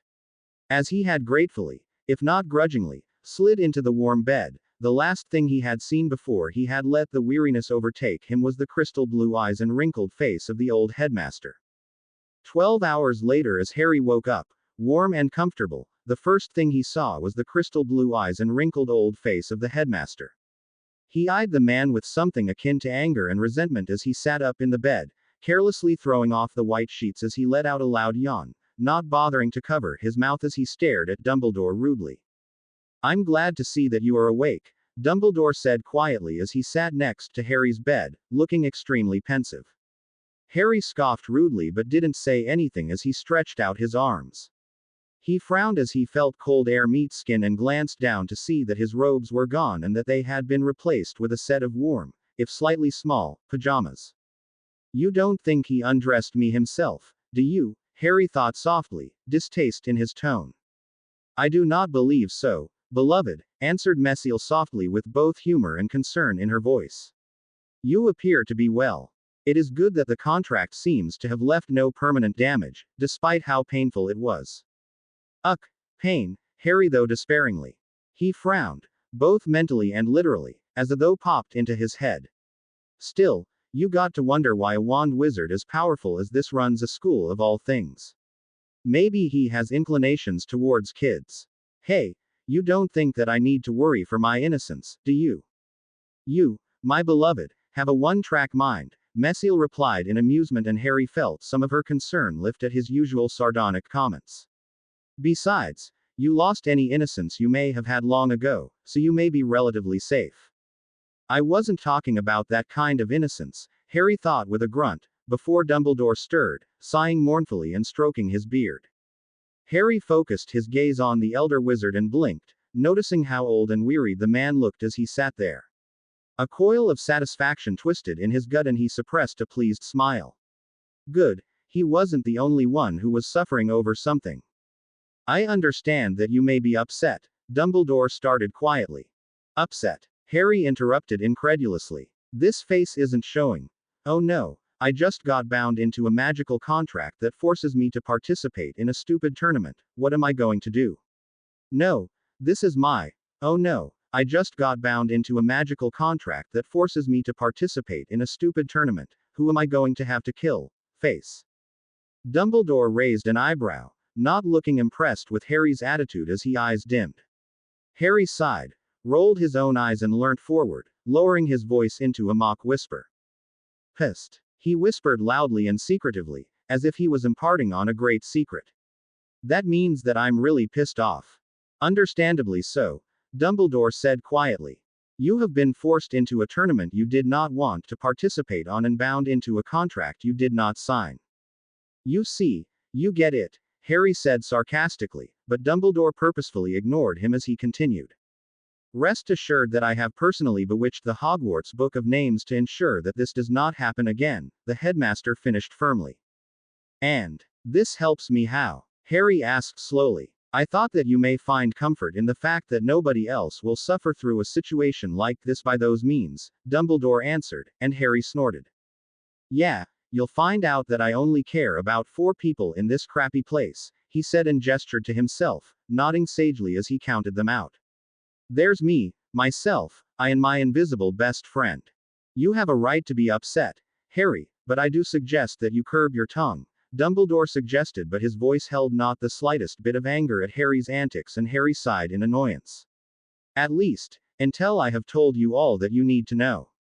"Well then, O wise Gandalf the Grey," Harry said mockingly and gave a little bow of his head.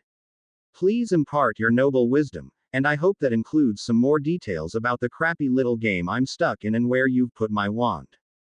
"Your wand is right here, Harry," Dumbledore said and reached into his purple and silver robes, pulling out Harry's gleaming wand. I must admit, I am curious that you were given this wand and I was not informed. Why would you care about my wand? Harry asked as he snatched the wand from Dumbledore's fingers, inspecting it closely as if he suspected it had been tampered with, but Dumbledore acted as if he hadn't heard the question. Now, as for the tournament, the first task will be held on November the 24th, Dumbledore said briskly. You will not know what the task entails, but I can tell you that it will be a test of your bravery and skill under pressure. As per the rules, you may bring only yourself and your wand. Whoa, Harry yawned, blinking languidly. I'm scared already. Now, I have taken the liberty of moving your possessions out of the private rooms you slept in last night to the Gryffindor Tower, Dumbledore said pleasantly. You will also find your new school books, which I took the liberty of buying for you. School books, Harry said slowly and scoffed, shaking his head in amusement. Hey, I may be playing in your little game, but I'm sure as hell not staying here at Hogwarts. Oh, Dumbledore inquired, cocking his head as his eyes twinkled. But you must. November the 24th, right? Harry asked as he shrugged the blankets and sheets off him. I'll be back for the first task then.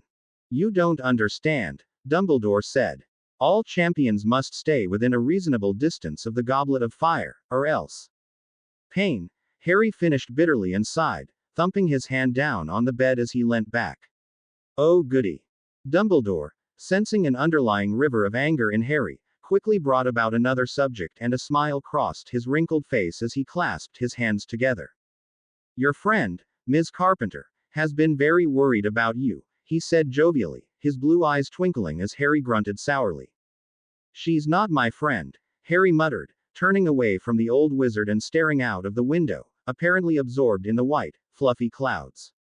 Ah, I see, Dumbledore said with something akin to understanding, his eyes sparkling almost mischievously.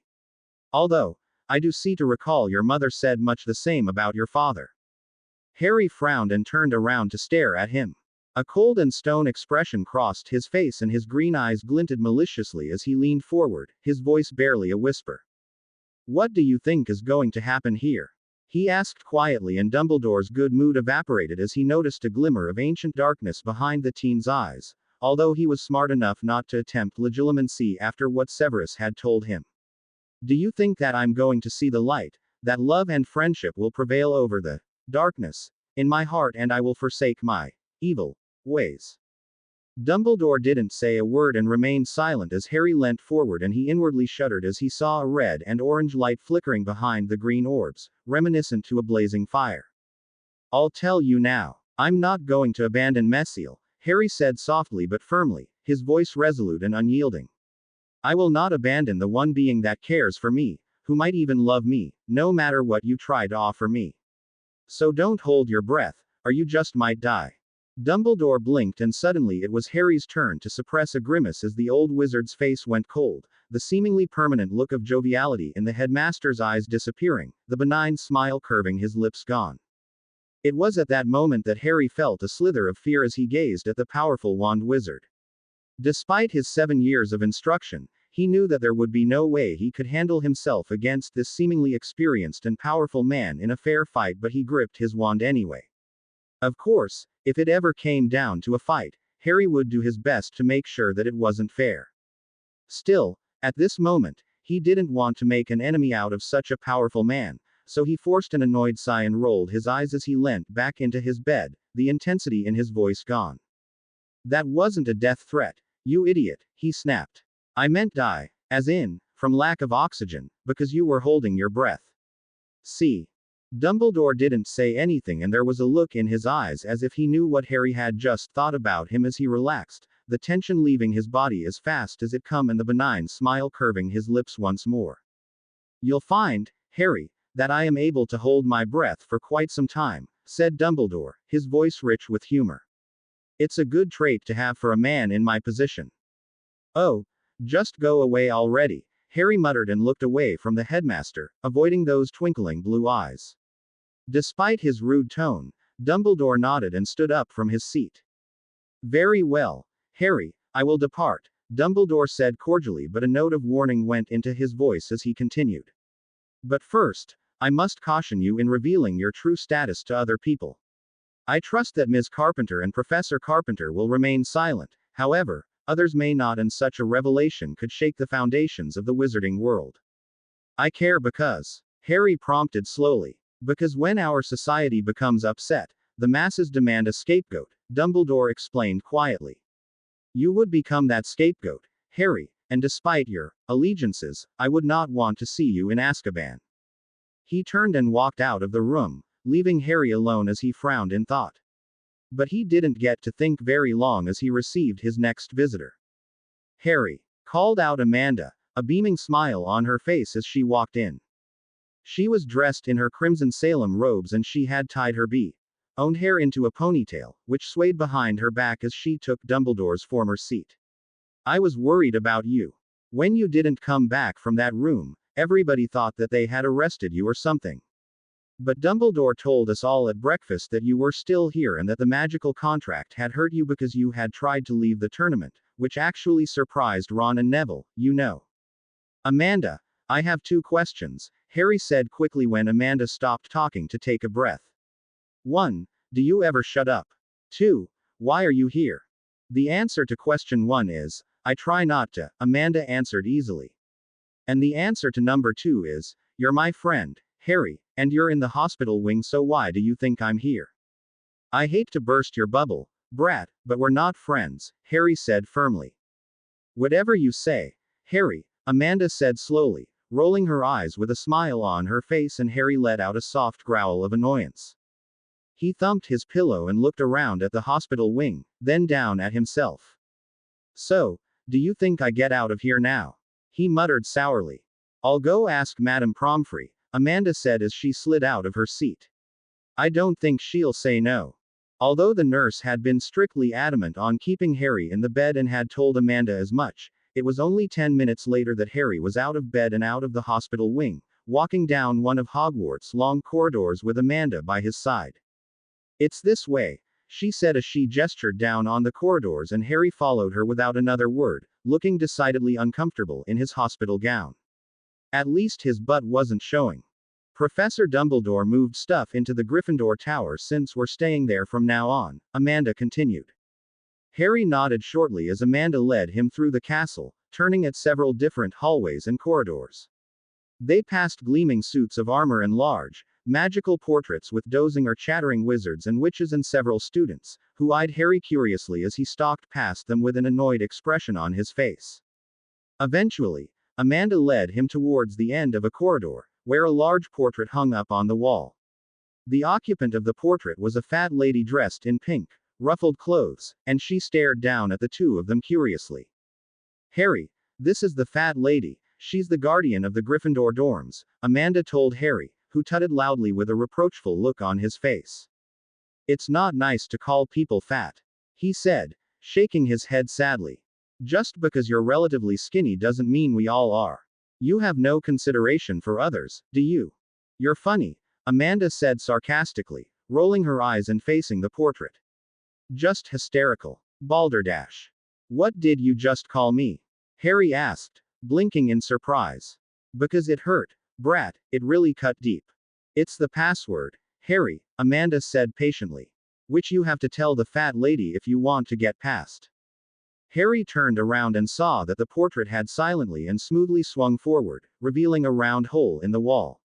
He frowned and walked forward, entering the Gryffindor common room for the first time. The common room was a cozy, round room full of squashy armchairs. The walls had been painted in a warm, crimson color, and a large banner with some kind of golden lion imprinted on it hung from the ceilings. Several fireplaces flickered with gentle flames, and a window box was nestled in the wall, below a large window that showed the spectacular view of Hogwarts. Sitting in many of the armchairs were students, ranged from 11 years old to 17 years old, and they all stared at him with a mixture of fascination and curiosity, as if he were some kind of animal from the zoo. Where's my stuff? Harry asked Amanda softly, who gestured to one of the staircases at the other side of the room. That's the boys' 4th-year dorm, she said, shrugging her shoulders. I suppose it's up there.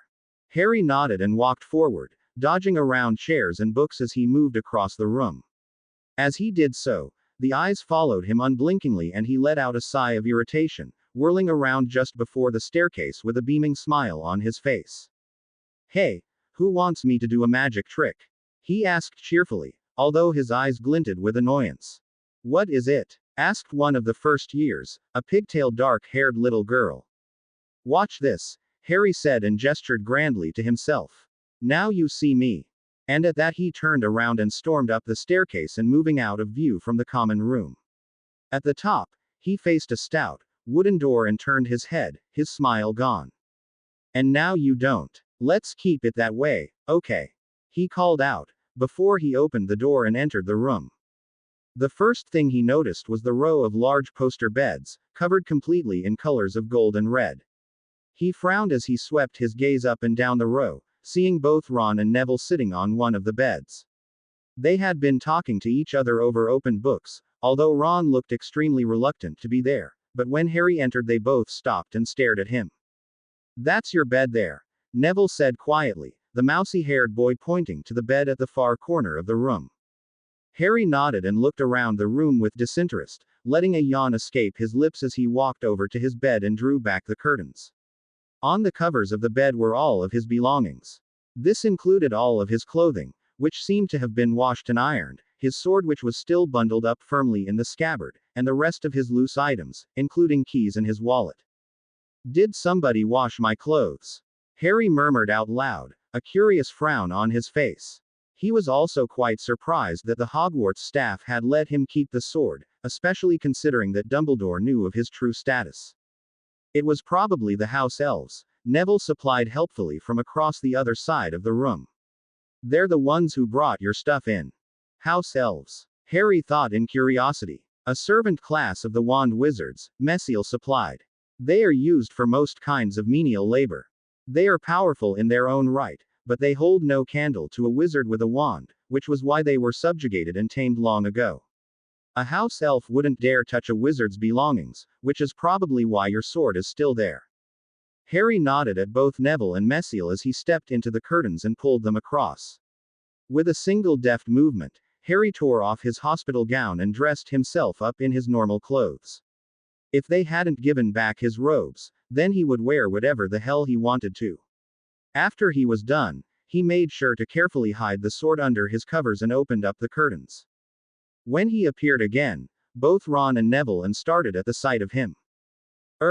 Why aren't you wearing your robes? Neville asked carefully. Don't have any, Harry replied with a grunt as he thumbed through a small but thick book of parchment that was entitled, Rules of the Noblest Tri-Wizardian Tournament. Silence filled the room as Harry started reading, while Ron and Neville glanced at each other nervously. Finally, Ron had the courage to speak to the enigmatic and, so far, mean and cruel teenager.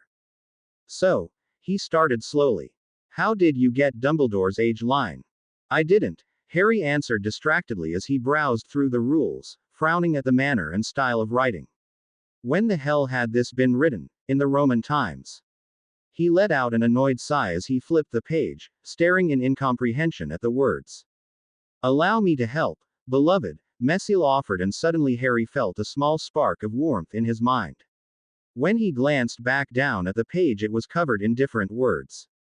What's this? I am merely translating the text into phrases and sentences that are easier for you to comprehend, Mesial said.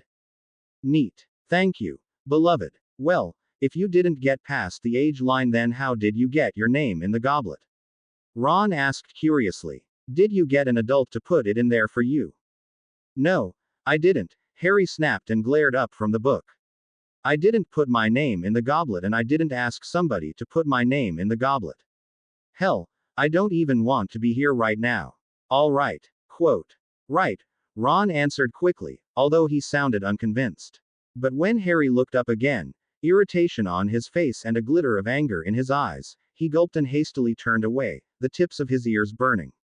Neville cleared his throat nervously and quickly looked at a small piece of parchment. His eyes widened and he nudged Ron with his elbow, gesturing down. Oh Ron, we have to go, he said quickly. We've got Transfiguration in a few minutes. Harry blinked as the two boys hastily packed up their books and strode from the room, leaving him alone. He frowned in thought and rummaged through his own pockets, picking up the timetable that McGonagall had given him yesterday. Sure enough, he was also scheduled for Transfiguration. You should attend, beloved, Messiel advised. The professor could offer you some insight in this subject that we both lack. After all, Transfiguration can be a powerful weapon if used correctly, that much I know. Oh goody, Harry muttered, but he stood up and threw the book down on his bed. I get to go to school again. Harry followed Ron and Neville to Transfiguration, unconcerned or just plain apathetic at the number of speculative glances, looks of interests, frowns of disapproval, or even scowls of anger he received from the tide of students, all of whom were rushing to get to their classes. When he stepped into the classroom, he was met with a sea of stares, but he ignored them as he strode through the room and took a seat at one of the empty tables. Mr. Potter, Professor McGonagall said from the front of the room, frowning severely at him. Where are your proper Hogwarts robes? No idea, Harry said, shrugging and giving her a clueless look. It was either this or the hospital gown, and while I admit that the gown showed off my spectacular body, I just didn't think it was fair for the other boys in the class, you know, envy is sin. That will be 15 points from Gryffindor for your cheek, McGonagall said sternly, and her iron-like gaze ran over the classroom, stilling the mutters and giggles before they had even started. I suggest you watch your mouth, Mr. Potter, and I suggest you find the proper school clothes for next lesson. Harry shrugged again and sat back as McGonagall ruffled around at her desk for something. She found it and, clasping a piece of parchment in her hand, she walked across the classroom and stood over Harry's desk. This is a series of theoretical questions that I have taken from a series of past examinations, McGonagall instructed briskly. You are to remain quiet as you answer them, and you are not allowed to ask any of your classmates for help. Afterwards, I'll run you through a small practical demonstration. Harry nodded sourly as he took the piece of parchment from McGonagall's hands and glanced over it. Reaching into his pocket, he pulled out a pen and began to read through the questions. Messiel, what's the third law of inanimate transfiguration? The mass of a pre-transfigured object has to be similar, although not identical, mass to the post-transfigured object, if it is to remain in a stable physical state, Messiel said evenly. I thought the professor instructed you not to cheat. You're not a classmate, are you? Technically, I am, Messiel answered in amusement. I am here to learn as much as you are. Well, why don't you go and tell on me then? Harry replied lightly and was awarded with an insincere huff from Messiel. A smile curved his lips and he bent down and started scrawling the answer to the question. Some time later, when McGonagall had already tasked the class to some sort of transfiguration involving mice, Harry threw down his pen and glanced up from his completed worksheet. A moment later, McGonagall came over and picked it up, scanning over the answers with well-practiced ease. Well, Mr. Potter, she said in a no-nonsense tone. You seem to have an excellent grasp on transfiguration theory. Not really, Harry admitted lazily with a small smile. I have something like a photographic memory. I don't actually know what most of the crap I just wrote down means. 5 points for language, Mr. Potter, McGonagall said absently, frowning in thought. How are you for practical work? I can turn a match into a needle, Harry answered slowly, but he was frowning in hesitation. McGonagall raised an eyebrow, staring down at the boy in front of her, and nodded. Very well, she said. Show me. With a short wave of her wand, a match materialized from nothingness on Harry's desk. Harry frowned and reached into his dark overcoat. He grasped his wand and brought it out, hovering it over the match. With narrowed eyes and a focused look, Harry jabbed his wand at the matchstick.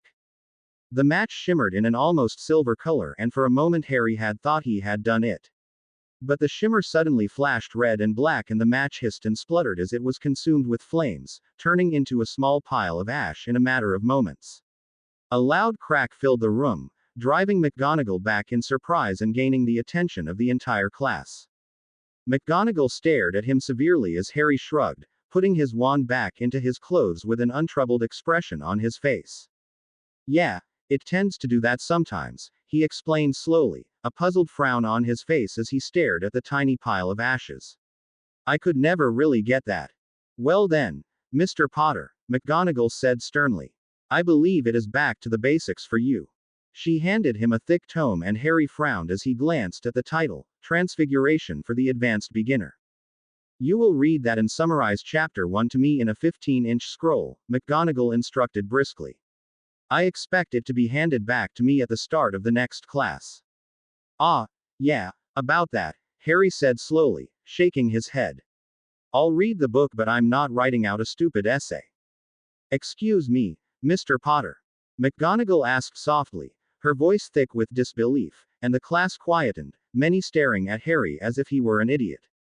What did you just say? I have more important things to do, Harry answered honestly, a small smile curving his lips as he saw McGonagall's face harden with anger. That will be 20 points from Gryffindor for your utter lack of respect, the graying witch said icily, staring at Harry with a harsh look in her eyes. Mr. Potter, I don't know where you attended school before Hogwarts, but here we have certain expectations from our students. That includes doing your homework and showing the proper respect.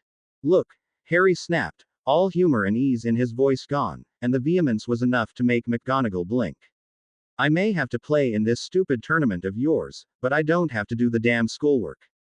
You will be expelled if you keep up that mentality, McGonagall said softly, breathing heavily through her long and pointed nose, her eyes wide with anger and outrage. Do I look like I give a crap? Harry replied and let a smirk cross his face. Besides, I'm the 5th champion. You can't expel me. McGonagall opened her mouth, her teeth gnashing together as she prepared to fiercely berate Harry, but at that exact moment a loud, clanging bell echoed throughout the castle and Harry stood up. Without another word, he strode from the room with the book clasped underneath his arm. That was very subtle, beloved, Messiel said dryly. Everybody's a whiner, Harry muttered underneath his breath and felt Messiel's amusement as he strode through the hallways. Behind him, he suddenly heard pattering footsteps and turned around to see Amanda rushing to catch up with him. That was really rude of you, the bee-owned girl attempted to scold it, but a reluctant grin of mirth kept twitching her lips.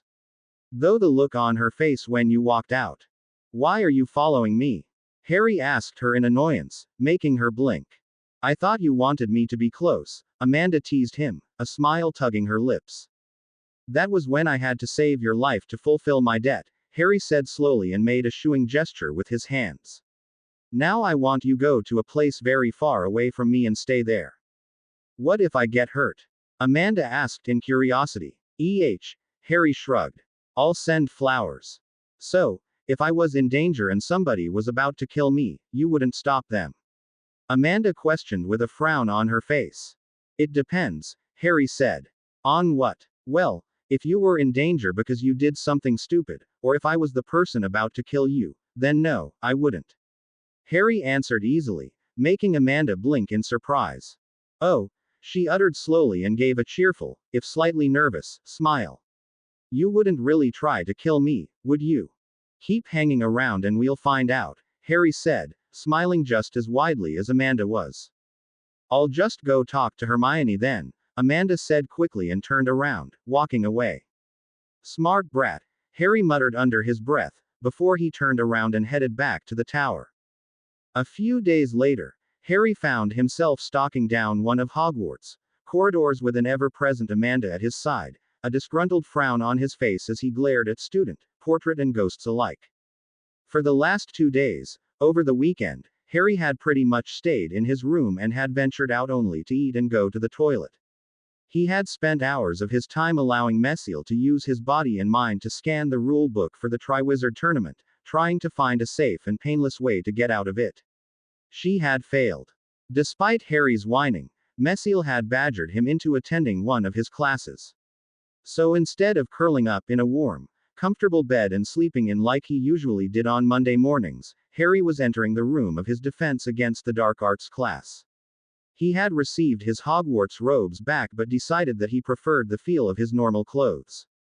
Besides, it got a stir out of the professors, and if there was one thing Harry liked doing, it was making a scene. I didn't think you'd come to another class, Amanda told him brightly as he scanned the filled room for seats, a frown on his face. Especially after what happened in Transfiguration. The old cripple looks like he knows what he's doing, Harry muttered half-heartedly as he strode through the room and took a seat.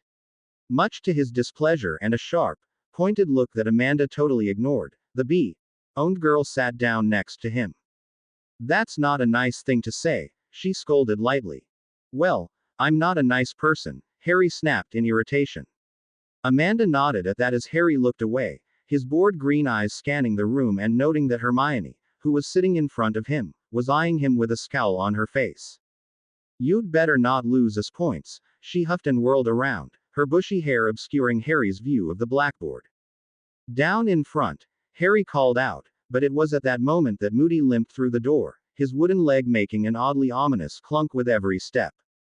The crippled man limped to the front of the room, his magical blue eye whirling in his skull as he rubbed his grizzled chin with gnarled fingers. The entire class instantly quietened under his powerful gaze, even Harry, who held firm as the blue eye stopped spinning and focused on him. Moody seemed to grin, an expression that twisted and mangled his scarred face even worse than usually, but the eye moved away as he cleared his throat. Right, I've had a look at what you've done in the previous 3 years and it seems that I've finally got you up to date, he began roughly. Still, Lupin gave you a decent understanding of dark creatures and Quirrell managed to stutter some of the basics into you. But you really haven't focused on curses, have you? Several people in the class shook their head in response to his question and Moody frowned.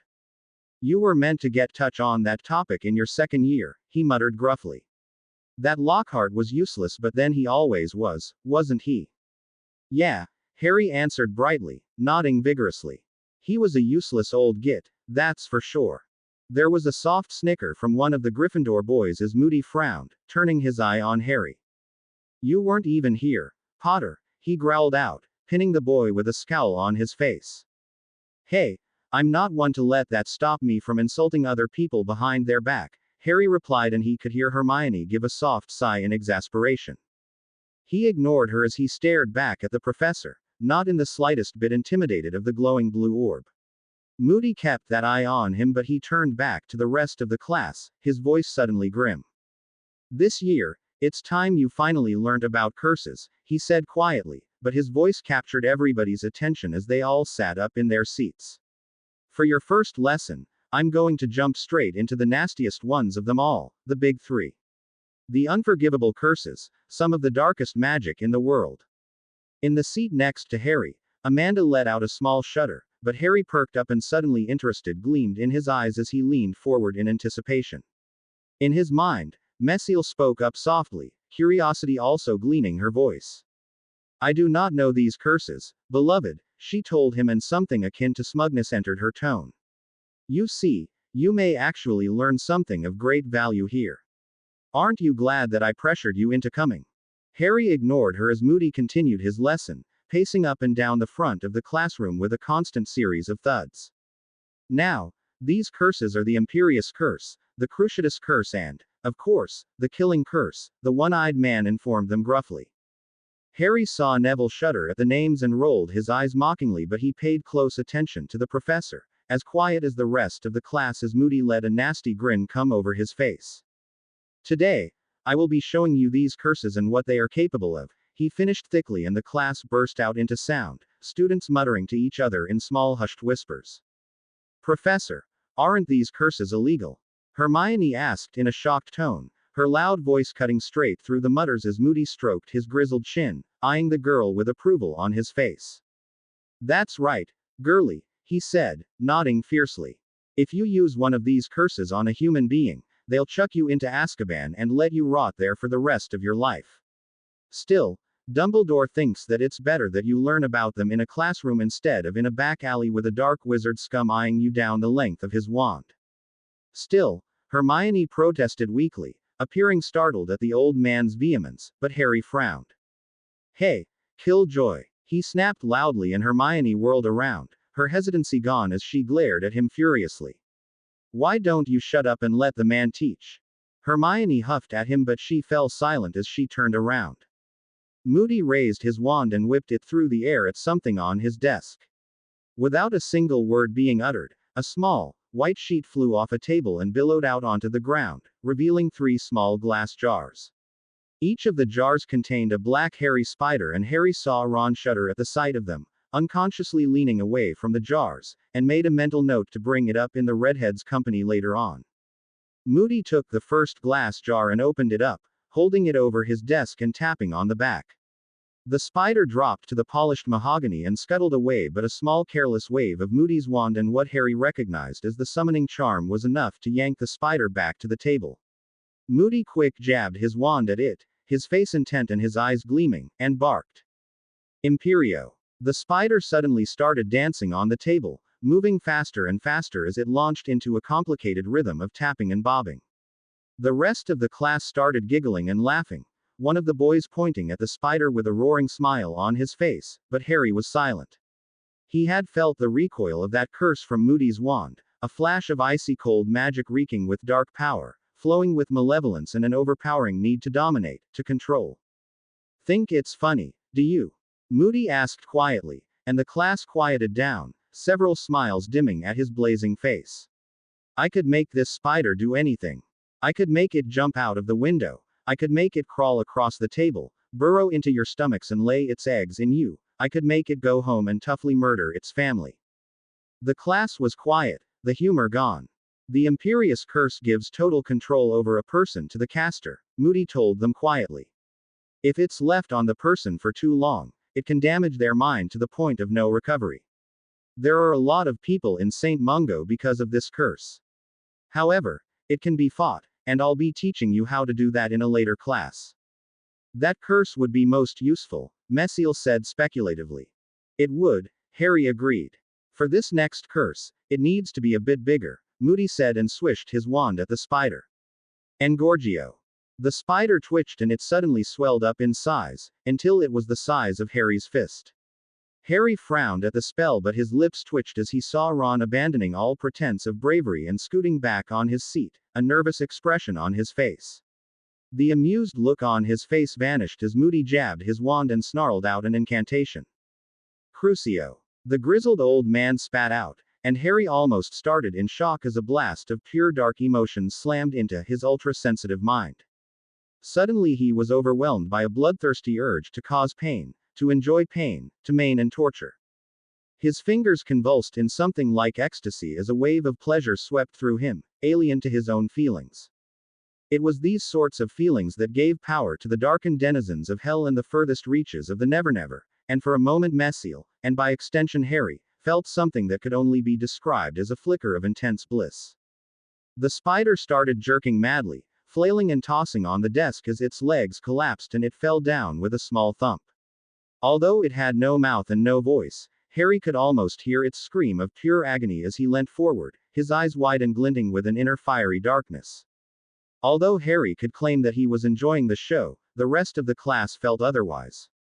The boys were watching with pale faces. Neville in particular was shaking uncontrollably as he stared at the spider with a haunted gaze. Several of the girls, including Amanda, had put their hands over their mouths, horrified expressions on their face. After that brief moment, Messiel clamped down on her advanced senses and Harry was suddenly himself again. Ignoring the heightened rush of adrenaline and endorphins in his veins, Harry glanced at the bee-owned girl next to him and gave a soft sigh of exasperation as he saw her widened and almost tearful eyes. Moody broke off the curse and the spider dropped to the table, still trembling and twitching as it passively lay there. The entire class was silent, including Harry, as they all stared at their professor with wide eyes. The Cruciatus curse, Moody said quietly, the ultimate pain curse and one of the most powerful pieces of dark magic in history. Long ago it was my duty to hunt down and capture, or kill, anybody who used this on another human being. I'd do it again today. You must learn that curse, beloved, I insist. Messiel said into Harry's mind, her voice tinted with longing. So this is your coffee? Harry asked in amusement and Messiel was silent. Moody turned back to Spider, raising his wand with a strangely hollow and intent expression on his face. Harry saw Hermione shudder and bury her face in her hands and knew that the small creature wouldn't survive this next curse. Avada Kedavra. A bright flash of green light filled the room and a rushing noise blasted into Harry's eardrums, as if a vast, large invisible something was soaring through the air. A coil of sickly green magic, moving too fast for Harry to get a proper look at, shot forward and suddenly the spider was on its back, unmistakably dead. An almost intoxicating scent of death and decay filled Harry's nostrils, and he felt Messiel shudder again before she distanced herself from Harry's senses. Harry watched with a blank face, but his eyes glinted as he hid both a shudder of both pleasure and a shudder of pain. With Messiel's help, Harry had been able to drag up the memory of his parents' deaths, of his mother screaming to the dark-cloaked and crimson-eyed figure to spare his life only to be cut down, of the figure turning his wand upon Harry and suddenly screaming, vaporizing underneath a bright flash of green light. He had watched the memories once and only once and had promptly buried them afterwards, refusing to speak about them with even Messiel. The killing curse, Moody said quietly. It's one of the most potent curses to have ever been created. It needs a fair amount of magic behind it for it to work. You could all point your wands at me right now and yell the words, and I doubt I would get so much as a nosebleeds. Quote. Is that a challenge? Did that sound like a challenge to you? Harry muttered, forcing his memories away as he reverted back to the most comfortable thing he knew of insulting people. Amanda eyed him incredulously as he continued. Because I think I could take him. I mean, he's old and crippled and I'm young and vigorous. Moody either hadn't noticed Harry's muttering and Amanda's splutter or had ignored as he continued, his face grim. There's no magical counter. No shield spell that can block it. No counter curse to reverse it. When a witch or wizard is hit with this curse, they die, Moody said softly, and his magical eye spun around to zoom in on Harry. There's only been one known survivor to the curse, and he's sitting here in front of me. The class turned to look at Harry, who eyed them back with a deadly look in his eyes. Most of them hastily and wisely turned away, but Amanda placed a comforting hand on his shoulder, a sympathetic expression on her face. Harry almost jumped at the contact and eyed the hand like it was a diseased rat, an expression of distaste on his face. What the hell are you doing? He muttered coldly. Amanda was saved from answering him as somebody knocked loudly on the door and a slight boy in Gryffindor robes and a beaming smile on his face entered the room. Professor Moody, he called out chirpily. I'm here to collect Harry Potter. Tournament business? Moody asked with a grunt. A wand weighing, Professor, whatever that is, the boy answered, and his eyes flickered over at Harry with something like adoration in them. Potter, you're dismissed, Moody growled and waved Harry off. I'd assign you homework, but after your little tantrum in McGonagall's class, I doubt you'd do it. Harry shrugged off Amanda's hand and stood up, letting a mischievous smirk cross his face. Moral of the story. Act like a spoiled brat and you can get what you want, Harry shot back, and before Moody could reply, he had walked out of the room with the small boy trailing after him. Outside the room, Harry wordlessly gestured at the boy to move and trailed after him as the brown-haired Gryffindor led him down a flight of stairs and through a series of corridors. Harry was content to keep quiet, but the boy wasn't, and a second later, he started talking. I'm Colin, the boy said suddenly and stopped with a beaming smile on his face, stretching out his hand. Harry glanced from Colin's face to the hand and then back again, looking clearly unimpressed and disinterested. I really don't care, he said flatly, and the boy flushed, lowering his hand hurriedly. Still, the almost fanatical look of adoration stuck in the boy's eyes as he stared at Harry intently. You're the boy who lived, he breathed quietly. That's so cool. No, I'm the girl who lived, Harry replied sarcastically and gave a beaming smile as Colin started in shock. He gestured to his robes, planting a serious expression on his face. They hide my beasts well, don't they? Colin stared at him, blinking in surprise, before he suddenly let out a loud and high-pitched laugh. That's a funny joke, Harry, he said between giggles. Harry shook his head in disgust and let out an annoyed sigh as he began to walk faster. Colin had to rush up to catch up to the fifth champion as they turned the corner, Colin leading him past a series of dusty portraits. So you're the fifth champion, Colin said after a few minutes of silence. Is it cool? Harry turned his head and stared at Colin intently, something dark glinting in his gaze, and Colin fidgets under the stare. What are you doing, Harry? The brown-haired boy asked nervously. I'm trying to see if I can kill you with my mind, Harry answered calmly. Colin laughed again, but this time it was filled with uncertainty. He stopped laughing as he saw Harry's serious expression, gulped and edged away from Harry. He began to walk faster, and Harry let out a pleased smile as the two of them approached an oak door, and without another word Harry opened the door and stepped into the room. He was in a fairly small classroom, but most of the desks had been pushed away to the back of the room, leaving a large space in the middle.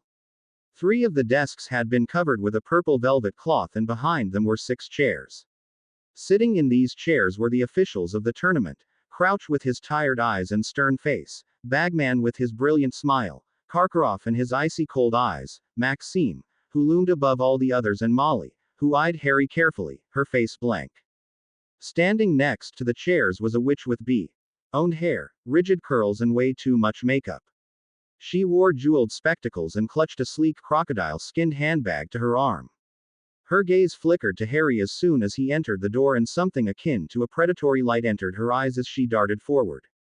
"Harry Potter, charmed to meet you," she said quickly, grasping his unwilling hand and giving it a tight squeeze as she shook it fiercely. "Rita Skeeter, Daily Prophet, come on, let's have a few words over there, shall we?" Harry blinked as Rita ushered him aside, scowling at her prodding as she directed him into a corner of the classroom. His hand flew to his wand and his eyes glinted angrily, but as he prepared to do something horrible to this woman, she stopped and whirled around, a notebook and bright green quill suddenly appearing in her hands.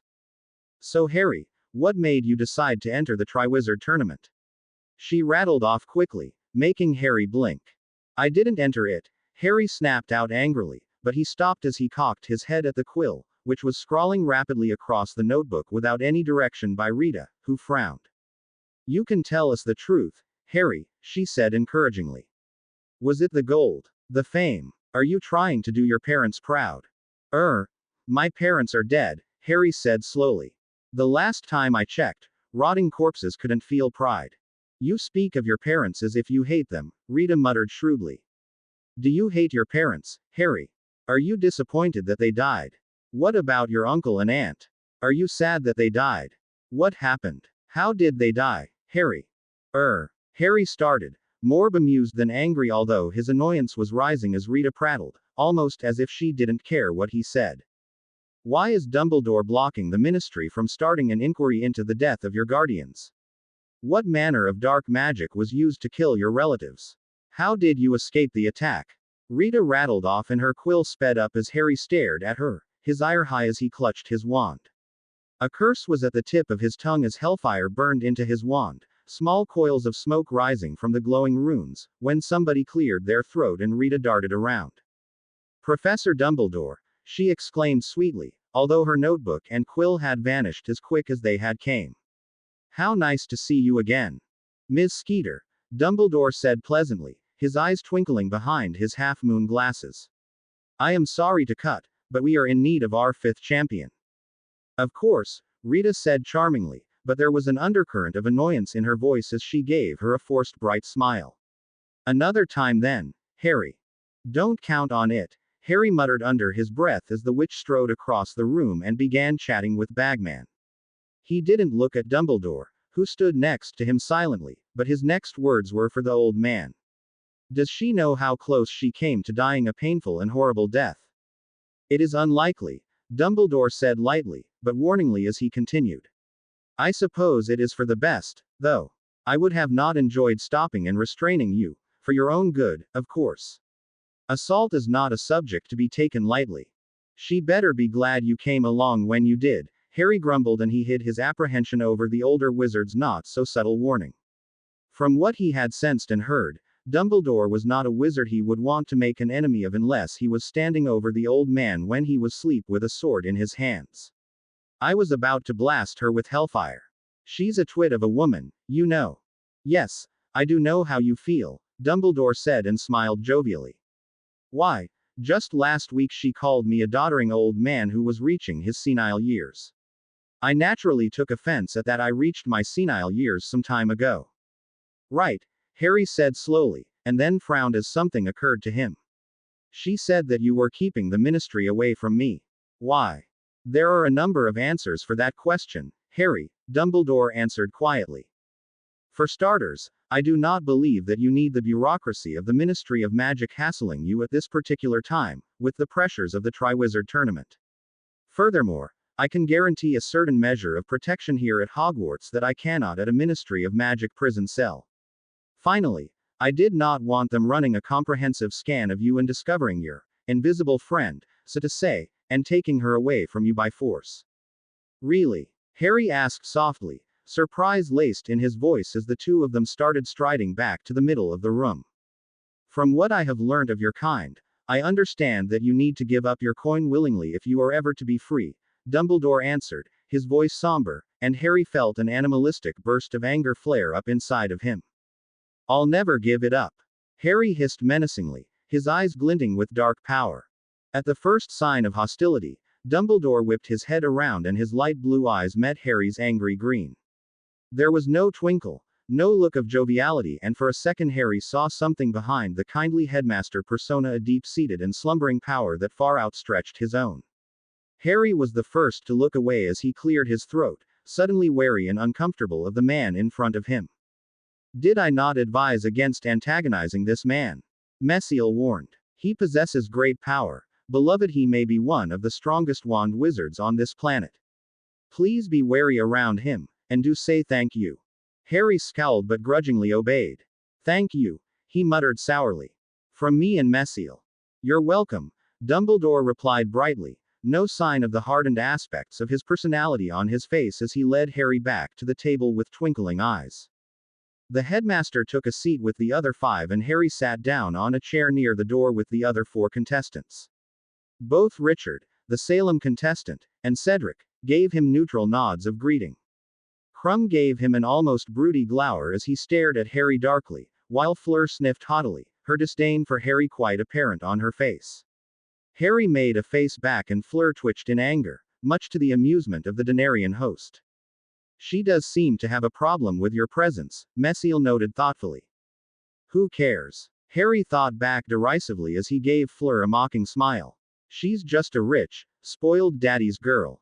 Harry could feel Messiel's amusement as he focused his eyes around the room, and suddenly he gave a start of surprise as he recognized the man leaning quietly against the window. It was the same silver-eyed and white-haired man who had sold him his wand all those years ago. For a split second, Ollivander's eyes met Harry's and the latter gave the former a pointed look. Ollivander included his head in answer to Harry's unspoken question, barely a fraction but enough so Harry was sure that the vow of silence the man had made would still be applicable here. He relaxed a smidgen as Dumbledore cleared his throat. Ms. Delacour, if you could please present your wand.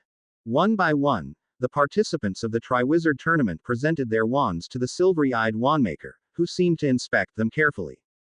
Harry was barely paying attention to the actual process as he alternated between glowering back at Krum and making faces at Fleur, the former whose mood just darkened and the latter who huffed and looked away, her beautiful face showing annoyance and irritation.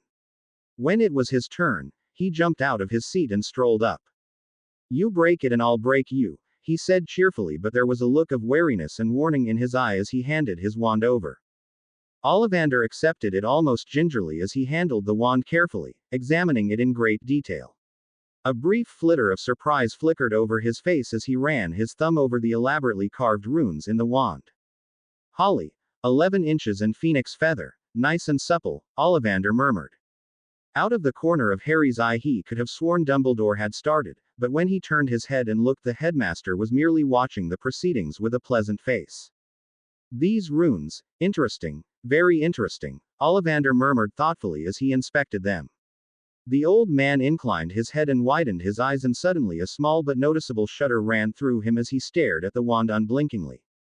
Harry frowned in confusion but suddenly comprehension dawned on him.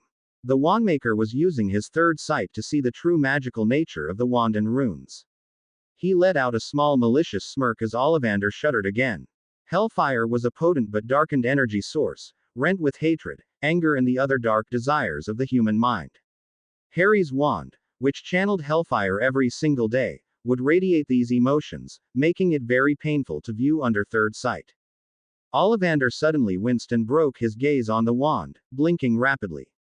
Most of the occupants in the room stared at him in puzzlement, but Dumbledore seemed to have recognized what had happened and had an expression of concern on his face as he stood up and quickly strode across the room. I am fine, Albus, Ollivander muttered before Dumbledore had even opened his mouth and he turned his silvery gaze back onto Harry. These runes allow you to amplify your magic from an alternate power source, correct? Harry nodded slowly as Ollivander continued his inspection of the wand, twirling it between his long and spindly fingers and letting a shower of dark red and black sparks shoot through the air. I would say that you have trouble with the delicate type of magic, but you can summon fire and other potent curses almost effortlessly. Ollivander concluded breezily. Actually, yeah, Harry said slowly, eyeing Ollivander strangely. Will that be a problem? Dumbledore asked quietly. Can this wand be used to compete in the tournament? Oh yes, I am sure that Mr. Potter will give off a spectacular performance, Ollivander answered. But do not expect anything related to subtlety with this wand. Indeed. Dumbledore murmured softly, his eyes flickering over Harry carefully. Ollivander leant in closer until Harry could practically taste him. An aged and dusty smell filled his nostrils as Ollivander breathed against his ear, his voice dropping down to a fraction of a whisper. This wand was not designed to channel hellfire. There will be large branches of magic you will not be able to delve in using this wand, or indeed, any other, Ollivander murmured quietly and quickly. Unless you forsake the fallen, your magic will forever become amplified with hellfire, rendering all normal wands useless. Can't you make a wand that can handle hellfire? Harry asked back, just as quietly as Ollivander had been. Dumbledore eyed the pair of them carefully but didn't intrude as he stepped back. No, Ollivander murmured. It would be impossible. So I'll never get transfiguration? Harry asked and let a small smirk of victory cross his face. That's what I told her. You told me that because you were too lazy to study, beloved, Messiel said amusedly. A win is a win, Harry told Ollivander smugly, who looked at him strangely but straightened up and spoke up in a louder tone. It will always take more effort and concentration from you to use delicate magics, but with practice and patience you might be able to obtain an average skill, he finished and handed Harry back his wand. Oh, you just had to say that, Harry grumbled in annoyance. That's what she says. Quote. Not a win after all, Mr. Potter? Asked Dumbledore from behind him and Harry whirled around, startled at the sight of the old man so close to him. Don't do that, he snapped angrily. I apologize, Dumbledore said sincerely, but with a twinkle of amusement in his eyes. Yeah, you're real sorry, Harry muttered and glanced around. Is there anything else or can I go and devour the soul of that cute Hufflepuff girl I saw on my way here? Photos. Rita burst out quickly as Dumbledore frowned at Harry warningly. No, Harry declared flatly. I don't do photos, dancing or sock puppets. Sock puppets, Cedric muttered to Richard. But, Rita started but Harry didn't hear the rest of the protest as he strode across the room, opened the door and left. Outside in the corridor, Harry strode down the hallway, glancing at his wand with a frown. I suppose there's a disadvantage to every relationship, he muttered as he tucked his wand back into his jacket. I had suspected that something like this could be possible, Messiel told him quietly. Still, the benefits of hellfire far outweigh the benefits of transfiguration. So, now what? Harry asked after a moment's silence as he started making his way back to the Gryffindor Tower. The defense against the dark arts lesson was going to finish in less than 10 minutes anyway. I believe you know what to do, Messiel said and Harry groaned. Practice, practice, practice, it gets boring, you know. Harry complained. First, beloved, I demand that you search out the library for anything relating to these unforgivables, Messiel said and there was an odd note of eagerness in her voice as Harry hesitated. I don't think we're going to find them in a school library, Messiel, he complained but he turned around and started walking to the library. Still, if it gets me out of transfiguration, then what the hell? To be continue. I hope you enjoyed this story. Also remember to subscribe and like this video. See you in the next video.